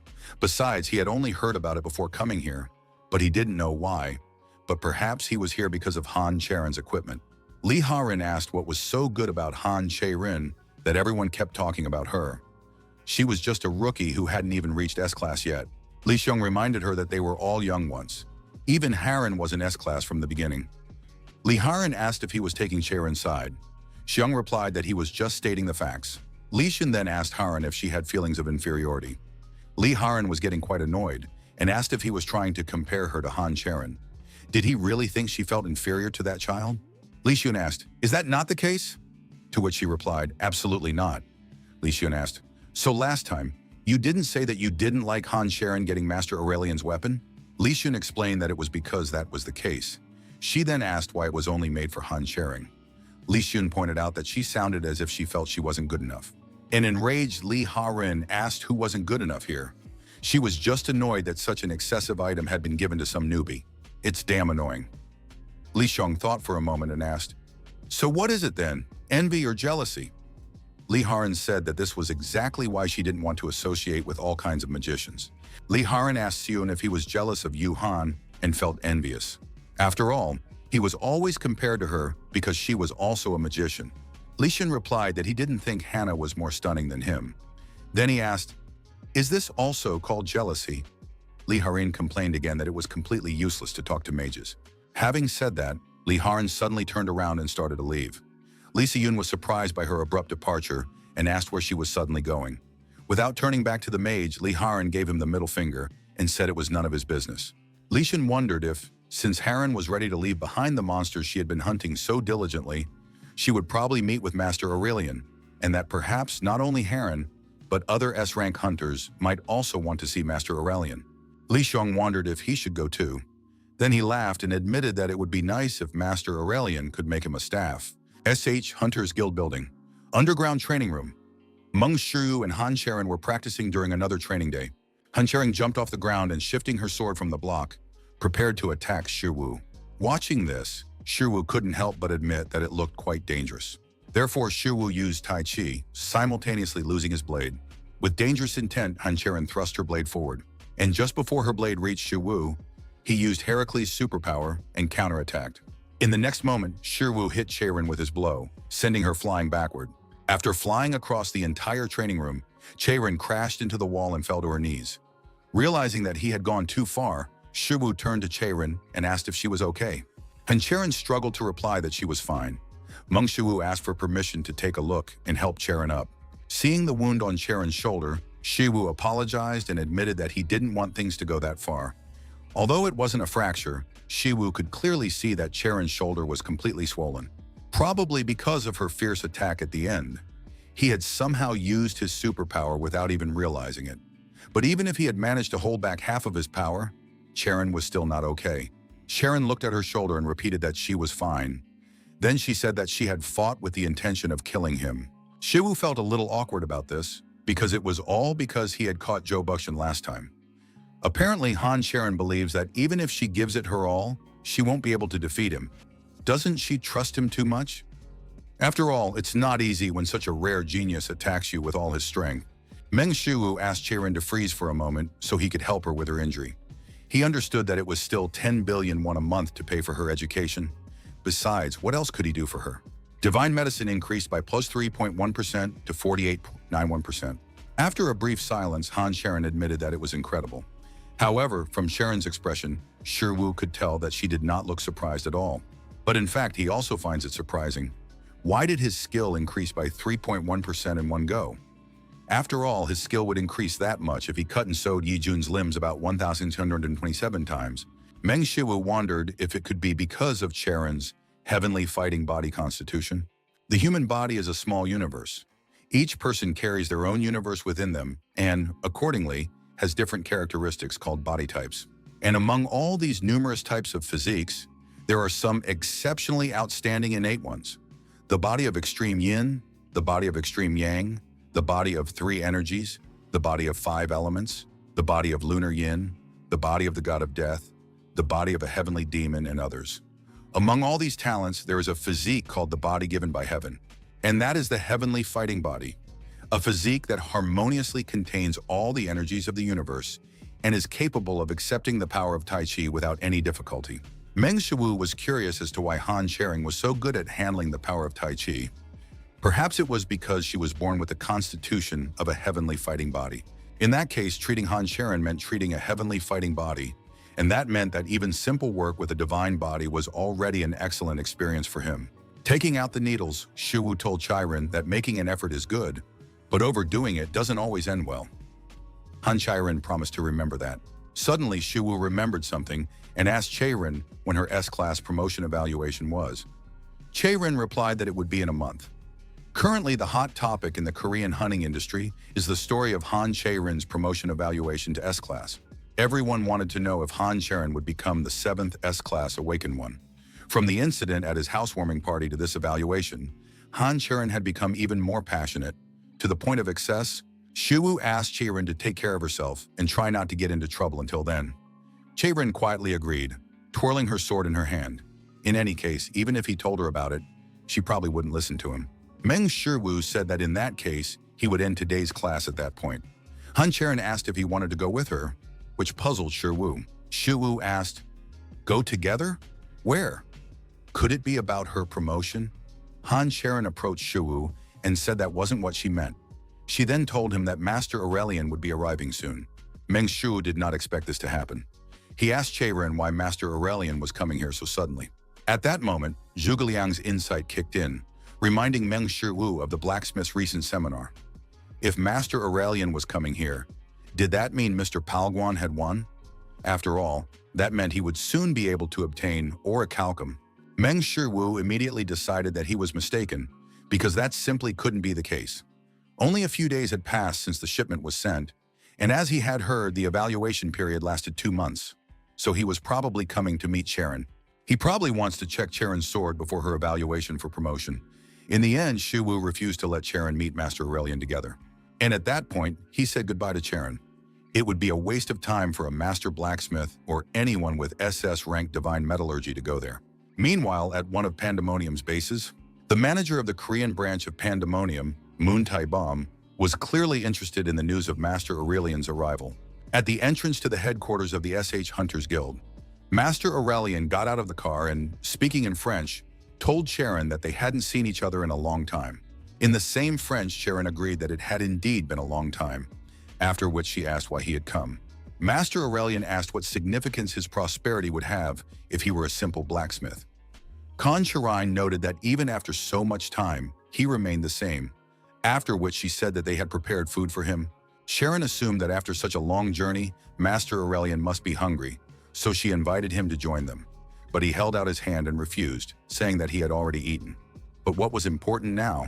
One of the servants showed Chiron a sword, and Aurelian said he wanted to meet the master who forged it. Since moving to his new home, Shiwu's normal daily life had continued. He filmed new videos for YouTube, raided dungeons, and created equipment from the materials he obtained. He also continued to train hard with Hercules. But is this really normal? In fact, it is probably thanks to this everyday life that he already has 170,000 subscribers on YouTube. After posting a video on how to become an A-class hunter in just a month, he gained a lot more information. Looking through all these ideas, Meng Shiwu recalled that the first part of the video was posted when he became a B-class hunter.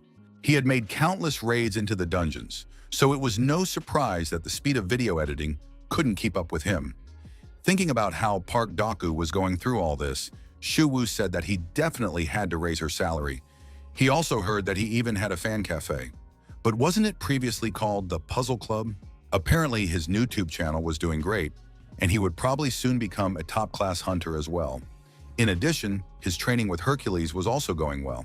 All he needed now was to get himself some equipment. Meng Shiwu sighed and told Master Palguan that he had to win. With a sword like that, he should definitely be able to do it. But what if he didn't win? In any case, it was already 4 o'clock in the afternoon, so Shiwu wondered if Mr. Palguan would not be coming today. Meng Shiwu assumed that their training sessions were a little too hard for Mr. Palguan. Perhaps he even fell ill after such training, But if he came, Shiwu was ready to consult him using the divine art of medicine. Meng Shiwu wondered if he should first improve his divine metallurgy skills. Shiwu decided to start by processing the materials he had farmed. For some reason, Shiwu felt that obtaining materials was more difficult than raiding dungeons. As it turned out, moving and storing things was also not an easy task. In fact, it would be nice if there was something like a subspace storage bag in their world that could store an unlimited number of items. But unfortunately, he couldn't make it with his own hands because such things were not considered equipment. After all, it's a type of magic. Subspace refers to a space that is connected through a specific portal or wormhole, and this term is used to describe a space separate from their universe. A subspace bag is a type of magic that can use this space.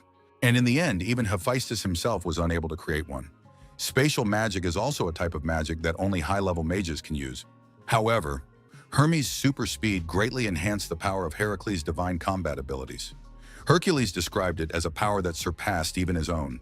In other words, if he adds the power of GodTube, it means he can enhance the power of the gods. So doesn't that mean he could also add something to divine metallurgy? Meng Shiwu wondered if he could enchant his equipment. Couldn't he create a subspace storage bag? After thinking about it, Shiwu decided that it might work and decided to give it a try. He must comprehend the power that can interact with his SS rank divine metallurgy. Meng Shiwu picked up his phone and wondered what traits he should study. To enhance an SS rank trait, he would need a higher level power. After a moment's thought, Meng Shiwu remembered Osiris's wife from Egyptian mythology, the famous mother of Horus and goddess of magic, Isis. Since it was Isis herself, her trait must definitely interact with divine metallurgy in some way.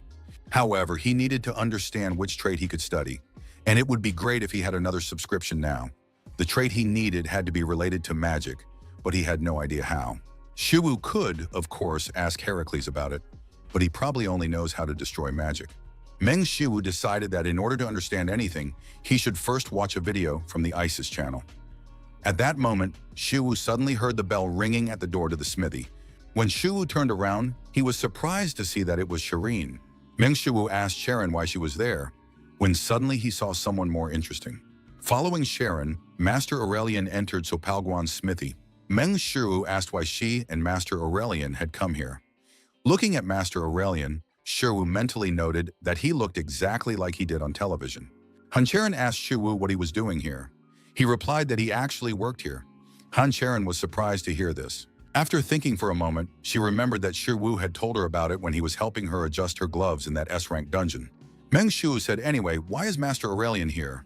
To which Che Ren replied that according to Master Aurelian, he was here to meet with Mr. Palguan. Meng Shiwu was surprised that Master Aurelian wanted to meet Mr. Palguan, because why all of a sudden?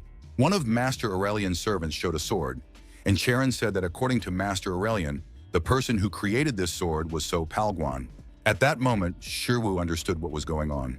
Master Aurelian was the judge of the blacksmith seminar, and now he had arrived in Korea. And all this just to find the So family's forge. What's more, Master Aurelian had come with work provided at the seminar. All this could only mean that Mr. Palguan had won and would receive the orichalcum. Finally, he would be able to create equipment for himself that would not fall apart from the superpower of the SS rank. Meng Shiwu said that Mr. Palguan was not here at the moment, after which Han Sharon translated this to Master Aurelian. Aurelian asked if they could meet somehow. Han Sharon relayed Master Aurelian's words to Shiwu, and he thought about it. Without ceasing to think about orichalcum, Meng Shiwu considered that at the moment, Mr. Palguan was not feeling well, and it would be better to allow him to rest. Nevertheless, the current orichalcum situation was an exception to the rule. After all, this must be a particularly important moment for orichalcum. Meng Shiwu promised to try to contact Mr. Palguan. After calling, Meng Shiwu reported that Mr. Palguan had promised to come to them soon.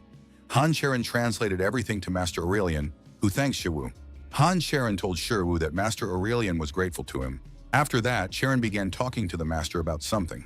Since Shiwu would soon be able to obtain orichalcum, he decided to spend the remaining time creating equipment. The other two would wait for Mr. Palguan. After that, Meng Shiwu opened GodTube and wondered if he should finish watching the video with Isis now. The video he opened was, "Restore this area, it's not hard at all. Restore this place?" Thinking about the title of the video, Meng Shiwu thought that even Hua Tuo would say that if things went wrong, there would be no turning back. There was no hope for that anymore. The video began with Isis against the backdrop of the desert. Isis addressed her dear subscribers. Then the goddess of magic, Isis, turned around and winked at those watching the video. Isis asked the viewers if they had any problems related to sexual function. It was only the beginning of the video, but Shiwu was already impressed. Shiwu asked, "Can't mythological stories do without sexual issues?" Isis talked about how sexual function is sacred and that it has the power to create life. One should not be ashamed of it or hide it. Losing this function is very sad. It is painful not only for men, but also for women. In fact, her husband was also unable to do it, so she knows how painful it is. The reason for this is that the fish of the Nile ate Osiris's thing. Because of what happened, she couldn't do it with her husband for the rest of her life. Shu simply had nothing to say about it. Greek and Roman mythology is chaos 5 minutes before that, whereas Norse mythology is chaos 5 minutes later. But if you take Egyptian mythology, it's chaotic every 5 minutes. Egyptian mythology is too disorderly. Posing for the camera, Isis said that in the end, she did that thing for her husband. And striking the sand with her staff, she said that was exactly what she did. Looking at what Isis had started to do, Shiwu couldn't help but wonder what she was doing. Could it be some kind of ancient Egyptian ritual? Dancing, Isis hummed, "Oishikunare, oishikunare." Then she folded her hands into a heart shape and said with a smile, "Moe moe kyun." After seeing this, Shiwu was completely confused. He wondered where she could have learned such a thing. Then he asked, "What is it that makes it delicious here?" Isis spread her arms to the sides, releasing her magic, and suddenly the cacti trembled and began to grow rapidly. Shiwu froze, completely unable to comprehend what was happening. A few seconds later, he asked what the hell that was. Could he really be seeing this with his sanity intact? There was only one thing he could be sure of now. Isis had the ability to assign special functions that allowed things to expand, and she would probably even burn to provide subspace functions for equipment. If this was the power that created Osiris's thing, then it should definitely be possible with her. After thinking about it for a while, Shiwu decided to check the membership fee for the subscription. As soon as Shiwu went to the right page, the door to the forge opened. Sweaty from running, Sopalguan told Master Aurelian that he was here. Sopalguan admitted that he would never have thought that Master Aurelian was really here, but as it turned out, it was indeed so. Master Aurelian told Palguan that he had been eager to meet him and congratulate him on his victory at the blacksmithing seminar. Upon hearing this, Sopalguan froze. Then he admitted that he didn't understand anything and asked what he was talking about. And what language was that anyway? Han Sharon translated that Aurelian said he really wanted to meet him and congratulated Sopalguan on his victory at the blacksmithing seminar. Upon hearing this, Sopalguan exclaimed, He won the blacksmithing seminar?" Sopalguan was almost bursting with joy. Shiwu mentally told the gentleman that he had indeed won, after which he decided to return to his business. Shiwu took out his phone to find out the cost of subscribing to the GodTube channel Isis and began counting the zeros. 1, 10, 100, 1,000, 10,000, 4 billion? Shiwu was stunned to see such a price. A subscription to Zhang Sanfeng's channel cost him 2 billion, and now he had to pay twice as much? Looking at his balance, Shiwu wondered if everything was correct. At the moment, he had 8.4 billion won in his account, and with his current expenses, first, his income includes 10 billion from Han Sharon's tutoring, about 300 million from equipment manufacturing, and about 10 million won from YouTube. That comes to approximately 10 billion and 308 million won. Next, Shiwu tried to calculate his expenses and came up with 3,117,000 won. Thus, his monthly expenses amount to 3.3 billion and 170 million won, while his net profit is 6.9 billion and 910 million won. This means that he has enough money to sign up. Han Sharon's pension, or rather, her tutoring fee, is more than excellent. After calculating his profits, Shiwu wondered if he should sign up. And at the same time, he accidentally touched the screen of his smartphone. Shiwu mentally screamed. It was not a waste of 400 million, but a whopping 4 billion. So did it even make sense? Shiwu calculated that if the living expenses for a family of 4 amounted to 3 million won, then this amount should be enough to live for 111 years. He had to spend this amount every month, and all this money disappeared with just one touch. In addition, if he added subscriptions to other channels, it would amount to a staggering 7.1 billion won per month. Shiwu closed his eyes, after which the system notified Shiwu that he had subscribed to the GodTube channel Isis. Upon hearing the notification from GodTube, Shuwu realized that from now on, 4 billion would evaporate from his account every month. But as soon as he saw the next notification, he froze in surprise, because what he saw was practically impossible. By subscribing to the ISIS channel, Meng Shuwu received an SSS rank reality manipulation trait. Meng Shuwu tried to understand what it was. After all, the trait he received clearly did not give him any specific special ability. Reality manipulation is an ability that can change the environment on a small scale. It can also change the very laws of the universe on a large scale, distorting reality at the will of the caster using magic. And that's even SSS rank. But considering Isis's reputation, it shouldn't be that surprising. Little is known about this, but Isis was the most influential goddess in the ancient world. Be that as it may, he now had to improve his skills. At the moment, there were two ways to improve his skills in manipulating reality. The first was to watch videos related to the development of the trait. Thinking about the first method, Shuwu wondered if he would have to look into the depths of this demon world again. The cosmic horror that exists beyond the abyss? That was out of the question, because if he wasn't careful, his mind. Meng Shuwu resolutely rejected this option, because the first method could destroy his benevolence, righteousness, propriety, and gentlemanly wisdom. In that case, he had no other choice. Meng Shuwu assumed that he would have to try everything himself. First, he had to test this feature, and he would do so by trying to create a subspace bag, as originally planned. While pondering, Shuwu was aided by Zhuge Liang's insight. Subspace is essentially magic. It is a principle by which one can pull something out of thin air and extract an object, and there is no need to incorporate it into equipment. If he changes reality to create subspace, that will be enough. In fact, Shuwu began to think that it would be as easy to do as he wanted it to be. Depending on the degree of manipulation of reality, the power changes exponentially due to the reaction of cosmic reflection, and in severe cases, the existence of the spell may simply collapse and disappear. All these thoughts were already giving Shuwu a headache. In any case, he had to create a storage form that would help him with the concept of storing something. This would be Shuwu's first time sewing, so he wondered if he should turn to other channels for help. After a brief reflection, Shuwu decided to just do it, because he couldn't subscribe to someone just for the sake of it. And who cares what he makes of it anyway? He just needs to make it sturdy, as he always does.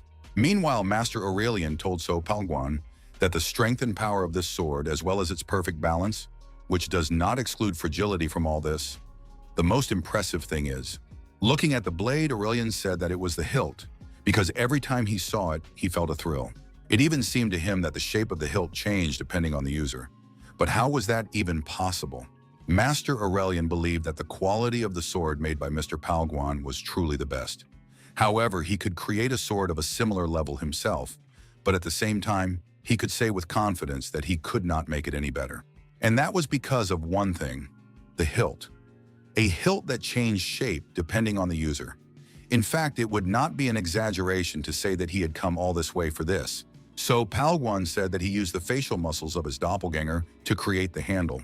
Hun Sharon translated Palguan's words to the master, who repeated them in surprise. Suddenly, it dawned on Master Aurelian. If that was the case, did it mean that the sword had been imbued with the monster's abilities? Aurelian asked if he meant to say that it was possible. Since the new material, a byproduct of monsters, had been introduced into metallurgy, significant progress had been made, as it surpassed all metals in quality and strength. However, the use of monster abilities is limited to physical properties that remain unchanged even in death, such as hardness. But at the same time, the monster's abilities cannot be incorporated into equipment, because the monster's abilities disappear after death and cannot be extracted from the corpse. However, if he is not standing before the god of metallurgy, Master Aurelian asked how Palguan managed to incorporate the monster's abilities into equipment. Palguan pointed behind Master Aurelian and said that he had learned this technique from a craftsman named Meng Shuwu. Master Aurelian was very surprised to hear that such a skilled blacksmith had learned this from this youngster. Not only was he not a blacksmith worthy of teaching the craftsman, So Palguan, but this guy didn't even look like a blacksmith. Master Aurelian asked if he was joking with him. After that, Sharon, as always, translated everything for Palguan. So Palguan admitted with a smile that at first he couldn't believe it either. But since he was trying to do something now, why not watch for a while? Master Aurelian couldn't understand what was going on, but there must be a reason why craftsman So Palguan was saying this about him. Master Aurelian clicked his tongue after glancing at Shuwu. He realized that Shuwu was trying to forge something, and the key to forging was temperature. Only by heating and forging could impurities be completely removed. But this guy was just standing there staring blankly. It looked as if he didn't even have the basic skills of forging. As Master Aurelian had expected, it was all nonsense. After heating the metal with magic, Meng Shiwu finally struck the metal with a hammer. After that, a characteristic striking sound echoed through the forge. Seeing this, Master Aurelian couldn't believe it. Did this guy do it on purpose? He was performing cold forging. Hot forging is a method used to improve the quality of the material. Thanks to this method, it is easy to form complex parts. But since the material is subjected to such high temperatures, it is very difficult to change it precisely. That is why, for cold forging, the metal must be heated above the transformation point. After that, the heat must be cooled to just below the deformation point. If the temperature deviates even slightly from the required level, the material will break, and if it cools too much, it will harden. In other words, he felt the exact temperature with his skin. Master Aurelian considered this simply impossible. After all, it is simply impossible to do such a thing using only human senses. But he really does it right in front of him. Master Aurelian simply couldn't believe it because this is a level that far exceeds what a human being can achieve. It was a level that even he didn't dare to attempt, approaching the impossible.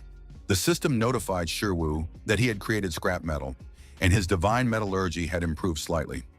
Meng Shiwu was a little disappointed to see the word scrap metal, but as he expected, spinning metal threads is not an easy task. Still, at least it was durable, which was the most important thing for him. In addition, it was even soft and pleasant to the touch. Shiwu wondered if he should include a subspace function in it, but how should he do that? Did he really need to dance like Isis did? Suddenly, Master Aurelian put his hand on his shoulder and exclaimed that it was absurd. Incheon Airport, the director asked again what he had just said. He was told that Master Aurelian had already headed for the place called the So family's forge. Gam Chonggu asked why he was even here.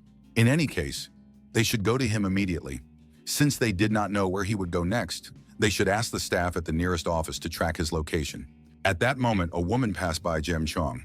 Moon Tabam was very pleased with what she heard, because it meant that Oh Ju-won's role as branch manager would finally come to an end. She would get her job back. Shiwu asked Master Aurelian to let him go. After that, Han Che-rin said that according to Master Aurelian, he was so surprised that he couldn't help himself, and he apologized for what happened. Shiwu asked her to tell him that he was very busy right now. Cherin relayed that Master Aurelian wanted to discuss some metallurgy with him. Shiwu asked Cherin to let Aurelian know that he did not want to talk right now. Moreover, it would be much more useful for him to watch Hephaestus' video than to talk to Aurelian. Shireen said that the master was asking what he needed to do to talk to him. Mengshu asked her to convey that if Aurelian gave him one orichalcum, he would definitely think about it. Master Aurelian said that would be enough and asked why he needed orichalcum. Shaiwu immediately replied that he planned to purify the orichalcum and create equipment. Meng Shiu was very pleased with himself, as he would be able to get another piece of orichalcum, considering that Mr. So Palguan would also receive one. Master Aurelian found it hard to believe what he had heard, and asked if it was possible to purify orichalcum. Meng Shiu thought about it and replied that it was probably possible. Hearing this, Master Aurelian immediately shouted that it was absurd. With his shouting, Master Aurelian began to frighten Shiwu. After that, Shireen said that Master Aurelian would return in a moment to take the orichalcum. Meng Shiwu apologized as he had apparently missed something. He asked where he would return to. France? Han Sharon replied that this was exactly what he had told her. Meng Shiwu said that they would talk more when he returned. Following the satisfied Aurelian, Sharon said that she would also return. Suddenly, Meng Shiwu realized that they had forgotten something. After that, Shiwu apologized to Mr. Palguan and admitted that he didn't want that. Meng Shiwu remembered that the meeting with Master Aurelian was supposed to be a glorious moment for Mr. Palguan, but he smiled and said that everything was fine and asked Shiwu not to worry. Besides, working in the same forge with someone like Shiwu already seemed like a great blessing, more so than meeting Master Aurelian. Using the divine art of medicine, Meng Shiwu examined Mr. Palguan and noticed that he was a little ill, but fortunately, there were no serious problems. So Palguan said that since his business here was done, he would return home. Meng Shiwu asked Mr. Palguan not to strain himself for a while, to which he agreed. Once everyone had left, Meng Shiwu could finally focus on the main thing. Taking the bag in his hands, Meng Shiwu used Zhuge Liang's insight to understand how to use Isis's manipulation of reality. Space is the most fundamental law that makes up this world, as well as the place where matter exists and phenomena occur. Concentrating, Meng Shiwu tried to expand this space. Immediately after that, the room was filled with scarlet magical power. And this power came from the bag. Meng Shiwu exerted all his strength to somehow contain the cosmic backlash. Shiwu felt as if the recoil was consuming him, but he told himself that he had to endure it. Meng Shiwu shouted to himself that he had to endure it, and this continued until the lone bag fell onto the table. Thanks to his experiment, Meng Shiwu managed to increase his manipulation of reality by 0.8%, but he was already exhausted. It felt even harder than the plank exercises with Hercules. But still, it wasn't just a cheat ability. Just by looking at this bag, Meng Shiwu could tell that he saw no difference.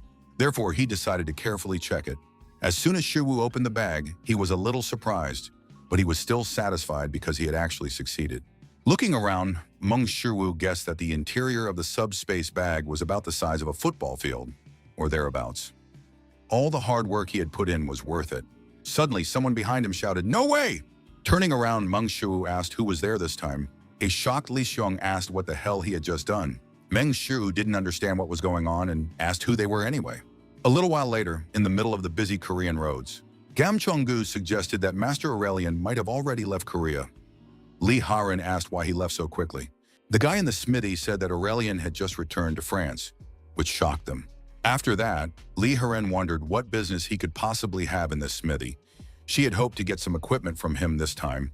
Li Haran asked Li Xiun why he was acting so strangely. Was it because of that subspace bag? Li Xiun said there was no magic in it. Li Haran asked if he could use it too, but Li Xiun, still in shock, asked how, and who was capable of that. Gam Chong-gu asked Xiong if it was really that surprising. Yuhana replied that it wasn't surprising. After all, it was practically an impossible phenomenon. Li Xiun said that it is almost impossible to distinguish between sufficiently developed science and magic. He then asked the director if he had heard this saying before. The director replied that he had, and Xiun said that magic does not deny the laws of physics.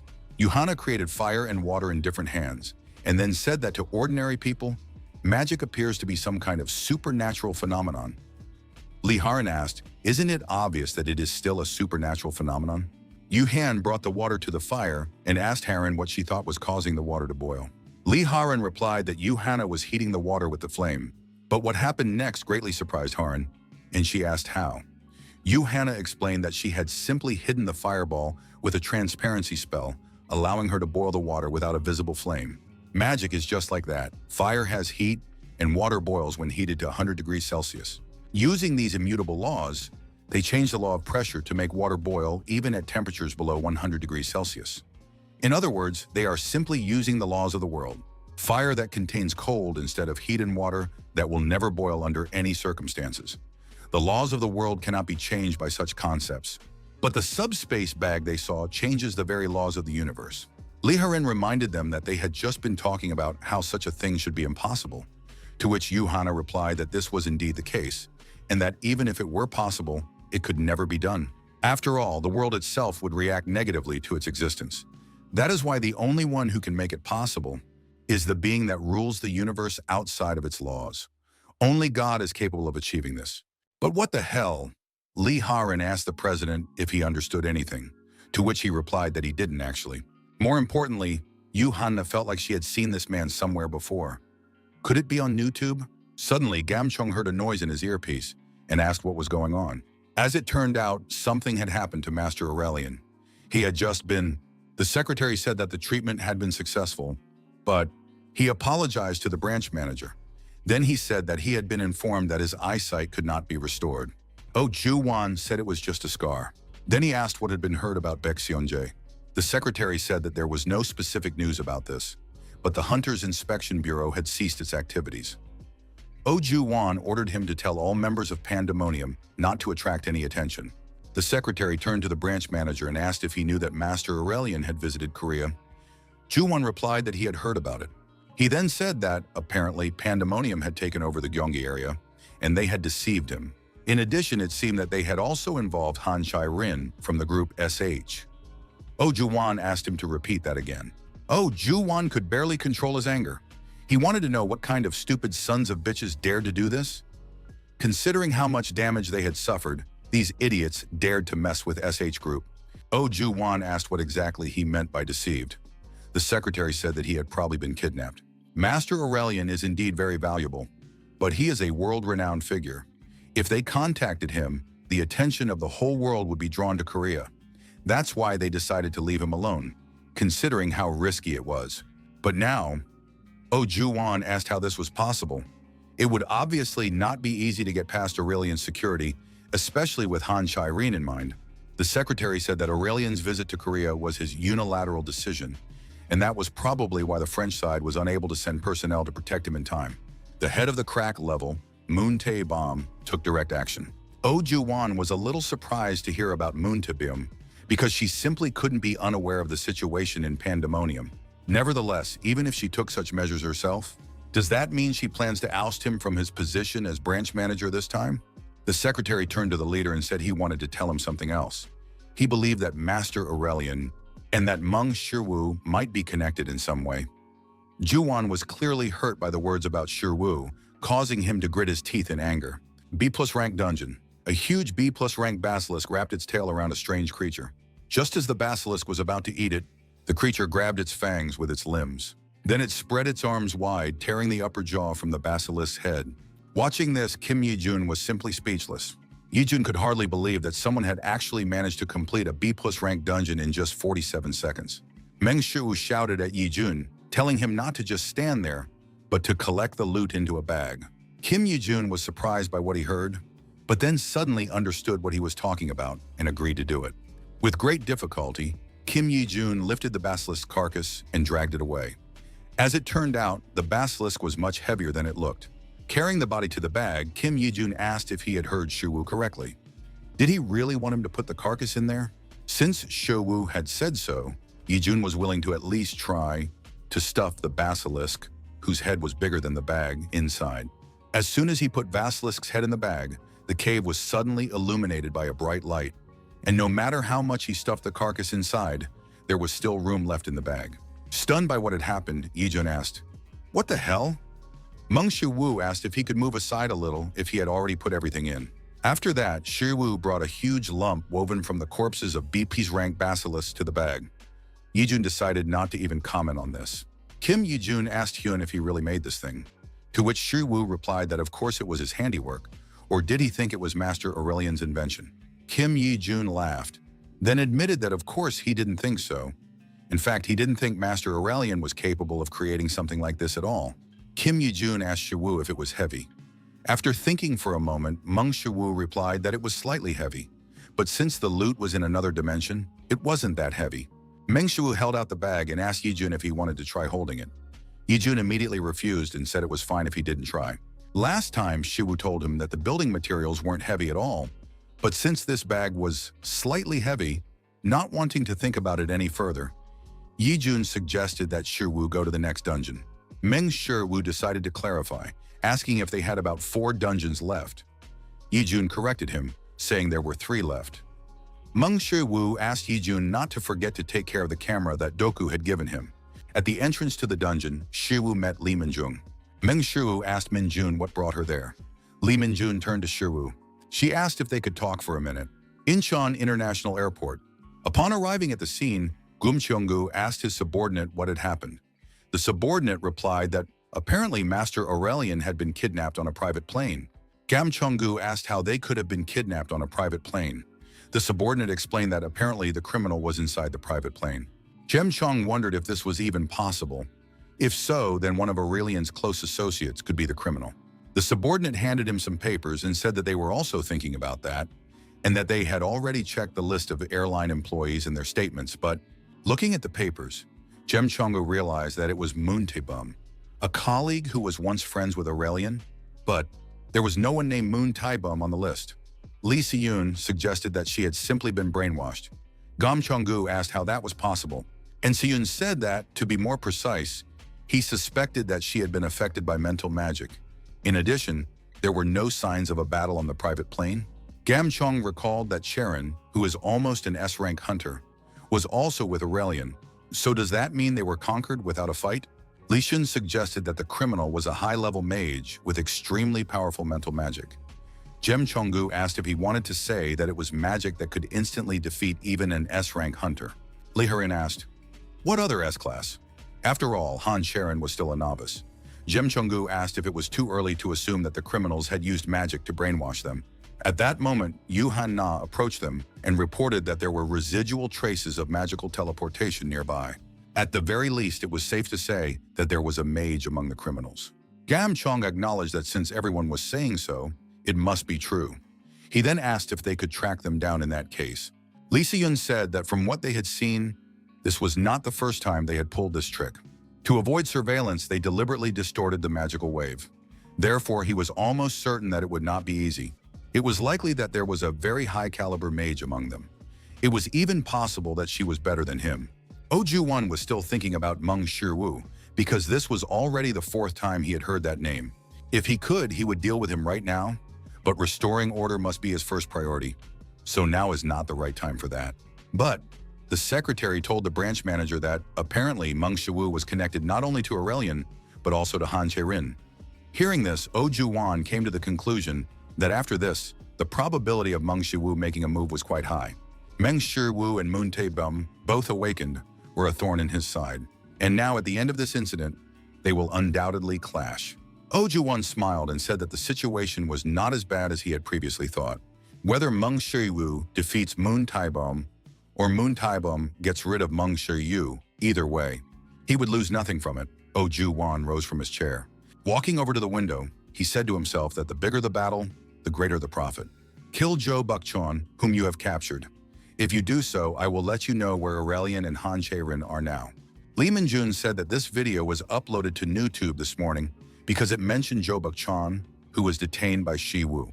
She concluded that it might be related to pandemonium, which is why she came directly to him. Shiwu wondered why the kidnapper had gone so far. Was it really necessary to attract public attention in this way? Lee Min-jung admitted that she wasn't sure, but the Inspection Bureau suspected that it was carried out by pandemonium, and it was possible that they simply wanted to bring more chaos into their world.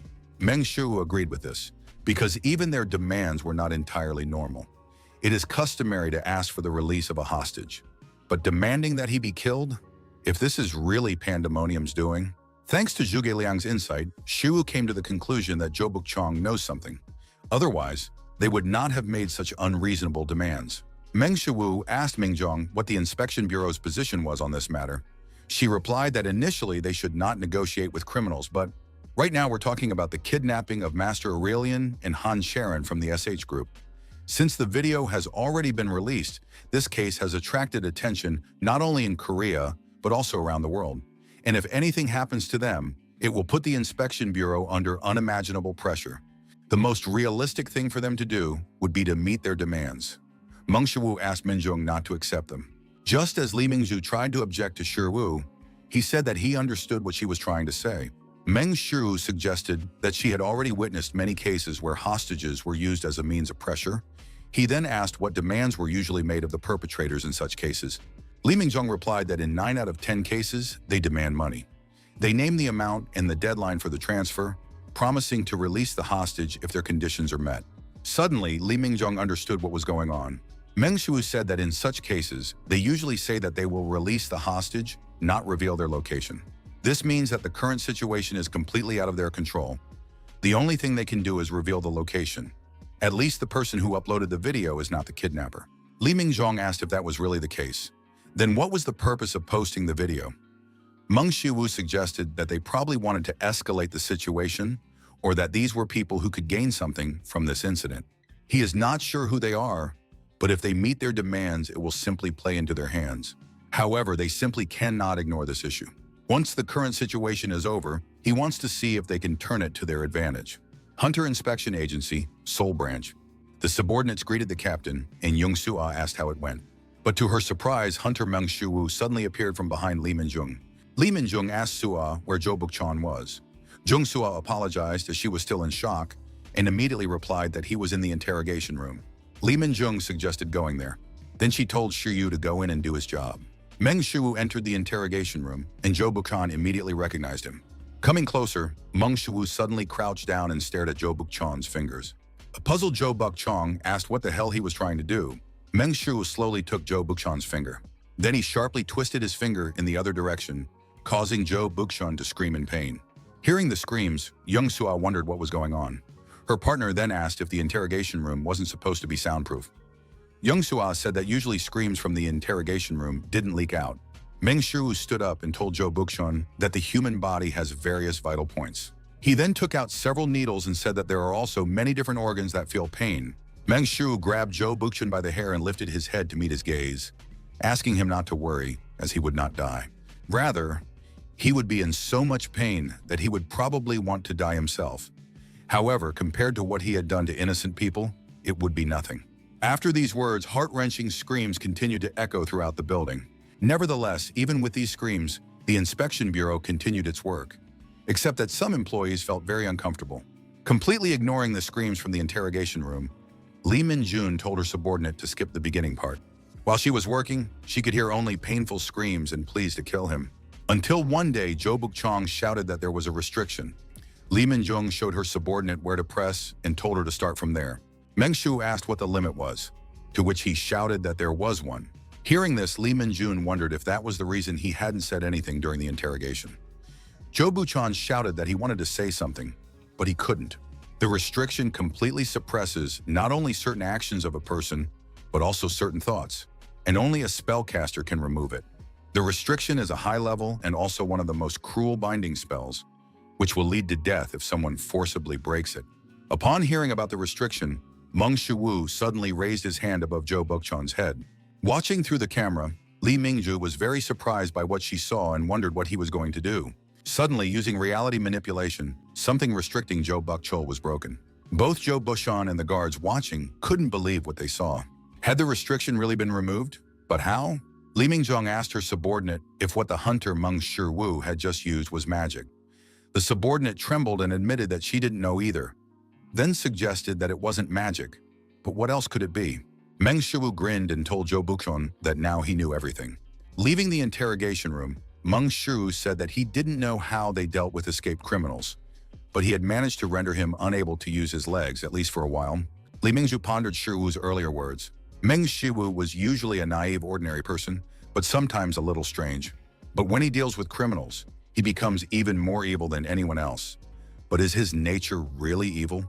When he is with his younger sister, he shows his infinitely warm side, becoming a person who feels more human than anyone else.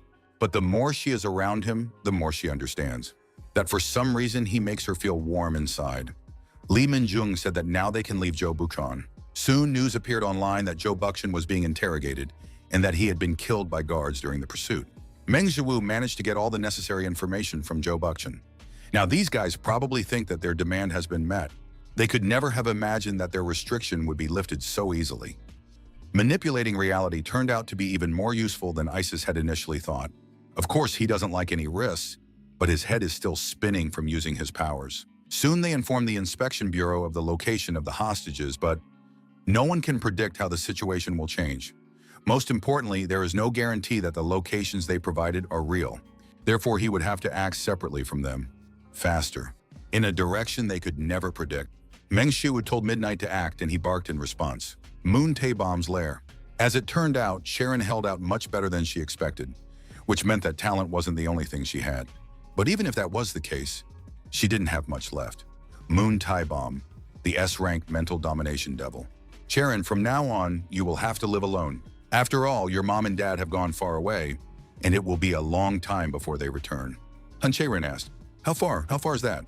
When she returned home, she really didn't see her mommy and daddy, and yet she didn't cry.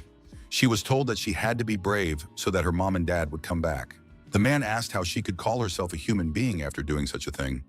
After all, this little girl was a child she had raised with her own hands. But, are you trying to kill a little girl over something so trivial? Who sent her? Han Kwang-guk or Han Jaimin? Han Chai-rin thought it would be great if everyone could get along. The next day, the nanny stopped coming too. She said she quit because her job was too difficult. Does that mean she was too difficult for her? Or did she behave like a spoiled child too often? From that moment on, she decided not to act like a spoiled child and not to complicate things for others anymore. That way, people wouldn't leave her. But there was one disturbing moment for her in her childhood. Pelmeni. When someone eats pelmeni. It was the day when the hostess in the kitchen decided to make pelmeni. But the look in her eyes said it all. Save me. Please save me. I don't want to die like this. The man at the door said that the cause of death was determined to be poisoning, Poisonous substances were found in the pelmeni that the victim had eaten. From that day on, she never saw the hostess in the kitchen again. When she was happy, everyone left her. Mommy and Daddy, the nanny and the hostess of the kitchen. At that moment, Sharon felt that everyone had abandoned her. But then she heard, "Starting today, you will stay with your grandfather." Her grandfather was scary, but she decided to agree anyway. She felt she had to do it. This happened when she was 6 years old. They say that Han Sharon comes from a wealthy family, but Moon Taebum understood that in reality, they were not so different. As it turned out, it wasn't that difficult to traumatize Chaerin. Moon Taebum assumed that she would soon be able to win Han Chaerin over. The old man nearby reminded her that this girl was still a child. Aurelian asked if she was going to let Han Chaerin go. Then he said that this child had nothing to do with him and asked her to let her go. Moon Taebum noted that with his position as the supreme blacksmith, Aurelian was able to resist her mental superiority. Therefore, she acknowledged that he had quite impressive willpower. But at the same time, that was all he had. Aurelian asked if he was not their target. Moon Taebum replied that he was at first, but now, Han Sharon had become much more important than him. Aurelian asked him not to say that he just needed money, because if it was money, he could give him as much as he wanted. Money? Moon Taebum asked if he really thought anyone in Pandemonium cared about such things. Aurelian asked why not. Moon Taebum replied that he didn't need to know. Suddenly, one of his subordinates rushed into the room and called for the boss. Moon Taebum asked what had happened. He reported that guards from the inspection bureau were storming the place. Moon Taebum asked what he was talking about. Moon Taebum wondered how they had been able to find them. She thought she had covered all her tracks so that no one could track them down. They shouldn't have known about this place at all. So how could they have gotten here so quickly? How could this have happened? Her subordinate suggested that Oju Wan had leaked the information to the guards. Moon Taebum agreed with the version that this was indeed the case. And remembering Oju Wan's face, he mentally cursed that damn bastard. The subordinate said that S-rank hunters from Korea would also arrive here soon, including the director of the administrative bureau, Lee Ha-rin, Yu Han-na, and even Lee Si-yoon, a total of 4 S-class hunters. But the main problem was that Yu Han-na and Lee Si-yoon would be coming here. After all, the most difficult opponents for a mage are other mages. He had no time to think. They had to retreat immediately. Moon Taebum ordered all members of Pandemonium to leave this place and prepare to depart immediately. As soon as his subordinate left, the roof of the building suddenly exploded and pieces of it rained down inside. Moon Taebum wondered what the hell was going on. After a few seconds, the roof stopped collapsing. Then Meng Shiwu, enveloped in lightning, stepped forward. Moon Taebum wondered who this guy was. She had never seen his face before. Could he be from the inspection bureau? But he didn't sense any other presence. So could it be that none of those who came with him were here? Moon Taebum asked Shiwu, "Are you here alone?" Shiwu replied that he didn't have a girlfriend, if that was what she was asking. Moon Taebum smirked and assumed that the son of a bitch in front of her knew no fear. Then she asked if he even knew where he was. Moon Taebum raised her hand and, preparing to use magic, ordered Shiwu to disappear. Immediately after that, she used the spell Crimson Needles. Moon Taebum said she would pierce his entire body with holes. Just before the needles reached Shiwu, he raised his fist, and the needles seemed to hit something invisible. Immediately after that, the wave spread forward, knocking down all the needles along the way. Moon Taebum asked, "What the hell?" What she saw was practically impossible. She couldn't believe that he had actually managed to stop all her needles just by raising his fist. Was this really the result of human strength? What kind of power was this that so far exceeded human limits? With difficulty, but seeing what happened next, Moon Taebum forced herself to say that it was impossible. She refused to believe that such a thing was possible, and at the same time wondered what kind of energy it was. And were they now stronger than before? Moon Taebum suddenly trembled and said that Moon Taebum suddenly used magic and shouted that this couldn't be. She was going to take him to another dimension. Immediately after that, Moon Taebum used the dimension of illusions to transport her opponent. Hercules once advised Shiwu not to get involved with magicians, but if he does, he must turn them into his allies. However, if he couldn't make a mage his ally, he should just kill him as soon as possible. Striking forward with his fist, Meng Shiwu used Heracles' divine martial arts. The first form, the sky-shattering super strike. Hercules' divine martial arts have the power to distort the laws of nature themselves and destroy them. In contrast, Isis' manipulation of reality is capable of changing the laws, allowing you to bring anything you can imagine into reality. Destruction and manipulation. Since the two forces have completely different directions, it is simply impossible to discuss which one is superior. And that is exactly what he believed. Isis' manipulation of reality is indeed a great power, But even if laws are manipulated and changed, then in the face of this power, nothing matters and everything will simply be destroyed and disappear. After using the second form of divine martial arts, a long trench instantly formed in front of Meng Shiwu's fist, and a huge hole formed in the walls in front of him. Hercules, there is a reason why he is called the strongest even on GodTube. A cough suddenly sounded from the cloud of dust, and Moontaebom managed to survive Shiwu's attack. But the price was the loss of her arm. Moontaebom asked how such power could even exist in their world. If she had been even a little late, or if she had made the foolish decision to try to block that power. She managed to use short-range teleportation magic one after another and avoided the attack with all her might. But, as it turned out, even that wasn't enough. Moontaebom wondered if this was the result she had achieved. Simply being hit by the wave of power had brought her to this state, and if she had taken this power head-on, she would not be alive now. But they say that crisis is also opportunity.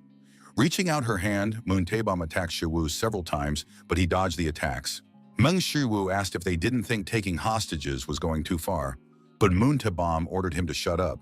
Meng Shiwu smiled and said that, as he expected, Moontaebom was indeed difficult to deal with. Hercules told Shiwu to try not to fight the mages if possible. Shiwu asked why. A little gloomy because of stories from the past, Hercules said that these guys were not easy to deal with. They were, to put it bluntly, free to do unexpected things. Hercules reminded Shiwu again not to mess with the magicians.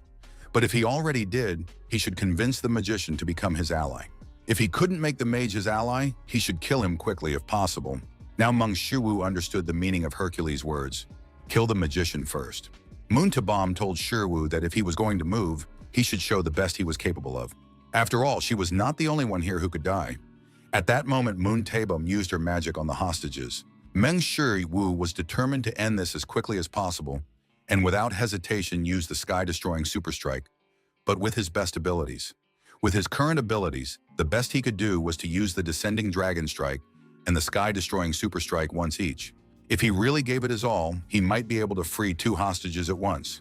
But considering the possible backlash, he definitely shouldn't use them as he pleased. In that case, Hermes' super speed remains. With the power that walks the world of Tatsana, he will certainly be able to save the hostages. However, this guy is a high-level mage who controls space. Space and time are concepts that cannot be separated. So by controlling space, he can also control time. And even if he can move in Tatsana, he cannot guarantee what variables will be created. Using Hermes' super speed, Meng Shiwu rushed forward. This time, he must end it all at once. Moontaebom laughed and admitted that she didn't know who he was or how he could use such power. But for him, it was the end. Moontaebom stretched out her hand and used mental domination on Shiwu. Thanks to her trait, she is able to turn anyone within her field of vision into a target. Even if he has incredible power, this enemy clearly cannot escape mental superiority. As soon as Moontaebom used her mental domination, she found herself in a dark space. Moontaebom wondered, could this really be that guy's mind? Initially, the human mind is chaotic and disordered. That is why she has to stimulate trauma, following the remnants of vivid memories in order to dominate the mind. So how could it be that there was nothing here? Suddenly, Moontaebom heard a sigh, then another and another. Turning around, she saw a huge man wearing a lion's head helmet, squatting with a barbell. Suddenly, Moontaebom realized that for some reason she couldn't breathe. The huge figure said that he was busy right now. Therefore, he ordered the intruder not to distract him. Moontaebom felt as if the suffocating pressure was getting stronger. Turning his head, the angry Hercules ordered the stranger to get out of there. Immediately after that, Moontaebom was thrown back. Trying to catch her breath, Moontaebom wondered what had just happened. And why did she feel like she couldn't remember something? It was as if her memory itself had been blocked. Moontaebom asked Shiwu what the hell was going on. Meanwhile, the S-rank hunters and guards were advancing through the pandemonium territory. The walls of the building shook, releasing the accumulated dust. Lee Seong looked back and asked what was going on here. Yuhanna suggested that the sounds coming from afar were the sounds of battle. So did that mean someone was already here? Gam Chong-gu understood that the fact that they had obtained information about the location of pandemonium was confidential, and therefore only those present here should know this information. The rumbling ahead continued to grow louder. Jem Chong said he didn't know what was going on here, but now they should go inside. The battle continued. Moontaebom used her remaining arm to instantly open a portal. Meng Shiwu asked where she was trying to go. He caught up with her and struck her, but in the next moment, she was in another part of the room. Moontaebom shouted at Shiwu not to come near her, She instantly created a scarlet web that immediately rushed towards Shiwu. Using his powers, Shiwu easily broke through the scarlet web and instantly caught up with his opponent. Moon Tabam was terrified of this monstrous son of a bitch. Suddenly, a copy of her formed next to her, and in the next moment, Moon Tabam disappeared, and a dozen clones formed around her. Moon Tabam suggested that Shiwu watch how he would dodge the next attack. She shouted that she had no more time, and together with all the copies, she created a lightning-fast charge. Realizing that this was the most opportune moment, Shiwu invoked the divine martial art of Hercules. Form 1, the descending dragon strike, and with a swing of his leg, he destroyed the enemy's approaching attack, as well as his copies. But then that bastard used the portal again and escaped. Shiwu wondered where he had gone. A second later, Shiwu saw that Moon Tabam had already moved to the hostages and grabbed Han Sharon. Things were bad. He had already reached the limit of his strength and had no time to think. So Shiwu just rushed forward. He had to muster all his strength. Suddenly, Master Aurelian, who had just been thrown by Moon Tabam, flew into him. Moon Tabam said it was too late and that they would see each other again. Meng Shiyu rushed forward again and was almost within reach of Moon Tabam, but she managed to escape, taking Han Sharon with her. Meng Shiyu refused to give up so easily. Moreover, he could still feel the remnants of magical power lingering in the air, and if he followed these remnants, he would be able to catch her. Meng Shiyu used Isis's reality manipulation, when suddenly he began coughing up blood. Meng Shiyu wondered if he had used too much power during the battle. Somehow, even in his current state, he could use reality manipulation to create a gate and pursue Moon Tabam.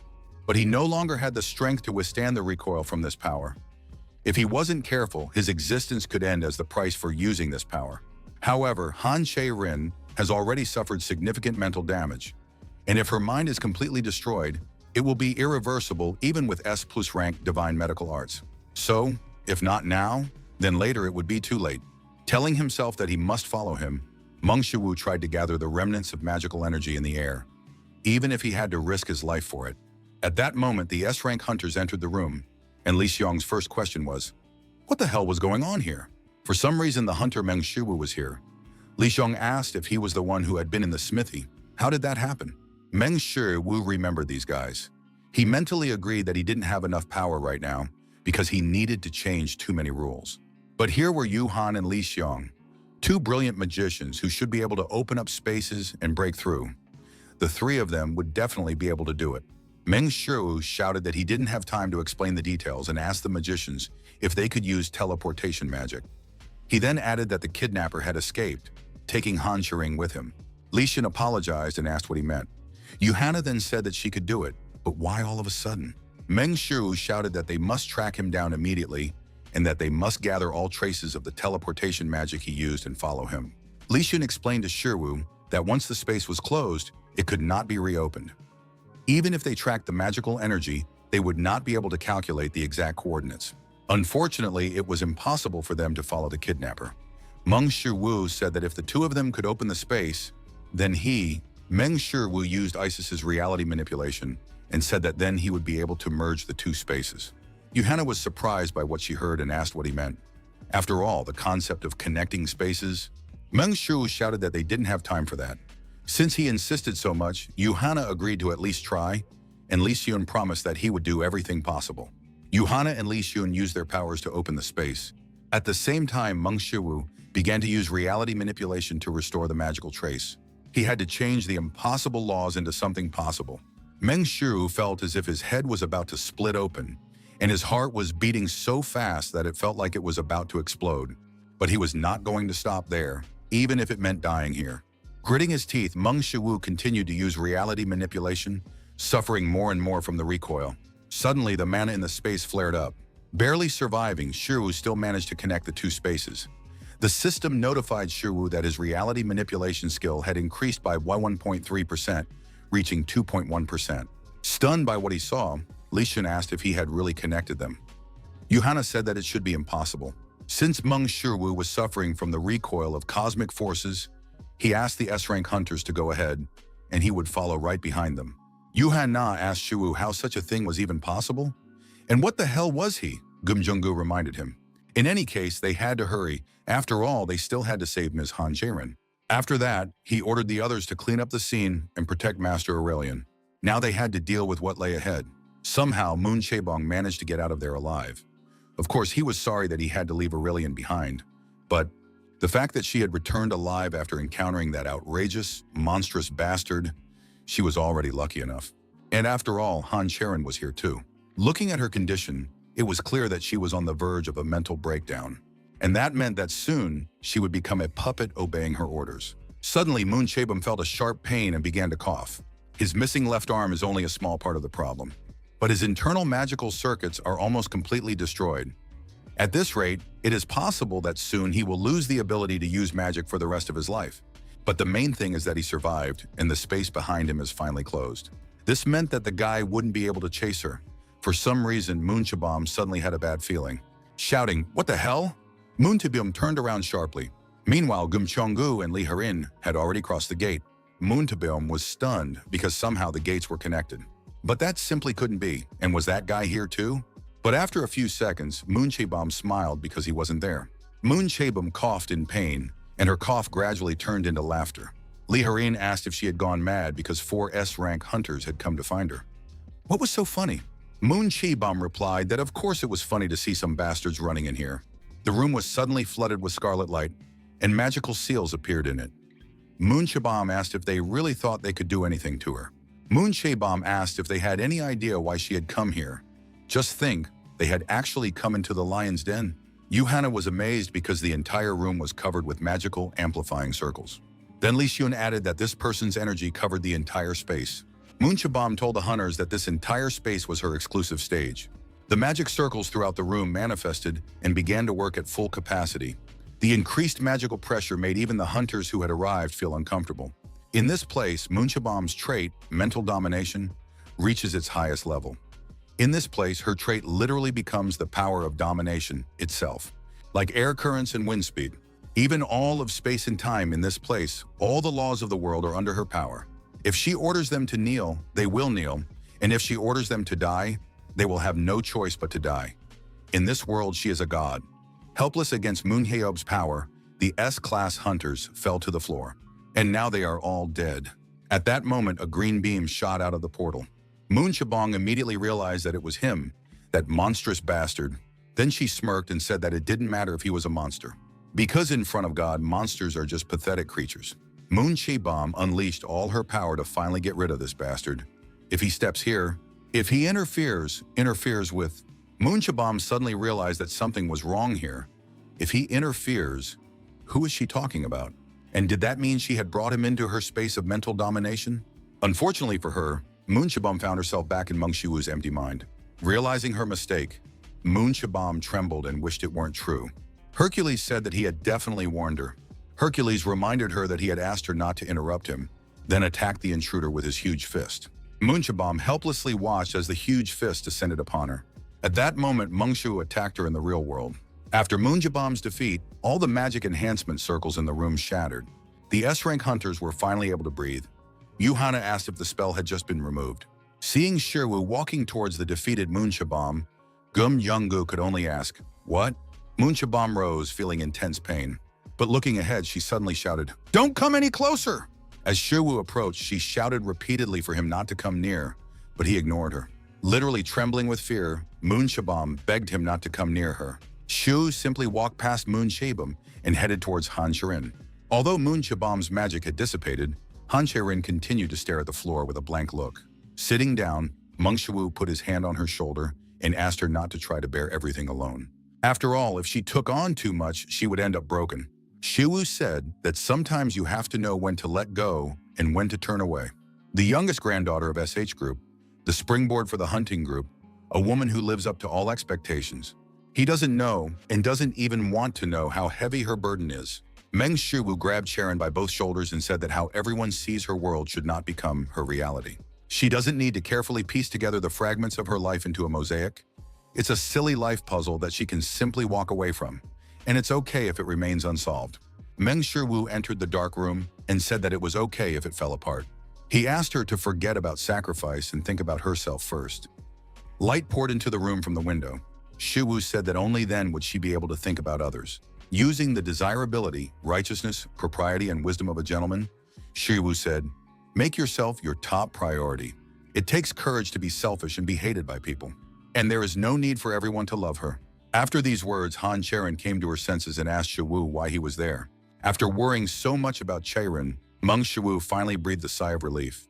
Then he smiled and said that it was a huge relief. Then he got up and said that now, Han Chaerin still looked at him in confusion. Meng Shiwu said that he had one more thing to do. Then he asked the S-rank hunters if they could help him a little more. News of the rescue quickly spread around the world. People from all over the world were grateful that Master Aurelian and Han Chaerin were safe after the rescue, and a representative from France even expressed his gratitude for Korea's quick action. Oh Ju-won asked if this meant that Moon Tae-bum had finally been caught. The secretary suggested that it would be difficult for the boss to believe such a thing, but still said that Moon Tae-bum had not been caught by other S-class agents. Apparently, Meng Shiwu was responsible for her capture. He then promised to conduct an additional investigation if necessary. Oh Ju-won ordered him to forget about it. After that, Oh Ju-won admitted that this bastard Meng Shiwu was truly unusual. What made him stand out especially was that he was capable of dealing with a crack-level leader. Oh Ju-won unconsciously smiled, thinking about how arrogant Moon Tae-bum was. She knew no bounds in her research, but this time it really helped them. Oh Ju-won asked what about the rest of Pandemonium in the Gyeonggi area. The secretary replied that since they had lost their leader, they should have no problem absorbing them and regaining their strength. Pleased with what he heard, Oh Ju-won said that was good. He had finally managed to get rid of Jo Buk-chan and Moon Tae-bum, who had been a thorn in his side, and everything was going according to his plan. Suddenly, the office door burst open with a bang, and a subordinate rushed in and shouted to his boss that they had a problem because Pandemonium in the Gyeonggi area had been completely destroyed. Oh Ju-won was shocked by what he heard and asked how.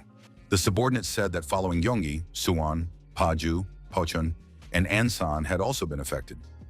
All of Pandemonium's strongholds in the Gyeonggi area had been destroyed by S-rank hunters and the Hunter Inspection Bureau. Oh Ju-won asked what kind of nonsense he was talking about. How could the entire Gyeonggi area be wiped out like that? And that was despite the fact that those bastards from the Inspection Bureau couldn't figure out where their bases in Gyeonggi were? The secretary suggested that Moon Tae-bum, who was in charge of the Gyeonggi area, might have revealed their locations. Oh Ju-won asked if Moon Tae-bum wasn't supposed to be under restriction. Suddenly, Oh Ju-won realized what might be going on and wondered if the restriction had been lifted. But that simply couldn't be. Even though lifting the restriction was almost impossible, it was the only way everything could have happened. And if that was really true, did that mean the restriction on Jo Buk-chan had also been lifted? He himself had tried to get rid of Jo Buk-chan because he knew too much. Oh Ju-won bit his lip and cursed loudly in anger. He came to the conclusion that if the restriction had been lifted, then there had been a leak of information. All this time, they hadn't been controlling those bastards. They had just been dancing on their palms. After thinking for a moment, Oh Ju-won asked what the hell was going on. Lifting the restrictions and playing with them, the subordinate turned to his boss and said there was something else he needed to report. Then he slipped his hand under his jacket and asked him to take a look. The subordinate handed the boss a phone with the video playing. Oh Ju-won asked what it was. The subordinate replied that a new video had been posted on YouTube's Meng Shiwu channel, similar to the one they had posted last time. Oh Ju-won became interested in what Meng Shiwu had said and took the phone. In the video, Meng Shiwu pointed at him and said, "You're next." Immediately after that, Oh Ju-won reflexively broke the phone by hitting it with his thumb. Oh Ju-won squeezed the phone in anger and shouted, "Meng Shiwu!" Sage Group Building, top floor. Han Tae-san told Gum-jung that he was truly grateful to him. Thanks to him, Chaerin was now safe. Han Tae-san asked what he wanted. Gum Jung-gu just had to tell him, and he would give him everything he could. Lee Se-young awkwardly said that if it was about that, after which Yoo Han-na asked if they could agree to such a thing. The S-rank hunters, whom director Han Tae-san had praised so highly, did nothing but scream and faint from what was happening there. Gam Chung turned to the director and admitted that he actually had something to say. Gam Chung-gu asked if he had ever heard of a hunter named Meng Shiwu. The So family's forge. Lee Min-jung thanked the hunter Meng Shiwu. Thanks to him, Pandemonium in the Gyeonggi area, as well as the underground criminal organization, had been completely eradicated.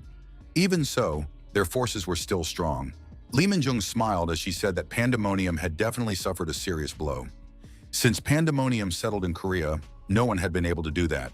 Lee Min-jung admitted that she didn't even know how to express her gratitude. Meng Shiwu was already feeling awkward, so he asked Min-jung not to thank him. After that, Lee Minjun said that the director of the inspection bureau, Baek Seong-jae, had also asked her to convey his gratitude.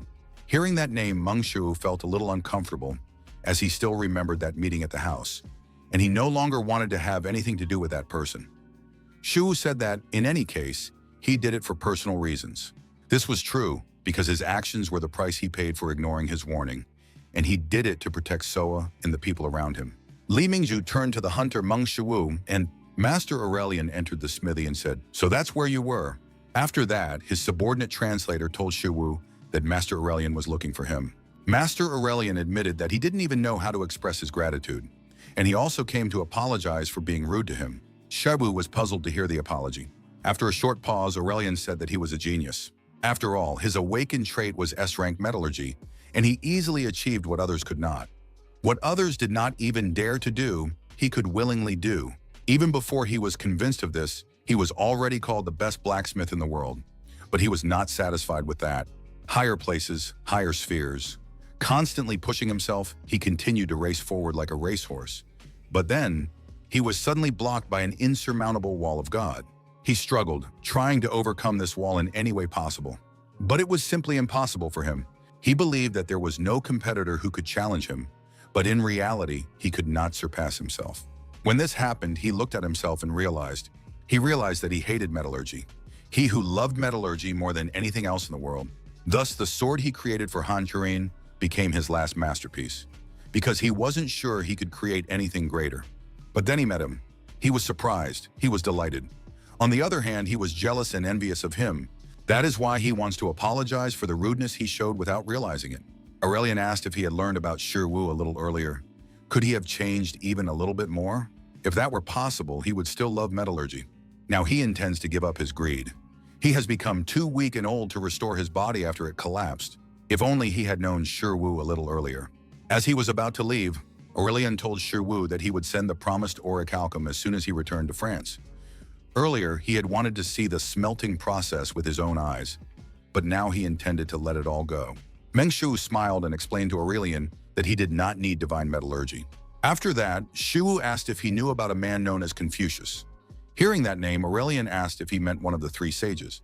Using his gentlemanly mind, Shu said that Confucius also had similar thoughts. And even now, if it had started yesterday, would it have been impossible? The average life expectancy at that time was about 37 years. Confucius was 50 years old at the time. And compared to the current average age, that is significantly more than 100 years. But with the body of an old man, he set out on the path to his dream in a world filled with chaos, where wars never ceased. And at the end of this journey, he ascended to the ranks of the three great sages of the world. So why then would Aurelian not be able to achieve his dreams? Master Aurelian said that he then paused and asked if Shiwu really believed he could do it. To which Shiwu replied, "Absolutely. It's not too late to start all over again, because in this world there is no such thing as too late." Meng Shiwu patted Aurelian on the shoulder and asked if he now knew where to apply his strength. After Shiwu's words, Aurelian froze. Then he smiled and said that Shiwu had saved his life twice already. First, now he was starting over. Meng Shu asked Aurelian why he didn't revive his feelings and try making equipment as a demonstration. In that sense, what did he think about creating equipment for Miss Mingjung? Li Mingjung was stunned by what she heard, apologized, and asked again, for her? Meng Shiwu explained that the fact that they were able to save him was also thanks to Miss Mingjung. A little embarrassed, Li Mingjung refused the equipment and said that it was all thanks to the hunter, Meng Shiwu. Therefore, the equipment should obviously go to him.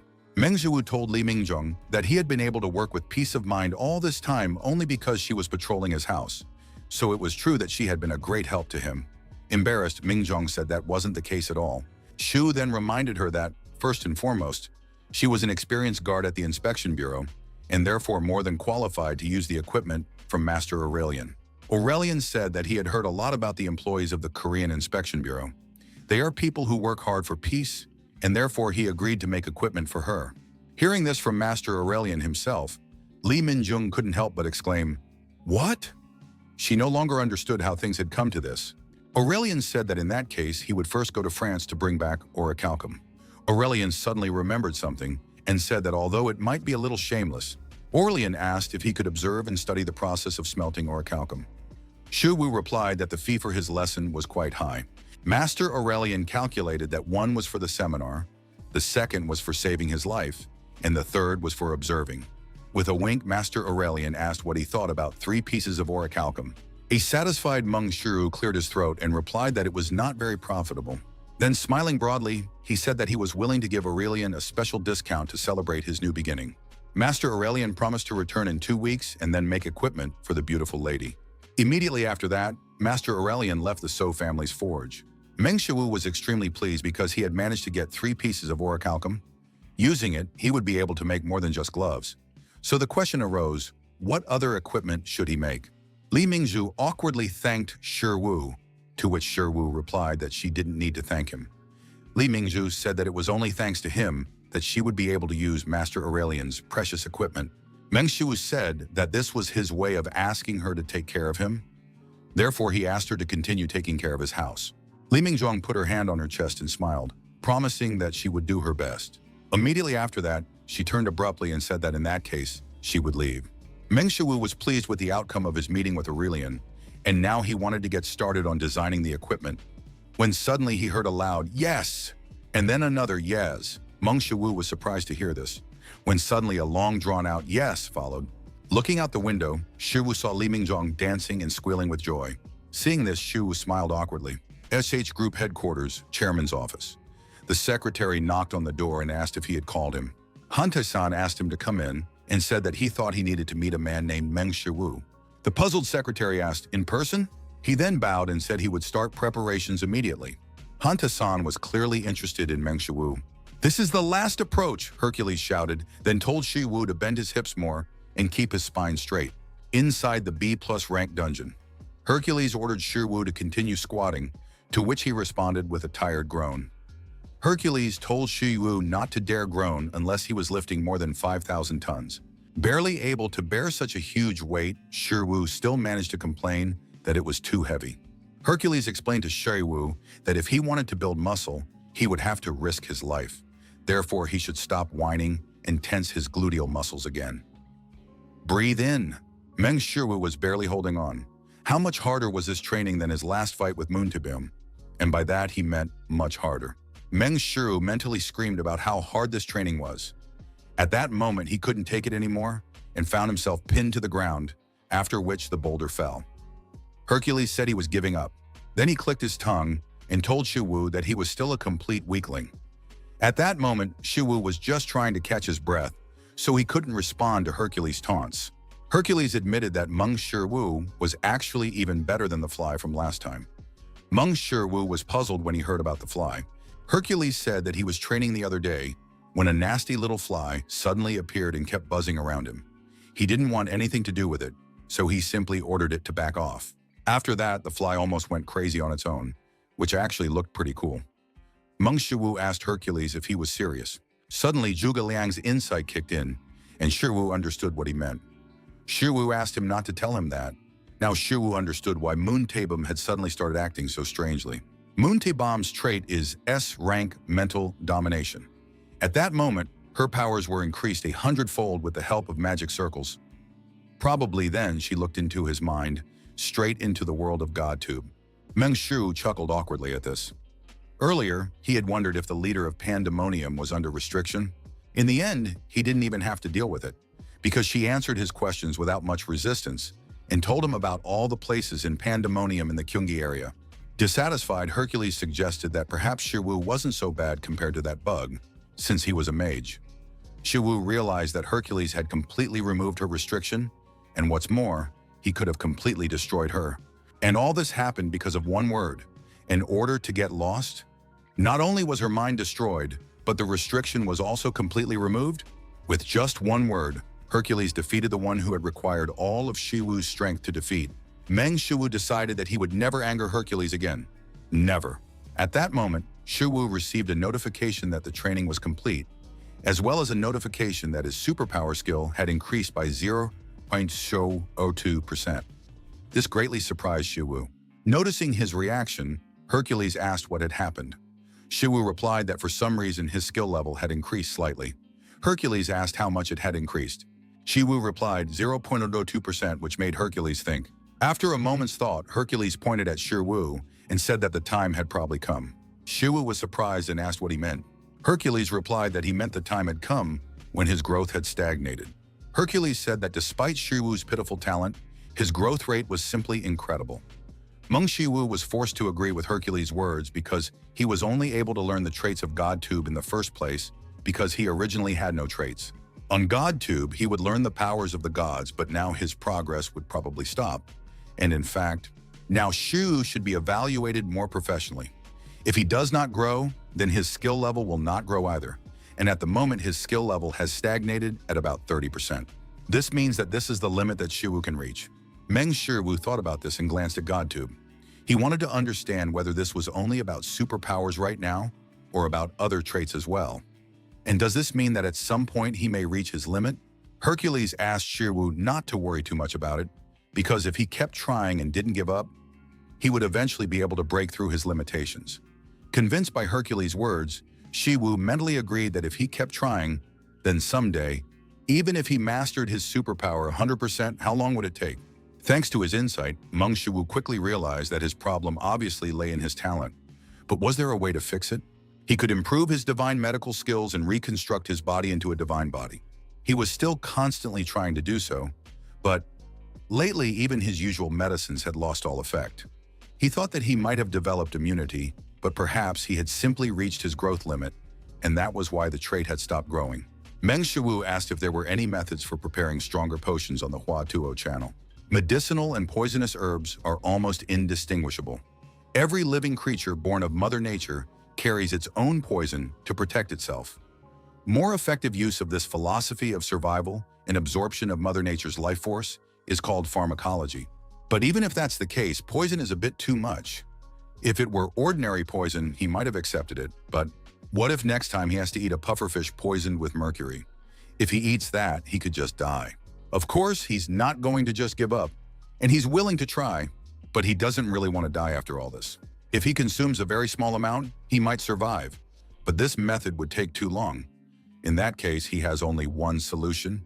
I will reveal the secret of the meat in my head, which will kill us if we eat it. The secret to successful trading on the Hydra channel. Shiwu must subscribe to the new channel. Hercules was surprised to hear Shiwu muttering to himself about Hydra and asked why he suddenly started talking about her. The nine-headed Hydra. The heads of the Hydra are immortal, and they will grow back even if they are cut off. Looking back on this, Hercules began to remember the past. Hercules said that he had heard that the Hydra earned its living by cutting off its own heads and selling them as meat. Moreover, he had heard that it was very tasty. Remembering this, Hercules wondered if he should try it at least once. Meng Shiwu suddenly felt uncomfortable after hearing this. Cut off your own head to sell as meat? As expected, he was completely unable to understand GodTube. Hercules asked Shiwu why he suddenly decided to look at the Hydra channel. Shiwu replied that he believed it would help him develop resistance to poisons.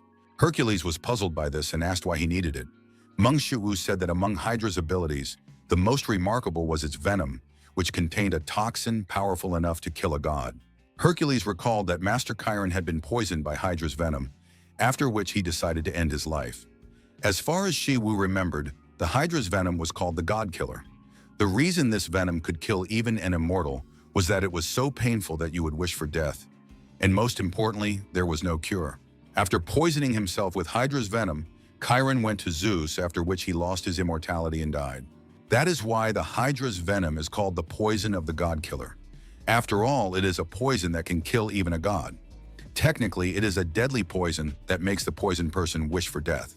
At the same time, the fluids that make up the Hydra are poisonous, but the Hydra itself is not affected by its own poison. In other words, the Hydra has a resistance to poison that surpasses even the gods. Meng Shiwu said that the ability to be immortal is not a unique trait that only Hydra has, and therefore he is ready to subscribe to Hydra's channel. He believes that by subscribing, he will surely gain resistance to poisons. Hercules thought about it for a moment and agreed that this was possible, because why not?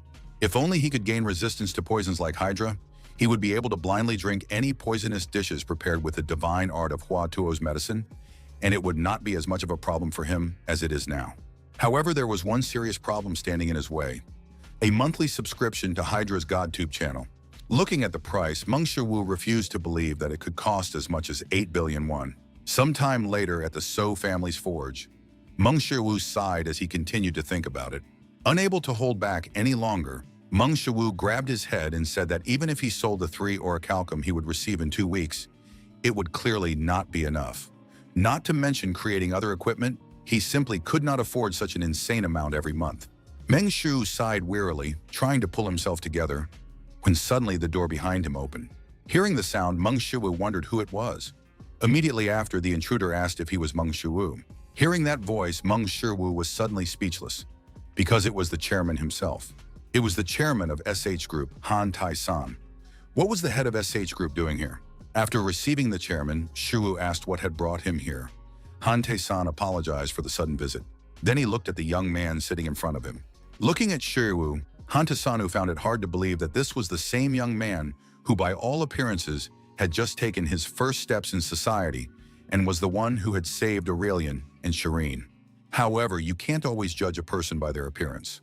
On his way to his current position, he had witnessed this countless times. Someone you might consider a nobody is ultimately capable of achieving what no one else can. That is why you cannot judge people solely by their appearance. Han Tai-san said that he had heard about that story. People say that it was Shi Wu who saved their Charon, and as Charon's grandfather, he is sincerely grateful to Shi Wu. Meng Shu smiled awkwardly and said that it was no big deal, and besides, he wasn't the only one who saved her. Han Tai-san said that even so, he would like to repay Shi Wu for his kindness. Hearing this, Shi Wu asked Chairman Han Tai-san to repeat his last words, then asked, "For example?" Han Tai-san replied that he was willing to give him anything. He would give Shi Wu anything he wanted, as far as it was possible for him. He understood that for hunters who had reached a certain level, money was not particularly valuable. At least that was the case with the hunters he had met. For people as strong as they were, the main value was often self-development, not money. Usually they needed something that couldn't be solved with money. After thinking for a moment, Shi Yu suddenly smiled, then asked if it was possible in that case. Han Tai-san asked Shi Wu to just say it. In fact, he was curious to know what this man would ask for. A little embarrassed, Shi Wu asked if he would mind if he raised the tuition a little. Han Tai-san was confused when he heard this. Han Tai-san asked what he meant by tuition fees. Did he really mean money? Shi Wu replied that he was indeed talking about money and asked what he thought about 5 billion won. Or was 5 billion won a month too much? If not, would he accept 4 billion or even 3?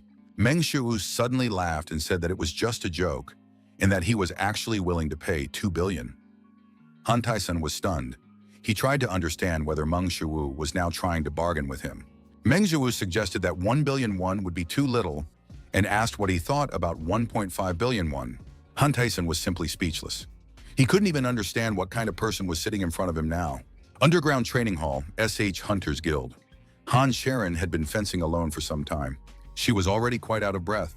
Her hand holding the sword had long since begun to tremble, and her secretary was watching all of this. Kang Minjai quietly addressed the young lady. It had been 20 hours since she had devoted herself to training without a break. Clenching his fist, he told himself that he had to stop her right now, but he had been watching her closely since she was a child, and so he could tell that something in this incident must have provoked her. Regardless of whether she blamed her own shortcomings or felt powerless because she couldn't do anything, as the youngest heiress of the SH Group, she carried a huge burden on her shoulders. Han Sharon suddenly lunged forward and delivered a vertical blow. This caused her hand, covered in abrasions, to tremble even more. Kang Minjai wanted to help her, but there was nothing he could do to help her now. Meanwhile, Meng Shiwu couldn't take his eyes off his smartphone. Right now, he saw 14.4 billion won in his account. After talking to Chairman Han Tai-san, the fee for private lessons with Han Chai-rin had doubled, and to be more precise, he had just deposited 10 billion won. After a short pause, Chairman Han Tai-san said he understood everything and then left. Meng Shiwu wondered if it was even possible to transfer 10 billion won to someone like that. As expected of SH Group, he could now forget about GodTube and everything else, because SH Group Chairman Han Tai-san was truly transcendent. Thanks to this, he can finally subscribe to Hydra's channel. Now that he is guaranteed 20 billion won a month, he will be able to pay the monthly subscription fee of 1 billion won. Of course, thinking about this, Shiwu suddenly burst into tears, because if you think about it, he will lose 15.1 billion every month. But it was simply impossible for him not to subscribe at this point, because if he wanted to overcome the limitations of the feature, it was simply an inevitable step. Meng Shu pressed the subscribe button, instantly losing 8 billion won from his account. Along with the subscription, Meng Shu also received a new trait, Deadly Poison SS plus rank. As it turned out, the trait was surprisingly simple. In fact, he thought it would be called God-Killing Poison or something like that. After receiving the new trait, Meng Shu had a strange feeling that nothing had changed. No matter how hard he tried, he felt absolutely no change. Meng Shu wondered if, since Hydra's poison consisted of bile and blood, did that mean his blood had also become toxic? As expected, a direct test was probably the fastest way to find out. Inside the B+ class dungeon of the Devil Hounds. Seeing what Shiwu was doing, Yijun didn't even know what to say. Watching Shiwu torment the Devil Hound, Kim Yijun asked what the hell he was doing. Meng Shu asked Yijun what he was talking about, but after a second he understood what was going on, and replied that he had to check something. Shiwu cut his finger and brought it to the Devil Wolf's mouth to drip his blood. As soon as a single drop of Shiwu's blood touched the Devil Wolf's tongue, it instantly fell silent. Meng Shu was excited because his blood turned out to be poisonous after all. Kim Yijun admitted that he would never be able to understand what was going on in Shiwu's head. Now that he was done with the experiment, Shiwu asked Yijun where he had put the herbs they had collected. Pointing to the grass behind him, Yijun replied that he had left it there. Shiwu asked why he had put it aside. Yijun replied that he had not put it aside, but thrown it away. Yijun then explained that the only weakness of his super regeneration was poison. That was why he knew quite a lot about poisonous plants. While Yijun was talking, Shiwu walked past him and bent down to look at the grass. Seeing Shiwu examining a poisonous plant, Kim Yijun explained that if he ate it, the deadly toxins would melt his insides within an hour. Ignoring Yijun's words, Shiwu did something that simply shocked Yijun. Meng Shu simply picked up the poisonous plants and began to eat them. Worried, Kim Yijun asked if he was okay and if his stomach had started to melt. Shiwu asked what he meant and said that the grass was only a little bitter. Meng Shu was glad he subscribed to Hydra's channel. After all, even eating just one plant increased his skill by 0.02%. Shiwu suggested that Hydra's deadly poison was capable of cleansing other toxins. It was as if the plant's poison tried to destroy him from within, but instead it was neutralized by the deadly poison of the Hydra. In other words, he uses poison to fight poison. If he wants to prepare for a complete reconstruction of his body, he needs to increase his deadly poison skill to gain more resistance to poisons. Meng Shu asked Kim Yijun if he could ask his sister about more poisonous plants. Afraid to even imagine where this was going, Yijun promised to talk to Soyeon. Kim Yijun suddenly remembered something and told Shiwu that he had wanted to ask him something for a long time. Was it true that he had saved Master Aurelian and his older sister Han Chai-rin together with the S-rank hunters? Meng Shu was surprised to hear this and asked how he knew about it. Kim Yijun asked how could he not know about it. After all, the media was going crazy over this story. Then Yijun smiled and raised his thumb, saying that this was exactly what was expected of his Hyungnim. Yijun said that, among other things, he had heard that the culprit in this case was an S-rank hunter, and that even Han Chai-rin's older sister had been injured. Meng Shu asked Yijun to stop and asked why he called Han Chai-rin his older sister. Did that mean he was younger than her? Kim Yijun replied that it was true and that he was a year younger than her. He was 20 years old while Han Chai-rin was 21. Meng Shu was a little surprised because he didn't know that Han Chai-rin was only 21 years old. Kim Yijun couldn't believe what he heard and asked how he didn't know. Shiwu replied that it wasn't particularly important. Yijun asked why, and isn't it important? Isn't she his girlfriend? Changing his tone abruptly, Shiwu asked what kind of nonsense he was talking about. And since when had Han Chai-rin become his girlfriend? Kim Yijun reminded him of how they held hands at the housewarming party. Shiwu asked if only people who were dating could hold hands. Kim Yijun asked Shiwu to stop talking like that and reminded him that there is no such thing as friendship between a man and a woman. Meng Shu countered by reminding him that he and Kim So-yeon are friends. Beginning to suspect something, Shiwu asked if Yijun really had no female friends. Yijun replied directly that he did not. Shiwu asked if that meant that every girl he knew was his girlfriend. Yijun replied no because he had never had a girlfriend. Meng Shu asked if he really never had one. Yijun replied that this was indeed the case. Shiwu asked if he was joking. Kim Yijun then asked what was so unbelievable about that. Kim Yijun asked Shiwu about himself. If he wasn't dating his older sister Han Chai-rin, did he have a girlfriend? Meng Shu looked away sharply and replied in a trembling voice that he Kim Yi-jun and Meng Shiru suddenly froze right at the exit of the dungeon, as if they had realized something. The two guys who understood each other suddenly burst into tears. Kim Yi-jun shouted that today they would raid all the dungeons in Seoul, to which Shiru immediately agreed and asked which dungeon they would raid next. Sometime later, at Shiwoo's house, continuing to chew on poisonous plants, Shiwu wondered what kind of poisonous herbs could cost up to 200 million won? Nevertheless, even the simple consumption of poisonous herbs significantly increased his skill, thanks to which he was already at 1.7%. But even so, the cost of all the poisonous herbs on the market is about 200 million won. This is clearly too much, and if he continues to buy them until he undergoes his body transformation, he will spend 500 million won a month on medicine alone. A few seconds later, the system notified Shiwu that he had created a basic elixir and also learned the basics of elixir preparation. Meng Shiwu was very surprised to see the word elixir. It is said that thanks to the elixir, even an ordinary person can become an S-rank hunter. As it turned out, it was true that handling poisons was the true divine art of medicine. In addition, his mastery of the divine art of medicine increased by 5.8%, reaching 55.88%. However, something was now troubling Meng Shiwu. He asked if that meant he should try drinking it. Anyone who looked at this elixir would ask if it was even safe to drink. Be that as it may, it was still an elixir.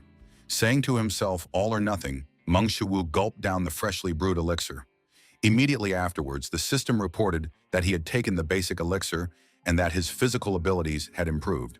But even so, in the next second, Shiwu vomited all of the elixir. If it was poison on its own, then what he had brewed was definitely a deadly poison. Trying to hold back the vomiting, Shiwu asked why this elixir tasted so disgusting. After all, it was made only from herbal preparations. Shiwu's deadly poison increased by 0.5% to 2.2%, but what caught Shiwu's eye was that his superpower skill increased by 0.12% to 14%. This meant that he was beginning to exceed his limits. At the same time, his insight increased by 0.05% to 62.95%. Surprised by this, Shiwu wondered why his insight had suddenly increased. Could it be that his mind had gained new enlightenment from such a shocking taste? Meng Shiwu understood that if he wanted to continue to go beyond his limits, he would have to continue drinking this from now on. But why are things that are good for the body always so unpalatable? It's as if it's some kind of immutable law of the universe. As soon as he mentioned the rule of the universe, Shiwu remembered something. Couldn't he change the taste with Isis's SSS rank reality manipulation? If he used reality manipulation, he could make the elixir taste better, and he would also increase his reality manipulation skills. It was a great idea, so why not give it a try? With these thoughts in mind, Meng Shiwu reached for his elixir. Using reality manipulation, Shiwu attempted to make the elixir taste like cola, like sweet cola. As soon as he finished, his reality manipulation skill increased by 0.15%. Meng Shiwu gasped as he looked at the finished result. Meng Shiwu wondered, could a simple change in taste really cause such a return? But even if the taste didn't change after that, he had to do it anyway. Meng Shiwu took a sip of the elixir. Then he opened his mouth, causing the elixir to spill out. The taste was simply awful. All he managed to do was add soda to the original taste of the elixir. This meant that his skill was not yet high enough to completely change the taste, but at least now it tasted a little like soda.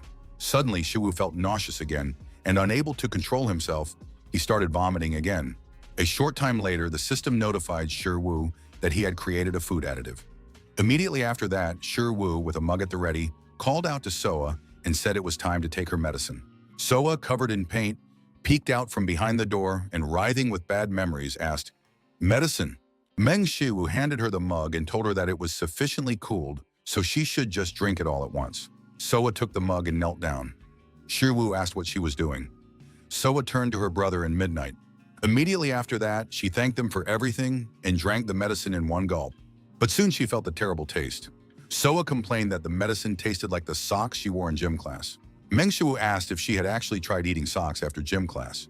Soa immediately replied that this was not the case, and explained, somewhat embarrassed, that she was just saying what it probably tasted like.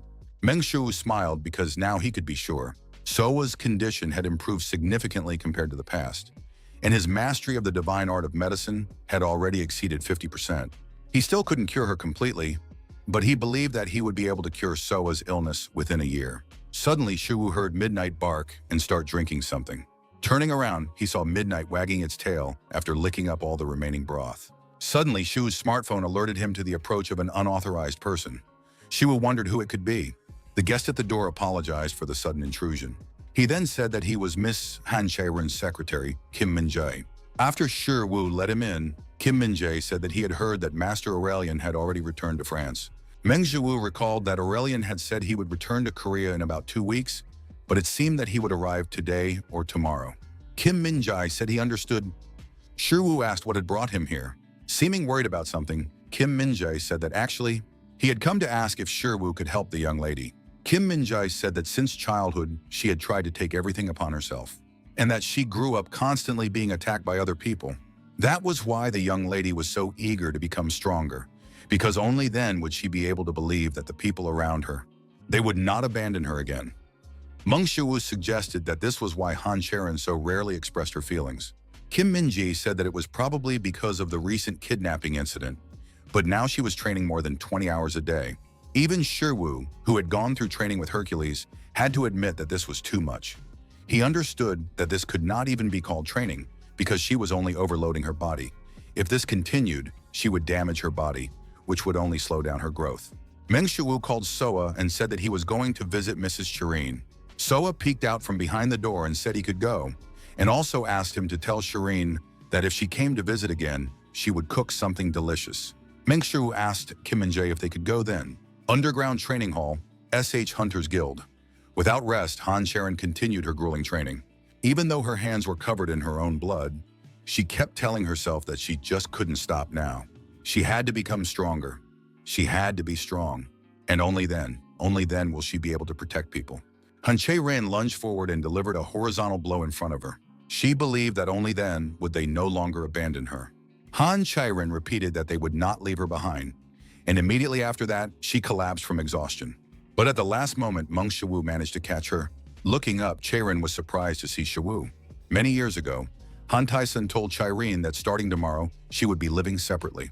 Kim Min-jae appealed to the chairman, suggesting that he was crossing the line. But the young lady was still at an age where she needed protection. Han Tae-san explained that as long as Chae-rin carried the blood of their SH group, she would have to face countless threats. And if she couldn't overcome them, how will she be able to cope with it in the future? At that moment, Chae-rin was only 13 years old. Han Tae-sun said that starting tomorrow, she would be leaving the mansion, and Han Chae-rin agreed. That was back when she didn't know much about their world. Han Chae-rin was asked if she had regained consciousness. Recognizing Mr. Shuwu's voice, Chae-rin jumped up abruptly and asked why he was there. Meng Shuwu asked how she was feeling and if everything was okay. Han Chae-rin quietly lowered her gaze. Then, trying to suppress her trembling, she replied that she was fine. Meng Shuwu said he was glad to hear that, then asked if that meant they could start training right away. Han Chae-rin was surprised to hear about training and asked, "Right now?" Meng Shuwu explained that since she said she was fine, he thought they could start training immediately. Then he asked if she was still feeling unwell. If something was wrong, they could just postpone the training until next time. Han Chae-rin immediately refused and said again that she was fine. She kept telling herself that she didn't have time to rest. Han Chae-rin said she was ready so they could begin. Following Shuwu, Han Chae-rin was surprised by the place he had chosen. It was the smithy where he worked. Meng Shuwu said that today's lesson would take place here. Going inside, Han Chae-rin reminded him that, according to Shuwu, they were supposed to be training now. Shuwu explained that today's lesson would be devoted to metallurgy. Han Chae-rin was very surprised to hear this, after which Shuwu said that it was part of her training. After thinking for a moment, Chae-rin said that she understood everything. Meng Shuwu told Chae-rin that in order to make the equipment, they first needed to smelt the metal materials. After heating, the metal needed to be hammered to remove impurities. This smelting process is called forging. Shuwu asked if she would like to try it. Han Chae-rin put on blacksmith gloves. Then she said she understood everything and struck the metal. Han Chae-rin began to strike the red-hot metal ingot blow after blow, gradually purifying it. But when she finished, she had to admit that it didn't go so well. Meng Shuwu explained that the problem was that the metal wasn't at the right temperature, and that if she started forging the metal before it was hot enough, it would start to warp strangely until it became completely unusable. Now, Meng Shuwu prepared another ingot and asked if she wanted to try again. Without saying a word, Han Chae-rin raised the hammer again. Then she began cleaning the red-hot metal again. But when she saw the result of the second cleaning, Han Charon was surprised. Meng Wu explained that when making equipment, the quality depends on the metal used. If you compare this to a person, it can be considered talent. However, in order to make good equipment, a smelting process is necessary to remove impurities. From a human perspective, smelting metal can also be considered an effort. In this sense, Miss Shireen is a very good metal. However, no matter how good the metal is, as she can see, if she hits it with a hammer before it is fully heated, it will be ruined and thrown away.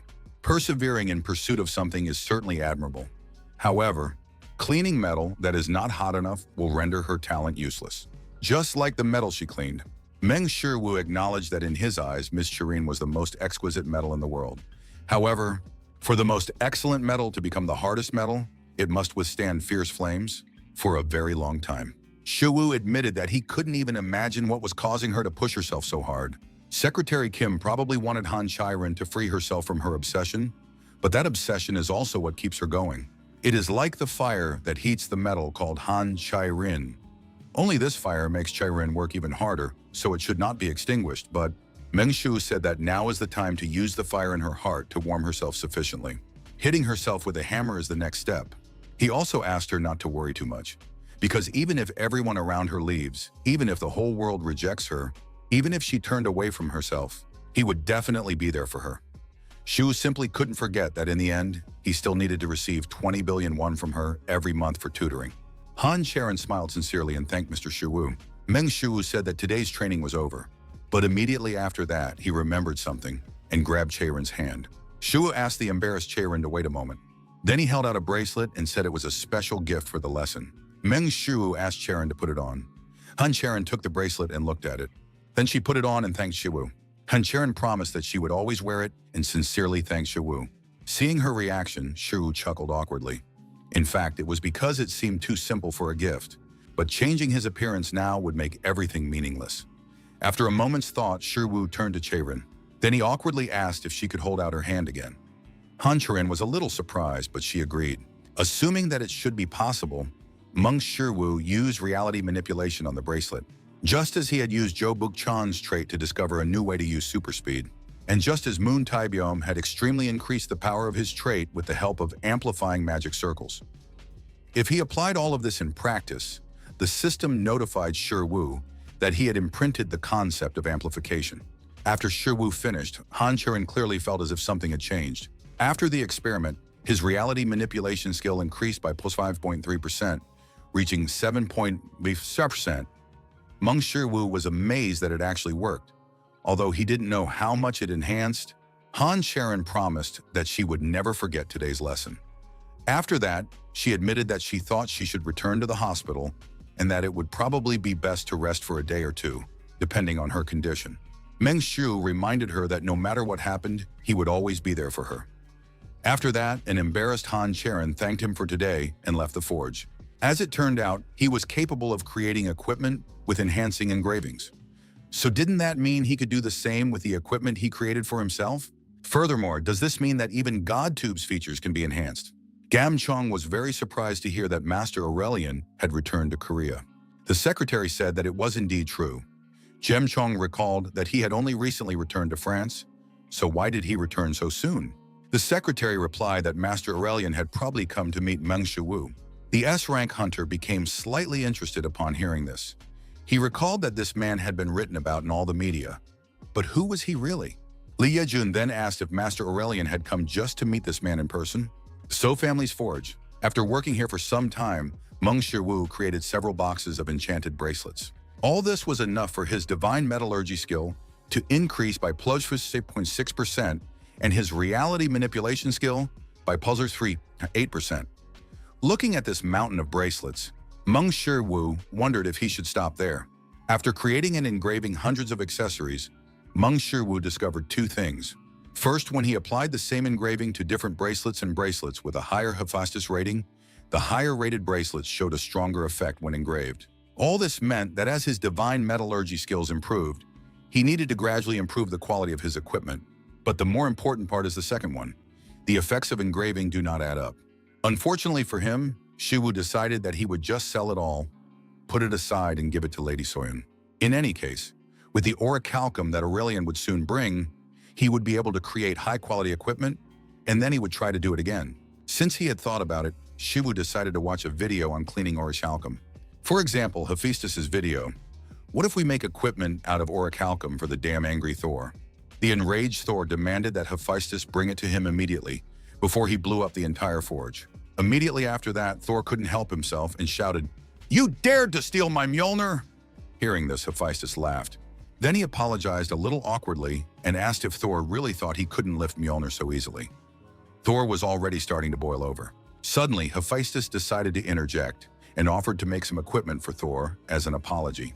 Thor calmed down a little and asked if it was true. Thor turned to Hephaestus and asked if he would really make him some equipment. Hephaestus replied that he would indeed do so, and since he had already decided to do it, Hephaestus asked if he could take one last look at Mjolnir. A little embarrassed, Thor replied that since he had decided to make him some equipment, Hephaestus said that in that case he should melt the metal while the furnace was hot. He would start working on it right away. Looking at the piece of metal, Meng Shiwu noticed that it looked exactly like the orichalcum of his world.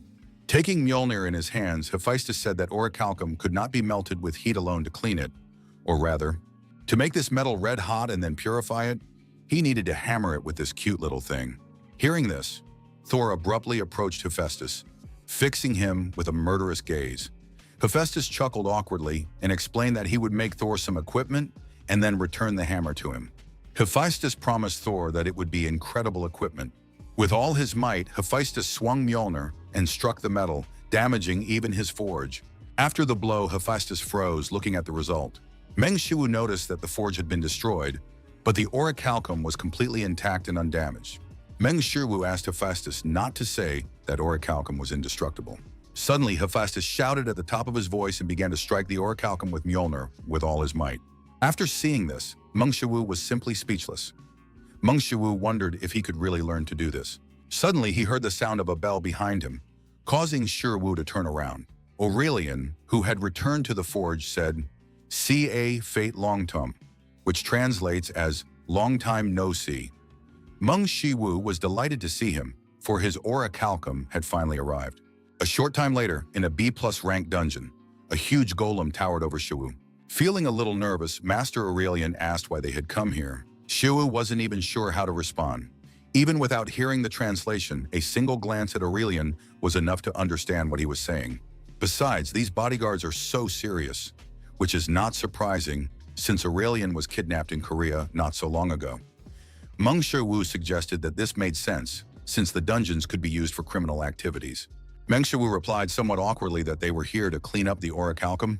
Unable to explain it to him, Meng Shiwu thought to himself that without an interpreter, he would simply go crazy here. He hoped they wouldn't misunderstand anything. Be that as it may, Shiwu decided not to think about it, because he didn't need to explain anything right now. Right now, he needed to think about the information he had received after watching Hephaestus's video. No one forged orichalcum, even in Norse mythology.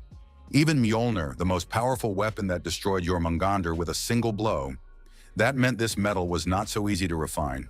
When Meng Shiwu concentrated, his insight was activated. Based on the video, Shiwu realized that he needed a stronger blow than Mjolnir's. The key to Mjolnir's incredible power. Even Mjolnir, the perfect weapon capable of destroying everything, failed to destroy Ragnarok, the end of Norse mythology. However, in Greco-Roman mythology, there is a battle at the end of time, the Gigantomachy. If it is the power of Hercules that broke through the Gigantomachy, if he simulates the very power of Hercules, it should be possible for him to deliver a blow similar to Mjolnir. Hercules' divine martial art, Form 1, the dragon's descending blow. Putting all his strength into it, Shiwu attacked the piece of orichalcum. Even the nearby golem didn't have time to understand what was happening when he suddenly noticed his body beginning to crumble. A moment later, both the golem and the landscape in front of it were completely destroyed by a single blow from Shiwu. Master Aurelian's mouth opened in shock, and he couldn't say a word. Meanwhile, his bodyguards tensed up when they saw this. Even a condescending dragon, whose blow should be stronger than Mjolnir. All he could do was deform the ore much more than he thought. It was no longer forging, it was destruction. But be that as it may, Heracles' divine martial arts were still capable of purifying orichalcum. He just needed to adjust his strength a little. Meng Shiwu sent Park Dogu new material for the video and asked her to treat the material well this time as well. Park Dogu was surprised that the new material for the video arrived so quickly. And that's even though the video guide on how to become an A-class hunter in a month isn't even finished yet. So why did the new material arrive so soon? Park Dogu decided that it wouldn't be the worst option to take advantage of the trend. Even though it was a new channel that had been around for less than 6 months, it was still gaining about 10,000 subscribers a day, and it already had 2.65 million subscribers.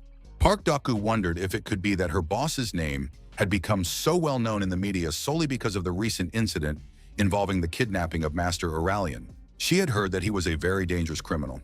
The incident at her boss's recent housewarming party was one thing, but what if she were also kidnapped? If something like that happened to her, would her boss save her? If she were kidnapped, Shiwuappa? Suddenly, Doku caught herself calling him Shiwuappa, which made her feel embarrassed. Blushing even more, Park Dogu wondered what she was thinking about. Park Dogu grabbed the computer mouse with force and said she should start working. Then she looked through the footage her boss had taken. But after watching it, Park Dogu couldn't get over her surprise. After that blow, had the world just been torn apart? Looking at the piece of orichalcum, Meng Shu assumed that the forging required before the smelting process was complete. Park Dogu asked what kind of video he was filming this time. Master Aurelian was amazed by what he had just seen. But Park Dogu was even more amazed after seeing him in the boss's video. Why did Master Aurelian suddenly appear in the boss video? Besides, isn't that woman Clement, the YouTuber? French S-rank hunter Clement, who films herself cooking monsters for an audience of 33 million subscribers. Minotaur thigh steak, basilisk-infused liqueur, cyclops eyeballs, and more. Clement is a famous personality who posts bizarre videos of food made from the monsters she hunts. So why did such an incredible figure appear in the boss's video? Meng Shu said that now they should return to the forge. After watching the video to the end, Park Dogu was shocked, trying to understand what the hell he was doing. Returning to the forge, Meng Shu put a piece of orichalcum into the furnace. And now he looked at the finished result. Looking at it, Meng Shu couldn't help but admit that it looked incredibly exquisite. To reach this point, he had to go through 31 dungeons, but at least he got some videos on YouTube. And most importantly, it was probably because he had become better at using Heracles' divine martial arts. But his skill had increased tremendously, adding plus 2.6% and 4.7% to his super strength. The only thing left for him to do was, glancing at the orichalcum over his shoulder, Master Aurelian asked what he was doing. Shuwu replied that he was about to start forging. All he had to do now was to create equipment from the orichalcum. And so, concentrating his strength in his hand, Meng Shu raised his fist above the orichalcum. Master Aurelian was surprised by this and pointed to the side, reminding him that the hammer for forging was there. Meng Shu said that in order to forge orichalcum, he had to become Mjolnir. Master Aurelian was puzzled when he heard about Mjolnir. Ignoring Aurelian, Meng Shu concentrated hard and Meng Shu struck the orichalcum, destroying part of the So family's forge. Master Aurelian cried out in shock. Right in front of him, Meng Shu was striking the orichalcum at breakneck speed and with tremendous force as if he were working with a hammer. The result of imitating Mjolnir's forging was rather strange, which made Shu wonder if he was imagining things. But the forging, it wasn't working at all, which simply shouldn't have happened. Or should he have used more force? And should his superhuman strength be enough during hot forging? Meng Shu decided to put unnecessary thoughts aside and asked if it could mean that the temperature was too low. What if he hadn't managed to heat the orichalcum enough? Thinking about this, Meng Shu applied his insight along with divine metallurgy. Then he wondered, did the heat from the furnace even transfer to the orichalcum? And if the furnace wasn't working, the maximum temperature of this furnace is 3,500 degrees. And even so, that's an incredibly high temperature. Looking at the situation now, a temperature twice as high should probably be enough for the heat to penetrate the orichalcum, a metal that has reached the divine level not only in terms of strength, but also in terms of heat resistance. And if he makes equipment for himself out of this metal orichalcum, Meng Shu came to the conclusion that in that case, he would indeed create truly divine equipment. But how could he do it? Where could he find so much heat? And yet, not long ago, he thought he had solved the problem with Mjolnir. The first thing that came to Shuwu's mind was to use magic. But manipulating reality is a power different from magic, so he couldn't risk his life to create heat. Meng Shu asked what he should do in such a situation. The whole process was not going to go smoothly, no matter how hard he tried. Suddenly, Meng Shu had a flash of inspiration and figured out a way to heat the orichalcum sufficiently. Meanwhile, the S-rank hunters dealt with the Red Dragon. Lee Harin asked her companions if they knew how many days had passed since they started looking like this. Were they still so shocked by it? Some bitch named Moon Taebom or something like that just collapsed on her own. Of course, she understands that she wasn't a low-rank hunter. She understands that, but Yuhana said that this teleportation wasn't just low-level, that this teleportation was beyond the level itself. Lee Harin asked, is she talking about that teleportation? And was it really such incredible magic? Yuhana said it was incredible, and then asked, magic? However, this cannot be called magic. Li Xiong explained that space connection is just a theoretical concept of a wormhole, but in reality, it can never be realized. As an example, a giant tree that had lived for 1,000 years suddenly collapsed this morning because its lifespan had come to an end. Li Xiong asked Harin what she thought about this. Harin replied that she would probably be surprised by this, but that something like this could still happen. Li Xiong agreed and asked what if the heat from the sun suddenly cooled down today. Harin replied that it was completely impossible. Li Xiong said that this was indeed the case. It was something impossible, something that defied all reason. However, that was exactly what the hunter Meng Shuwu did. Puzzled, Li Harin admitted that she didn't fully understand it, but he did achieve it, didn't he? Suddenly, in the middle of the conversation, a notification sound was heard. Yuhan said it was for her and took out her phone. But when she saw who had written to her, she was very surprised. Noticing how Yuhana had changed, Harin asked what had happened. She had received a message from Shi Wu from the Conqueror of the World channel. Yuhan was a little puzzled, as it seemed somewhat familiar to her. Suddenly, she realized that it was Meng Shiwu who was the author of the Conqueror of the World channel. The Fire Witch, Yuhan's S-rank hunter channel, was a huge channel that had already gained 41 million subscribers. Her destructive trait amplifies any fire magic hundreds of times over. With her S-rank pyrokinesis, she created stunning visual content that attracted countless subscribers to the Fire Witch channel. Li Harin was surprised to hear about Shi Wu and asked what he wanted from them. Surely not an unfavorable offer of cooperation. And if he was going to propose cooperation, shouldn't it be at least an S-rank dungeon? So why did he suddenly call them to a C-rank dungeon? Moreover, it was strange that Yuhana accepted the offer like that. Yuhana told Harin that she didn't have to go with her if she didn't want to. After that, she said that Shi Wu was only asking for her cooperation. In that sense, Li Xiong didn't need to come either. Li Xiong admitted that he was just curious. After all, he wanted to know what kind of person the hunter Meng Shiwu was. He also didn't feel uncomfortable about it. Li Harin was simply shocked by these magicians. Meanwhile, Li Xiong agreed with Yuhana to go with her. Since the two of them had already entered the dungeon, Harin didn't care anymore and just followed them. Seeing the S-rank hunters, Meng Shiwu was surprised at how quickly they had arrived. But they were not as calm as Shi Wu. Li Harin asked, what the hell? Why was Master Aurelian here? And even the S-rank hunter from France, Clement. Yuhana asked Hunter Meng Shiwu what kind of content he planned to make to propose cooperation. Meng Shiwu awkwardly said that about that. Then he apologized for asking her that question. But could she light a fire for him? Yuhana was puzzled to hear that he had called her to light the fire. Meng Shiwu explained that he was trying to melt orichalcum, but he couldn't generate a high enough temperature. Yuhana was surprised to hear about orichalcum. Meng Shiwu explained that orichalcum has incredibly high heat resistance. And most importantly, without a fire with a temperature of 10,000 degrees Celsius, it won't even start to heat up. That's why he thought that Miss Yuhan could generate enough heat. Li Harin asked what he was talking about. It didn't matter what smelting orichalcum was, but did he have any idea what 10,000 degrees Celsius was? Li Harin explained that the surface temperature of the sun is 5,800 degrees Celsius, but 10,000 degrees Celsius is almost twice as much.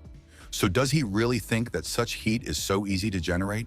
Meng Shiwu was forced to admit that it was indeed not easy, and that was why he made the proposal to Ms. Hannah. If he could do it, then in turn, he would reward her by appearing in any joint content on her YouTube channel.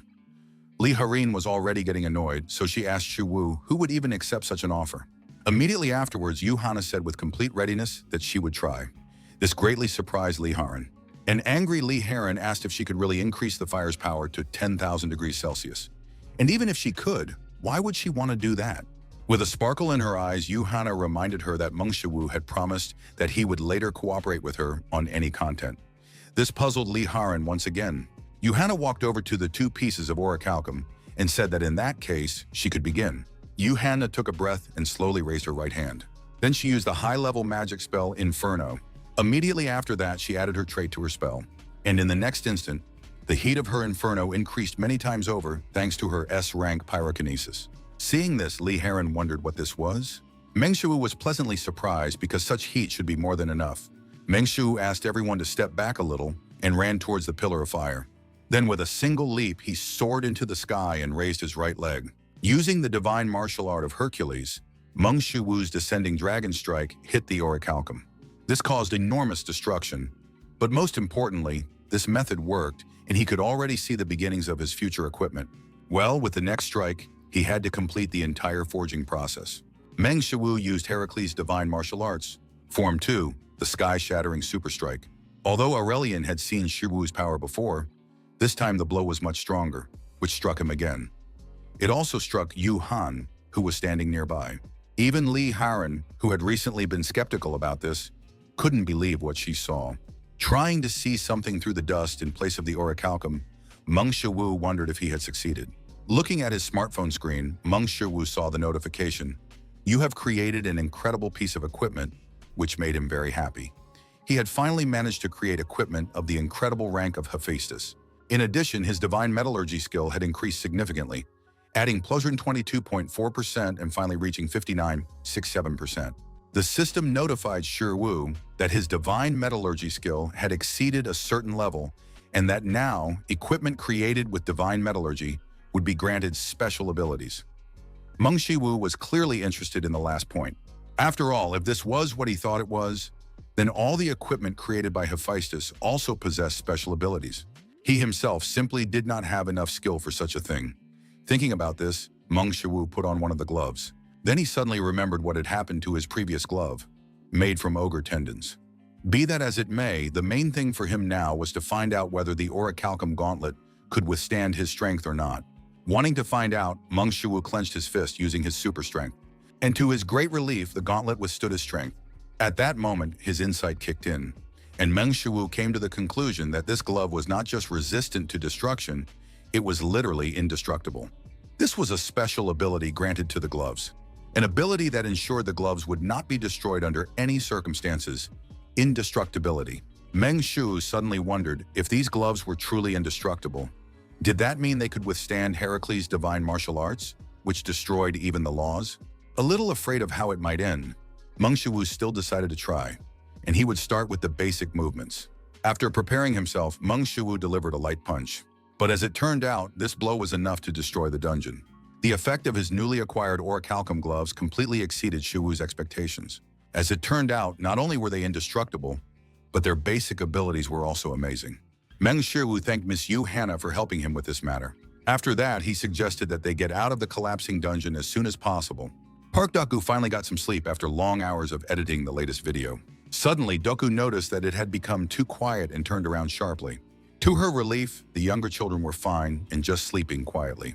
Park Doku told herself it was time to get back to work and went to the computer. Unfortunately for her, Meng Shuwu had already sent her a new video to edit. Doku had barely managed to finish editing the last video when a new one arrived. Park Doku picked up her smartphone and squealed in surprise when she saw that a deposit of 20 million won had been credited to her account. It was probably the monthly bonus of 20 million won. After sending the bonus, Shuwu wrote to Dogu about it and explained that he had sent her more because their number of subscribers had increased significantly recently, which meant she had a lot more work to do due to the new content. Meng Shuwu asked her to continue working in the same spirit. After receiving the bonus and reading the message from her boss, Park Dogu was thrilled. Raising her hands in the air, she shouted, "I'll do my best," and got to work. The So family's forge. The system notified Shiwu that he had created an incredible piece of equipment, and that piece of equipment was a bracelet.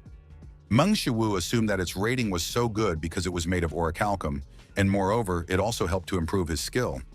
Shuwu's divine metallurgy increased by +5.1% to 64.77%.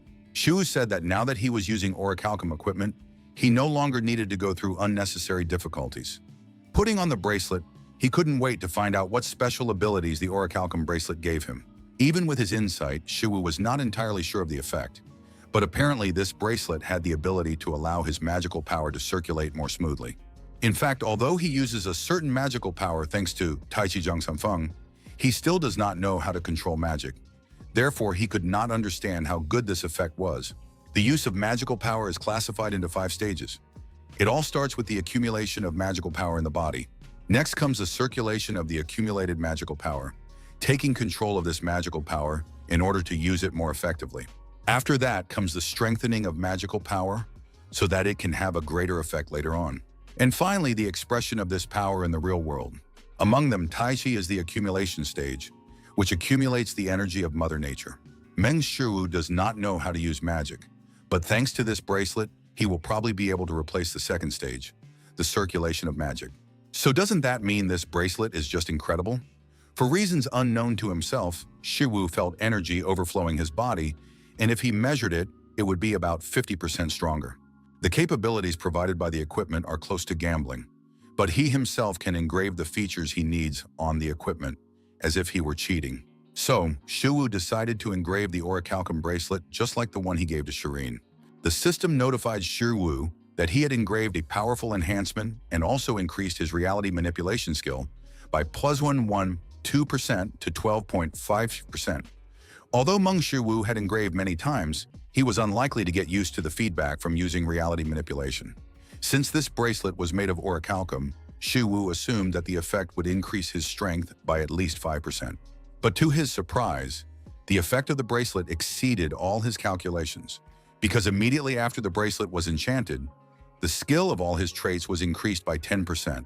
After recovering from the shock, Meng Shiwu noticed something even more surprising. It wasn't just 10%, but something impossible. Thanks to the effect of the engraving on his bracelet, the maximum skill of all his traits also increased by 10%. His current maximum is 110%. This meant that by exceeding his mastery of the trait, he would be able to become even stronger than Hercules. Realizing this, Meng Shiwu almost cried with happiness. Truly, even despite all the difficulties, forging orichalcum equipment was definitely worth it. Suddenly, Meng Shiwu heard, forming by cold forging, if the rolling and extrusion process is carried out by pure force rather than by machines, the forging effect will be more. The source of the conversation was So Palguan and Aurelian, who had been constantly talking to each other in recent days. After Aurelian saw the process of cleaning orichalcum, he began to ask questions from time to time when he didn't know something. Meng Shiwu smiled and wondered if he now considered Mr. Palguan his friendly rival. Be that as it may, he didn't care about that now. More important was deciding what engraving he should put on this gauntlet. The initial attribute of indestructibility had already been engraved on this gauntlet. Perhaps the enhancement effect would be the best option, but since the engraving effect could not be copied, the enhancement would be ineffective. Besides, it seemed to him that it was still incomplete, and this was even though it possessed an absolute law that remained unchanged regardless of strength. The power of transcendence, which destroys even immutable laws, the power of Heracles' SS-rank divine martial arts, makes the indestructible attribute stable. However, if his mastery of divine martial arts continues to grow, then one day even orichalcum gauntlets with the attribute of indestructibility may not be able to withstand it. Considering the advanced techniques he will learn in the future, he should strengthen the gauntlets even more. As expected, the best engraving for the gauntlet would probably be growth. Using the engraving of growth, he will be able to create a state in which a kind of enhancement of the item is possible. Enhancing equipment means exceeding the original limits of its capabilities. Although this is impossible, but now that his skill in manipulating reality has increased, with his increased power, such impossibilities should become possible. However, the return from such powerful spells becomes much stronger than before. He felt as if the entire infinite space itself denied his existence, and he was fighting alone in complete isolation. Having finished his work with spells, Meng Shiwu bent over from exhaustion. The system notified him that he had completed the engraving of growth, and his manipulation of reality had increased by another 0.3%, reaching 25.85%. In addition, his gentlemanly mind skill increased by 1.6%. Feeling the full impact on himself, the trembling Meng Shiwu tried to catch his breath. Initially, he thought that everything would be a little easier, since his level of reality manipulation had increased. But, as it turned out, the impact this time was just crazy. Using his insight, Meng Shiwu checked the gauntlet and found that the attribute of indestructibility had been slightly enhanced. To strengthen it further, he would probably need to use orichalcum as a material for additional reinforcement. But where could he find more orichalcum? Meng Shiwu turned to the old men behind him, who were so eagerly discussing blacksmithing. Meng Shiwu had already used all the orichalcum he had received from Aurelian, 2 pieces for making gloves and the last one for a bracelet. Meng Shiwu recalled that, according to rumors, these pieces of orichalcum were worth at least tens of billions of won, with some even saying hundreds of billions. So did that mean he had just spent 300 billion won? Glancing awkwardly at Aurelian, Shiwu told himself that he would definitely teach him some divine metallurgy techniques later. As far as Shiwu had heard, orichalcum sometimes appeared in dungeons above S rank, and in order to write a guide to becoming an S rank hunter, he would probably need to become an S rank hunter himself soon. Meng Shiwu sighed at all these thoughts. Not long ago, he thought that he would finally be able to rest a little after finishing the orichalcum equipment, but there were still many things he needed to do. Looking at today's date, Meng Shiwu remembered that today was also the day of his lessons with Han Churing. He was too busy.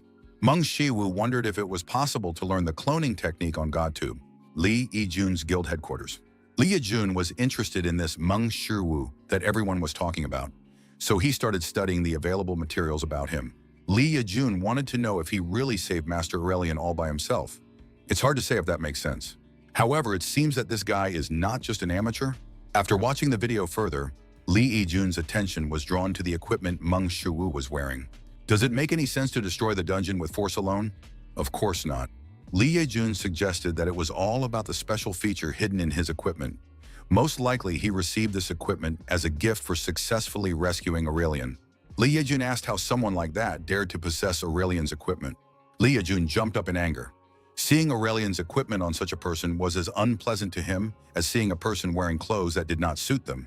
Li Yijun decided that this treasure must find its rightful owner. Underground Training Hall, SH Hunters Guild. Meng Shiwu was conducting another training fight with Han Charon. As it turned out, the training had a positive effect on Charon. Shiwu suggested that the recent special training session at the Forge had been very effective. The 3 elements of martial arts, mind, ki, and body. Han Charon's ki is supported by Tai Chi. Han Charon's body is supported by the heavenly body, but her mind cannot keep up with these 2. Until now, Han Charon's balance had been severely disrupted, but now everything has changed. Thanks to her firm and unwavering mind, Charon's energy and body are finally able to manifest their true power. Things cannot continue this way. Initially, he thought about simply giving up.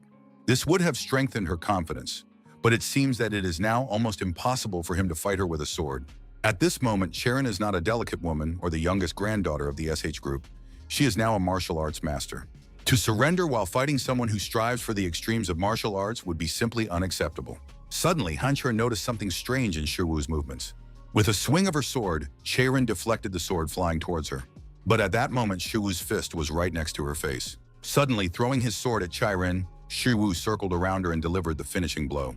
Han Charon admitted defeat, then told Shiwu that she had not expected him to throw his sword. Meng Shiwu told Charon that she must be prepared for all possibilities, because in a real fight, you never know how all the variables will play out. Han Charon admitted that she had thought she was getting closer to his level, but now she could clearly see that she still had a long way to go. Meng Shiwu told Charon that today's lesson was over. He could clearly see that, unlike her former self, Charon had begun to better control the fire in her heart. Kang Minjai suddenly entered the training hall and apologized for disturbing them. He then said that a guest had arrived, but that this guest had not come to see Ms. Charon. He had come from Meng Shiwu. Meng Shiwu and Han Charon were surprised to hear this. Then Li Yijun came out and asked, "So you're Meng Shiwu?" Puzzled by the stranger's appearance, Shiwu asked if they had met before. Han Charon remembered that this man was an S-class hunter, Li Yijun. Li Yijun turned to Meng Shiwu and suggested they get straight to the point. Li Yijun asked Shiwu where the equipment he was using was. Meng Shiwu was surprised to hear this. He wanted to know why S-class hunter Li Yijun had suddenly decided to find him. And what equipment was he talking about? Unless Meng Shiwu guessed what he was talking about. Meng Shiwu took 2 gloves out of thin air, put them on, and asked if that was what he was talking about. Li Yijun was surprised to see this and asked if it was a subspace pocket. Meng Shiwu replied angrily that it was. He was already getting annoyed at how this bastard dared to talk to him so informally. Li Yijun said that he was interested in both the gloves and the subspace storage bag, so he was willing to buy both. Li Yijun asked how much he wanted for both items. Meng Shiwu asked if he had really come to buy them. Hearing this, Li Yijun gritted his teeth in anger and wondered how this son of a bitch dared to speak to him so informally. Pretending to think about it, Meng Shiwu said that if he were to set a price, it would be 2 pieces of orichalcum plus the cost of labor. All of this would cost about 300 billion won. Li Yejun asked if he was trying to make fun of him. He is willing to pay 30 billion won for these items, but he is not going to raise the price any higher. Meng Shiwu wondered who this person was to bargain with him like this. Meng Shiwu asked Yejun what would happen if he didn't sell him his items. Li Yejun replied that in that case, releasing his aura, Li Yejun said that he would have no other choice. A treasure becomes a treasure when you have the strength to protect it. But for the weak, a treasure is no different from a disaster. Meng Shiwu asked what the hell he was talking about. Did this bastard really think he could just take and steal his things by using his power? Meng Shiwu tried to understand if this bastard had accidentally gone mad. Li Yejun demanded that Shiwu prove to him that he was worthy of having this equipment.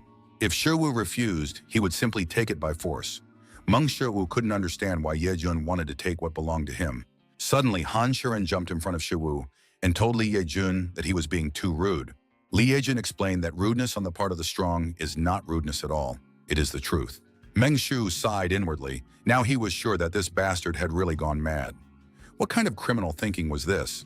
Han Sharon pointed her blade at Li Yejun and said that first he had to prove that he was strong enough. Meng Shiwu tried to explain to Charon that she shouldn't go against him now, but Charon interrupted him, saying that she came out because this guy was rude to Shiwu. Meng Shiwu was puzzled, wondering if Charon was angry now. But why was she suddenly angry? Han Charon told Li Yejun that if she won, he would have to apologize to Mr. Shiwu. Li Yejun smiled and asked if she really thought that was possible. Meng Shiwu tried to understand what was going on.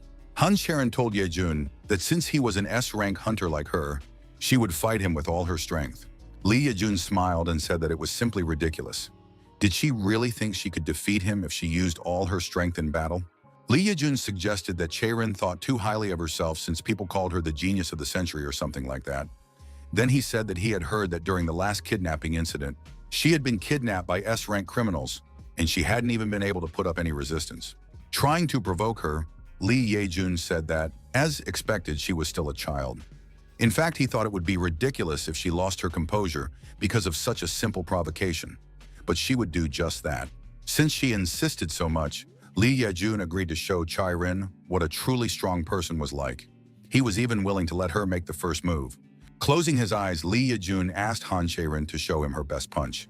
At that moment, Charon instantly approached him and immediately delivered a blow that Yejun barely dodged. Han Charon exceeded Li Yejun's expectations. He tried to understand when she had managed to get so close. And how the hell did he not notice any movement on her part?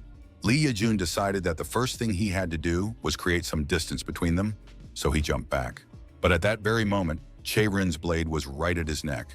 Han Charon asked him to admit defeat and kneel down immediately to apologize to Mr. Shiwu.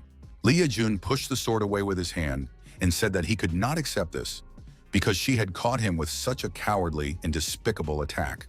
Han Charon reminded him that he had said he was willing to give her the first attack.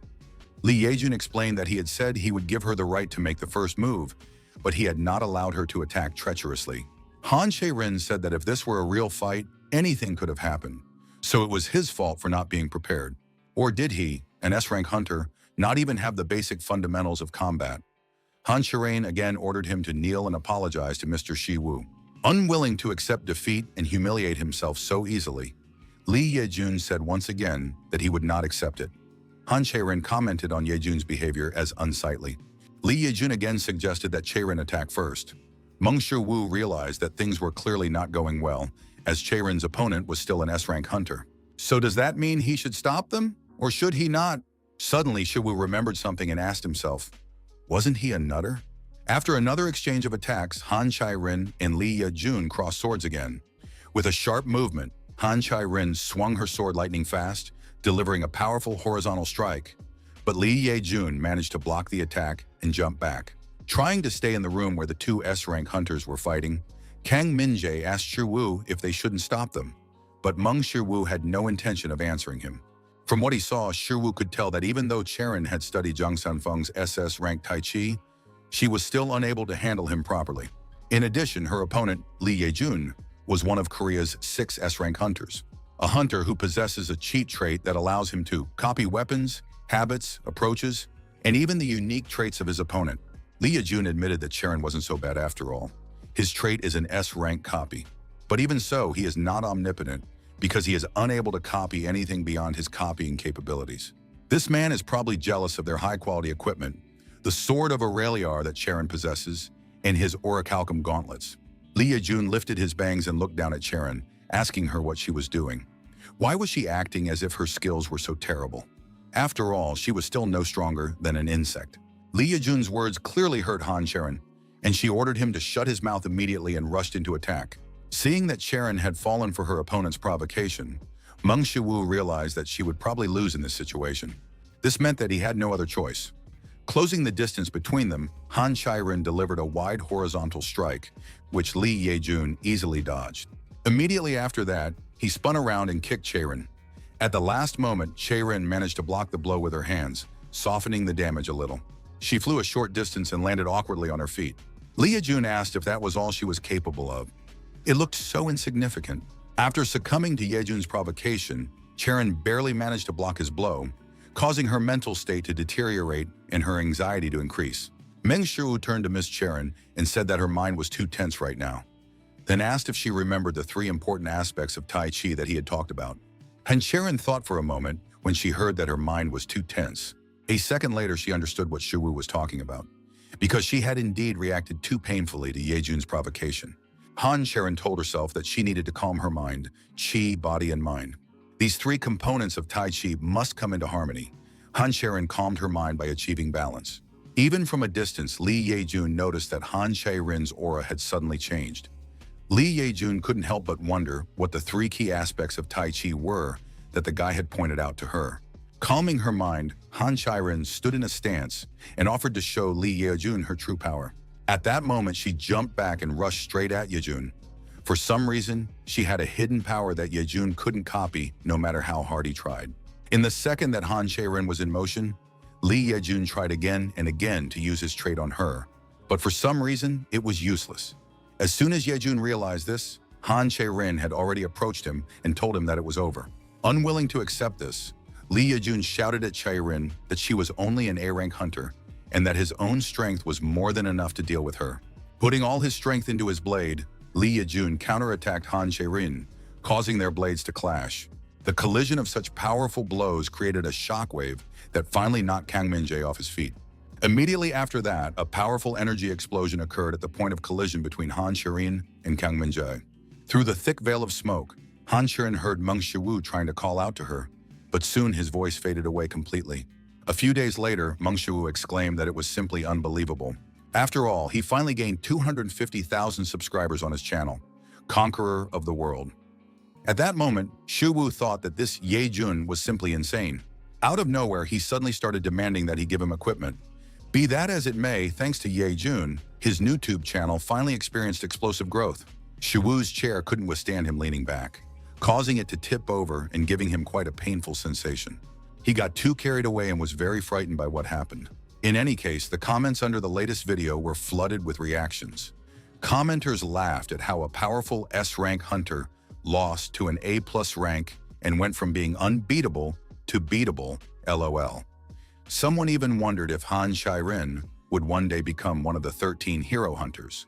Although people were happy about Han Chairen's victory, in reality, Han Chairen had been unconscious for some time. Rushing to Chairen's aid after the explosion, Meng Shiwu lifted her up and tried to bring her back to consciousness, but it was all in vain. If he hadn't started treating her with his S+ rank divine medical arts, things could have turned out much worse. But at the same time, since Yejun was already an experienced S-rank hunter, there was no need to worry about him, as he was still conscious. Although in fact, he soon suffered from something other than Tai Chi's power. Meng Shiwu suddenly heard the sound of a message coming in and wondered who it could be. After reading the message, Meng Shiwu realized who it was. It was Han Mina, Aunt Sharon, apologizing for contacting him so suddenly. SH Group headquarters. Han Mina admitted that it was a very unexpected request, but even so, she thanks Shiwu for responding to her. Meng Shiwu awkwardly said that since she was his aunt, he would be happy to make time for her. Han Mina had to admit that Shiwu was a smooth talker.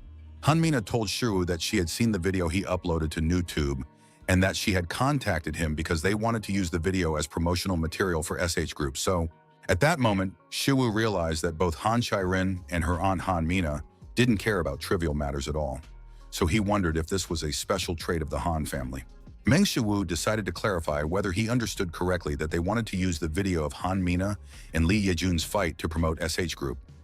Han Mina replied that he was correct and that he probably didn't know yet, but Chairin was about to sign a major contract with Mao Tao Corporation. Meng Shiwu was surprised to hear about Mao Tao and asked if she was talking about the Chinese hunting company. Han Mina immediately confirmed this. She then explained that if they could use this video, they could really help Chairin. She would be able to successfully close the deal. Also, they weren't asking for this for free. He would be given a guarantee in return. Meng Shiwu asked what kind of guarantee she was talking about. Han Mina said that they would still need to conduct a thorough business analysis, but in the worst case, he could get about 20 billion won. Meng Shiwu realized that he had made a mistake in deciding to drink, because when he heard about the 20 billion, he was so shocked that he spat out everything he had drunk. Meng Shiwu apologized for what had happened and immediately wiped the table. Han Mina asked Shiwu to wait for her for a moment, as she had an urgent phone call to make. Meng Shiwu still couldn't believe what he had heard, because how could someone so carelessly give away 20 billion won? After finishing the call, Han Mina apologized to Shiwu and hurried to the door, explaining that apparently she needed to go to the chairman's office right away. Puzzled by Han Mina's quick departure, Meng Shiwu said that he understood everything and wished her a pleasant journey. The chairman's office. After knocking on the door, Han Mina addressed the chairman and said that Director Han Mina had arrived. Chairman Han Tae-sun said she could come in. Immediately after that, Han Mina rushed in and asked if it was true that Mao Tao did not want to sign a contract with Chairin. The eldest son, Han Kwang-guk, reminded Han Mina that she was in front of the chairman and asked her not to raise her voice.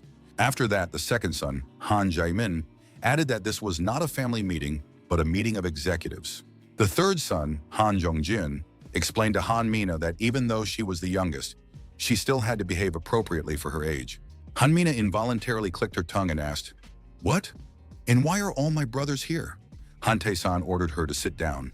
He then said that, as they had already heard, they had received a call from Mao Tao informing them that the contract had fallen through. Han Mina reminded him that this contract was worth 11 trillion won, and now he was saying that they had canceled it overnight. What was the reason? Han Tae-san replied that according to Mao Tao, they couldn't trust the SH Hunters Guild. Han Mina said that in that case, they shouldn't have signed a contract with them in the first place. Han Kwang-guk reminded his younger sister that they might have their own reasons for doing so. Han Mina asked what other circumstances there could be. After all, if this contract raises the status of Chairin, a person who cannot take away their shares, then they probably took these measures in advance. Han Kwang-guk shuddered at her words. Han Kwang-guk was clearly angry, replying that it was a rather ridiculous assumption. Also, this contract was very important to SH Group. After that, he said that he was not the kind of person who would take shares away from his niece, for which he would decide to terminate a contract worth 11 trillion won.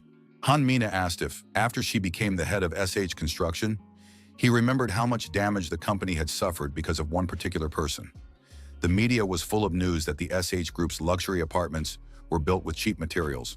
Han Kwang-guk asked if she was accusing him of substituting materials without any evidence. Han Mina said that if he wanted to fight, he should fight her, but he shouldn't touch the child who knows nothing. Just as Han Kwang-guk was about to respond to Han Mina, a tapping sound echoed through the room. Han Kwang-guk was forced to admit that he had behaved shamefully, after which Han Mina also apologized to the chairman. Han Tae-san said that the matter with Mao Tao was not yet over. And until that happened, Mao Tao said they would come immediately for negotiations. Chung Wei from Mao Tao would be arriving in Korea soon. Everyone was stunned by what they heard. After all, this very Zhang Wei is a direct disciple of Yun Weiren himself. Zhang Wei is a disciple of one of the 13 heroes who saved humanity. Han Mina jumped up and asked her father if this meant that Zhang Wei would be negotiating directly with Chairin. He immediately confirmed this. Immediately after that, Han Mina reminded him that Chairin was still too young and that she still had a lot to learn in the field of management. Han Tae-sun said that their SH Group is the #1 company in Korea. He added that Korea's political and business circles revolve around SH Group as if they revolve around the sun. As long as they lead their group, they will have to go through great trials and difficulties in the future. And Chairin is also a member of SH Group. Han Tae-san asked Han Min-woo to remember this, then let him go. Meanwhile, Meng Shiwu was training outdoors. Meng Shiwu performed a series of lightning-fast attacks, then lunged forward, delivering a horizontal attack and bouncing off the ground. Immediately after that, he attacked with all his strength, striking down with his fist. Watching this, Hercules wondered what the hell he was doing here, and why was Shiwu suddenly doing so well. Meng Shiwu spun around sharply, delivering a wide kick. Sometime later, after Shiwu sat down to rest, a shocked Hercules asked if he really couldn't feel the difference. Surprised by what he heard, Shiwu asked if anything had really changed. After that, he admitted that he himself was not sure what had changed. Hercules said that even just watching him train, he could see how much he had improved. Meng Shiwu looked at the bracelet and asked, "Is it really because of the bracelet?" The enhancing engraving on the bracelet increased all of his skills by 10%. Meanwhile, Hercules' divine martial arts skills had reached 28.51%. Hercules acknowledged that in terms of growth rate, Shiwu was undoubtedly a genius. But if you look deeper, there was no one more dull-witted than him. Meng Shiwu was forced to admit that even though his skills had improved, he was still unable to master the next technique. After that, he asked if it was even possible for him to learn it. Hercules agreed that it would be really difficult, because in the end it was not a technique, but a form. Meng Shiwu asked what other forms there were. Hercules replied that his divine martial arts consisted of techniques and forms. A technique is a series of continuous movements that combine basic techniques. Form, on the other hand, is a series of continuous movements that combine such techniques. And what Shiwu is currently studying is precisely form, not technique. That is precisely why it is so difficult for him to learn it. The system informed Shiwu that after such explanations, even Zhuge Liang hesitated and began to shake his head, despite his S+ insight. Seeing that he clearly did not understand anything, Hercules said that he would simply demonstrate it and asked Shiwu to watch more carefully. Raising his knee, Hercules explained that the first technique, the descending dragon strike, was a technique that embodied the essence of kicking. Then Hercules raised his hand and explained that the sky-shattering super strike contained the essence of striking. These were all techniques, whereas form is a synthesis of the essence embodied in these two techniques. And thanks to all this, Hercules crouched down. Immediately after that, he delivered a series of quick punches in front of him, then finished with a few kicks. Thanks to all this, Shiwu is able to perform continuous movements. Meng Shiwu giggled nervously, then asked if he would ever be able to learn to do the same. To which Hercules replied that of course he would, and it would probably take about 12 years. In any case, by that time he would already be able to see at least some progress. Meng Shiwu apologized for asking such a question and asked, 12 years? But he was constantly working on reconstructing his body. Hercules asked if that was true. But in that case, if he completely reconstructed his body, it would take about 4 years. Even 4 years instead of 12 disappointed Shiwu. Suddenly, Hercules added one, but Hercules said that if Shiwu took his special lessons, everything might still change. Meng Shiwu apologized for not understanding something and asked Hercules, Incheon International Airport. One of the reporters said that he was here, and immediately everyone waited to turn on their cameras. After all, Zhang Wei himself had just arrived in Korea. Zhang Wei demanded a report. Immediately after that, the woman reported to him that a meeting with the SH Hunters Guild was scheduled in 2 days. Zhang Wei asked if there was a reason for this, and if he really had to wait 2 days. The secretary apologized. The cameras around him continued to snap photos of Zhang Wei, which was starting to get annoying. As soon as Zhang Wei glanced at them, all the cameras suddenly malfunctioned. While the puzzled cameramen tried to figure out what was wrong with the cameras, Zhang Wei and the secretary calmly left the airport. Looking out the bus window, Shiwu continued to think about his special training with Hercules. He understood that even if the reconstruction of his body had made some progress, and even so, it would take a whole 4 years. Considering the reconstruction of the body, learning the form would take too long. If he received special training from Hercules, perhaps he could learn faster. Meng Shiwu decided to try checking out some other channels on GodTube first. But as soon as Meng Shiwu saw the cost of the next monthly subscription, he froze. Suddenly, he shouted, "Why are you 16 million won?" Which scared the people on the bus. The current subscription fee was already 15.1 billion won. As he walked toward the bus exit, Meng Shiwu began to ponder the monthly sum of 31.1 billion won. One of the passers-by even thought that this man had mental problems.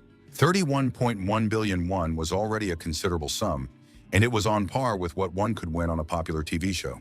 Thinking about this huge amount of money, Meng Shiwu froze with horror on his face. The man from the bus thought that this man was clearly insane and hurried away from him. After shouting himself hoarse, Meng Shiwu sighed and said that he had to continue making money as he simply had no other choice. But then he thought maybe he could just go somewhere and earn money. Han Mina awkwardly said that for this very reason, the filming of the commercial she had mentioned would have to be suspended. Meng Shiwu was stunned because his 20 billion. Could it be that the contract with Maotao Corporation? Meng Shiwu asked if that meant their contract was off. Han Mina replied that it was indeed the case. After all, her contract was with Maotao Corporation. With this contract, Sharon's position in SH Group would be significantly strengthened. But at the same time, there were several people who clearly did not want this. Meng Shiwu suggested that it was all about the power struggle over the conglomerate's management. Han Mina said that they still had a chance because Zhang Wei had come to Korea to meet with Sharon. Meng Shiwu cheered up when he heard that he still had a chance to get 20 billion for a new subscription and asked if that meant there was hope. Han Mina said the chances were slim. She then explained that there is something called guanxi, a unique Chinese cultural concept. Shiwu can think of it as a kind of network. It is a network that is very difficult for outsiders to navigate. And if the problems of guanxi culture cannot be solved, negotiations will be virtually impossible. That's exactly right. They have 2 days left before the negotiations begin, so they must do everything possible. Suddenly, there was a knock at the door, and the man said he had an urgent message. Han Mina said he could come in. Han Mina then asked what was the matter. The man replied that the matter was that right now Zhang Wei is at the SH Hunters Guild, and that the Maotao Corporation had begun negotiations with the young lady Cherian. Han Mina was shocked by what she heard, because it happened too suddenly. The SH Hunters Guild. Zhang Wei said that the current contract for joint dungeon raids was considered unprofitable for the Maotao Corporation. Han Charon decided to mention the terms of the contract. According to the contract, they receive 30% of the byproducts from their raids, so she does not consider this to be a significant loss for the Maotao Corporation. Zhang Wei said that even so, this contract is not so easy to accept, because it will not be easy for them to let foreign hunters into the dungeons of China. In addition, the process of persuading the Public Security Bureau would also be difficult. Han Sharing said that she had heard that there are many dungeons in China that no one can conquer. For this reason, breakthroughs occur from time to time, resulting in countless human casualties. If they continue working on the contract, the damage can be significantly reduced. That is why she believes that convincing the Public Security Bureau will not be so difficult. Zhang Wei asked Han Sharing if she really believed that the SH Hunters Guild had such capabilities. Han Sharing opened her laptop and invited Zhang Wei to watch a video of her sparring with an S-rank hunter. After that, Zhang Wei paused and watched the sparring between Han Sharing and Li Yejun. After watching part of the video, Zhang Wei admitted that she wasn't that bad. Suddenly, he saw something that struck him. Because this power... Zhang Wei asked, how the hell did she even possess this power? Han Sharon said that it was a martial art taught to her by Mr. Meng Shiwu. Zhang Wei thought about this Meng Shiwu. At that moment, the door to the hall opened, and Han Mina apologized for the intrusion.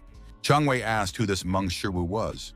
Shiwu then pointed to himself and asked if he was the one Zhang Wei was talking about.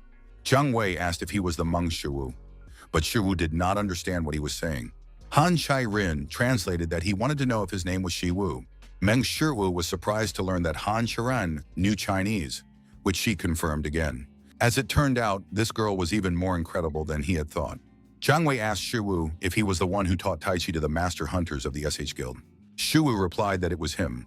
Zhang Wei then asked how he knew and how he could use the power of their sect. Meng Shiwu asked what he meant by their sects. Then he wondered if that meant that Zhang Wei's sect was the same sect as Zhang Sanfeng's.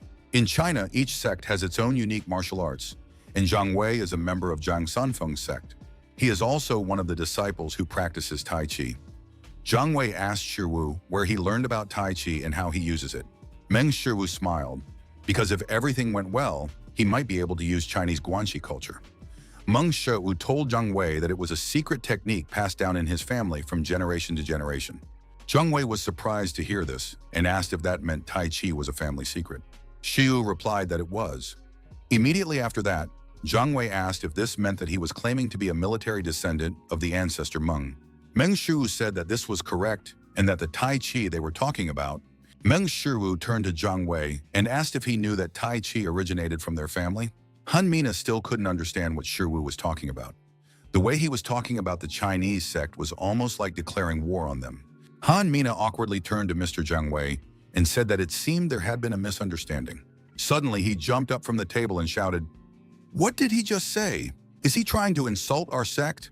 Meng Shiwu understood that he was studying under Zhang Sanfeng himself. This meant that, in a way, he was the source. Meng Shiwu calmly asked how much he knew about Tai Chi. Zhang Wei asked if he really wanted to challenge him to a duel. Shiwu replied that not exactly. He wanted to show him what he knew about Tai Chi. Zhang Wei said that he had to see everything for himself. Underground Training Hall, SH Hunters Guild. Zhang Wei told Shiwu that Tai Chi was a unique martial art of Wudang since the true man Zhang Sanfeng founded it. His legacy is inherited like an ancient and unchanging force. However, Shiyu did not care about this at all because he had learned Tai Chi directly from Zhang Sanfeng himself.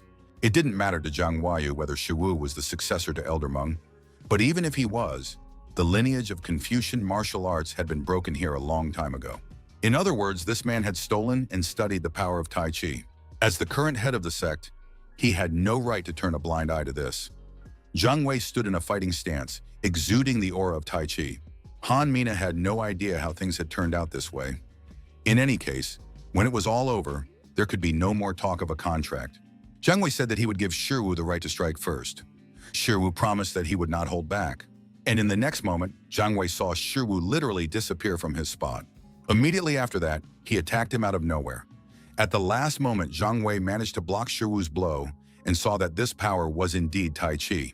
Suddenly, Shiwu spun in the air and struck. Zhang Wei tried to understand. Was he trying to test his strength in the air?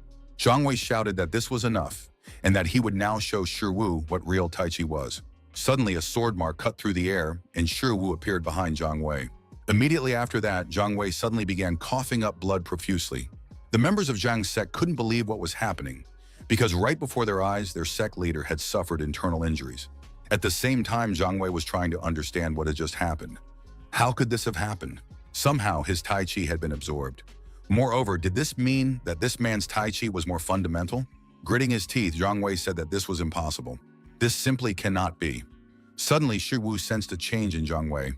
The cult members said that this was bad and that they had to stop him. Zhang Wei was completely convinced that the source of Tai Chi was within him. A cult member shouted that the leader had fallen into Qi deviation, which made him unstable. The instability in Zhang Wei's Qi was so strong that the cult members couldn't even approach him and shouted for him to stop. Among all the spectators in the room, only Han Charing felt less pressure than the others.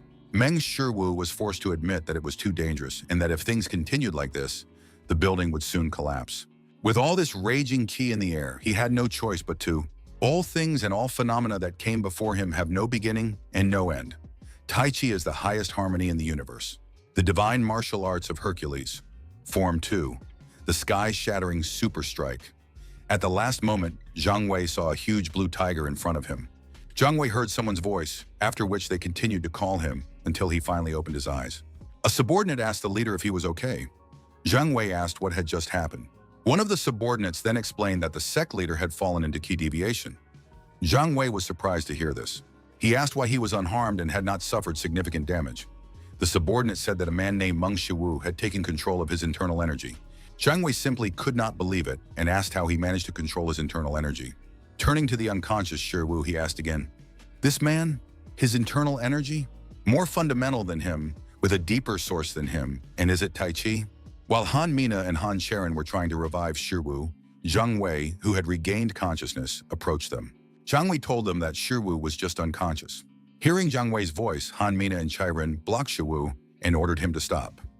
Han Mina reminded Zhang Wei that their duel was already over. Suddenly, he shouted, "The leader of the Wudang sect, son of Zhang Ilmun, Zhang Wei." He then bowed and greeted Shiwu as the descendant of the great founder. Sage Group headquarters. Han Jimin assumed that the negotiations between Han Charin and Mao Tao must have already been completed. Han Zhongjin recalled that Zhang Wei was very impatient, and he had heard that Mina was there too. Han Jaemin was surprised to hear about Mina and asked why she would go there. Han Chongjin replied that it should be obvious. She went because she was worried about their niece. She went even though it was unlikely she could help in any way. Zhang Zhongjin asked how about he tried to make a move on Mina since they were there.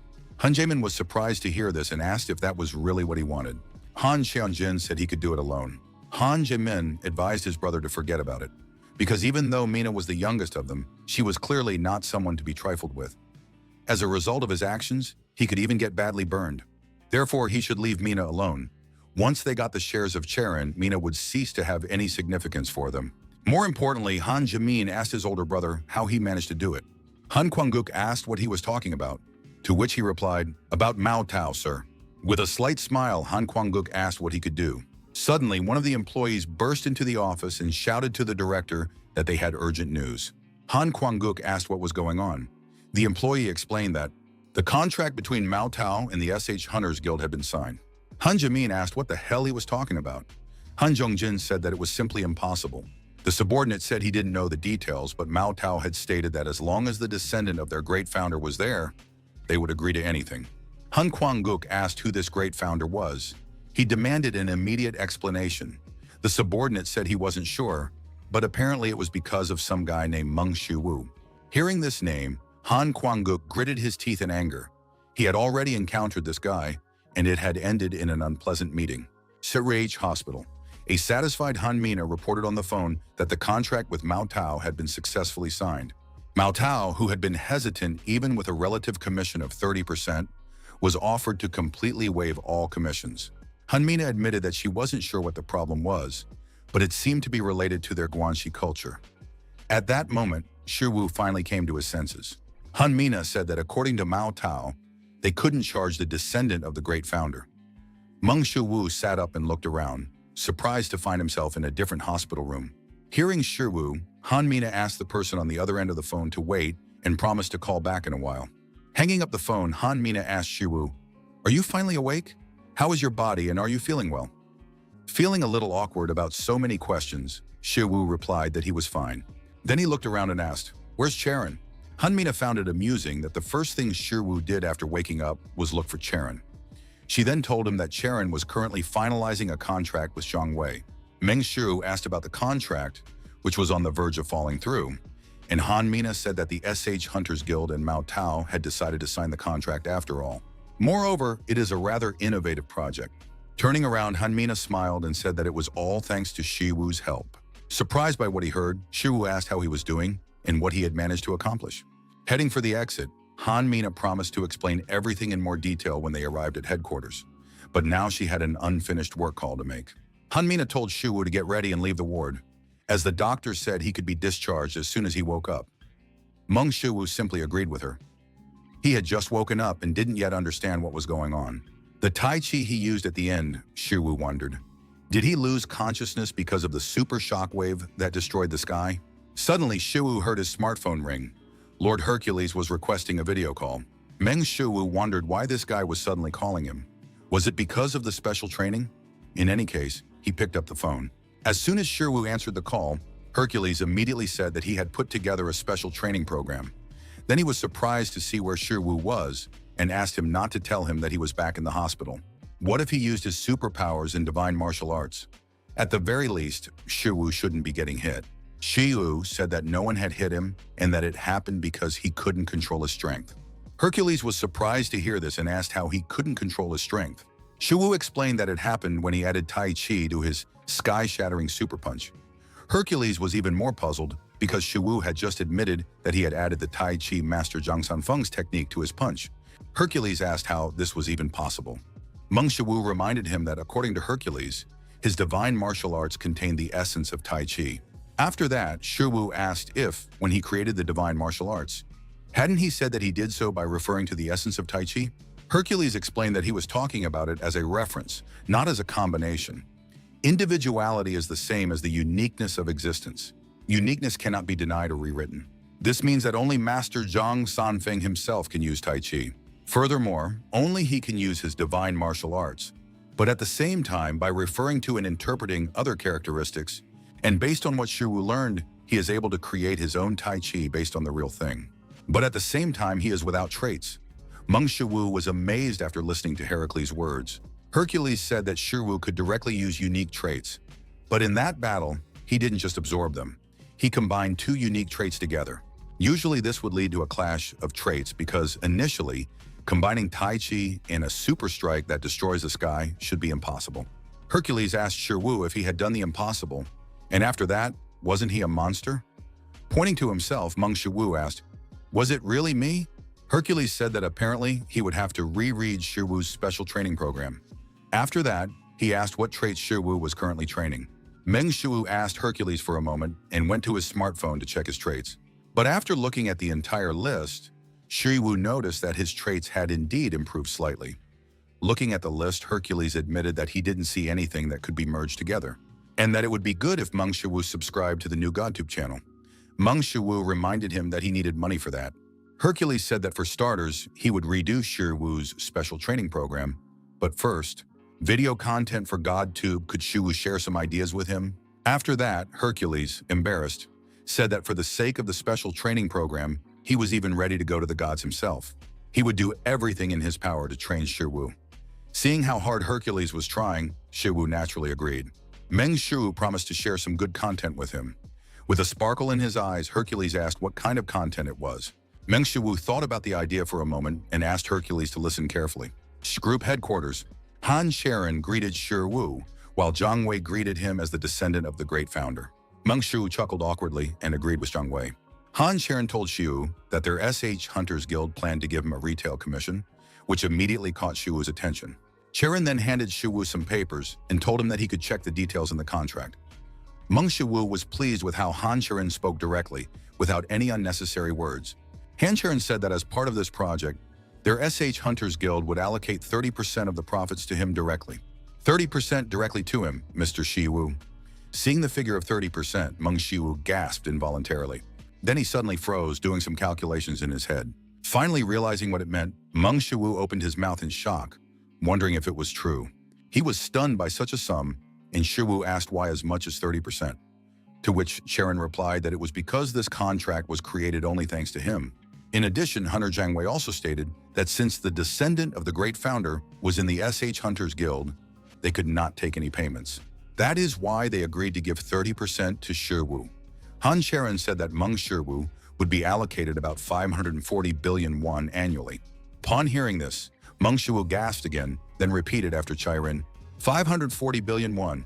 Meng Shiwu froze again. This was no longer 30%. And after a few seconds, he cried out, how can it be 540 billion won? Trembling with fear, Meng Shiwu decided to ask if it was a joke. Sharon replied that it was not, and that it was all described in the contract. This was what the SH Guild was giving him. Turning to the box on the table, Sharon said that Mao Tao had also said that they had prepared something else for him. Zhang Wei removed the lid, and to his surprise, Meng Shiwu saw 2 pieces of orichalcum inside. Zhang Wei bowed and said that it belonged to his master, and that he had brought them to entrust them to Master Aurelian here in Korea. But since he had met the descendant of the great founder, who had even saved his life, perhaps it might seem modest, but he would be grateful if Shiwu would accept it. Meng Shiwu smiled. 540 billion won annually, plus the orichalcum on top of that. With all that, he could do anything. After accepting the call, Hercules immediately bowed to his master and said that he, Hercules, was renewing his vow of determination today. Hercules stood up and said with sparkling eyes that he was a loyal servant and slave to his master. Meng Shiwu awkwardly accepted his words. After that, a satisfied Hercules said that the content for GodTube that his master had shown him, the scandal of the 2 goddesses, or the love triangle of the gods. 2 goddesses are fighting for Adonis. Hercules said that he had managed to cause a scandal between Aphrodite and Persephone. Immediately after that, his views and subscriptions literally exploded. His channel already had over 10,000 subscribers. It was a really serious blow, and thanks to him, their husbands finally found out about their wives' antics. Meng Shiwu simply agreed with Hercules. He understood that there was no content more sensational than romances and love triangles. Hercules said that for this reason, Hephaestus and Hades had prepared a small gift. The mention of a gift intrigued Shiwu, and he wondered if it could be subscriptions, as it had been with the Sphinx. Hercules said that was the case, but there was both good news and bad news. Still standing with the frying pan in his hand, Shiwu asked about the news. A short time later, after Shiwu had prepared something to eat, he told Hercules that he wanted to hear the bad news first. The bad news was that Lord Hades had given him a cornucopia, but he couldn't bring it to where the master was now. The problem was that he couldn't go there. Meng Shiwu asked, "What do you mean the cornucopia?" He mentally asked Hercules not to tell him that. Is this the legendary cornucopia? A thing that produces food, wealth, and anything else? Remembering this, Meng Shiwu shouted, "The cornucopia!" Hercules was startled by such a sharp cry and said that it was indeed him. Lifting the cornucopia, Hercules said that with it, he didn't even need to cook the fried rice he was eating. He just needed to take it out. Looking at the cornucopia in Hercules' hands, Shirwu realized that with this thing, 1 billion or even 10 billion. With the cornucopia, he would be able to extract endless riches. Giving into greed, Shirwu ordered Hercules to give him the cornucopia immediately. Hercules reminded him that he could not go where the master was now. Shirwu asked why. Why couldn't he just come here? Other gods had no particular problems with this. Take, for example, the blonde man he met for the first time. Shirwu asked who he was. Besides Midnight, who now lives in his house. Hercules said that apparently there was a way, but he didn't know how to use it. But he was trying to figure it out somehow. Clenching his fist, Shirwu asked what the good news was. Hercules said that Hephaestus had promised to share the secret method of creating a cornucopia. Shirwu was surprised by this and reminded him that he was already studying Hephaestus' divine metallurgy. A bug that duplicates money? No, he couldn't make anything like a cornucopia. Hercules explained that it was Hephaestus' technique, not the secret itself. Shirwu asked what he meant.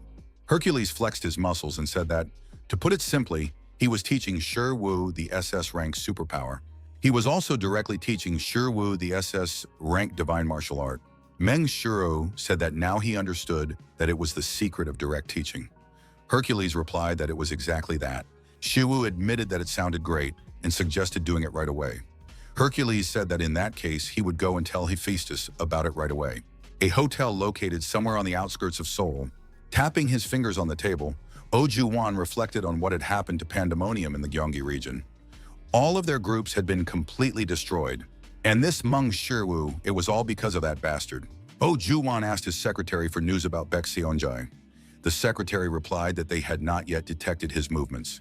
Ojuwan found it a little suspicious that he was still in the same place. The cult leader they had been dealing with.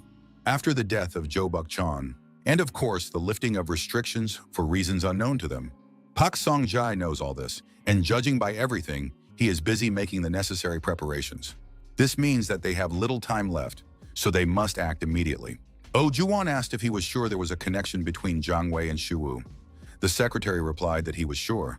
Ojuwan banged on the table and complained that Shirwu continues to stand in their way. They cannot leave him in that position. Suddenly, there was a knock at the door. Ojuwan asked who it was. The subordinate replied that he had urgent news to report. The secretary said he would go out and check. But he suddenly burst into the office and addressed the branch manager, after which he said that he was Director Han Kwang-guk from SH Group. He wanted to talk to him. Ojuwan was happy to hear this, as it came at just the right moment.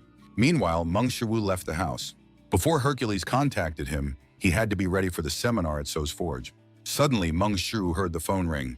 They had called him too quickly. To his surprise, it was Adonis. But why did he suddenly? He wanted to understand what was going on, and was it really because of that video? Shirwu answered the call, and immediately Dionysus asked him if he was Mr. Shirwu. Shirwu couldn't believe what he was seeing. Why did Dionysus look like that? Dionysus agreed that Shirwu was indeed a human being, but they could communicate. Shirwu was amazed at how beautiful Dionysus was. He slapped himself in the face to pull himself together. But in the face of transcendent beauty, the boundaries between same-sex and opposite sex lose all meaning. Shirwu kept repeating to himself that he was a man. Adonis was a man. After a short meditation, the system notified Shirwu that he was resisting the influence of transcendent beauty and that his thoughts were beginning to return to normal. Shirwu's gentleman's heart increased by 110.6%, reaching 38.31%. However, as soon as he looked at that face, it happened again. Now Shirwu began to understand why the gods fought so hard for him. Shirwu asked what Dionysus wanted with him, since he had decided to contact him. Dionysus replied that in fact, first Dionysus bowed and thanked Shirwu. Then he said that he had heard everything from Lord Hercules. Dionysus was grateful to Shirwu for saving him from Lady Persephone and Lady Aphrodite. Shirwu had literally saved him. Shirwu explained that he had just stood by and said a few words, and that Heracles had done everything. Passers-by nearby noticed Shirwu talking to the air and assumed he was some kind of lunatic. Dionysus said he knew the truth. He wanted to run away, but he couldn't. And if he did, those two goddesses might take revenge on him. Remembering this, tears welled up in Dionysus's eyes. Seeing this, Shirwu admitted aloud that it was simply unbelievable. Dionysus admitted that, in fact, he didn't even know how to thank Shirwu. So he decided to ask how he could repay his debt. After all, he had no idea how to do it. A boy passing by told his mother that this man had a strange face. His mother asked him not to talk about it so loudly. Dionysus said that he couldn't do anything and that he had nothing that could be useful to Shiwu. Meng Shiwu asked what he meant. After all, he had his looks. And if Dionysus created a GodTube channel, it would instantly go viral. Dionysus asked what he meant by a GodTube channel. Dionysus admitted that he really didn't know how to do anything. Shiwu asked what he thought about beauty-related content.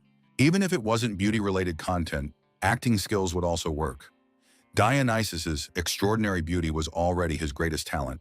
Dionysus said that he wasn't very good at acting. Shiwu suggested that he learn it right now. Dionysus asked if he really thought he could do it. Shiwu replied to Lord Adonis that he was more than capable. After that, Shiwu asked out of curiosity if he knew how to cross over into his dimension. Dionysus replied that he did not know and had never even heard of it. As it turned out, this god did not know about it either. Meng Shiwu said to himself that there must be some way. After a moment's thought, Dionysus placed his hand on his chest and said that if this path truly existed, he would find it. Dionysus promised to find a way to get to Mr. Shiwu's dimension. Looking at the sincere Dionysus, Meng Shiwu felt as if Cupid had shot his heart. Meng Shiwu put his phone away and shouted to Dionysus that he was too beautiful. Everyone on the bus realized at the same time that a madman had boarded. At that moment, Shiwu remembered that he was the only one here who could see GodTube. Listening to the passengers whispering, Meng Shiwu realized that he was doomed. Meng Shiwu couldn't get over what had just happened because it was too embarrassing. Since he was the only one who could see GodTube, he just shouted, "You're too beautiful," in the middle of the bus. It was a legendary cringe moment. But if Dionysus, with his good looks, enters GodTube, countless goddesses will gather around him. And from the gossip they share, unexpected information can always emerge. Cleopatra clearly knew something, and perhaps that was the reason. Will Adonis be able to find it? Suddenly, Meng Shiwu's phone rang again. This time, it was Lord Hephaestus, who had been called by Hercules. Shiwu had not yet arrived at the So family's smithy, and if he answered the call in the middle of the road, he would once again look like some kind of weirdo. Meng Shiwu decided to take a short break at a nearby cafe. Meng Shiwu greeted Lord Hephaestus, while Hephaestus saw Shiwu, whom Hercules had mentioned for the first time. Hephaestus told Shiwu that Hercules couldn't stop talking about a certain person. Shiwu confirmed that it was indeed him. Looking at Hephaestus' face, Shiwu wondered if he was ugly or if his sense of beauty had changed after talking to Dionysus.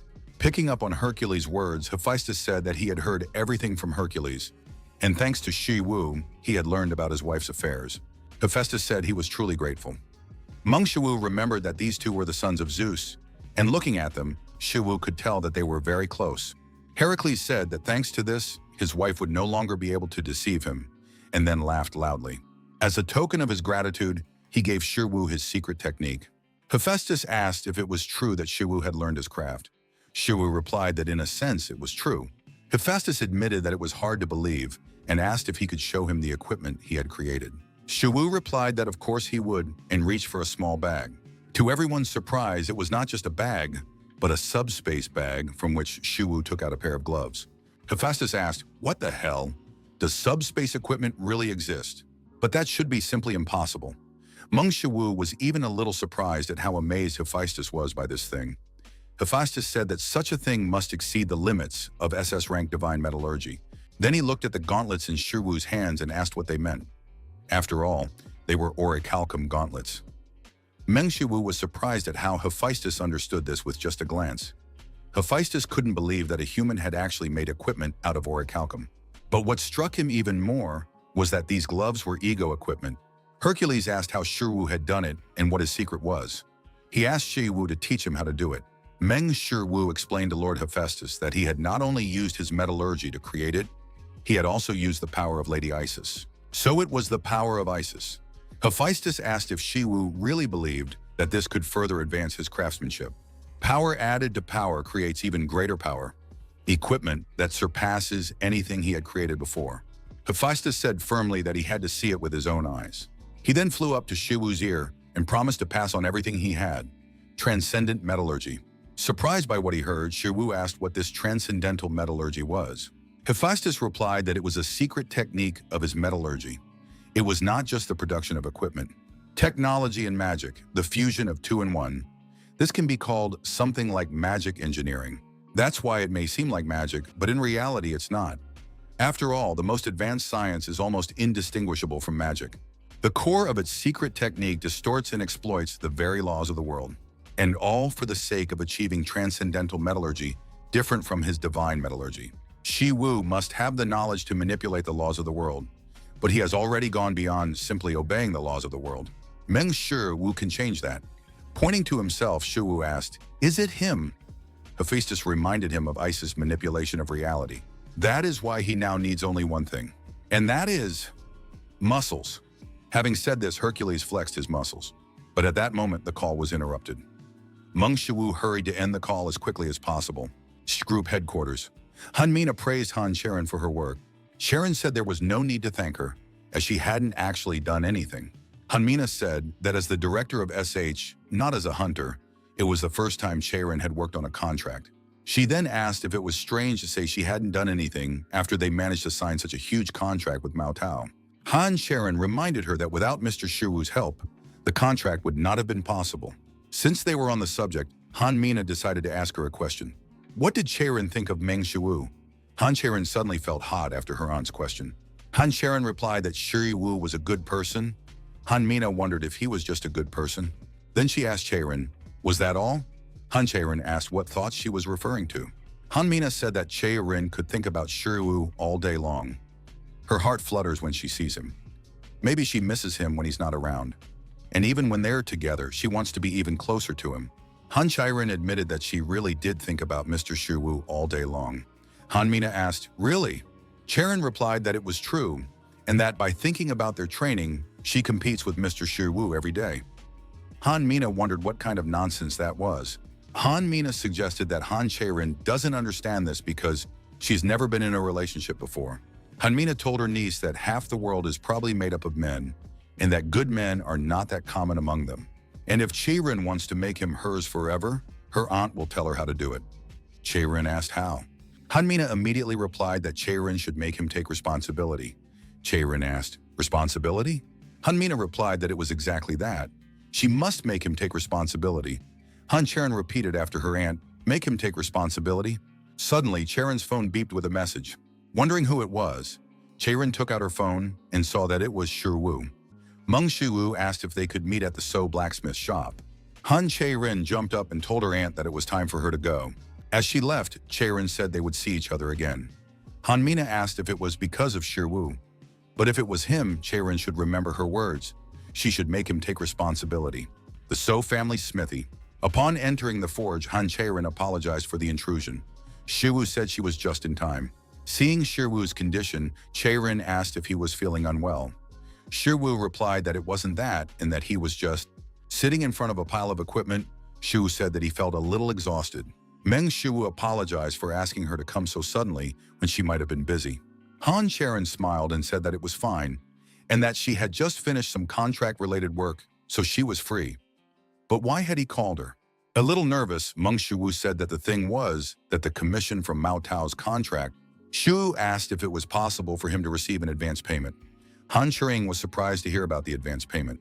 Shiwu said that it was about him and that he was not asking for the entire amount, but only a portion of it. Han Sharon asked how much exactly he needed. Shiwu awkwardly asked, "How about 120 billion won?" Han Sharon was shocked to hear such a large amount and said that it wasn't that she couldn't. But why? After all, there is a monthly tuition fee of 20 billion won, and there was also the income from creating equipment. Han Sharon said that he already lives a luxurious life that many would envy. Avoiding the question, Shiwu said that the thing was.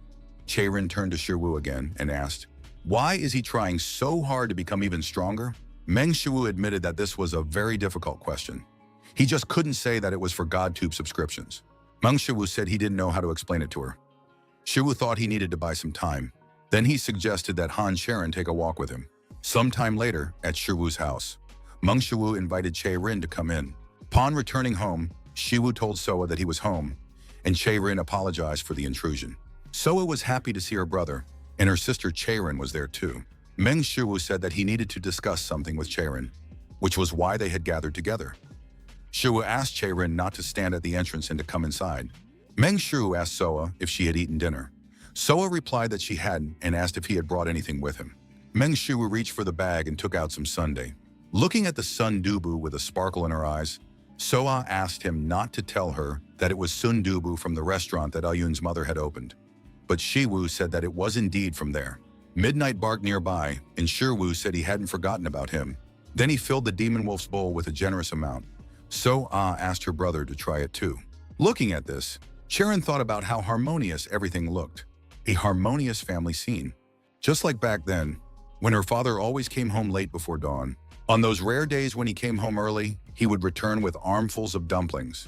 Her father would look at her and often say, "Sharon, would you like to eat your favorite dumplings?" Much more than a trillion-won business, it is these 20,000-won dumplings that make him smile more often. At the time, she didn't understand her father's words. But why do all these memories come to mind for some reason? He came home at dawn and woke up again at dawn. Always with sunken eyes, her father left every day. So why did these memories start to come back? Smiling over something as simple as sunda, being happy about little things, to protect such a modest everyday life. Was that what he wanted? Does that mean taking responsibility for the family? Hancherin suddenly turned to Mr. Shiwu. Then she said she would give him an advance. Shiwu asked, "Really?" Charon said she had one condition. Placing her hand on her chest, Charon asked him to take responsibility for her as well. After this statement, everyone, including Polonok, was stunned, and only Charon did not fully understand what was going on. Meng Shiwu asked why she was suddenly talking about this. Soa covered her face and asked Appa not to tell her about him and his sister Charon. Shiwu said he didn't know what they were thinking, but absolutely nothing to their questions. Sage Group headquarters. And again, in the headlines, he saw the contract signed thanks to Meng Shiwu. The secretary reported that he had arrived. Han Kwang-guk asked to let the guest in. After entering the office, Zhang Wei asked why he had been invited. Han Kwang-guk assumed that Zhang Wei was tired from such a long journey and offered him a seat. Kwang-guk then said that he had already heard that Mao Tao had signed a contract with the SH Hunters Guild. Han Kwang-guk asked what about the promise he had made to him. Zhang Wei said he regretted it, but he couldn't burden the descendant of the great founder. Moreover, it was simply wrong. Han Kwang-guk asked, "So what?" Zhang Wei had given him his word. Zhang Wei said that as an apology, Mao Tao's company had suffered losses on this contract. As a result, it only benefited SH Group. Han Kwang-guk slammed the newspaper and suggested that he should remember well that he was not talking about SH Group's profits. Han Kwang-guk asked Zhang Wei to terminate the contract immediately. Zhang Wei asked if he should terminate the contract at this point. No matter what, it was simply impossible. Han Kwang-guk said that nothing is impossible in Korea, and reaching for the evidence, said that there was evidence that Mao Tao's major business contracts had been concluded through lobbying and corruption. Kwang-guk then threw photos on the table and said that Zhang Wei had used his personal connections to facilitate the deal. As a result, the fairness of the contract was highly questionable. Therefore, the project itself was in danger of being cut. Han Kwang-guk promised that it would be on the front pages of the newspapers tomorrow morning. However, Zhang Wei was not ready to betray Shiwu because he was the one who saved him when he fell into Shi deviation. After that, Zhang Wei asked Han Kwang-guk if he knew the difference between him and Shiwu. Kwang-guk turns others into his enemies, while Shiwu makes them his allies. Zhang Wei turned to Han Kwang-guk and said that right now, he had made him his enemy. Due to Zhang Wei's released energy, many objects in the room were overturned, and Han Kwang-guk instinctively covered himself with his hands. Zhang Wei promised that the next time they met, their encounter would not be as easy as it was now. Immediately after that, he left the office and slammed the door behind him. After Zhang Wei left, Han Kwang-guk exhaled and said that things were bad. Immediately, the secretary rushed into the office and asked the director if he was okay. He had just heard a deafening noise coming from here. Without showing any emotion, Han Kwang-guk said that it was nothing. More importantly, what was the situation with Pandemonium? The secretary replied that they had not yet received a response. Kwang-guk ordered him to contact Pandemonium again. Han Kwang-guk was furious. These were no longer simple conversations because they wanted them to be in the same boat. Meng Shiwu couldn't imagine that Charon had heard such things from her aunt. That was the reason for her words about taking responsibility. Meng Shiwu couldn't get Charon's words out of his head. They had literally struck him. Shu heard the message and opened his phone to see 120 billion. But why so fast? He thought it would take at least a week. Meng Shiwu asked how rich they were. Lord Hercules dispelled Shiwu's thoughts by suddenly calling him. As soon as he appeared, Hercules immediately announced that the special training program had been completed. Shiwu asked if he had gathered everything. Hercules winked and replied that of course he had done so. First, he researched new channels to subscribe to and brought everything back. Money comes and goes immediately, and lately everything has been the same. Meng Shiwu asked Hercules who they were. Hercules said that in the end, there were two channels that Shiwu should subscribe to. The first channel he should subscribe to is Thor's channel. Meng Shiwu decided to clarify. Was it really Thor from Norse mythology? Hercules said that with his help, Shiwu would be able to combine his powers with lightning. Upon hearing this, Shiwu immediately became interested and asked, "What powers?" Hercules replied that he would be able to combine the super speed of Hermes and the lightning of Thor. Thanks to this, he would be able to reach the speed of lightning. Meng Shiwu asked if this was even possible. Hercules replied that it was probably possible. Shiwu asked who the second god would be in that case. Hercules said that the second would be the Azure Dragon Channel, because he believes that his powers would be ideal for the descending dragon strike. Meng Shiwu admitted that this was simply madness. Meng Shiwu asked if he could just subscribe to them. Hercules said that if he could, he should do it right now. First, Shiwu subscribed to Thor's channel for 16 billion won per month. Thanks to this, he received the SS Plus rank Thunder Sphere trait. Then he subscribed to the Azure Dragon channel for 32 billion won per month. Thanks to this, he received the SS rank Demon Dragon Soul trait. As a result, 480 billion won disappeared in just 2 seconds. SH Group headquarters. Director Han Kwang-guk was heading to his office, but when he opened the door, he noticed a figure sitting on his desk. The stranger asked if he was correct in assuming that he was Han Kwang-guk, the eldest son of SH Group. Han Kwang-guk asked who he was. The stranger replied that he had heard that Kwang-guk wanted to be in the same boat as them. He just wanted to know the reason why. Han Kwang-guk replied that the reason was Shiwu. Upon hearing this, the stranger suggested discussing the business in more detail.